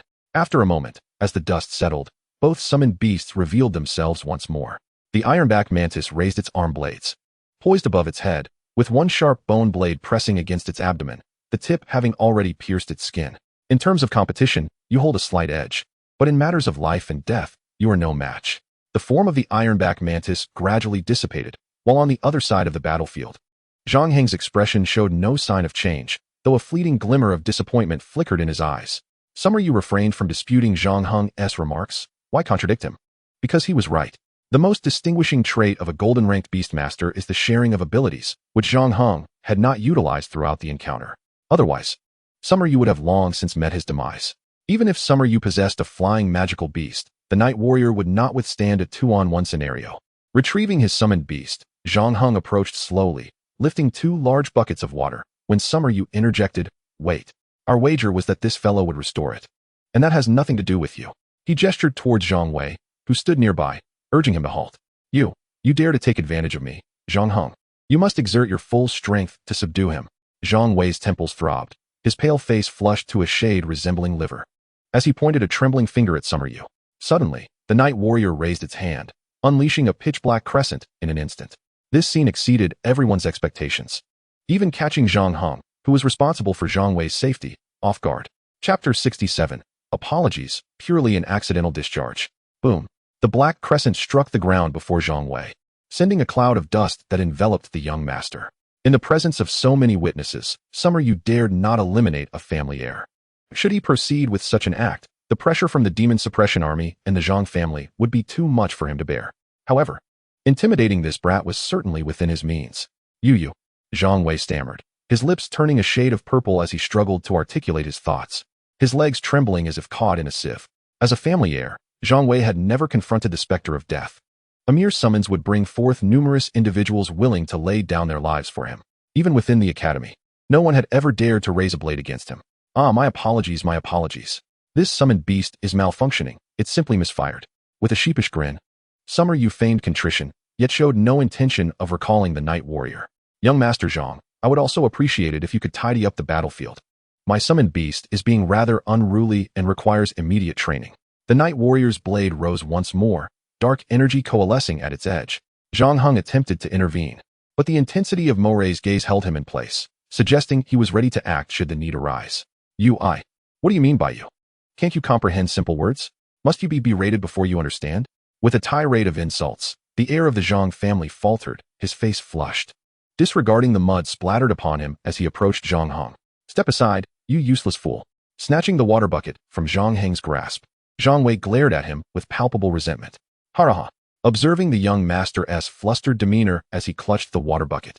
A wave of laughter erupted from the crowd, the onlooking warriors dispersing. That guy, sticking with him, leads to nowhere. Come join the demon suppression army. Your talents won't go to waste here. Having dealt with the heir of the Zhang family, Summer Yu turned his attention to Zhang Heng, standing to the side. Simultaneously, Morei's gaze also fell upon him. Throughout the entire match, Morei had been observant. He understood the ironback mantis and was quite intrigued by such a capable and loyal man. Zhang Heng regarded the two before him with a faint smile, but remained silent. Enough. Each has their own aspirations. However, there is one thing I wish to convey. Observing Zhang Heng's reaction, Morei stepped forward and spoke.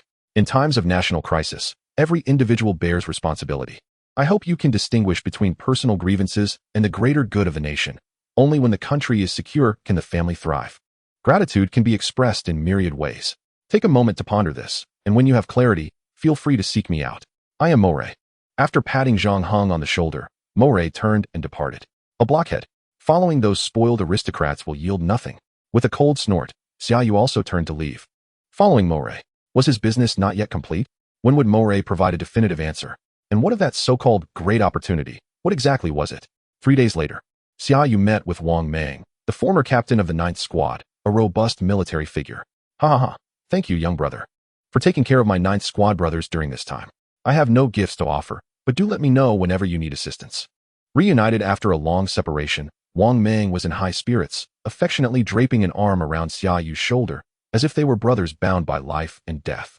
Hey, Lao Zhao, go ask the kitchen to whip up a couple of dishes on the double. I'll cover the cost.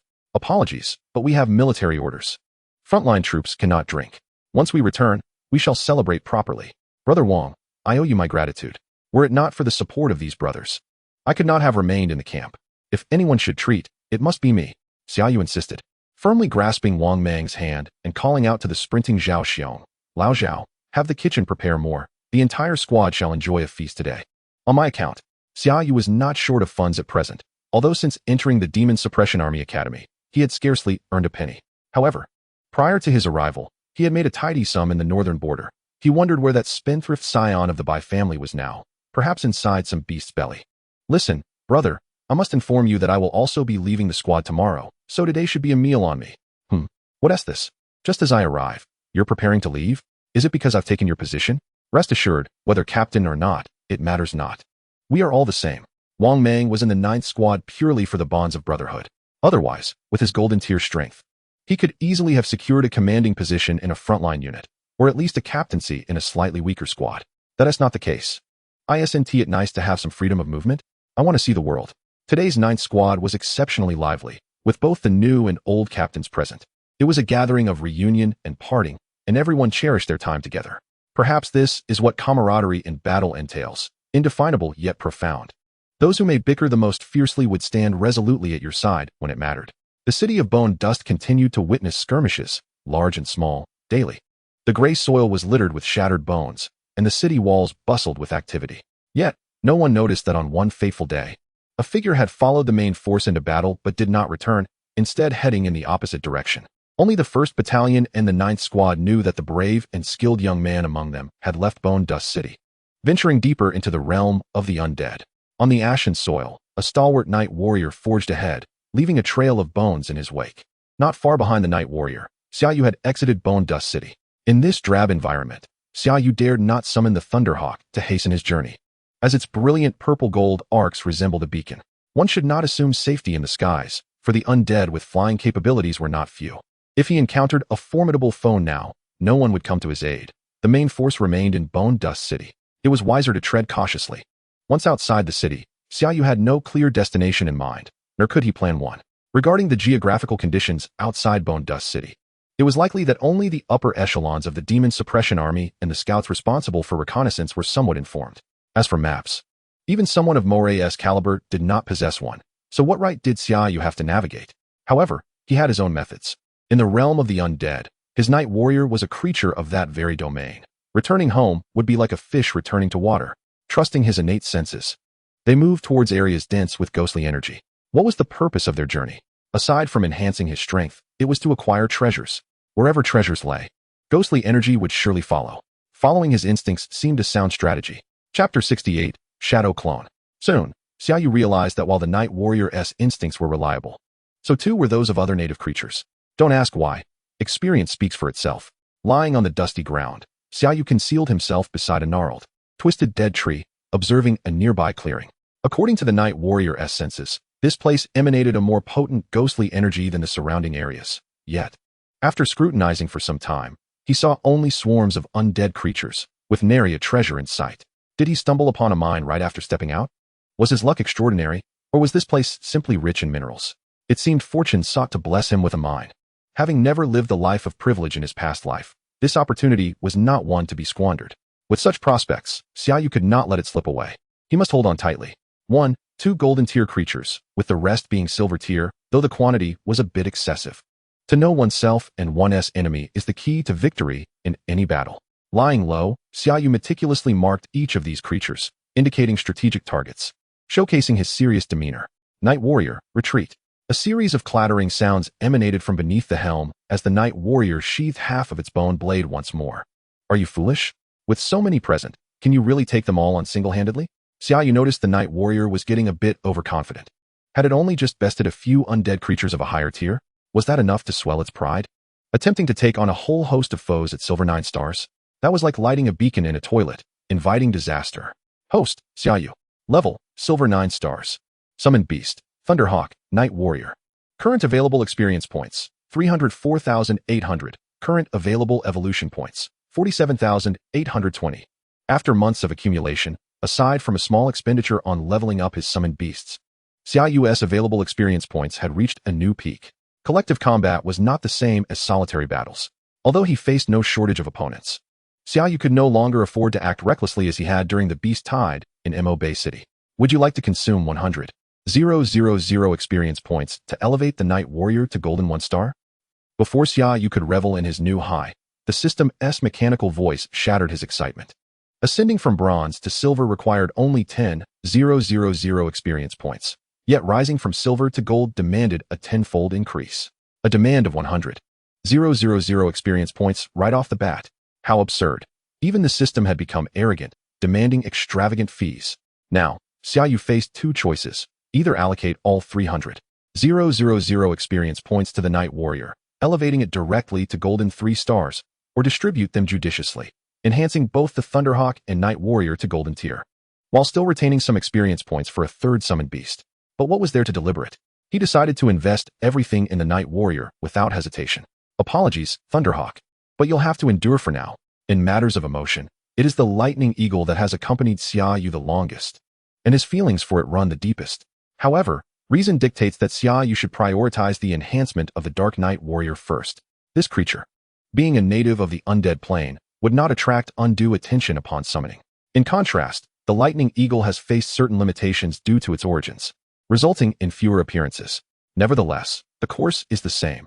First, strengthen this creature to gain experience points before bestowing them upon the lightning eagle. The outcome remains unchanged. With a dazzling flash of light, the Dark Knight Warrior's physique grew more imposing, its bone spikes sharper, and intricate patterns began to shimmer across its skeletal armor. Dark Knight Warrior. Quality, Epic. Level, Golden 3 stars. Skills, Shadow Flash, Dark Assault, Shadow Slash, Shadow Cross Slash, Spirit Burst, Phantom Clone, Soul Eating Shield. With 300,000 experience points, the Dark Knight Warrior ascended to Golden 3 stars, granting Xia Yu ample mental energy to contract a third summoned beast. Producing the Beastmaster bracelet acquired from the goat-bearded elder, Xia Yu released the bronze-level array spirit contained within. With a drop of blood, he unhesitatingly forged a contract with the array spirit. Now, little one, keep this safe, read often, and learn quickly. Having contracted the array spirit, Xia Yu then retrieved a translucent jade tablet, another treasure from the goat-bearded elder. The Dark Knight Warrior had endured considerable treatment at the hands of that elder. Had it not been for the elder's formidable strength, Xia Yu suspected the warrior would have grown impatient and dispatched him swiftly. The array techniques inherited by array mages are inscribed onto jade tablets using mental energy, serving as a medium for communication among array spirits. This particular tablet only recorded a singular array technique available to bronze and silver levels, lacking the composite techniques accessible to the golden level. Despite Xia Yu's fervent entreaties, he had been unable to procure a composite array from the goat-bearded elder. He would have to devise a solution within the academy. After expending 300,000 experience points, he found himself with 4,800 remaining, spending 4,005 to elevate the array spirit to bronze level 4. Xia Yu felt as though he had returned to square one. Let us depart. Having savored the good things, it is time to labor and repay our debts. The Dark Knight Warrior beneath its mask responded with two affirming sounds, drawing its battle blade and turning toward the gathering of undead creatures. As a local being, the Dark Knight Warrior's arrival did not incite chaos. Creatures below the golden level instinctively veered away from its path. Only two golden-level undead beings glanced at the Dark Knight Warrior, emitting warning sounds without any intent to drive it away. Armed with a bone blade, the Dark Knight Warrior, under Xia Yu's directive, boldly strode past the lesser undead, striding directly toward one of the golden-level undead beings. 50 meters, 30 meters. The distance narrowed, and the golden-level spectral spider raised its forelimbs warily, producing sounds akin to clashing bones. Shadow Flash, Shadow Slash. At 20 meters, the Dark Knight Warrior's form suddenly accelerated, leaving an afterimage before appearing directly in front of the spectral spider. With a diagonal swing of its bone blade, it executed a Shadow Slash that severed one of the spider's forelimbs before it could react. Phantom Clone, Shadow Cross Slash. A second identical Dark Knight Warrior materialized in an instant, brandishing two bone blades, indistinguishable in appearance and aura. As the clone emerged, both figures unleashed their cross slashes simultaneously, striking toward the howling spectral spider from two directions. Boom! The two crosses collided with the spectral spider, revealing a stark contrast in their impact. The original strike severed three of the spider's left limbs, while the clone strike merely grazed one, leaving a shallow wound, its power reduced to roughly 1/3. Xia Yu, emboldened, stepped forward with an air of confidence, no longer the cautious figure he once was. As for why Xia Yu felt emboldened, it was simple. He had the strength to back it up. The hallmark of the golden level is the sharing of abilities. No longer was he the one who could only hide behind his summoned beasts. Observe, these hands are about to transform into dragon's claws. With a single swipe, I could shatter your skull. Having forgotten his blade, he could not fully unleash the Dark Knight Warrior's skills. Thus he had to resort to utilizing the Lightning Eagle's abilities. The Dark Knight Warrior had already reduced the spectral spider to a state of near incapacitation, and with just two swift strikes, it harvested the experience points. Since ascending to the golden level, the Dark Knight Warrior's power had evidently surged to a new echelon. It completely dominated its equal-level opponents. Whether it was the enhancement from the title of Child of Fortune or the Dark Knight Warrior's inherent prowess, he could not say. Having dispatched the spectral spider, the warrior now dismissed the lesser undead creatures, turning its focus to another golden 5-star undead being, engaging in a fierce exchange. For the time being, Xia Yu need not concern himself with the outcome. However, their clash was so spectacular that it startled the surrounding lesser creatures, prompting them to flee in panic. Could Xia Yu stand idly by while these creatures escaped? Absolutely not. Even the smallest mosquito is still meat, and among them were numerous silver-level undead, all of which could yield valuable experience points, and most importantly, they were easy to handle. Emerging from the 6-pointed star array, the silver-level lightning eagle flickered into existence. its enormous wings crackling with purple lightning as it soared through the air like a bolt of violet lightning. The Dark Knight Warrior would handle the golden level undead, while the Lightning Eagle would take care of the lesser creatures. No one would escape its grasp. Hey, little one, your shoes have come off. Oh wait, you have no shoes. Your toes are falling off. Hurry back to pick them up. With resolute strides, Xia Yu plunged into the throng of undead creatures, his right hand gathering electrical energy, fingers curling into a claw shape, and leaping high to strike at a fleeing undead being. To test the potency of his summoned beast skills, Xia Yu deliberately targeted a silver-level undead being, one that was on par with the Lightning Eagle. Clang! What the hell? Instead of the gratifying sensation of tearing flesh, a sharp pain shot through his fingers. Xia Yu clutched his aching right hand, staring at the undead being's pristine skull, now marked with 4 dark spots. His mind a tumult of frustration. He had only known that a weapon was essential, but who could have predicted that using the Lightning Eagle's skills would yield such results? And to think he had aimed for Dragon's claws, he nearly induced a seizure upon himself. If he continued like this, would he not end up with his left hand at level 6 and his right at level 7? Who could withstand such disparity? In truth, while Xia Yu understood the concept of shared abilities, he had not accounted for the disparity in physical quality between himself and the beast. The Lightning Eagle possessed some of the most formidable claws, capable of crushing stone, yet he was no iron sand palm. How could he possibly compare? The 4 dark spots on his hand were merely the result of electrical burns, utterly unrelated to his physical attack. While his strike had not accomplished its intended purpose, the undead being had felt the pain and retaliated, swinging its bone blade towards Xia Yu's head. Damn it! I ran away to spare those 2 golden-level undead creatures. And you, a mere human, have the audacity to act so arrogantly. In a swift motion, with a blade striking down upon his forehead, Xia Yu could no longer pay heed to the pain in his right hand. Instantly drawing upon his mental energy, he unleashed a thunder strike directly at the undead creature before him. A bolt of purple lightning, thick as a bowl, descended with precision, enveloping the silver 7-star undead creature. With a crack, it struck directly upon its crown, shattering the top of its skull, the soul flame beneath trembling violently, but mercifully remaining alight. How infuriating! Your skull is tough, yet surely the soul flame cannot be as resilient, Xia Yu exclaimed, extending his hand to grasp the flickering soul flame, which sent the undead creature into a spasm. The scene transformed into a macabre dance, and with a decisive squeeze, he extinguished the soul flame, rendering it silent. How the hell are the weapons in the academy priced so exorbitantly? He shook his still-pained right hand, finally comprehending why the weapons sold to golden-level beast tamers were so costly. Without proper arms, engaging in battle like this could easily lead to self-destruction. Even for a golden-level beast tamer, although he lacked the hardware of a warrior, he was still capable of wielding spells. That exhilarating sensation of summoning multiple bolts of lightning was simply unparalleled.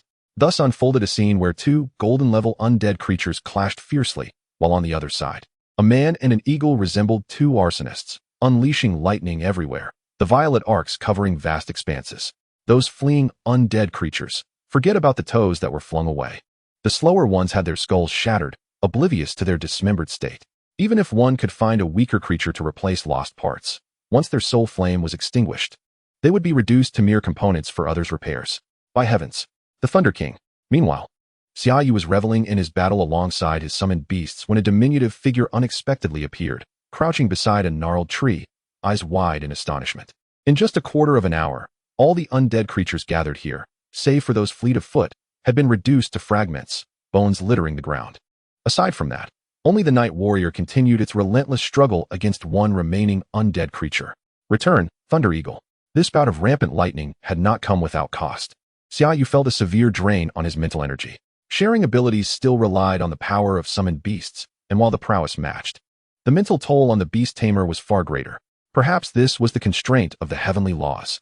Wrap it up quickly. If you can't, just give a signal, and I shall assist. The Night Warrior emitted 2 urgent clicks from beneath its mask, and Xia Yu sensed a strong wave of refusal in his consciousness. It seemed this creature possessed quite the tenacity. No matter the provocation, it simply could not accept that it was incapable. With Xia Yu's encouragement, the Night Warrior surged forth, its ghostly aura erupting, its momentum soaring to that of a golden 5-star. Goodness! So, the prior lackluster ghostly surge was merely a result of the high-tier suppression. Now, in this lower tier, the prowess of the ghostly surge has manifested. It appeared that the enhancement of strength required careful calibration. He had nearly misjudged the capabilities of his summoned beast. What a folly it would be to admit to other beast tamers that he lacked a grasp of his summoned beast's true abilities. With its newfound strength, the Night Warrior seized control of the battlefield.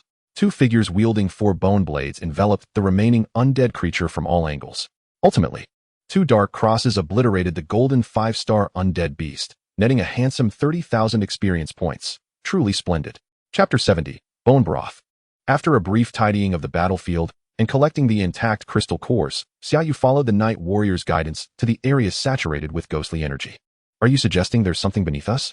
He inquired, casting a dubious glance at the ground. The Night Warrior, surprisingly human-like, nodded affirmatively. What are you waiting for? Should I start digging? This creature, now elevated to a golden rank, had indeed become more intelligent, yet its stubbornness was perplexing. Did it not recognize who the leader was? With another series of clicks, the Night Warrior drew its blade and began to dig into the earth, albeit with evident reluctance. After excavating about half a meter, Xia Yu's eyes lit up when he spotted something buried within. He eagerly pushed past the Night Warrior and rolled up his sleeves, ready to unearth the find. Clearing away the surface soil, Xia Yu's expression darkened instantly. What he had presumed to be a treasure revealed itself as a glowing bone, resembling a femur. Great. All that effort for this. He dusted off his hands, feeling disheartened. After all that labor, aside from the 30,000 experience points and some crystal cores, the most significant treasure was merely a bone. What use do I have for this? Should I boil it for a hearty bone broth? While Xia Yu was dismissive, the Night Warrior was elated, seizing the bone and clutching it tightly. You fool, what are you going to do with that? Are you planning to wield it in place of your blade? The Night Warrior emitted 2 sounds from beneath its mask, turning its back towards Xia Yu and swung its blade down upon the bone. Seriously? You've got quite the attitude. This creature now seemed almost sentient, defiantly presenting its back to him. Taking a few steps closer, Xia Yu was curious to see how the Night Warrior intended to utilize this large bone. Though its purpose was still unclear, it was evident that the bone was no ordinary piece. The Night Warrior's razor-sharp bone blade merely chipped away at it, and after a dozen strikes, it finally carved out a 3-inch gap. As the gap widened, wisps of dark energy began to seep out, swirling like black threads in the air before being absorbed beneath the Night Warrior's mask. With the absorption of this dark energy, Xia Yu distinctly sensed a surge of excitement emanating from the Night Warrior. Goodness, in your previous life, you must have spent ample time lurking. After all that toil, it seemed this creature was merely enjoying a fleeting moment of exhilaration. He wondered if it would become delusional after too much. All right, enough fun. It's time to get back to work. He kicked the squatting Night Warrior, striding forward. The Night Warrior reluctantly discarded the bone upon confirming no more dark energy was escaping, rising to follow closely behind Xia Yu. Previously, he had lacked strength and had to hide behind his summoned beasts, but now it was different. He needed to exude the aura of a formidable leader. As for the hulking figure behind him, it was clear it was there to serve as his bodyguard. With the experience of the first encounter behind him, the subsequent operations would surely be much more adept. Seek out a maximum of 2 golden-tier undead creatures' lairs, allowing the Night Warrior to masquerade as one of their own, launching into a seamless series of swift attacks. Even if they cannot be vanquished, they must be gravely injured. Subsequently, it will be time for the formidable leader to make an entrance, bestowing upon the local elite a veritable storm of lightning, effectively cleansing them of their past misdeeds. In the end, one would behold the intriguing treasures guarded by these local overlords. After several such endeavors, the spoils unearthed have been as diverse as they are peculiar, from bone clubs to fruits sprouting from skeletal remains, and even substantial chunks of raw stone, all exuding a potent aura of the undead. With the accumulation of bones, Xia Yu began to comprehend the allure that such artifacts held for the Night Warrior. Initially subtle, the effects became apparent after several instances, as the Night Warrior's aura noticeably intensified, suggesting an augmentation of strength. As for the assorted fruits and trinkets, whenever the Night Warrior expressed interest, Xia Yu generously relinquished them, for anything left unused would ultimately become a burden. It was prudent to transform them into strength, advancing oneself to seize even greater treasures. The experiences amassed over these days led Xia Yu to deduce that the more abundant the undead creatures gathered, the more valuable the treasures unearthed. The true worth of these artifacts, however, hinged upon the Night Warrior's level of excitement upon encountering them. The greater the enthusiasm, the more valuable the treasures appeared. Yet, gazing upon the territories guarded by several golden-tier undead creatures, Xia Yu could only feel a pang of envy. Even counting himself, he could muster at most 2.5 golden-tier entities, far from challenging a multitude of golden-tier undead creatures. The knowledge gained over the past few days had all been invested in enhancing the Thunderlight Eagle, successfully elevating it to golden tier, and notably to 2-star status. Indeed, engaging freely in dungeon runs proved to be the most efficient method for accruing experience points. As for the third summoned beast, the Formation Spirit, He casually spent 19,000 experience points to elevate it to Silver Tier 1 star. In the short term, its combat prowess may not measure up, but it would benefit from an accelerated learning of formations. The formation spirit is indeed distinct from other summoned beasts, with stringent conditions for levels and skills. Its quality is intrinsically linked to its strength. At the bronze level, it is of ordinary quality, while at silver, it becomes rare, entirely dependent on its tier. This may also relate to Xia Yu's reluctance to expend evolution points on the formation spirit. Now, experience points could be utilized freely, but evolution points were a different matter. After days of accumulation, his evolution points barely reached 70,000. To elevate a summoned beast to legendary quality requires 100,000 points. And though he could almost gather that amount, he dared not squander them recklessly. As he observed the night warrior absorbing the final wisps of dark energy, Xia Yu rose, brushing the dust from his trousers, and prepared to depart. However, just as his foot hit the ground, he abruptly turned his head to a nearby withered tree. After a prolonged gaze, he withdrew his attention, allowing his foot to settle on the ground. Why does it always feel as though someone is watching me? Is it merely an illusion? Shaking his head, Xia Yu, filled with curiosity, continued forward, glancing back every few steps, accompanied by the night warrior. Phew, that was close. This fellow is quite perceptive, to have sensed my presence. Shortly after Xia Yu departed, a young man emerged from behind the withered tree, crouching and gasping for breath. The more elusive he becomes, the more I relish it. Chapter 71, You Must Have No Friends. Xia Yu had no concept of the vastness of the undead realm, only aware that after walking for so long, he had encountered a team from the Eye of Magic Academy just 3 days prior. A Platinum Tier instructor, 3 Golden Tier Beast Tamers, accompanied by 6 or 7 Silver Tier students. Such a team, in the outside world, would undoubtedly attract attention, but within the undead realm, such configurations could traverse the less densely populated areas of ghostly energy with ease. When confronted with regions dense in ghostly essence, they would find themselves at a disadvantage. The Eye of Magic Academy is considered a second-rate institution. Their presence in the undead realm serves 2 purposes: to broaden the horizons of their students and to procure rare summoned beasts for select individuals. In contrast, the top 4 academies operate differently. Xia Yu had witnessed a team from the Capital Academy while in Bone City. That contingent boasted over 100 individuals, including a Diamond Tier leader and several Platinum Tier powerhouses. Such teams venture into the undead realm primarily for resources, seeking first-hand access to various rare materials for research purposes. Xia Yu continued on a singular path, reasoning that the presence of a bone city at the site of a spatial wormhole indicated that the undead realm possessed a social hierarchy, suggesting the existence of other cities ahead. Along the way, Xia Yu further validated this notion. Wherever the ghostly essence was thick, traces of intelligent beings were invariably present. Of course, the highest creatures he had encountered thus far were only of Golden Tier, and the ghostly essence emanating from them was often associated with miscellaneous entities, typically lacking signs of modification. However, the several Platinum Tier undead territories he had seen featured structures, whether bone walls or earthen fortifications. While their quality and appearance might not catch the eye of humanity, they nonetheless indicated the existence of a social hierarchy within this realm. Phew. Time to pause and seek a place to rest for a while. Lacking a fixed destination or time frame, Xia Yu remained unhurried. Whenever he felt his stamina waning significantly, he would stop and find a place to recuperate. After all, being alone in a foreign realm necessitated leaving some reserves of energy and strength for unforeseen circumstances. Just as Xia Yu settled down, he abruptly turned to glance at a pile of rubble behind him, which appeared utterly vacant. Nothing was present. Yet he could not shake the feeling that a pair of eyes was fixated upon him. This sensation had recurred multiple times in recent days. Unfastening the bundle tied around his waist, he retrieved a piece of dried rations and sat upon a rock, gnawing on his provisions. Water could be found with some rudimentary filtration methods, but sustenance was another matter entirely. He dared not consume the flora of this realm, and as for meat, it was either the eternally unspoiled corpses or the stark white bones.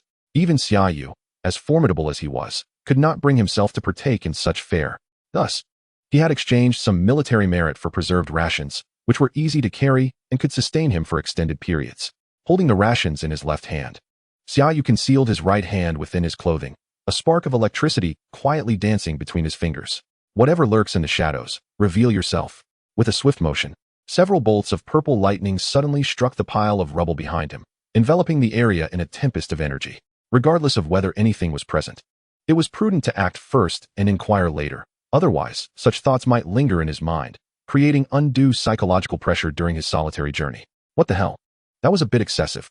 As the thunder crashed, a figure unexpectedly emerged from the rubble, gaunt and seated beside a stone. Xia Yu's sudden assault caught this individual completely off guard, as they had not anticipated such an encounter, and by the time they reacted, the purple lightning had already descended upon them. Were it not for the enhancement effects bestowed upon my summoned beast, you would have certainly met your demise.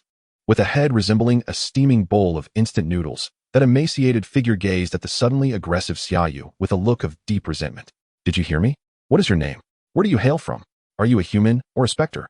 Upon noticing the presence of another, Xia Yu squinted slightly. A crackle of lightning dancing in his hand, while the Night Warrior unsheathed his twin blades. Wait, my friend. I am Wei Yong, from the Magic City Academy. My appearance here is certainly that of a law-abiding citizen, a model citizen. Observing Xia Yu's tense demeanor, this fellow waved his hands frantically, yet stealthily inched 2 steps closer. Crash! A bolt of thunder struck just before Wei Yang's toes, causing him to stumble back several paces in fright. A law-abiding citizen? You've been tailing me for days, and now you dare speak of being a good citizen? Are you attempting to fool a child? Listen, buddy, allow me to clarify. I mean no harm, truly. Consider this. My presence here at this hour is entirely legitimate.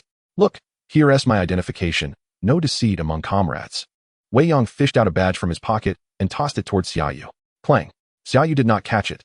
The badge fell to the ground, bouncing twice before wedging itself between the rocks. Stop wasting my time. You could be the commander of the demon-slaying legion, and I still wouldn't believe you. In this desolate wilderness, the sudden appearance of someone who had been shadowing him for days was inherently suspicious, regardless of how human he appeared. I swear truly. I mean no ill intent. I simply noticed your impressive strength and wish to discuss matters with you. Discuss? Following me is your version of discussing? If you don't speak the truth, I'll leave you crippled here, believe it or not. Lightning crackled at his fingertips, hinting at an imminent strike. Wait, let me think. I have no way to prove my words. Without proof, you may remain right here. The Night Warrior raised his bone blade, unleashing a dark crescent moon of energy. Are you serious? As the shadow slash was executed, Wei Yong panicked, crossing his arms defensively as a yellowish rock shield appeared before him in an instant. Boom. The shadow slash collided with the rock shield, shattering it into fragments, both forces dissipating into the air simultaneously. Just as the shadow slash vanished, multiple bolts of lightning descended, offering Wei Yong no respite. What kind of lunatic is this? He cursed, but his hands did not cease their movements, weaving a series of rock shields as he deftly dodged the lightning strikes. Night Warrior, advance. Upon witnessing this, Xia Yu halted his offensive, allowing the Night Warrior to charge forth. I swear, I truly mean no harm. Having evaded the falling lightning, Wei Yong glanced up to see the Night Warrior barreling towards him, causing him to slip and retreat several meters. Observing the Night Warrior's stance, he noted that this figure was purely defensive. If he had attacked once or twice, Xia Yu would not have believed him. However, after a continuous barrage, this individual had only defended, failing to summon any creatures to assist him against both the Night Warrior and himself. What did that signify? It implied that either he had confidence in facing both opponents alone, or he was someone who could indeed pose a grave threat. Otherwise, he might genuinely lack malicious intent. Alternatively, this fellow could possess a depth of cunning that was rather alarming, risking his life to test trust. Such audacity was rare among ordinary people. Is this how you gauge others? No wonder you have no friends. Chapter 72, The Peeping Tom. Glancing at Wei Yong, Xia Yu remained silent. While he refrained from further aggression, he also did not recall the Night Warrior. Even if this individual was deeply scheming and possessed remarkable strength, Xia Yu intended to extract a measure of his worth. Why are you so suspicious? We are both of the human race. Why resort to such brutality? Rubbing his disheveled hair, Wei Yong wiped the grime from his face. I only sought to converse with you because I recognized your strength. Strength? The Magic City Academy is filled with capable students, and many mentors have come here. Why choose me? As lightning flickered at Xia Yu's fingertips, Wei Yong halted his advance. I don't mix with those types. They're merely a bunch of cowards, fearing both wolves and tigers, lacking the guts to achieve anything substantial. Oh, where's my badge? Taking a few steps back to clear the area in front of him, Wei Yong approached, bending down to sift through the stones.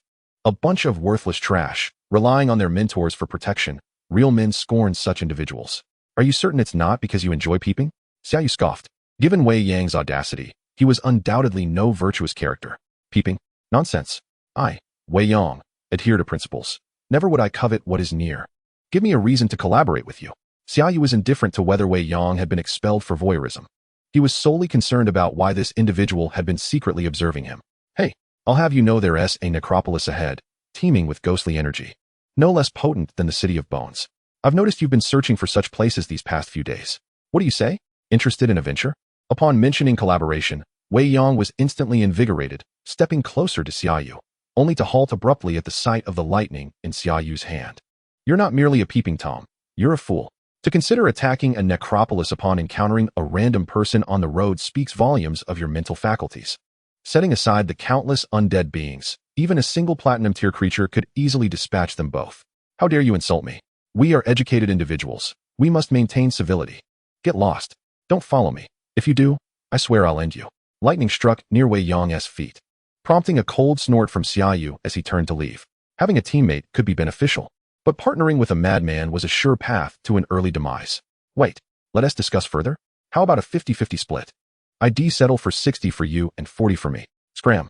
Ignoring this inexplicable nuisance, Xia Yu summoned the Thunder Eagle and soared into the sky.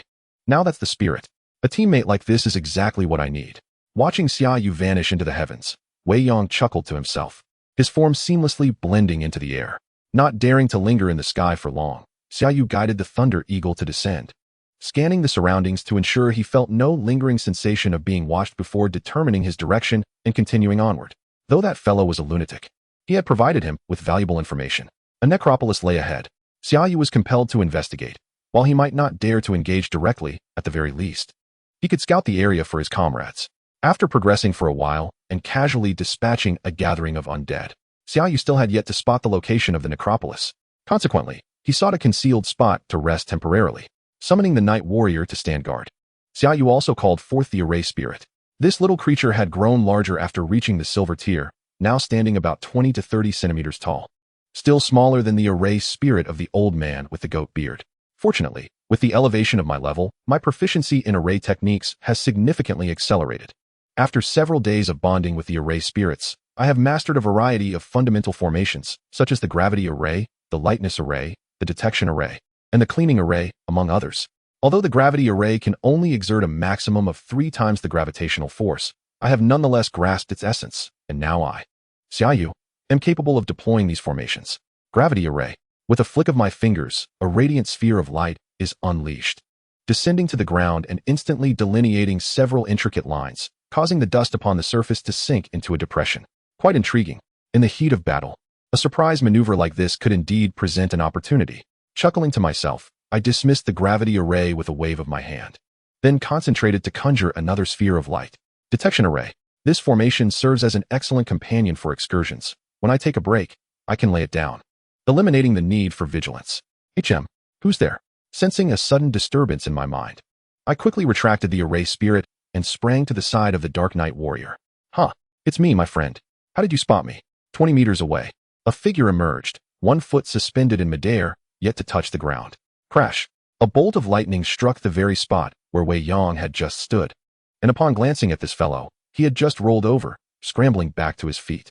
The moment his figure was revealed, Wei Yong knew he was in trouble. Without uttering a word, he instinctively covered his head and darted away.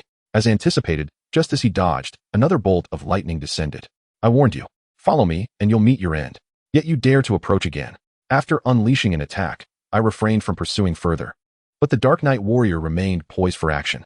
Brother, I genuinely believe it would be a shame for us not to collaborate. 6-4 is already my utmost concession. Surely, we can allow a brother a taste of the broth. Wei Yong grinned, winking at me. If you have objections concerning the construction of the undead city, why not join me in capturing juvenile undead creatures and sell them to those academy folks for some extra coin? Haha, this fellow truly possesses a knack for schemes. He seems to have connections to every avenue.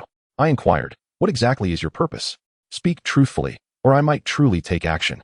Dealing with someone so full of bluster and shamelessness has wearied me. His presence here indicated a legitimate identity, and though he posed no immediate threat, I found myself reluctant to eliminate him without just cause. After all, I am a member of the Righteous Demon Suppression Army, a paragon of justice. All right, since you've spoken so candidly, I too shall reveal a truth, but you must not share it with others. Wei Yong's expression grew serious as he stepped closer. Whispering, I left the team because I was caught peeping on the girls in the academy while they bathed. I couldn't resist and was discovered. What the hell? My mind raced with disbelief. This fellow was not only full of nonsense, but was indeed a voyeur. Just kidding. Let me give you the real story. With a cheeky grin, Wei Yong summoned 3 summoned beasts, unleashing his full aura. I, Wei Yong, a third-year student at the Magic City Academy, ranked golden 3 stars. And these are my 3 summoned beasts: a golden 3 stars color-changing lizard, a golden 1-star green vine demon, and a silver 9 stars ironclad beast. Is that not sincere enough? Chapter 73. Hold on. As I beheld Wei Yang releasing his 3 summoned beasts, I was taken aback. What kind of sincerity is this? Summoned beasts can be targeted by others, but in this secluded place, it's merely the 2 of us. If I wanted to target you, could I not simply switch out my summoned beasts on the spot? You, stow your summoned beasts for now. The fluctuations might attract undead creatures. However, I must admit that his levels were indeed genuine, thanks to the system bug allowing me to discern the color-changing lizard's true rank of golden 3 stars. Though I had no clarity on Wei Yang's intentions, at least my safety was assured. Being of the same golden 3-star rank, it would not be so easy for him to harm me. Fearing the attraction of undead creatures, after Wei Yang recalled his summoned beasts, we swiftly vacated the area in search of another locale. Now, tell me, why do you insist on collaborating with me?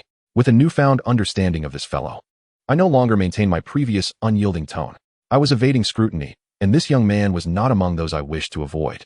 Moreover, I had now attained the status of a golden-level beast tamer, and after spending some time in the wilderness, I would need to return to Bone City. I remained intrigued by the delightful surprise that Mori had mentioned. You seem to possess potential and strength. Wei Yang casually found a stone to sit upon, but immediately sprang up. Ouch! What s with the sharp edge? Check if I'm bleeding. Get lost. I kicked him in the backside, utterly speechless. I will not cooperate without clarity on the matter. Phew, it's out. All right, let us talk. With a look of relief, Wei Yang shifted his position and resumed his seat upon the stone. As I mentioned, I find the individuals at the academy unworthy of my time. Either they lack strength, or they are financially secure, making it impossible for me to connect with them. So, I slipped away from the team. I wandered alone for a few days, and my appetite was stirred, but I couldn't handle the larger undead gathering sites on my own, which led me to seek a partner. Fortuitously, on that day while I was lying in wait, you swooped in and caught my attention. I suspect you feel similarly, disdaining to mingle with those types, which is why you snuck away as well. By the way, which academy do you belong to? Adjusting his posture, Wei Yang lifted himself slightly. Stop right there. I am not like you. You merely couldn't continue in your team. Observing his smug demeanor, I could not hide my disdain. Enough of this. I, Wei, have a keen eye for people, and judging by your desperate demeanor, you likely need money, don't you? Anything you unearth is likely valuable. Even a bone could be chopped up for profit. What are you hoping to find? Perhaps some relics. Wei Yang was clearly attracted to my penchant for ruthless slaughter. Whether as a battle maniac or a financially strapped individual, he needed my assistance regardless. You know nothing. As he turned away, Wei Yang was momentarily taken aback before he approached me, turning his back while bending down. Hold on. I concede. You are the boss. I yield to you. I truly wished to slap him to gauge the thickness of his skin, yet I feared it might hurt my hand. Let us be clear. I will not engage in matters concerning the undead city. That would be akin to courting death. However, I would be open to tackling larger undead gathering sites, provided I see your sincerity. Collaboration is not out of the question. These past days, I have single-handedly tackled numerous undead gathering sites, and the sheer number of bone clubs has nearly upgraded the Dark Knight Warrior. Moreover, I possess a few quality undead-related crystals. This is merely the territory of 1 or 2 golden-level creatures. Given the chance, I am keen to discover what treasures lie within the larger domains. All right, that's the statement I was waiting for. Just watch. A few hours later, under Wei Yang's guidance, we arrived at a domain occupied by 4 golden-level undead creatures. The aura of the spirits here was notably stronger, and there were hundreds of undead beings lurking about. When the time comes, don't unleash your lightning recklessly. The dead are of little value. Capture the living, and be discerning. Target those of higher levels and unique characteristics. Pointing at the spectral beings before him, Wei Yang tirelessly elaborated to Xia Yu, fearful of omitting even the slightest detail. How should we divide these 4? You take 2, and I take 2? Do you genuinely believe I can handle 3 alone? Fine, but do remember to leave some for me to finish off. After all, those are experience points. Golden tier entities yield several thousand experience points each. Dark Knight Warrior, advance. Behind him, the Dark Knight Warrior brandished its bone blade and strode forth with purpose. Approach the village stealthily. Firearms are unnecessary, do you understand? I summon undead beasts. What about your summoned creature? Go. It's already engaged, right beside the Dark Knight Warrior. He had forgotten. This fellow's summoned creature was a chameleon lizard, akin to a chameleon, capable of altering its coloration for concealment. Upon sighting the Dark Knight Warrior, the 4 golden tier entities issued a few warnings but did not impede its advance towards the central circle. The principle of power dominance manifested more thoroughly among the undead beings. Observe that golden tier skeletal giant ape. it seized a nearby silver-tier skeletal creature, audibly snapping several ribs to adorn itself. The silver-tier skeleton dared not protest, scuttling away in defeat while casually dismantling a bronze-tier skeleton. As they closed in, the Dark Knight warrior dramatically flicked its cloak, revealing its bone blade, launching a swift combination of strikes that broke the ribs the skeletal giant ape had just affixed. Simultaneously, the 4 golden-tier undead creatures sprang into action, only to be unexpectedly ambushed by a chameleon lizard that lunged from behind, sinking its teeth into one of the undead's posterior. This is precisely what one would expect from a summoner of such caliber. Casting a sidelong glance at Wei Yong, Xia Yu stepped forward. The initial surprise assault was concluded, and now it was time for a direct confrontation. Together, the Dark Knight warrior and the chameleon lizard, one shadowy and the other vibrant, toppled 2 of the golden-tier entities. The Dark Knight warrior's opponent, the skeletal giant ape, was gravely injured, its limbs falling apart, significantly diminishing its combat effectiveness. The chameleon lizard, in a near miss, managed to bite down and violently shake its head, tearing off a leg from its adversary. Yet, it had gained the upper hand, and with the 2 humans following suit, they swiftly took control of the injured golden-tier undead beings, allowing their summoned creatures to assist in vanquishing the remaining 2 golden-tier undead. On Xia Yu's side, only the Dark Knight warrior and he remained, yet above them soared a colossal purple eagle, barely discernible from the ground. Meanwhile, Wei Yong summoned another creature, a golden 1-star ivy demon, which immediately unleashed dozens of resilient vines towards the fleeing undead. Don't flee, none of you. I am a benevolent soul seeking to find you a good home. Chapter 74. I'm done for. In less than half an hour, the battle concluded, with all 4 golden-tier undead creatures felled by Xia Yu and the Dark Knight warrior, in addition to a significant number of other undead beings. Are you even capable? Have you gone mad with bloodlust? Just look at how many valuable items you've taken down. Behold this silver 9-star. And look at this undead sorcerer. These are all worth a pretty penny. The vines of the ivy demon were entwined with about 10 undead creatures, either of a higher level or notably rare. Wei Yong, bent over, collected the crystal cores of the fallen undead while muttering complaints about Xia Yu. However, Xia Yu paid him no mind, gathering the cores while directing the Dark Knight warrior to seek out valuable items based on the intensity of the ghostly aura. Good heavens! Such a sizable raw stone! Wei Yong exclaimed, his eyes widening at the sight of the massive raw stone unearthed by the Dark Knight warrior. A stone the size of a basin, encrusted with a multitude of black crystals, each as thick as a thumb, was cradled in the creature's grasp. What did I tell you? Stick with me, and you'll find treasures. Hey, you've gone too far. Xia Yu disregarded Wei Yang's shameless boasting, directly picking up a bone from the ground to begin smashing the raw stone and stuffing the shards into his pockets. The black crystals were the true essence of the undead, while the large stone beneath was utterly useless. Xia Yu had no intention of lugging around superfluous items. Amidst the bones strewn across the ground, the 2 squatted, each wielding a large bone, smashing away. The Dark Knight warrior fidgeted eagerly, adjusting its grip on the bone blade, while only the ivy demon continued to clumsily wave its arms, clutching the captured undead. Sister, you must be tired. Let me carry your bag. No need, Brother Wong. I'm not fatigued. On the gray, dusty road, a small team of several dozen individuals was making their way along the mountain path. Judging by their attire, they appeared to be from the same academy. Stay close, everyone. Those on the sides, keep a vigilant watch. Let us collect a few more samples before we head back.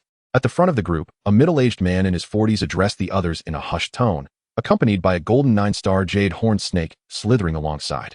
The rear of the formation maintained its order. Although the young trainees still bore a sense of novelty, the fatigue in their eyes was undeniable.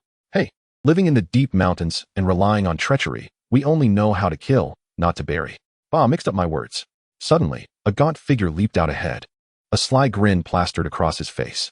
A few hundred meters away, behind a boulder, Xia Yu slapped his forehead, a look of resignation on his face.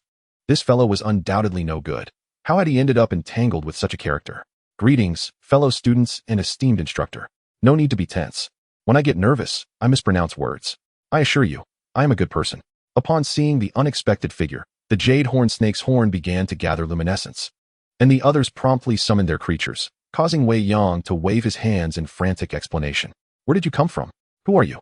The leading instructor's expression turned grave as he drew a blade from his waist, the blade shimmering ominously. Don't take action. I surrender.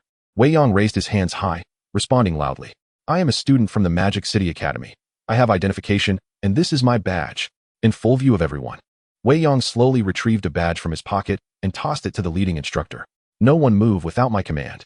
Upon receiving the badge and confirming it was indeed from the Magic City Academy, the instructor's tone softened slightly. A student from the Magic City Academy? Then why are you here? What is your purpose in stopping us? The blade sheathed, but the jade-horned snake remained fixated on Wei Yang. Well, I ventured out for some solo training.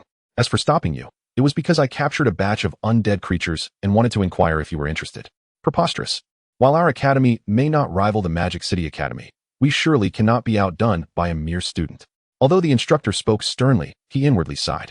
Given his prowess, being entrusted with escort duties indicated his rank within the academy. However, should he venture to the Magic City Academy, he would merely be regarded as an elite instructor. Such is the disparity, and no amount of pride could alter that fact. Nonsense. I merely captured a selection of rather uncommon creatures, and I wanted to see if you had any interest. With a mischievous grin, the ivy demon shuffled to Wei Yang's side. Its vines lined with captured undead creatures presented before him. Look at these. They are all silver-tier high stars. This entire batch could sustain a research project at the academy. Upon further inspection of these few specimens, which are exceedingly rare, I urge all juniors to take a good look, as they are not easily captured. After much effort, Wei Yang fervently promoted the few captured war prisoners in his possession, albeit with a hint of exaggeration. What is that? We have never encountered such a thing before. Indeed, it looks quite impressive. With the abundance of undead creatures, Wei Yang would naturally not bother with the mundane. Those that piqued his interest were not just rare, but certainly not in overwhelming numbers. Fortunately, given that the undead realm had only recently opened, the various academies had limited knowledge of the creatures within, rendering these being seemingly scarce. In fact, it was not only these individuals who had never seen them. Even Xia Yu had encountered some of these captured undead creatures for the first time.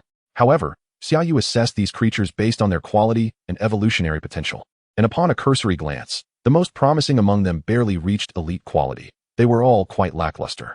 Silence. The lead instructor barked at the group behind him, then turned his gaze towards Wei Yang. What are you asking for these specimens? Name your price. Though this young man appeared somewhat untrustworthy, his words rang true. Their purpose for being here was to collect research samples and assist students in selecting summoned beasts. On-site investigations were far beyond the capabilities of their elementary academy. Instructor, may I purchase one of the undead creatures? Instructor, I would also like one. Moments later, after the transactions were completed, Wei Yang grinned widely, his figure swaying as he vanished from the spot. The team from the elementary academy, meanwhile, departed with the undead creatures they had acquired, retracing their steps. With their objectives met, staying in the undead realm posed risks, and the pressure on the lead instructor was considerable. How about that? I told you that following me yields better rewards than going solo. Wei Yang boasted to Xia Yu, displaying the freshly acquired currency and raw stones, his spirits high. Hand over my share. You wish. All of this was captured by my Qing Tong Yao. Hey, why are you still getting involved? Don't think I don't know you pocketed quite a few crystal cores while gathering them. Moments later, after enduring a couple of powerful electric shocks, Wei Yang sat cross-legged on the ground, one hand shielding his eyes while the other gathered the scattered items. Damn it, that was brutal. Chapter 75, Another Stronghold. All units. Assemble. Hurry. Perched atop the Frostwind Hellhound, Moore was directing the rapid assembly of the team. Thunder. In the distance, Chu Wei rode on his summoned beast, racing towards them. How are we doing? Has every team distributed their supplies? All of it has been distributed. Good. Once the team is assembled, we will head directly to the city gates. We are set to depart. With the situation in Bone City stabilized, the demon suppression army stationed within finally mobilized. 5 legions setting forth in a grand procession, like a mighty dragon, advancing deeper into the realm. What on earth just fell? In a certain area of the undead realm, the grayish ground suddenly caved in, and a skeletal creature plummeted into the pit, staring blankly at the 2 individuals before it with hollow eye sockets. Damn it! Xia Yu exclaimed, startled. Before the skeletal creature could react, Xia Yu swiftly seized its head and unleashed a barrage of electric shocks. Moments later, the skeletal creature was reduced to charred remains, unable to produce even a whimper. Let us check out where we are. Nodding at Wei Yang ahead, Xia Yu tossed the now lifeless skeletal creature aside. All right. Seeing the immediate danger dissipate, Wei Yang cautiously peered out from behind the shell of the iron-armored beast. A gust of putrid air met his face as he poked his head out, only to find an undead corpse glaring back at him. Oh no, run. We dug in the wrong place. Withdrawing his head, Wei Yang leaped off the iron-armored beast, shouting as he began to flee. Roar. The entrance was violently clawed open, large clumps of earth collapsing into the pit as the undead corpse, with its eyes hanging from its face, peered after the 2 figures that had vanished around the corner. Indeed, these 2 were none other than Xia Yu and Wei Yang, now partners in crime. Over the past few days, they had been scouring the area, reaping numerous rewards. Yet as they ventured further, their situations grew increasingly precarious. Darting through the narrow passages, the two fled for over half an hour, not daring to pause. Are you even capable? How many times have we stumbled upon undead creatures' tails now? Confirming that no undead were pursuing them, Xia Yu and Wei Yang collapsed within the pit, gasping for breath. How am I supposed to know where we are? I don't have a map. Scraping dirt into his hands, Wei Yang rubbed his face repeatedly until the stench of decay became less unbearable. This is intolerable. We cannot continue like this. At this rate, you'll deliver me right into the jaws of an undead creature. Glancing at Wei Yang, Xia Yu shook his head and began to dig upwards. Throughout their collaboration, they had sold numerous undead creatures to various elementary academies and profited handsomely. Yet, Wei Yang insisted on procuring a batch of undead-type raw stones to sell at a premium to those academies that had acquired undead creatures. However, the deeper they went, the more frequent their encounters with undead became, and the higher their levels. After being chased by platinum-level undead creatures several times, they decided to take the subterranean route. The iron-armored beast, akin to an enhanced pangolin, excavated with remarkable speed, but Wei Yang's unreliability had led them to repeatedly dig beneath gatherings of undead creatures. Such unexpected incidents had occurred more than once. In the span of 3 days, they had dug beneath gatherings of undead creatures 5 times, given their adeptness at fleeing. One could easily surmise the challenges they had faced. If we don't dig tunnels, how can we progress further? Traveling above ground is out of the question. With our slight frames, our golden-level prowess may intimidate in the open, allowing us to rule over a city. But against these undead creatures, that means little. Not to mention that higher-level undead creatures are becoming increasingly common. Even the ordinary ones are now ubiquitous. If we traverse the surface, we would surely be butchered by these fiends. You find a place to hide. I'll scout ahead above ground. Why don't you have the iron-armored beast dig? How am I supposed to excavate through this thick soil alone? Kicking Wei Yang, who was still sitting idle, Xia Yu shot him a disdainful glance. The iron-armored beast, once set to work, carved through the soil as effortlessly as a hot knife through butter, creating a passage. After confirming that no undead creatures were above, Xia Yu leaped out and covered the entrance with a stone slab. Thunderhawk, come forth. Seated atop the Thunderhawk, Xia Yu resolved to brave the dangers and ascertain the situation ahead. The more perilous the circumstances, the more intrigued Xia Yu became. He had a hunch that they were nearing the location of the second undead stronghold. Utilizing his mental energy to share the Thunderhawk's keen eyesight, Xia Yu's vision soared high enough to perceive over 20 kilometers ahead, hampered only by the dim light and sandstorms of the undead realm. In optimal conditions, this eagle-eyed skill could grant him vision exceeding 30 kilometers, a testament to the formidable sight inherent to avian magical beasts. Relying on their formidable sight, Xia Yu and Lei Guangying cautiously soared at an altitude of 10,000 meters. At this height, ordinary magical beasts would refrain from flying up, and among the undead creatures, those capable of flight were few and far between. Thus, for the moment, Xia Yu and Lei Guangying found themselves in a semblance of safety. Gazing down from the sky, they beheld clusters of undead beings scattered below, varying in size, with even the smallest led by several golden-tier undead creatures. After flying for a quarter of an hour, Xia Yu discerned a dark line at the intersection of the sky and ground, which widened as they approached. Indeed, it was a necropolis. As they drew nearer, the dark line transformed into a towering city wall that extended for over 10 kilometers. The situation became exceedingly clear. The surrounding undead clusters resembled tribes encircling the city. Fortuitously, they had chosen to investigate from above. Had they ventured underground or on the surface, the multitude of undead would have posed a grave threat to both Xia Yu and Wei Yang. A thunderous roar erupted from within the city, and even at such a height, Xia Yu could feel the overwhelming force reverberating through the air. Accompanying the roar was a palpable pressure that surged forth like a tidal wave. Had they been discovered? Battling against the intense pressure, Xia Yu swiftly commanded Lei Guangying to ascend, leaving no room for complacency. Yet, he soon exhaled in relief, though he dared not lower their altitude. Below, countless undead creatures converged from various directions like ants returning to their nest, gradually coalescing into a vast sea of darkness. From within the Black City, a colossal bone dragon took to the skies, measuring hundreds of meters in length, spiraling twice before landing atop the city walls. Beneath the walls, the gathered undead trembled, prostrating themselves on the ground, enduring the oppressive aura emanating from the bone dragon. Xia Yu was acutely aware that such a grand display was unnecessary for his demise. Retreat. With such a formidable spectacle, lingering even a moment longer could invite calamity. A swift withdrawal was paramount. As he turned to flee, Xia Yu was taken aback. Behind him, Countless flying undead creatures flapped their wings, converging toward the city from both low and high altitudes. What the hell, run? Xia Yu was momentarily stunned, finding himself in a passive situation. The sheer scale of the undead caused even the air currents to tremble violently. Although Lei Guangying soared high above, they too were affected. There was no possibility of heading toward the city, especially with a flying sovereign-level creature in the vicinity. Xia Yu preferred to confront the legion behind him rather than plunge into the embrace of that bone dragon. Steering Lei Guangying, he veered sharply to the right, believing that if he flew fast enough, he could break free from the undead formation. The distance between Xia Yu and the horde of undead was merely a few kilometers, far too close. Among the golden tier, Xia Yu had faith in Lei Guangying. However, the presence of several platinum tier undead loomed behind him, along with sightings of diamond tier beings. This proximity offered Xia Yu hope, but no guarantees. His mental energy surged into Lei Guangying, and with the assistance of the formation spirit, he cast a lightness spell upon both himself and his eagle. They shot through the sky like bullets, leaving a long trail of airflow in their wake.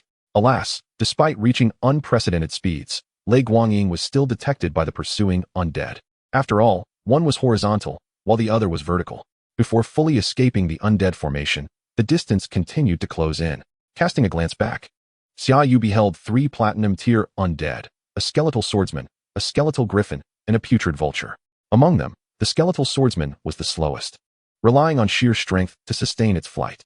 The other 2, however, proved more challenging to shake off. The skeletal griffin, though large, could accelerate powerfully with each wing beat. As for the putrid vulture, these creatures were relentless. Once they locked onto their target, they would not relent. On the ramparts of the city in Ma Bay, such vultures persisted even after significant losses. However, Xia Yu had no time for grievances. He needed to focus entirely on navigating Lei Guangying at high speed, avoiding any encounters with the undead ahead while evading the pursuers behind. Yet, as fate would have it, within less than 5 minutes of flight, a vast expanse of black dots appeared ahead. What the hell? No respite. Xia Yu lamented, forced to change direction, inadvertently allowing the 2 platinum-tier pursuers to close the gap once more. The distance between them had dwindled to less than 10 kilometers. This won't do. If I keep this up, I'll be done for. Although undead creatures lacked flesh and wings, making them slower than living beings, they were still formidable platinum-level creatures, their speed surpassing that of Lei Guangying. The gap continued to close, and at this rate, within 10 minutes, Xia Yu would surely be caught, assuming no unforeseen encounters ahead. In a twist of fate, the encounter led to an increase in Xia Yu's pursuers, now totaling 4 platinum-tier creatures on his tail. Without a doubt, should any one of them catch up, Xia Yu would meet his end today. Fixing his gaze ahead, Xia Yu's mind raced as he sought a way out. Return to the Bone City? Not feasible. Distance and time do not permit. Back to the underground? That would only serve as a burden. A strong ally. Find a strong ally. Suddenly, Xia Yu's eyes lit up. Within the various academies entering the undead realm, there were powerful beings. Numerous platinum-tier experts existed. And among the top-tier academies, diamond-tier leaders guided their teams. If he could encounter these strong individuals, there might still be hope. His gaze darted between the horizon and the ground, his heart fervently yearning to cross paths with a top-tier academy squad. 8 kilometers. 7 kilometers. Time slipped by, and the distance diminished. Xia Yu's heart raced with anxiety. A sharp cry from an eagle jolted him back to reality. He abruptly looked up, pulling his focus from the ground. Oh no. What the hell? Are you trying to kill me? Ahead, yet another swarm of undead creatures loomed closer. Though Xia Yu cursed, a chill gripped his heart. System. Level up. Level up.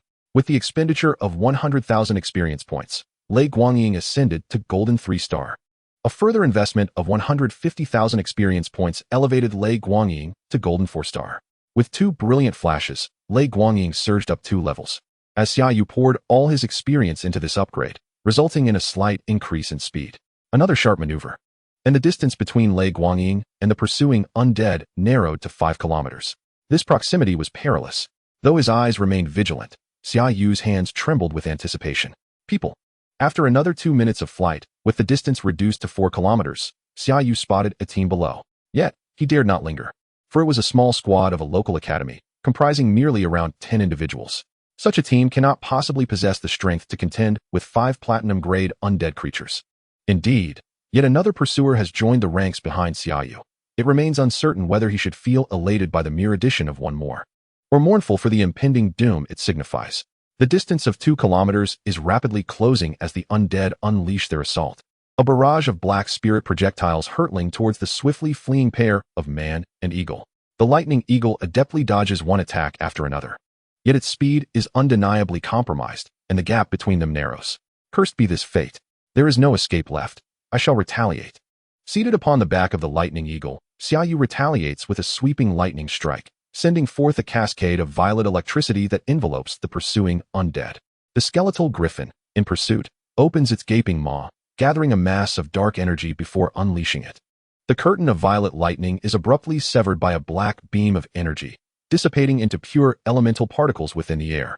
Though the lightning strike has dissipated, the black beam continues its relentless advance, reaching Xia Yu in the blink of an eye. The lightning eagle emits a sharp cry, evading the beam's trajectory just in time. Yet its right wing is grievously pierced, leaving a gaping cavity the size of a bowl. No blood spills forth. Instead, the dark energy clings to the wound, corroding the flesh of the lightning eagle. The creature falters in flight, plummeting from the sky, but with a frantic flap of its wings, regains some semblance of stability. However, this delay permits the undead to close in, and the skeletal griffin lunges forward with a ferocious bite. Gravity array. With a flick of his fingertip, a gravity array is instantaneously conjured, catching the griffin unawares and sending it plummeting several hundred meters. Having narrowly evaded the skeletal griffin, Xia Yu now faces the onslaught of the remaining 4 platinum-grade undead creatures, feeling the powerful winds generated by their approach. Lightning flash. In a flicker, the lightning eagle appears 20 meters away, narrowly escaping the encirclement of the 4 undead. Lightning strike. Both Xia Yu and the lightning eagle unleash their lightning strikes in unison. Violet bolts merging in the sky into thick tendrils of electricity that come crashing down upon their foes. By the heavens, even in death, I shall gnaw upon your bones. Chapter 77. The Ghost Mist Forest. With no retreat left, Xia Yu steels himself, alternating between violet and white luminescence in his hands. The lightning strike, combined with various interference arrays, blankets the relentless undead pursuing them. Yet, the disparity in levels is insurmountable. Among the 5 undead, 3 are high tier.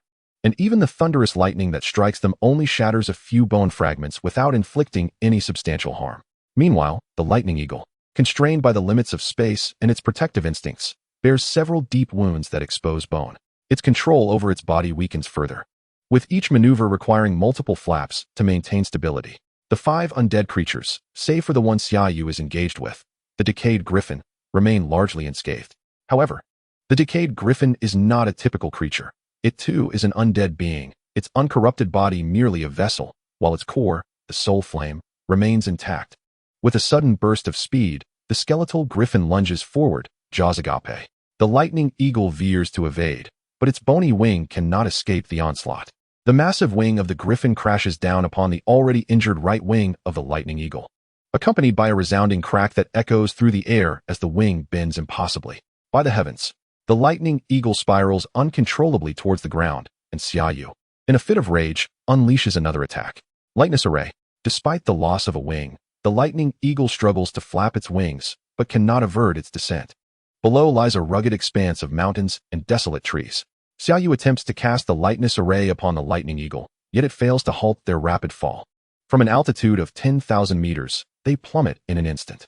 Just then, the lightning eagle stirs, desperately flapping its broken wing, scattering its soft feathers into the air. 5,000 meters. 4,000 meters. 3,000 meters. The ground looms closer, and the descent quickens as the lightning eagle expends every ounce of strength to flap its wings. Above, the 5 platinum-grade undead remain in relentless pursuit. 2,000 meters. 1,000 meters. The ground comes into sharper focus, and the biting winds make it nearly impossible for Xia Yu to keep his eyes open. 800 meters. 500 meters. They near the ground. The lightning eagle giving its all. Soul shield. With a thunderous shout, a multitude of black energy swirls upward from the ground, forming a circular shield beneath the lightning eagle. The thick, inky aura is denser than anything Xia Yu has ever encountered. Boom.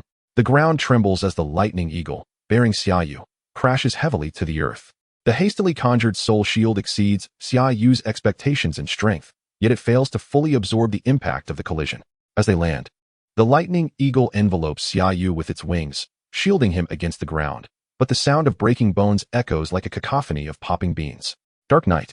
Just before losing consciousness, Xia Yu summons the Dark Knight with all his might. In midair, the 5 platinum-grade undead halt their descent, hovering above the forest. Even the corpse griffin, known for its insatiable hunger for flesh, refrains from diving down. On the ground, The Dark Knight stands tall, wielding dual bone blades. The flickering flame of its soul beneath the visor fixated on the hovering undead. The 5 undead remain suspended for several minutes, making no further advance. Instead, the skeletal griffin emits a few sounds, flapping its wings before turning away. As the skeletal griffin departs, the other undead also shift, though the decayed griffin circles overhead a few more times before reluctantly following suit. From above, the forest appears shrouded in swirling ghostly energy, as if an ink pot has been overturned, threatening to congeal at any moment. Yet, Xia Yu remains oblivious to it all, as his body's self-preservation mechanisms sever his connection to the outside world. Boom. On the desolate ground, a stone slab is displaced as Wei Yang cautiously pokes his head out. Could it be that this fellow has ventured off on his own? Has scouting taken this long? Seeing no undead nearby, Wei Yang leaps out of the pit, quickly vanishing into the air. 2 days later, Xia Yu awakens from his unconsciousness, pain radiating from every part of his body, especially his chest, where the tremendous force of impact renders even breathing a painful endeavor. The towering figure of the Dark Knight stands nearby, its bone blades spinning in its hands, beside it a pile of shattered bone fragments. Come, lend me a hand. Help me up. Clutching his chest with one hand, Xia Yu attempts to push himself up, but fails to rise. With a start, the Dark Knight sheathes its bone blades and reaches down, effortlessly pulling Xia Yu to his feet. Gently, if you please.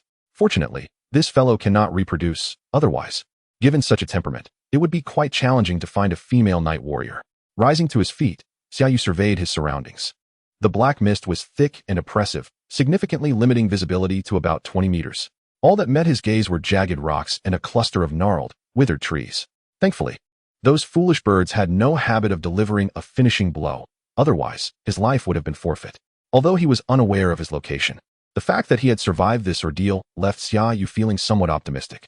Within his mind's eye, the Thunderlight Eagle was gravely wounded. Xia Yu attempted to communicate several times, but received no response. It appeared that the Thunderlight Eagle would be unable to join him in battle for quite some time. While summoned beasts could be nurtured back to health with mental energy, under normal circumstances, a few potions and rare materials would suffice for quick recovery. However, in the case of the Thunderlight Eagle, it would need to remain in the mind's eye to be nurtured with mental energy. Uncertain of his position, Xia Yu could not determine which direction to take. He could only rely on his memory to choose a path. Whether he could reach Bone City would depend on luck. Injured, Xia Yu could not move quickly, but he dared not allow the Night Warrior to carry him. This creature had no concept of gentleness, and a mere nudge could leave him recovering for another half-month. With the Night Warrior clearing the way, Xia Yu followed closely behind. After covering some distance, he instructed the Night Warrior to carve a mark into the trees. Along the way, he found some sturdy branches to bind his severed arm and leg, a vital skill that every demon suppression army soldier must master for self-medical treatment in the wilderness. Using a makeshift crutch, Xia Yu had to pause and rest frequently. Yet, despite the circumstances, he refused to give up. After all, he had survived encounters with 5 platinum-level undead creatures. Surely, this was a sign of fortune following misfortune. Better days lay ahead.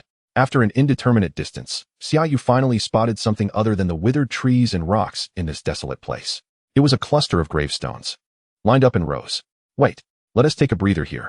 After walking a bit further, unable to continue, Xia Yu halted the Night Warrior, set down his crutch, and plopped down on a gravestone, hastily shoving a handful of crushed rations into his mouth. Crunch, crunch. Just a moment of silence to catch my breath. Then we'll move on. Crunch, crunch, crunch. He admonished the Night Warrior, but the sound of bones creaking grew louder, and as he turned to address the Night Warrior, a skeletal hand suddenly seized his calf. Chapter 78. The graveyard. The gravestone beneath him began to tremble, and the hand gripping his leg tightened, as if something were attempting to break through the earth. Damn it! Without swallowing the last morsel, Xia Yu kicked violently at the skeletal hand that clutched his leg. 1 kick, 2 kicks. After several strikes, the skeletal arm broke, yet the hand still clung to Xia Yu's calf. Having freed himself from the grasp, Xia Yu grasped his crutch and stood up, noticing that all the gravestones around him were shaking. Night Warrior, run with me. At this moment, Xia Yu was beyond caring whether the Night Warrior was gentle or rough. He hobbled over to its side. Crack, crack. The Night Warrior gripped a bone sword in its right hand and, with its left, hoisted Xia Yu onto its back. The protruding bone spikes from its shoulder provided a perfect grip for Xia Yu to hold on, preventing him from falling off. In that brief moment of distraction, all the gravestones were overturned, and the ground became loose as skeletons began to emerge, clawing their way out of the earth. Run. In every direction he looked, at least 100 skeletons had poked their heads out, and Xia Yu could scarcely fathom how many of these ghastly beings inhabited this place. Crack! One foot stomped down, shattering a skeleton's skull, as the Night Warrior darted back along the path they had come from. Although these skeletons were not particularly formidable, mostly of silver rank, their sheer numbers were overwhelming. No matter how skilled the Night Warrior was, it could only cut down hundreds or even thousands. But what about tens of thousands? Just one skeleton dropping a single toe could bury both Xia Yu and the Night Warrior here, leaving a mound of earth high above. After running approximately several hundred meters, the skeletons had fully emerged, wielding bone knives and spears. Among the throng of skeletal soldiers, Xia Yu vaguely spotted several towering figures in the dense fog. With dual blades raised, two dark, glowing blades slashed out, intertwining to form a black cross, cutting down the skeletons in their path as they surged forward. Stop! Stopping now means death. At least 100 skeletal warriors were converging, and behind them, a multitude of emerging skeletons were also gathering. Should they become ensnared, escape would be impossible. If only the Thunderlight Eagle could be summoned now, the sky would still offer a path to safety, but the Night Warrior had to break through. Gravity field, swamp field, interference field, binding field. Clinging to the Night Warrior, Xia Yu's hands glowed continuously, unleashing attack after attack upon the obstructing skeletons. The Night Warrior's dual bone swords whirled like fan blades, cleaving the lower-tier skeletons in half with ease. Gaining momentum, the Night Warrior carried Xia Yu and charged ahead for several hundred more meters. Crack, crack. Finally, a larger skeleton emerged from the black mist, wielding a bone sword and clad in bone armor. A golden-ranked skeletal warrior. Spotting Xia Yu on the Night Warrior's back, the skeletal warrior raised its bone sword and barreled through several skeletal soldiers toward the Night Warrior. Soul-devouring shield. The surrounding ghostly energy converged, forming a circular shield before the Night Warrior. Ghost Shadow Clone. Just as the skeletal warrior's massive blade struck, the Night Warrior flickered and conjured a phantom duplicate. With 4 bone swords raised, they all struck at the approaching skeletal warrior from different angles. 1 blade could block, 2 could suffice, but 4 blades attacking from various directions? At the moment of contact, the skeletal warrior was brutally hacked, bone shards flying as its sturdy armor shattered, losing several plates in an instant. Don't delay. Finish it quickly. In that fleeting moment, the space they had just fought for was quickly being encroached upon by an endless horde of skeletons, and within the black mist, more towering figures were pushing closer. 1 or 2 golden-ranked foes could be managed by the Night Warrior, but 3 or 5 would surely spell doom. Gravity field. Interference field. The skeletal warrior leaped to slice down, only to suddenly collapse before the Night Warrior, kneeling as the soul fire within its skull flickered weakly. Shadow slash. 2 crescent-shaped blades of darkness, imbued with power, struck down fiercely, severing the skeletal warrior's head from its body. As it fell, the Night Warrior crushed its skull beneath its foot. Keep charging. With the clone leading the way and the Night Warrior following, the 4 bone swords continued their relentless assault, disregarding whether the struck skeletons fell or not. As long as they did not obstruct their path, that was all that mattered. Yet soon, the ghostly clone reached its limit and was pierced by a skeletal soldier's spear, dissolving into black mist that mingled with the air. Ghost spirit eruption. At this critical juncture, Xia Yu resolved to gamble everything, commanding the Night Warrior to unleash the ghost spirit eruption. The momentum surged dramatically, shattering 3 levels in an instant. As the Dark Knight's power ascended to a formidable golden 6 stars, it appears that the dense aura of ghostly energy here significantly amplifies the Dark Knight's abilities. With all trump cards revealed, the Dark Knight's attacks grew increasingly fierce. Bone knives, bone spikes, fists, and feet. Everything that could be wielded was unleashed. The speed of advance surged even further. Xia Yu was gambling, wagering on how far he was from escape. Due to his injuries, he had to pause to rest after every few steps. Thus he was certain he hadn't ventured into this graveyard for long. Hence, he dared to unleash the full might of the Dark Knight. Don't stop, break through. Ahead, 2 towering skeletal warriors emerged, one wielding a sword and the other a spear. Upon sighting these skeletal warriors, Xia Yu bellowed. With the situation reaching a critical point, he had no choice but to fight, but his aim was to carve a path forward, rather than to destroy these worthless bone constructs. No matter how much experience they might yield, it could never compare to his own life. The bone knife was raised, and the Dark Knight deftly deflected one of the skeletal warrior's bone spears, allowing another bone knife to strike against his chest. Lowering his head, he charged forward with brute force. In terms of strength, although both were of the golden rank, the Dark Knight towered over the skeletal warriors, and this forceful collision sent both skeletal warriors flying. Quickly, push harder, charge through. Harnessing this ferocity, the Dark Knight propelled himself several hundred meters forward, significantly reducing the number of skeletal soldiers blocking their path. This indicated that Xia Yu's gamble had paid off. Click, click. Behind him, the rhythmic sound of bones clashing against the ground echoed. Clinging to the back of the Dark Knight, Xia Yu could not turn to look. Yet the momentum was undeniably powerful. Charge, charge, charge. With a glimmering flicker at his fingertips, Xia Yu cast several low-level formations around him without a second thought, striving to hinder the skeletal soldier's movements. Shadow flash. The pressure from behind and the hope ahead ignited an insatiable desire for survival within Xia Yu, pouring forth his mental energy as the Dark Knight flickered amidst the throng of skeletal soldiers. Once, twice, thrice. After recklessly using Shadow Flash multiple times, the graveyard was finally no longer before him. Don't stop, keep running. Not daring to pause for even a moment, the Dark Knight, under Xia Yu's command, sprinted with great strides, raising clouds of dust in their wake. Time passed without Xia Yu knowing how long they had been running, until the sounds of bones clashing faded, allowing his taut nerves to finally relax. Only then did he dare to glance back. What the hell is this place? How can there be so many skeletal soldiers? Having just escaped the pursuit of 5 platinum-tier undead beings, he turned to find himself amidst an army of skeletons. And Xia Yu truly doubted whether he had committed some heinous act, now facing the consequences. He was at his limit. If this continued, he would be utterly exhausted. Chapter 79 is all a deception. Urgent reports from the front indicated that 5 legions encountered over 100,000 undead beings from 3 directions. 200 miles outside Bone City, including 8 diamond-tier beings and over 50 platinum-tier ones, suffering heavy casualties. Within the central tent of Bone City, a soldier rushed in, panting heavily. Inside the tent, 5 legion commanders and several advisors who were formulating strategies froze at the news. Order all flying units in the city to set off immediately and support the front lines. Although the 10 legion commanders held equal ranks, such a large-scale operation could not be discussed by so many. There could only be one authoritative voice in the command tent. Sun Qian, the commander of the 1st Legion and concurrently the overall commander for this undead planar operation, reacted immediately. Moreover, the 7th and 10th Legions assemble and set out at once, ensuring the minimization of personnel casualties. Old Sun, are you sure about pulling 2 more legions? Can we manage? The commander of the 7th Legion frowned. Concern etched across his face. No problem. I have a plan. Senior Nangong is also in the city, and the main pressure is at the front. These fellows have caught on. Lower-tier undead lack cognitive ability, but high-tier undead certainly possess it. The simultaneous assault from 3 directions indicates that this undead initiative is organized. The advance force of 100,000 demon suppression troops had already sustained losses just to breach Bone City. Sun Qian felt uncertain about when the subsequent support would arrive. At present, the utmost priority was to minimize casualties and defend Bone City. Whether they could expand their territory further would depend on the situation. Bearing the lives of 100,000 people, Sun Qian had to tread very cautiously with each step. He reported to the war zone, requesting top-tier combat support, as the undead plane was likely to enter a protracted battle. Understood.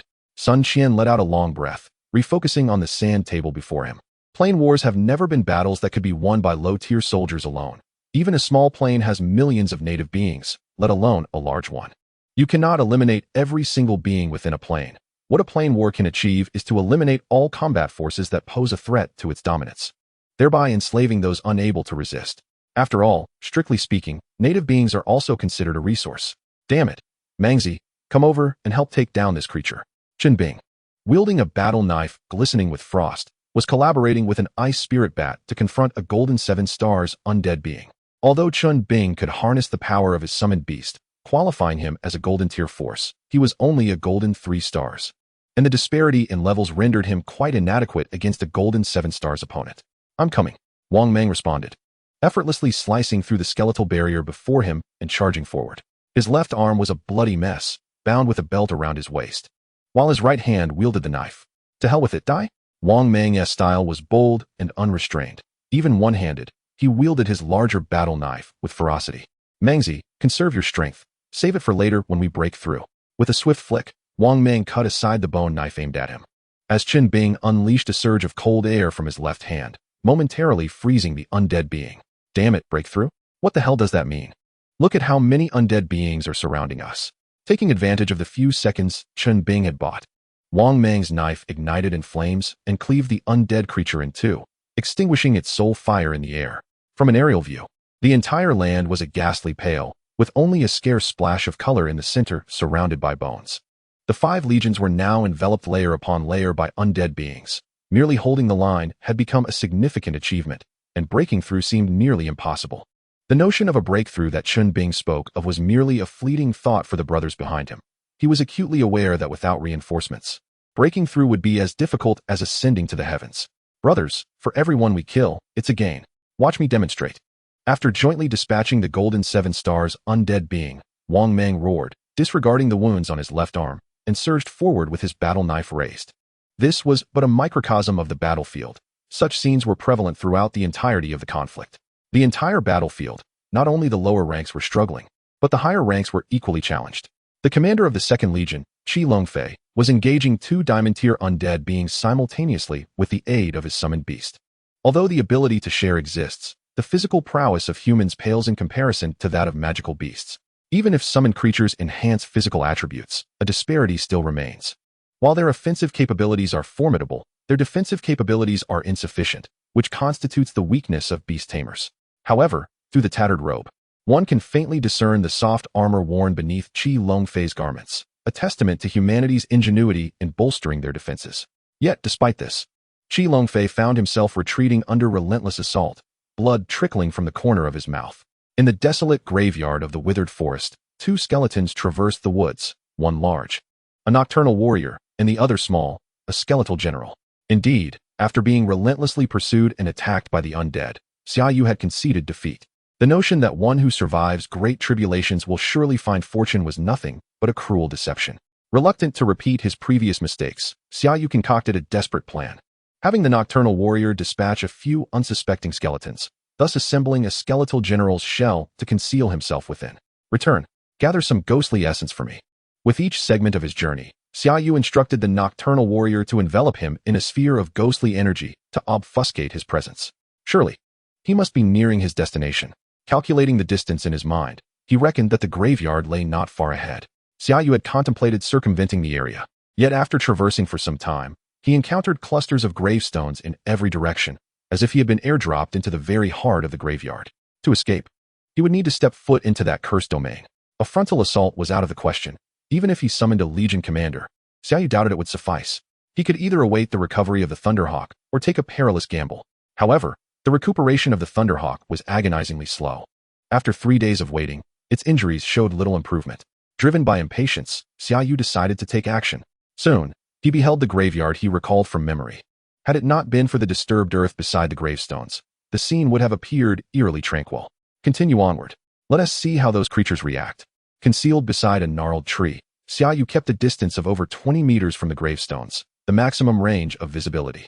He gestured toward the nocturnal warrior, indicating the gravestones ahead, urging it to advance. Chapter 80. Idle hands are the devil's workshop. At the farthest point of vision, the nocturnal warrior stepped forward, inching closer to the gravestones. 18 meters. No response emerged from the gravestones. All remained quiet. 17 meters, 16 meters.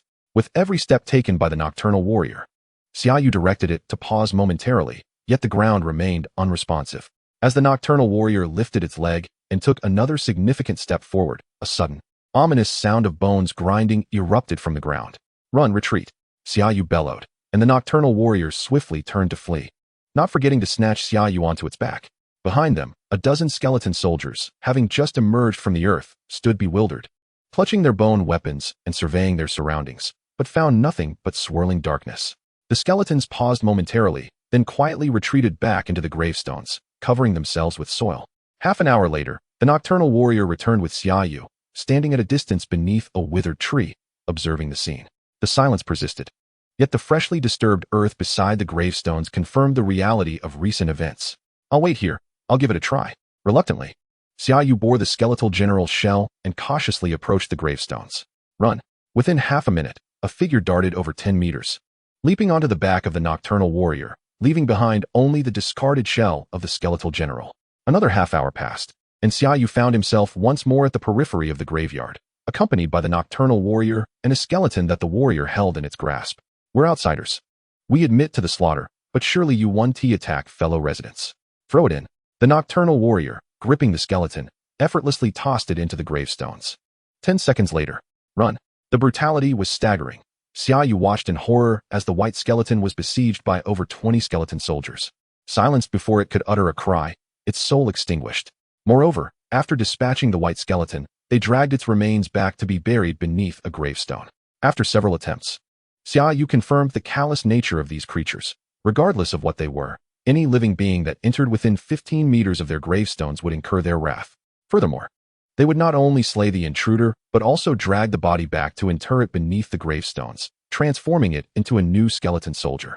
Xia Yu discovered during his last test that the shell he had discarded had staggered out from beneath a gravestone.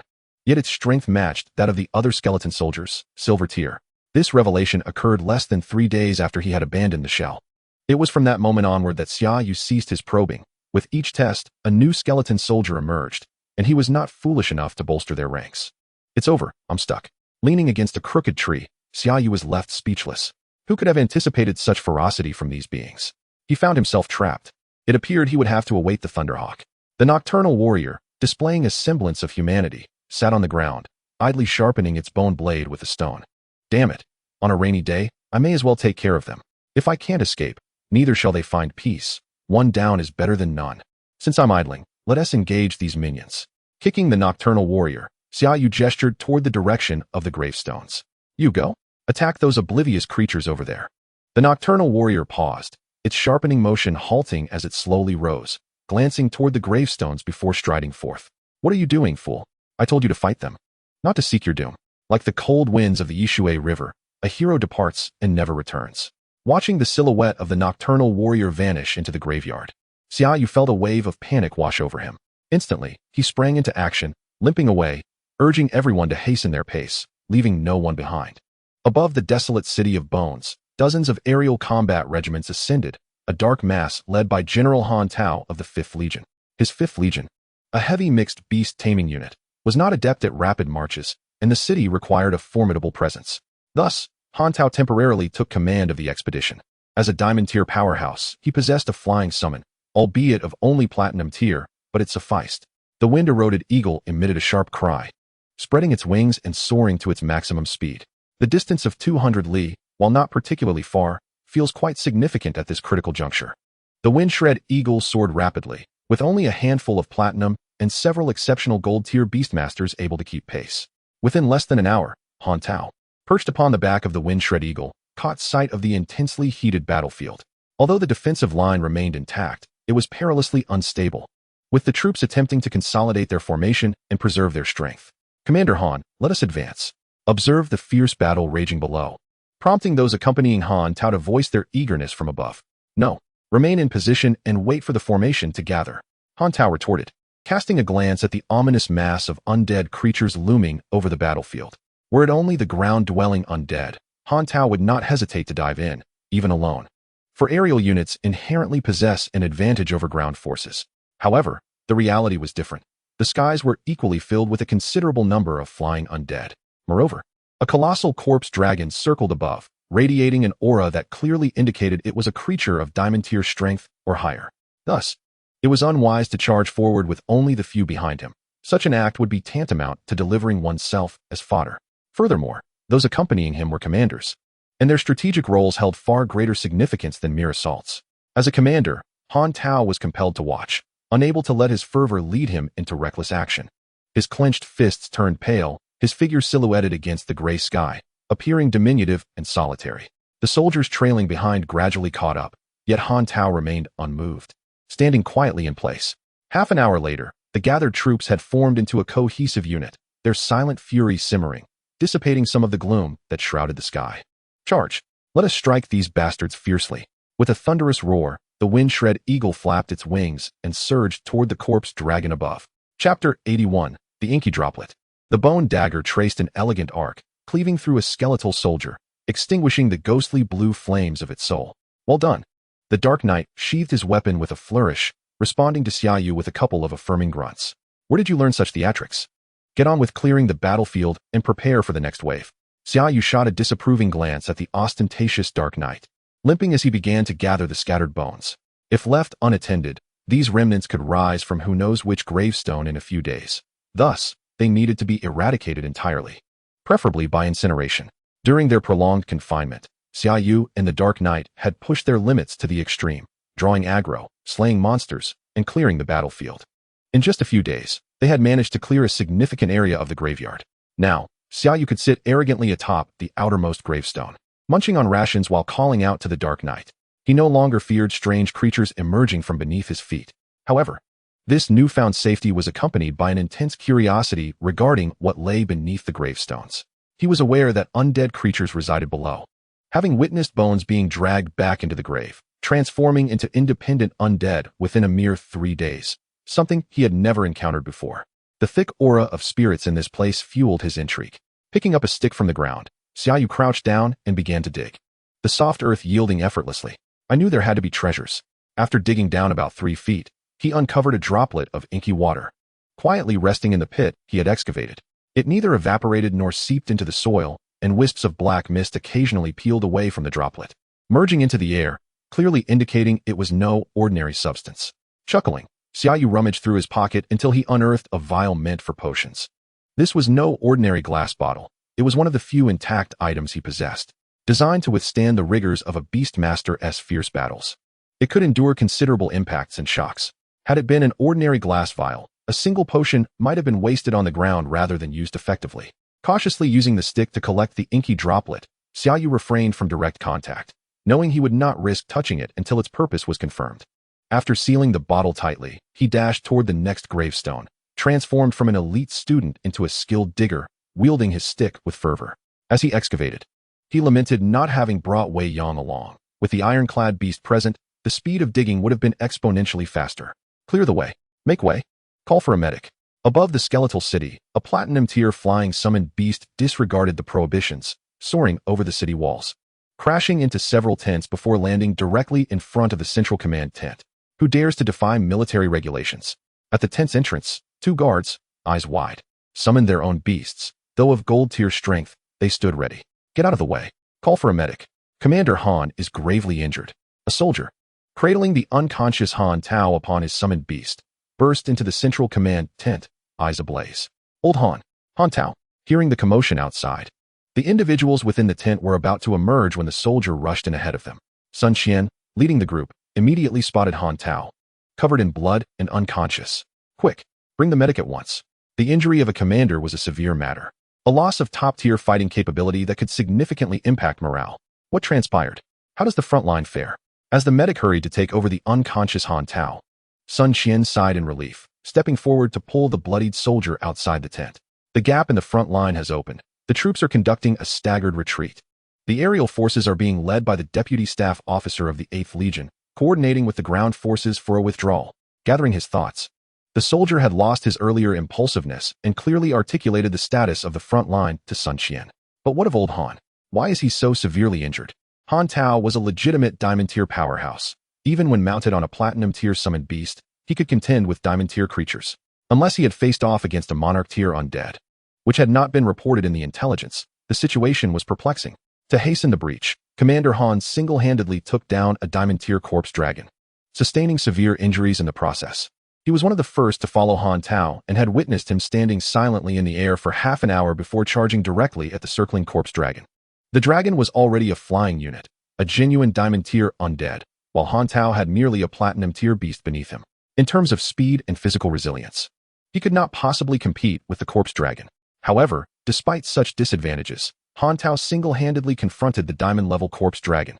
He witnessed the corpse dragon's soul fire being obliterated by Han Tao's powerful punch, while the dragon's tail viciously struck him, sending him flying. It's time to rest. Sun Qian nodded at the soldier and turned back into the tent. Damn it, I've clashed with this bunch of bones. The soldier clenched his fists, cursing angrily as he mounted his summoned beast and soared into the clouds, heading straight for the city outskirts. Meanwhile, Xia Yu carefully held a vial of potion in one hand and a wooden stick in the other, cautiously extracting a single drop of water from the pit's bottom. The soul fire of the night warrior beside him flickered eagerly, fixated on the inky droplet at the tip of the stick. Go on, keep chopping. I'll give you a few drops once you're done. Shaking the vial now filled with droplets, Xia Yu gestured towards the countless tombstones not far away. This substance was puzzling. It neither soaked into the earth nor penetrated wood, but it was instantly absorbed upon contact with bone, whether from living undead creatures or lifeless skeletons. However, Xia Yu was certain that this substance would benefit the night warrior. Otherwise, it wouldn't be so persistently following him around. Crack, crack. The night warrior emitted 2 sounds as it unsheathed its bone dagger. What's the matter? Just because I mentioned you a couple of times. You're ready to draw your weapon? It's merely a couple of drops. Here, let me give you 3 drops. Crack. Chapter 82. Evolution once more. This area of tombstones exhibited a hierarchy. This was a discovery made by Xia Yu and the Night Warrior during their ongoing tug-of-war. Beneath the most common tombstones lay silver-level skeleton soldiers, all armed with blades or firearms. Slightly larger tombstones concealed skeleton generals, a tier above the ordinary soldiers, belonging to the gold-level undead. The ratio of skeleton soldiers to skeleton generals was roughly 2 or 300 to 1, leading Xia Yu to suspect that they were entombing an entire undead army. Of course, there were also tombstones significantly larger than those of the skeleton generals. Xia Yu urged the Night Warrior to take a risk, resulting in the pair darting away for 2 miles and not daring to return for an entire hour. Undead Knights. From the larger tombstones emerged platinum-level undead knights, riding towering skeletal steeds and wielding bone lances. Fortunately, the duo managed to escape quickly, otherwise, they would surely have been skewered by the undead knights. As they drew enemies in, Xia Yu instructed the Night Warrior to deliberately avoid the tombstones where the undead knights resided. Yet, as they expanded their clearing efforts, Xia Yu felt increasingly astounded. This was likely not merely an undead army, but an entire realm of the undead. The presence of platinum-level undead knights was impressive enough, but within this cluster of tombstones, there existed creatures of even greater caliber. If the tombstones of undead knights measured 2 meters in height, Xia Yu had also encountered tombstones towering over 3 meters. What did this indicate? It suggested that beneath those higher tombstones might dwell diamond or even king-level undead beings. Of course, this was merely Xia Yu's estimation based on the height and width of the tombstones. He had no intention of provoking the creatures beneath the larger tombstones.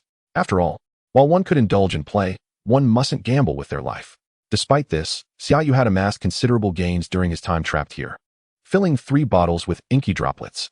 However, these vials were not 500 milliliters, but rather around 300 milliliters each.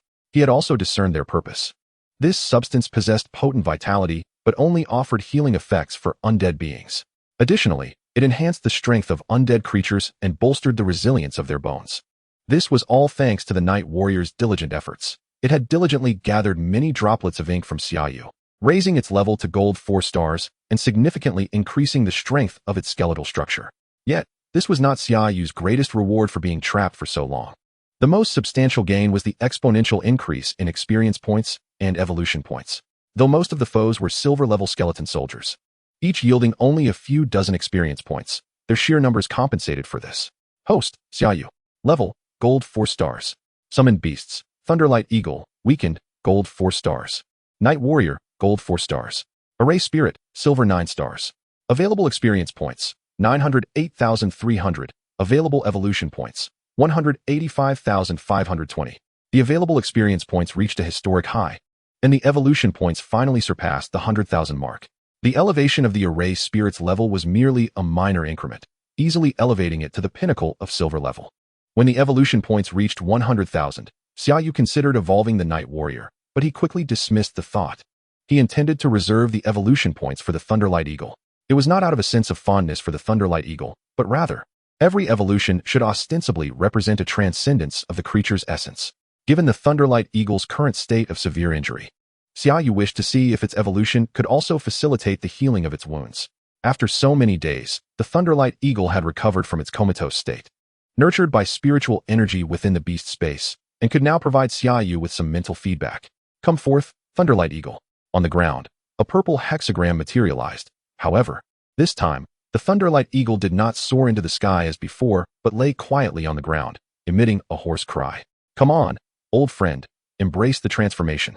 Gently stroking the Thunderlight Eagle's dull feathers, Xia Yu felt a heavy sadness in his heart. System, apply the evolution points to the Thunderlight Eagle. Current Thunderlight Eagle is of epic quality. Further evolution requires 100,000 evolution points to transform into the legendary quality Thunder Giant Eagle. Do you confirm the use of evolution points? Confirmed. As soon as the words left his lips, the Thunderlight Eagle was enveloped in a radiant glow, and its hoarse cry resonated. Crack, crack. As if affected by the Thunderlight Eagle's evolution, a cacophony of bone scraping echoed from beneath a nearby tombstone. Based on previous experiences, this distance was far from sufficient to awaken these creatures, but the situation quickly spiraled beyond Xia Yu's control. Damn it, always causing trouble at critical moments. After being a good boy for 2 days, did they really think he was easy to bully?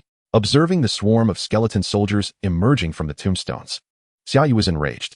Since I emerged, my luck has been abysmal. First, I was inexplicably pursued by a few platinum-level creatures. Then the Thunderlight Eagle was gravely injured, and I fell unconscious, awakening to find myself in a place surrounded by tombstones and undead beings. And now that an opportunity to escape presents itself, these creatures emerge to cause chaos. How can I possibly endure this?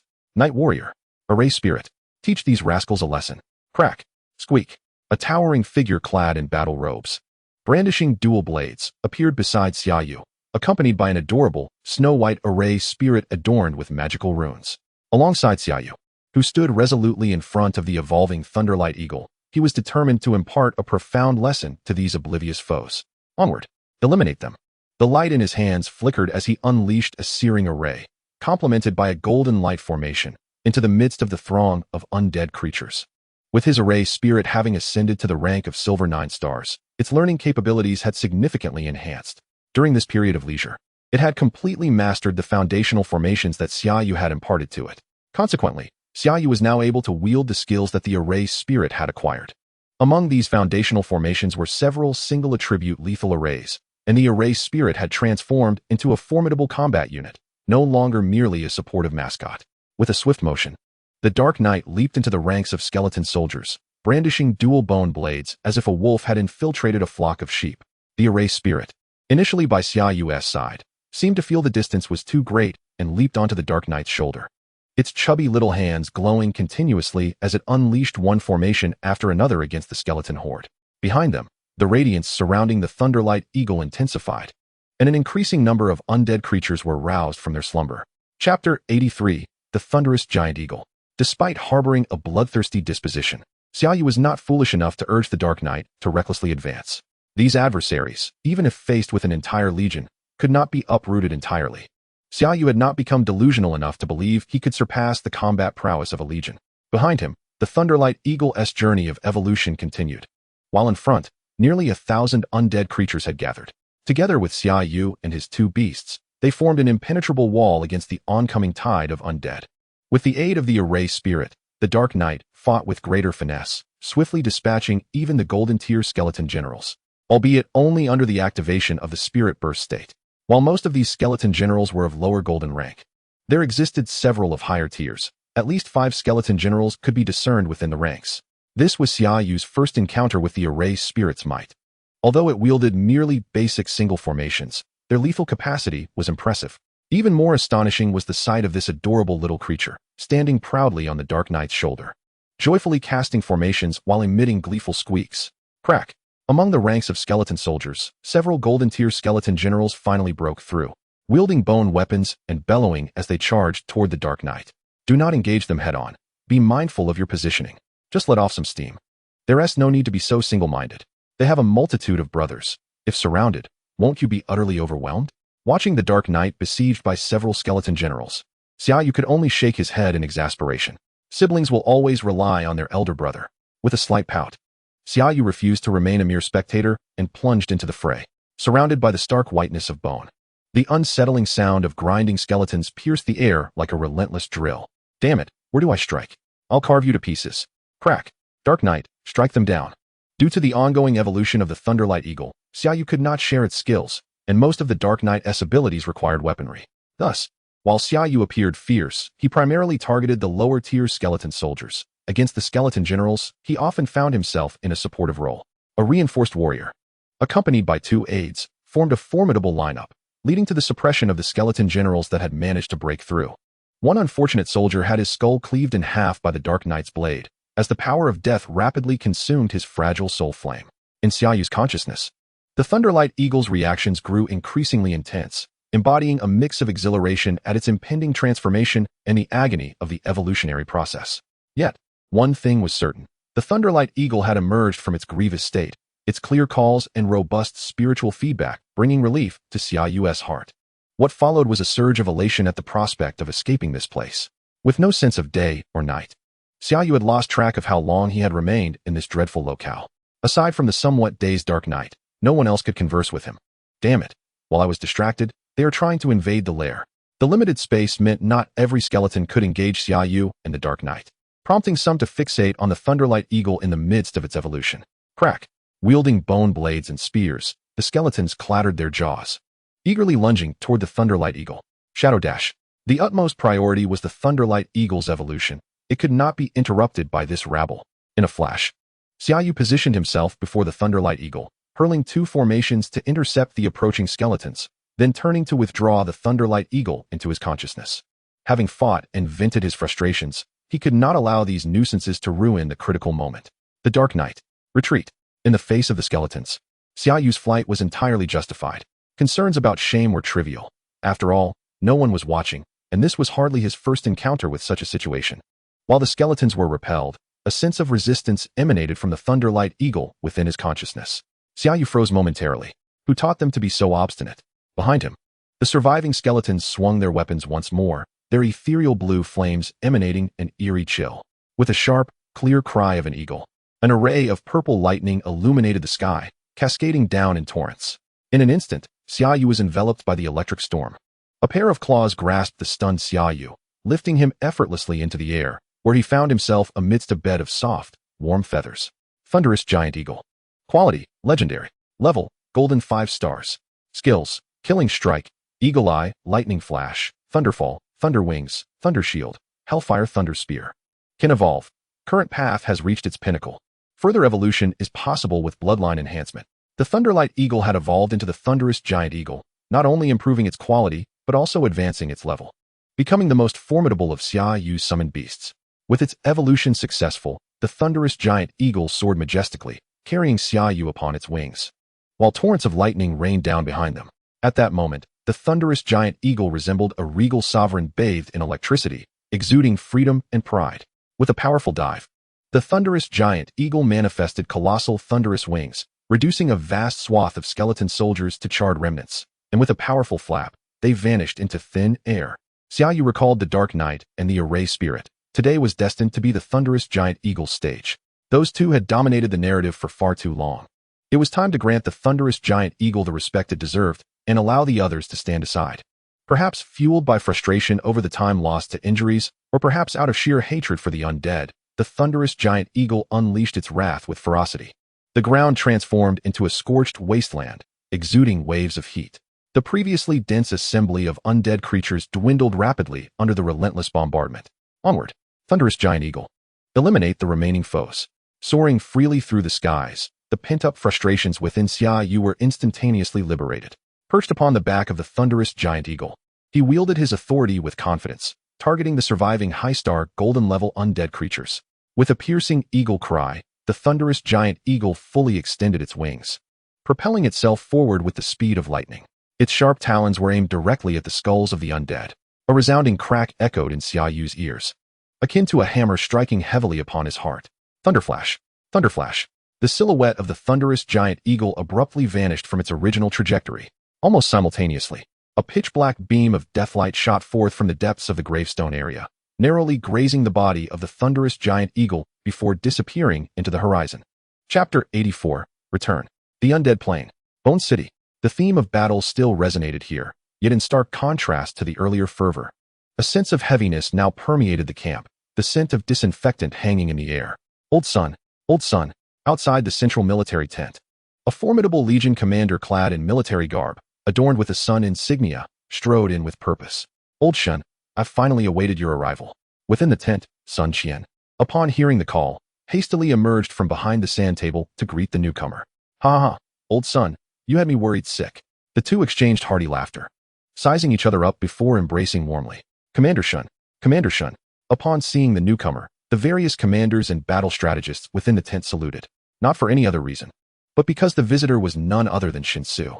Shinsu, the commander of the 18th Army of the Northern War Zone, renowned for his toughness. If Sun Qian was known for his tactical deployment and strategic acumen, Shinsu had earned his reputation through sheer force and resilience.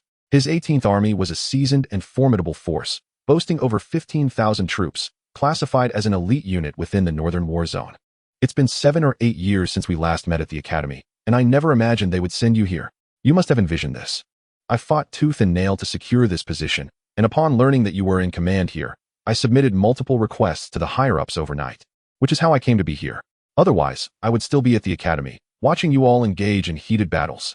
With a playful knock on Sun Qian's head, Shinsu waved to the crowd.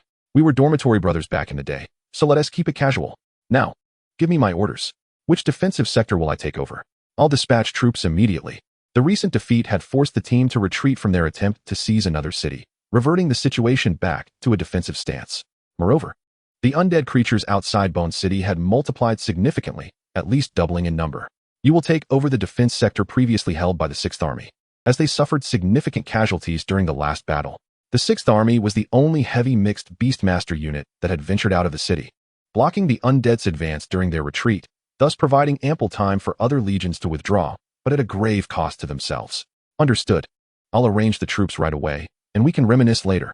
Shinsu was adept at distinguishing between personal and professional matters when it came to affairs of duty. He remained utterly focused. This time, he had merely applied to join the battle and had not been appointed as the overall commander, still needing to heed Sun Qian's orders. Bone City, 2nd Legion, 1st Battalion's Barracks. Commander, I just checked the entry list again, and Xia Yu's name is still absent. He wouldn't have encountered any misfortune, would he? Bursting into the command tent, Hao Fang wore a face etched with worry. You're asking me? Who the hell am I supposed to ask? The undead creatures are gathering, and while the scattered personnel from various academies have either been protected by experts or have gathered sufficient numbers, the majority of survivors have returned through the city as support. Yet, Xia Yu's name remains absent from every entry list, and the number of returning personnel is dwindling. From initially needing to assist 2 or 3 batches daily, it has now stretched to 3 to 5 days without a single batch. It's not just you. Even Mo Lei is beginning to feel anxious. He is responsible for Xia Yu, having brought him out. Though the battlefield is ever-changing, he starts to question whether he has been too hasty. If he had waited a little longer, allowing Xia Yu to gain further experience, perhaps the situation wouldn't have reached this point. Let us wait a bit longer. As soon as any personnel return, check the list. If not, I'll swallow my pride and request a flying unit from the commander to search outside the city myself. After a long moment, Mo Lei, having adjusted his mindset, waved Hao Fang off. All right, I'll head to the city gates and keep watch. Having served as a guard beside Mo Lei for several months, Hao Fang's strength had improved, and he had since been reassigned to the frontline troops. Moreover, amidst the continuous battles, Hao Fang had now risen to the rank of Silver 8-star Beastmaster. These students from the academy were not lacking in talent. They merely lacked resources and pressure. Both of these were abundant in the military. Resources were guaranteed as long as one achieved sufficient military merit. As for pressure, it was even more plentiful. Without strength, one might not survive till tomorrow, and the potential was squeezed to its utmost limits between life and death. With a thud on the table, Mo Lei lost his interest in analyzing the situation, striding out of the tent towards the city walls. A seasoned veteran, Mo Lei had long been accustomed to the trials of life and death, prioritizing the greater good above all. Yet, inexplicably, he felt a sense of unease. Perhaps it stemmed from the undead creatures outside the city walls, or perhaps from the uncertainty surrounding Xia Yu. Or perhaps it was a combination of both. In any case, he was agitated and needed the catharsis of battle to quell the turmoil within. Armed with his battle blade, Mo Lei made his way swiftly to the defensive sector of the 1st Battalion atop the city walls. On the battlements, Chu Wei was patrolling the troops with his sword in hand. Lazy, what brings you here? Combat could erupt at any moment. Yet one cannot remain vigilant every second atop the walls. So Mo Lei and Chu Wei typically took turns leading the watch. I'm feeling restless in the tent, itching to strike down a few undead. You go down, I'll keep watch. Nodding to the soldiers around, Mo Lei addressed Chu Wei. Is it because of Xia Yu? That kid is tough. He'll be fine. Don't underestimate the talents from our academy. With a faint smile, Chu Wei approached Mo Lei, and they conversed in hushed tones. It's been over 10 days since we retreated. If he were to return, he would have done so by now. I'm well aware of this. It's just hard to admit. Sighing deeply, Mo Lei shook his head, indicating to Chu Wei to refrain from further discussion. He might return at any moment. Just stay calm. After patting Mo Lei on the shoulder, this old partner, who understood him well, recognized the emotions Mo Lei was grappling with. All right, go rest. I'll keep watch for a while. Nodding in agreement, Mo Lei stood atop the city wall, his gaze fixed intently on the undead creatures swaying below. Hey, Lazy, look quickly. Is that Xia Yu? In that fleeting moment, Chu Wei seemed to catch sight of a dark spot in the sky, drawing closer to Bone City. I'm not in the mood for jokes right now. With a swift motion, Mo Lei brushed off the hand of Chu Wei that rested on his shoulder and turned to survey the troops. Who the hell is joking around? There is indeed someone approaching Bone City. As he observed the growing dark figure in the distance, Chu Wei hastily seized Mo Lei's arm, forcefully turning his head to face the approaching sight. Doesn't that kid have a flying magical beast? Is there a person seated atop it? I can't quite discern if it's a person. Let us wait a moment. Mo Lei's gaze fixated on the approaching flying beast, the grip on his sword hilt tightening in response. By the heavens, it really is that kid. Quickly, call the Air Force for support. Chapter 85, Immortal Beings. On the walls manned by the 2nd Legion of the Northern Battle Zone, a flight unit unexpectedly took to the skies, led by 2 Platinum-tier warriors. This assistance was summoned by Mo Lei through sheer audacity, all to aid one individual outside the city. Is it Xia Yu? Upon hearing commotion at the city gate, Sure Hao, who was stationed at the registration desk, hurried over. Climbing atop the city walls, he called out to Mo Lei. Where is he? Here. Mo Lei stepped aside, revealing the dusty figure of Xia Yu, who flashed a bright smile and waved at Sure Hao. Damn it, I knew you wouldn't die. Sure Hao laughed heartily upon seeing Xia Yu standing unscathed atop the walls. Not only was he alive, but it appeared that the lad had been thriving outside. From a distance, Mo Lei spotted the Thunder Giant Eagle beneath Xia Yu, whose strength had reached a formidable golden 5-star level. Based on its appearance and aura, it seemed to have undergone evolution. The last time he had seen this young man's eagle, it was merely epic tier. Now, it could very well be legendary.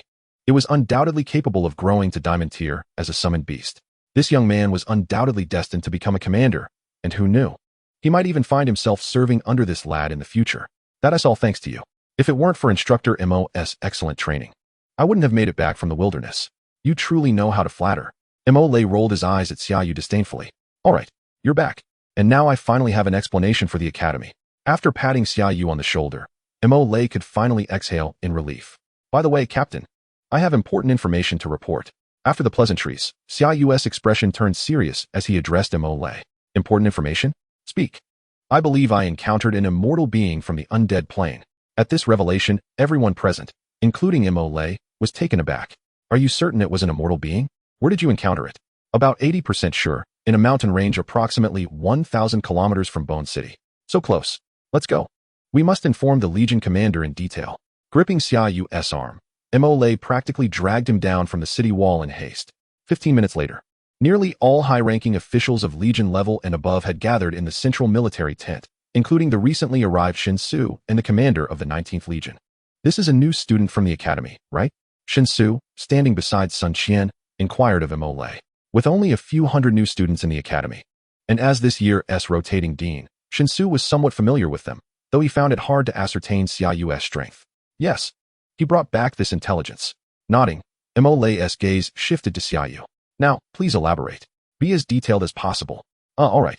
Facing such a gathering of influential figures for the first time, Xia Yu felt as if he had returned to his student days. Standing before a group of teachers in an office, feeling the weight of their scrutiny. It was a mountain range, filled with withered trees and countless tombstones, each marked by a skeleton soldier beneath it. Xia Yu recounted his observations in that graveyard, including his speculations about the being beneath the larger tombstones, as well as the additional gains he had acquired from beneath them. In truth, he had not seen the immortal being with his own eyes. This discovery had been stumbled upon just before his departure, when threatened by a death ray of unknown origin.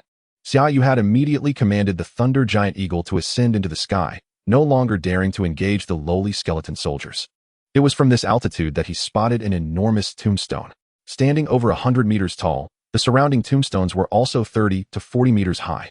A platinum-tier undead being's tombstone would only measure 3 to 5 meters tall, while that of a diamond tier would be merely 10 meters. Based on this reasoning, the 30 to 40 meter tombstones could signify a king-tier undead being, and what of the 100-meter colossal tombstone? While Xia Yu could not ascertain this with absolute certainty, his account left everyone in the tent gasping in disbelief. Better to believe than to disbelieve. After a long silence, Shen Su finally broke the stillness in the tent. Indeed, if it is truly an immortal being, then we are in grave danger. Not just danger, we could be swallowed whole at any moment. As Shen Su shattered the calm, other high-ranking officers began to voice their opinions. Only Xia Yu and Mo Lei stood in the center, silent and apprehensive. Cough, cough. Sun Qian cleared his throat, drawing attention to himself. So, you're saying these creatures stopped pursuing you at the edge of the tombstones? Is that correct? With a piercing gaze, Sun Qian regarded Xia Yu thoughtfully. It appears so. Otherwise, I wouldn't have been able to escape the first time, nor would I have returned alive now. Xia Yu pondered briefly. Then this situation may not be as urgent. Hearing Xia Yu's definitive response, Sun Qian nodded slightly. All right, you two may return for now. And please leave behind a sample of the dark liquid obtained from beneath the tombstones. I'll have someone conduct tests. As Xia Yu turned to leave, he clutched his pocket with a pained expression. I can't just give it away for free. The results will be compensated with military merit equivalent to its value. This kid, observing Xia Yu's stingy demeanor, the influential figures present chuckled, with Sun Qian also amused, the previously tense atmosphere having lightened considerably. Hee. Mainly because I have use for it. Offering an awkward smile, Xia Yu casually grabbed a cup from a nearby table, pouring a bit of the dark liquid into it. You little rascal, pour more. That little bit is hardly enough for any worthwhile experiment. Under the watchful eyes of the dignitaries, Xia Yu reluctantly added more before finally exiting the tent. Old son, what are your plans regarding this matter? Inside the tent remained those commanding substantial forces, and the atmosphere grew serious once more. 2 points. First, organize a small elite team of platinum tier or above. It need not be large, about 10 individuals, to conduct an on-site investigation to ascertain the situation. Second, immediately report to the battle zone and request the presence of an immortal tier powerhouse to oversee the matter. Both preparations should proceed simultaneously. After a moment's reflection, Sun Qian addressed the assembly. Are there any additional suggestions? If not, we shall commence immediately. I have one. As soon as Sun Qian finished speaking, Shun Su leaped forward. I have no objections to the 2 points, but may I lead the elite team? I wish to see the scene for myself. Sun Qian paused, then chuckled in response. Rest assured, even without your prompting, I shall ensure you lead the team. Especially given your possession of a diamond tier frost dragon. Haha, that settles it. Within the confines of the tent, discussions regarding the fate of the entire dimensional war ensued. While outside, Mori and Xia Yu deliberated the matter of Xia Yu's potential departure. Chapter 86, Evacuation. What? The situation is so dire. And a grand battle looms on the horizon. Yet you wish for me to return now? Xia Yu halted abruptly, gazing at Mori with a look of bewilderment. Just moments ago, Mori had suggested that he immediately withdraw from the undead plane and return to the academy. What is the matter? Can't you handle this battle? Do you really think so highly of yourself? Casting a dismissive glance at Xia Yu, Mori's expression was rife with disdain. Don't think that just because you are a golden tier beast master, you can sway the tide of battle. Even if you brought along 20 platinum tier beast masters, it would make no difference. No, that is not my intention. I wish to remain and slay more undead creatures. Xia Yu quickened his pace to match Mori's. You understand nothing. Do you recall the surprise I mentioned last time? The Academy intends to participate in the National College competition this year. I want you to return to bring glory to the Academy. That is not necessary for me. Besides, I have no interest in the competition. I just want to stay here and eliminate undead creatures. The competition? What a farce. Honor means nothing to me. Exhausting myself yields no experience points. It would be far better to remain here, develop my strength in secret, and then astonish everyone. The path is narrowing. Have you considered why the Academy has refrained from participating in such competitions in the past, yet is organizing a team this year? Have you ever pondered that? How the hell would I know why they didn't participate before? Xia Yu rolled his eyes. I'm a newcomer. How could I possibly know about past events? If you hadn't told me about this year's participation, I wouldn't have known. Oh, so you've grown some wings. Do you wish to challenge me? Mori raised an eyebrow, casting a sidelong glance at Xia Yu. Not at all. I spoke without thinking. I'll be more mindful next time. The significance of the national competition lies in the allocation of educational resources based on the performance of various academies. The Demon Subjugation Academy has never sought resources. We have always relied on our warriors to seize supplies from the front lines.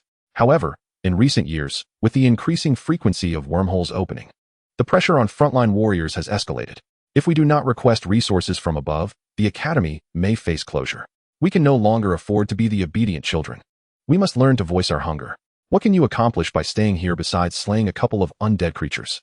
If you return, you will bring glory to the Academy and attract a substantial amount of resources, far more than the contribution of dispatching a few undead. Well, Mori's words truly exceeded Xia Yu's expectations. He had never contemplated the immense pressure behind the seemingly affluent Academy. Thus, the difference between staying here and returning is monumental. I need not elaborate on which is of greater weight. As they continued walking, the two arrived at the command tent of the 1st Battalion, and Mori pushed aside the tent flap to enter. But there aren't many strong individuals left in the Academy. How can I be of use? You understand nothing. The Academy competition is not about brute force. Without rules, no Academy stands a chance against the Demon Subjugation Academy. There are still many older students in this team who have yet to graduate. There are even platinum tier powers. We could use them to intimidate others. The competition has a cap that does not exceed golden tier. Stop rambling. I'm assigning you a task. You must be selected to showcase our strength to those in the rear. Do not disgrace the Demon Subjugation Academy. With a cold snort, Mori waved his hand decisively. Must I go? Absolutely. Seeing Mori's unwavering determination, Xia Yu resignedly shrugged. All right then, You are the instructor, and you are the battalion commander, after all. Rank has its privileges. Enough with the nonsense. You have a mission. You must be chosen to demonstrate the might of the Demon Subjugation Academy and not bring shame upon us. With a dismissive grunt, Mori gestured.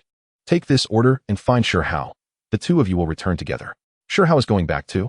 Receiving the order from Mori, Xia Yu realized it was a pass to exit the spatial wormhole. Without it, explaining to the station personnel outside would be rather troublesome. If I'm not staying, what am I doing here? Return and digest the gains from this period. You might even make it back in time for the final battle against the undead plane. Mori spoke as if conquering the undead plane was an effortless task, suggesting that if they were late, they might miss out. Fine, I'll head there now. Be gone. You need not return here. Find Xia Yu and depart on your own. With a casual wave, Mori focused on the documents atop the table. Yes. Saluting Mori, Xia Yu turned to leave. I hope to see you soar to great heights soon. As he closed the documents, Mori's gaze sharpened, now alone in the tent. Meanwhile, Xia Yu quickly found Xia Yu in the 9th team. Ever since Xia Yu ceased to be Mori's personal guard, he had joined Wang Mang's squad in the 9th team, and with Mori's assistance, he had obtained his long-desired undead summoner. His strength had skyrocketed, now standing as a formidable frontline soldier, well-liked by his comrades. Upon hearing about the evacuation from the undead plane, Xia Yu was utterly bewildered. We've prepared for a fierce battle. Our blades are drawn, and you want to send us back? Who can accept this? Calm down. The orders from above are justified. You and Xia Yu are still students. Just wait a bit longer. By the time you return, I might be calling you battalion commander, Wang Mang reassured Xia Yu, who was reluctant to leave. Compared to the academy, Xia Yu preferred the camaraderie here, fighting side by side, sharing meals from the same pot, despite the harsh conditions. Every individual was trustworthy, forming genuine brotherhoods. This feeling was something Xia Yu had not experienced in over 20 years. The essence of manhood was to wield a sword and fight, especially alongside like-minded companions. Fortunately, although Xia Yu had a bit of a temper, he ultimately acquiesced to the orders after Wang Mang and the brothers from the 9th team comforted him, agreeing to return with Xia Yu. Brothers, wait for me. Next time I return, I'll treat you all to drinks. All right, I'll wait for your treat. At the rear gate of Bone City, Wang Mang personally escorted Xia Yu and Xia Yu out of the city with several brothers from the 9th team. Beyond the city lay the already occupied territory, with troops stationed along the way. However, due to their mission, they could not stray from the defense line for too long. With a mighty flap of its wings, the thunder giant eagle took flight, and Xia Yu, perched atop, waved a reluctant farewell to the few by the city gate. A quarter of an hour later, two figures clad in military attire emerged from the spatial wormhole connecting the human realm and the undead plane. Taking a deep breath, Xia Yu savored the fresh air filling his lungs. Outside, the landscape remained blanketed in snow, yet the sun shone brightly overhead, and a gentle breeze, tinged with coolness, brushed against his cheeks, invigorating him. How delightful! The homeland is indeed splendid. Even the air is sweet. Having spent an extended period in the undead plane, where dust storms reigned supreme, the icy beauty of the northern frontier suddenly appeared so charming. All right, let us swiftly complete the formalities and return to the academy. Hold on. Let me breathe in a few more breaths of this fresh air. In truth, I have just released a flatulent emission.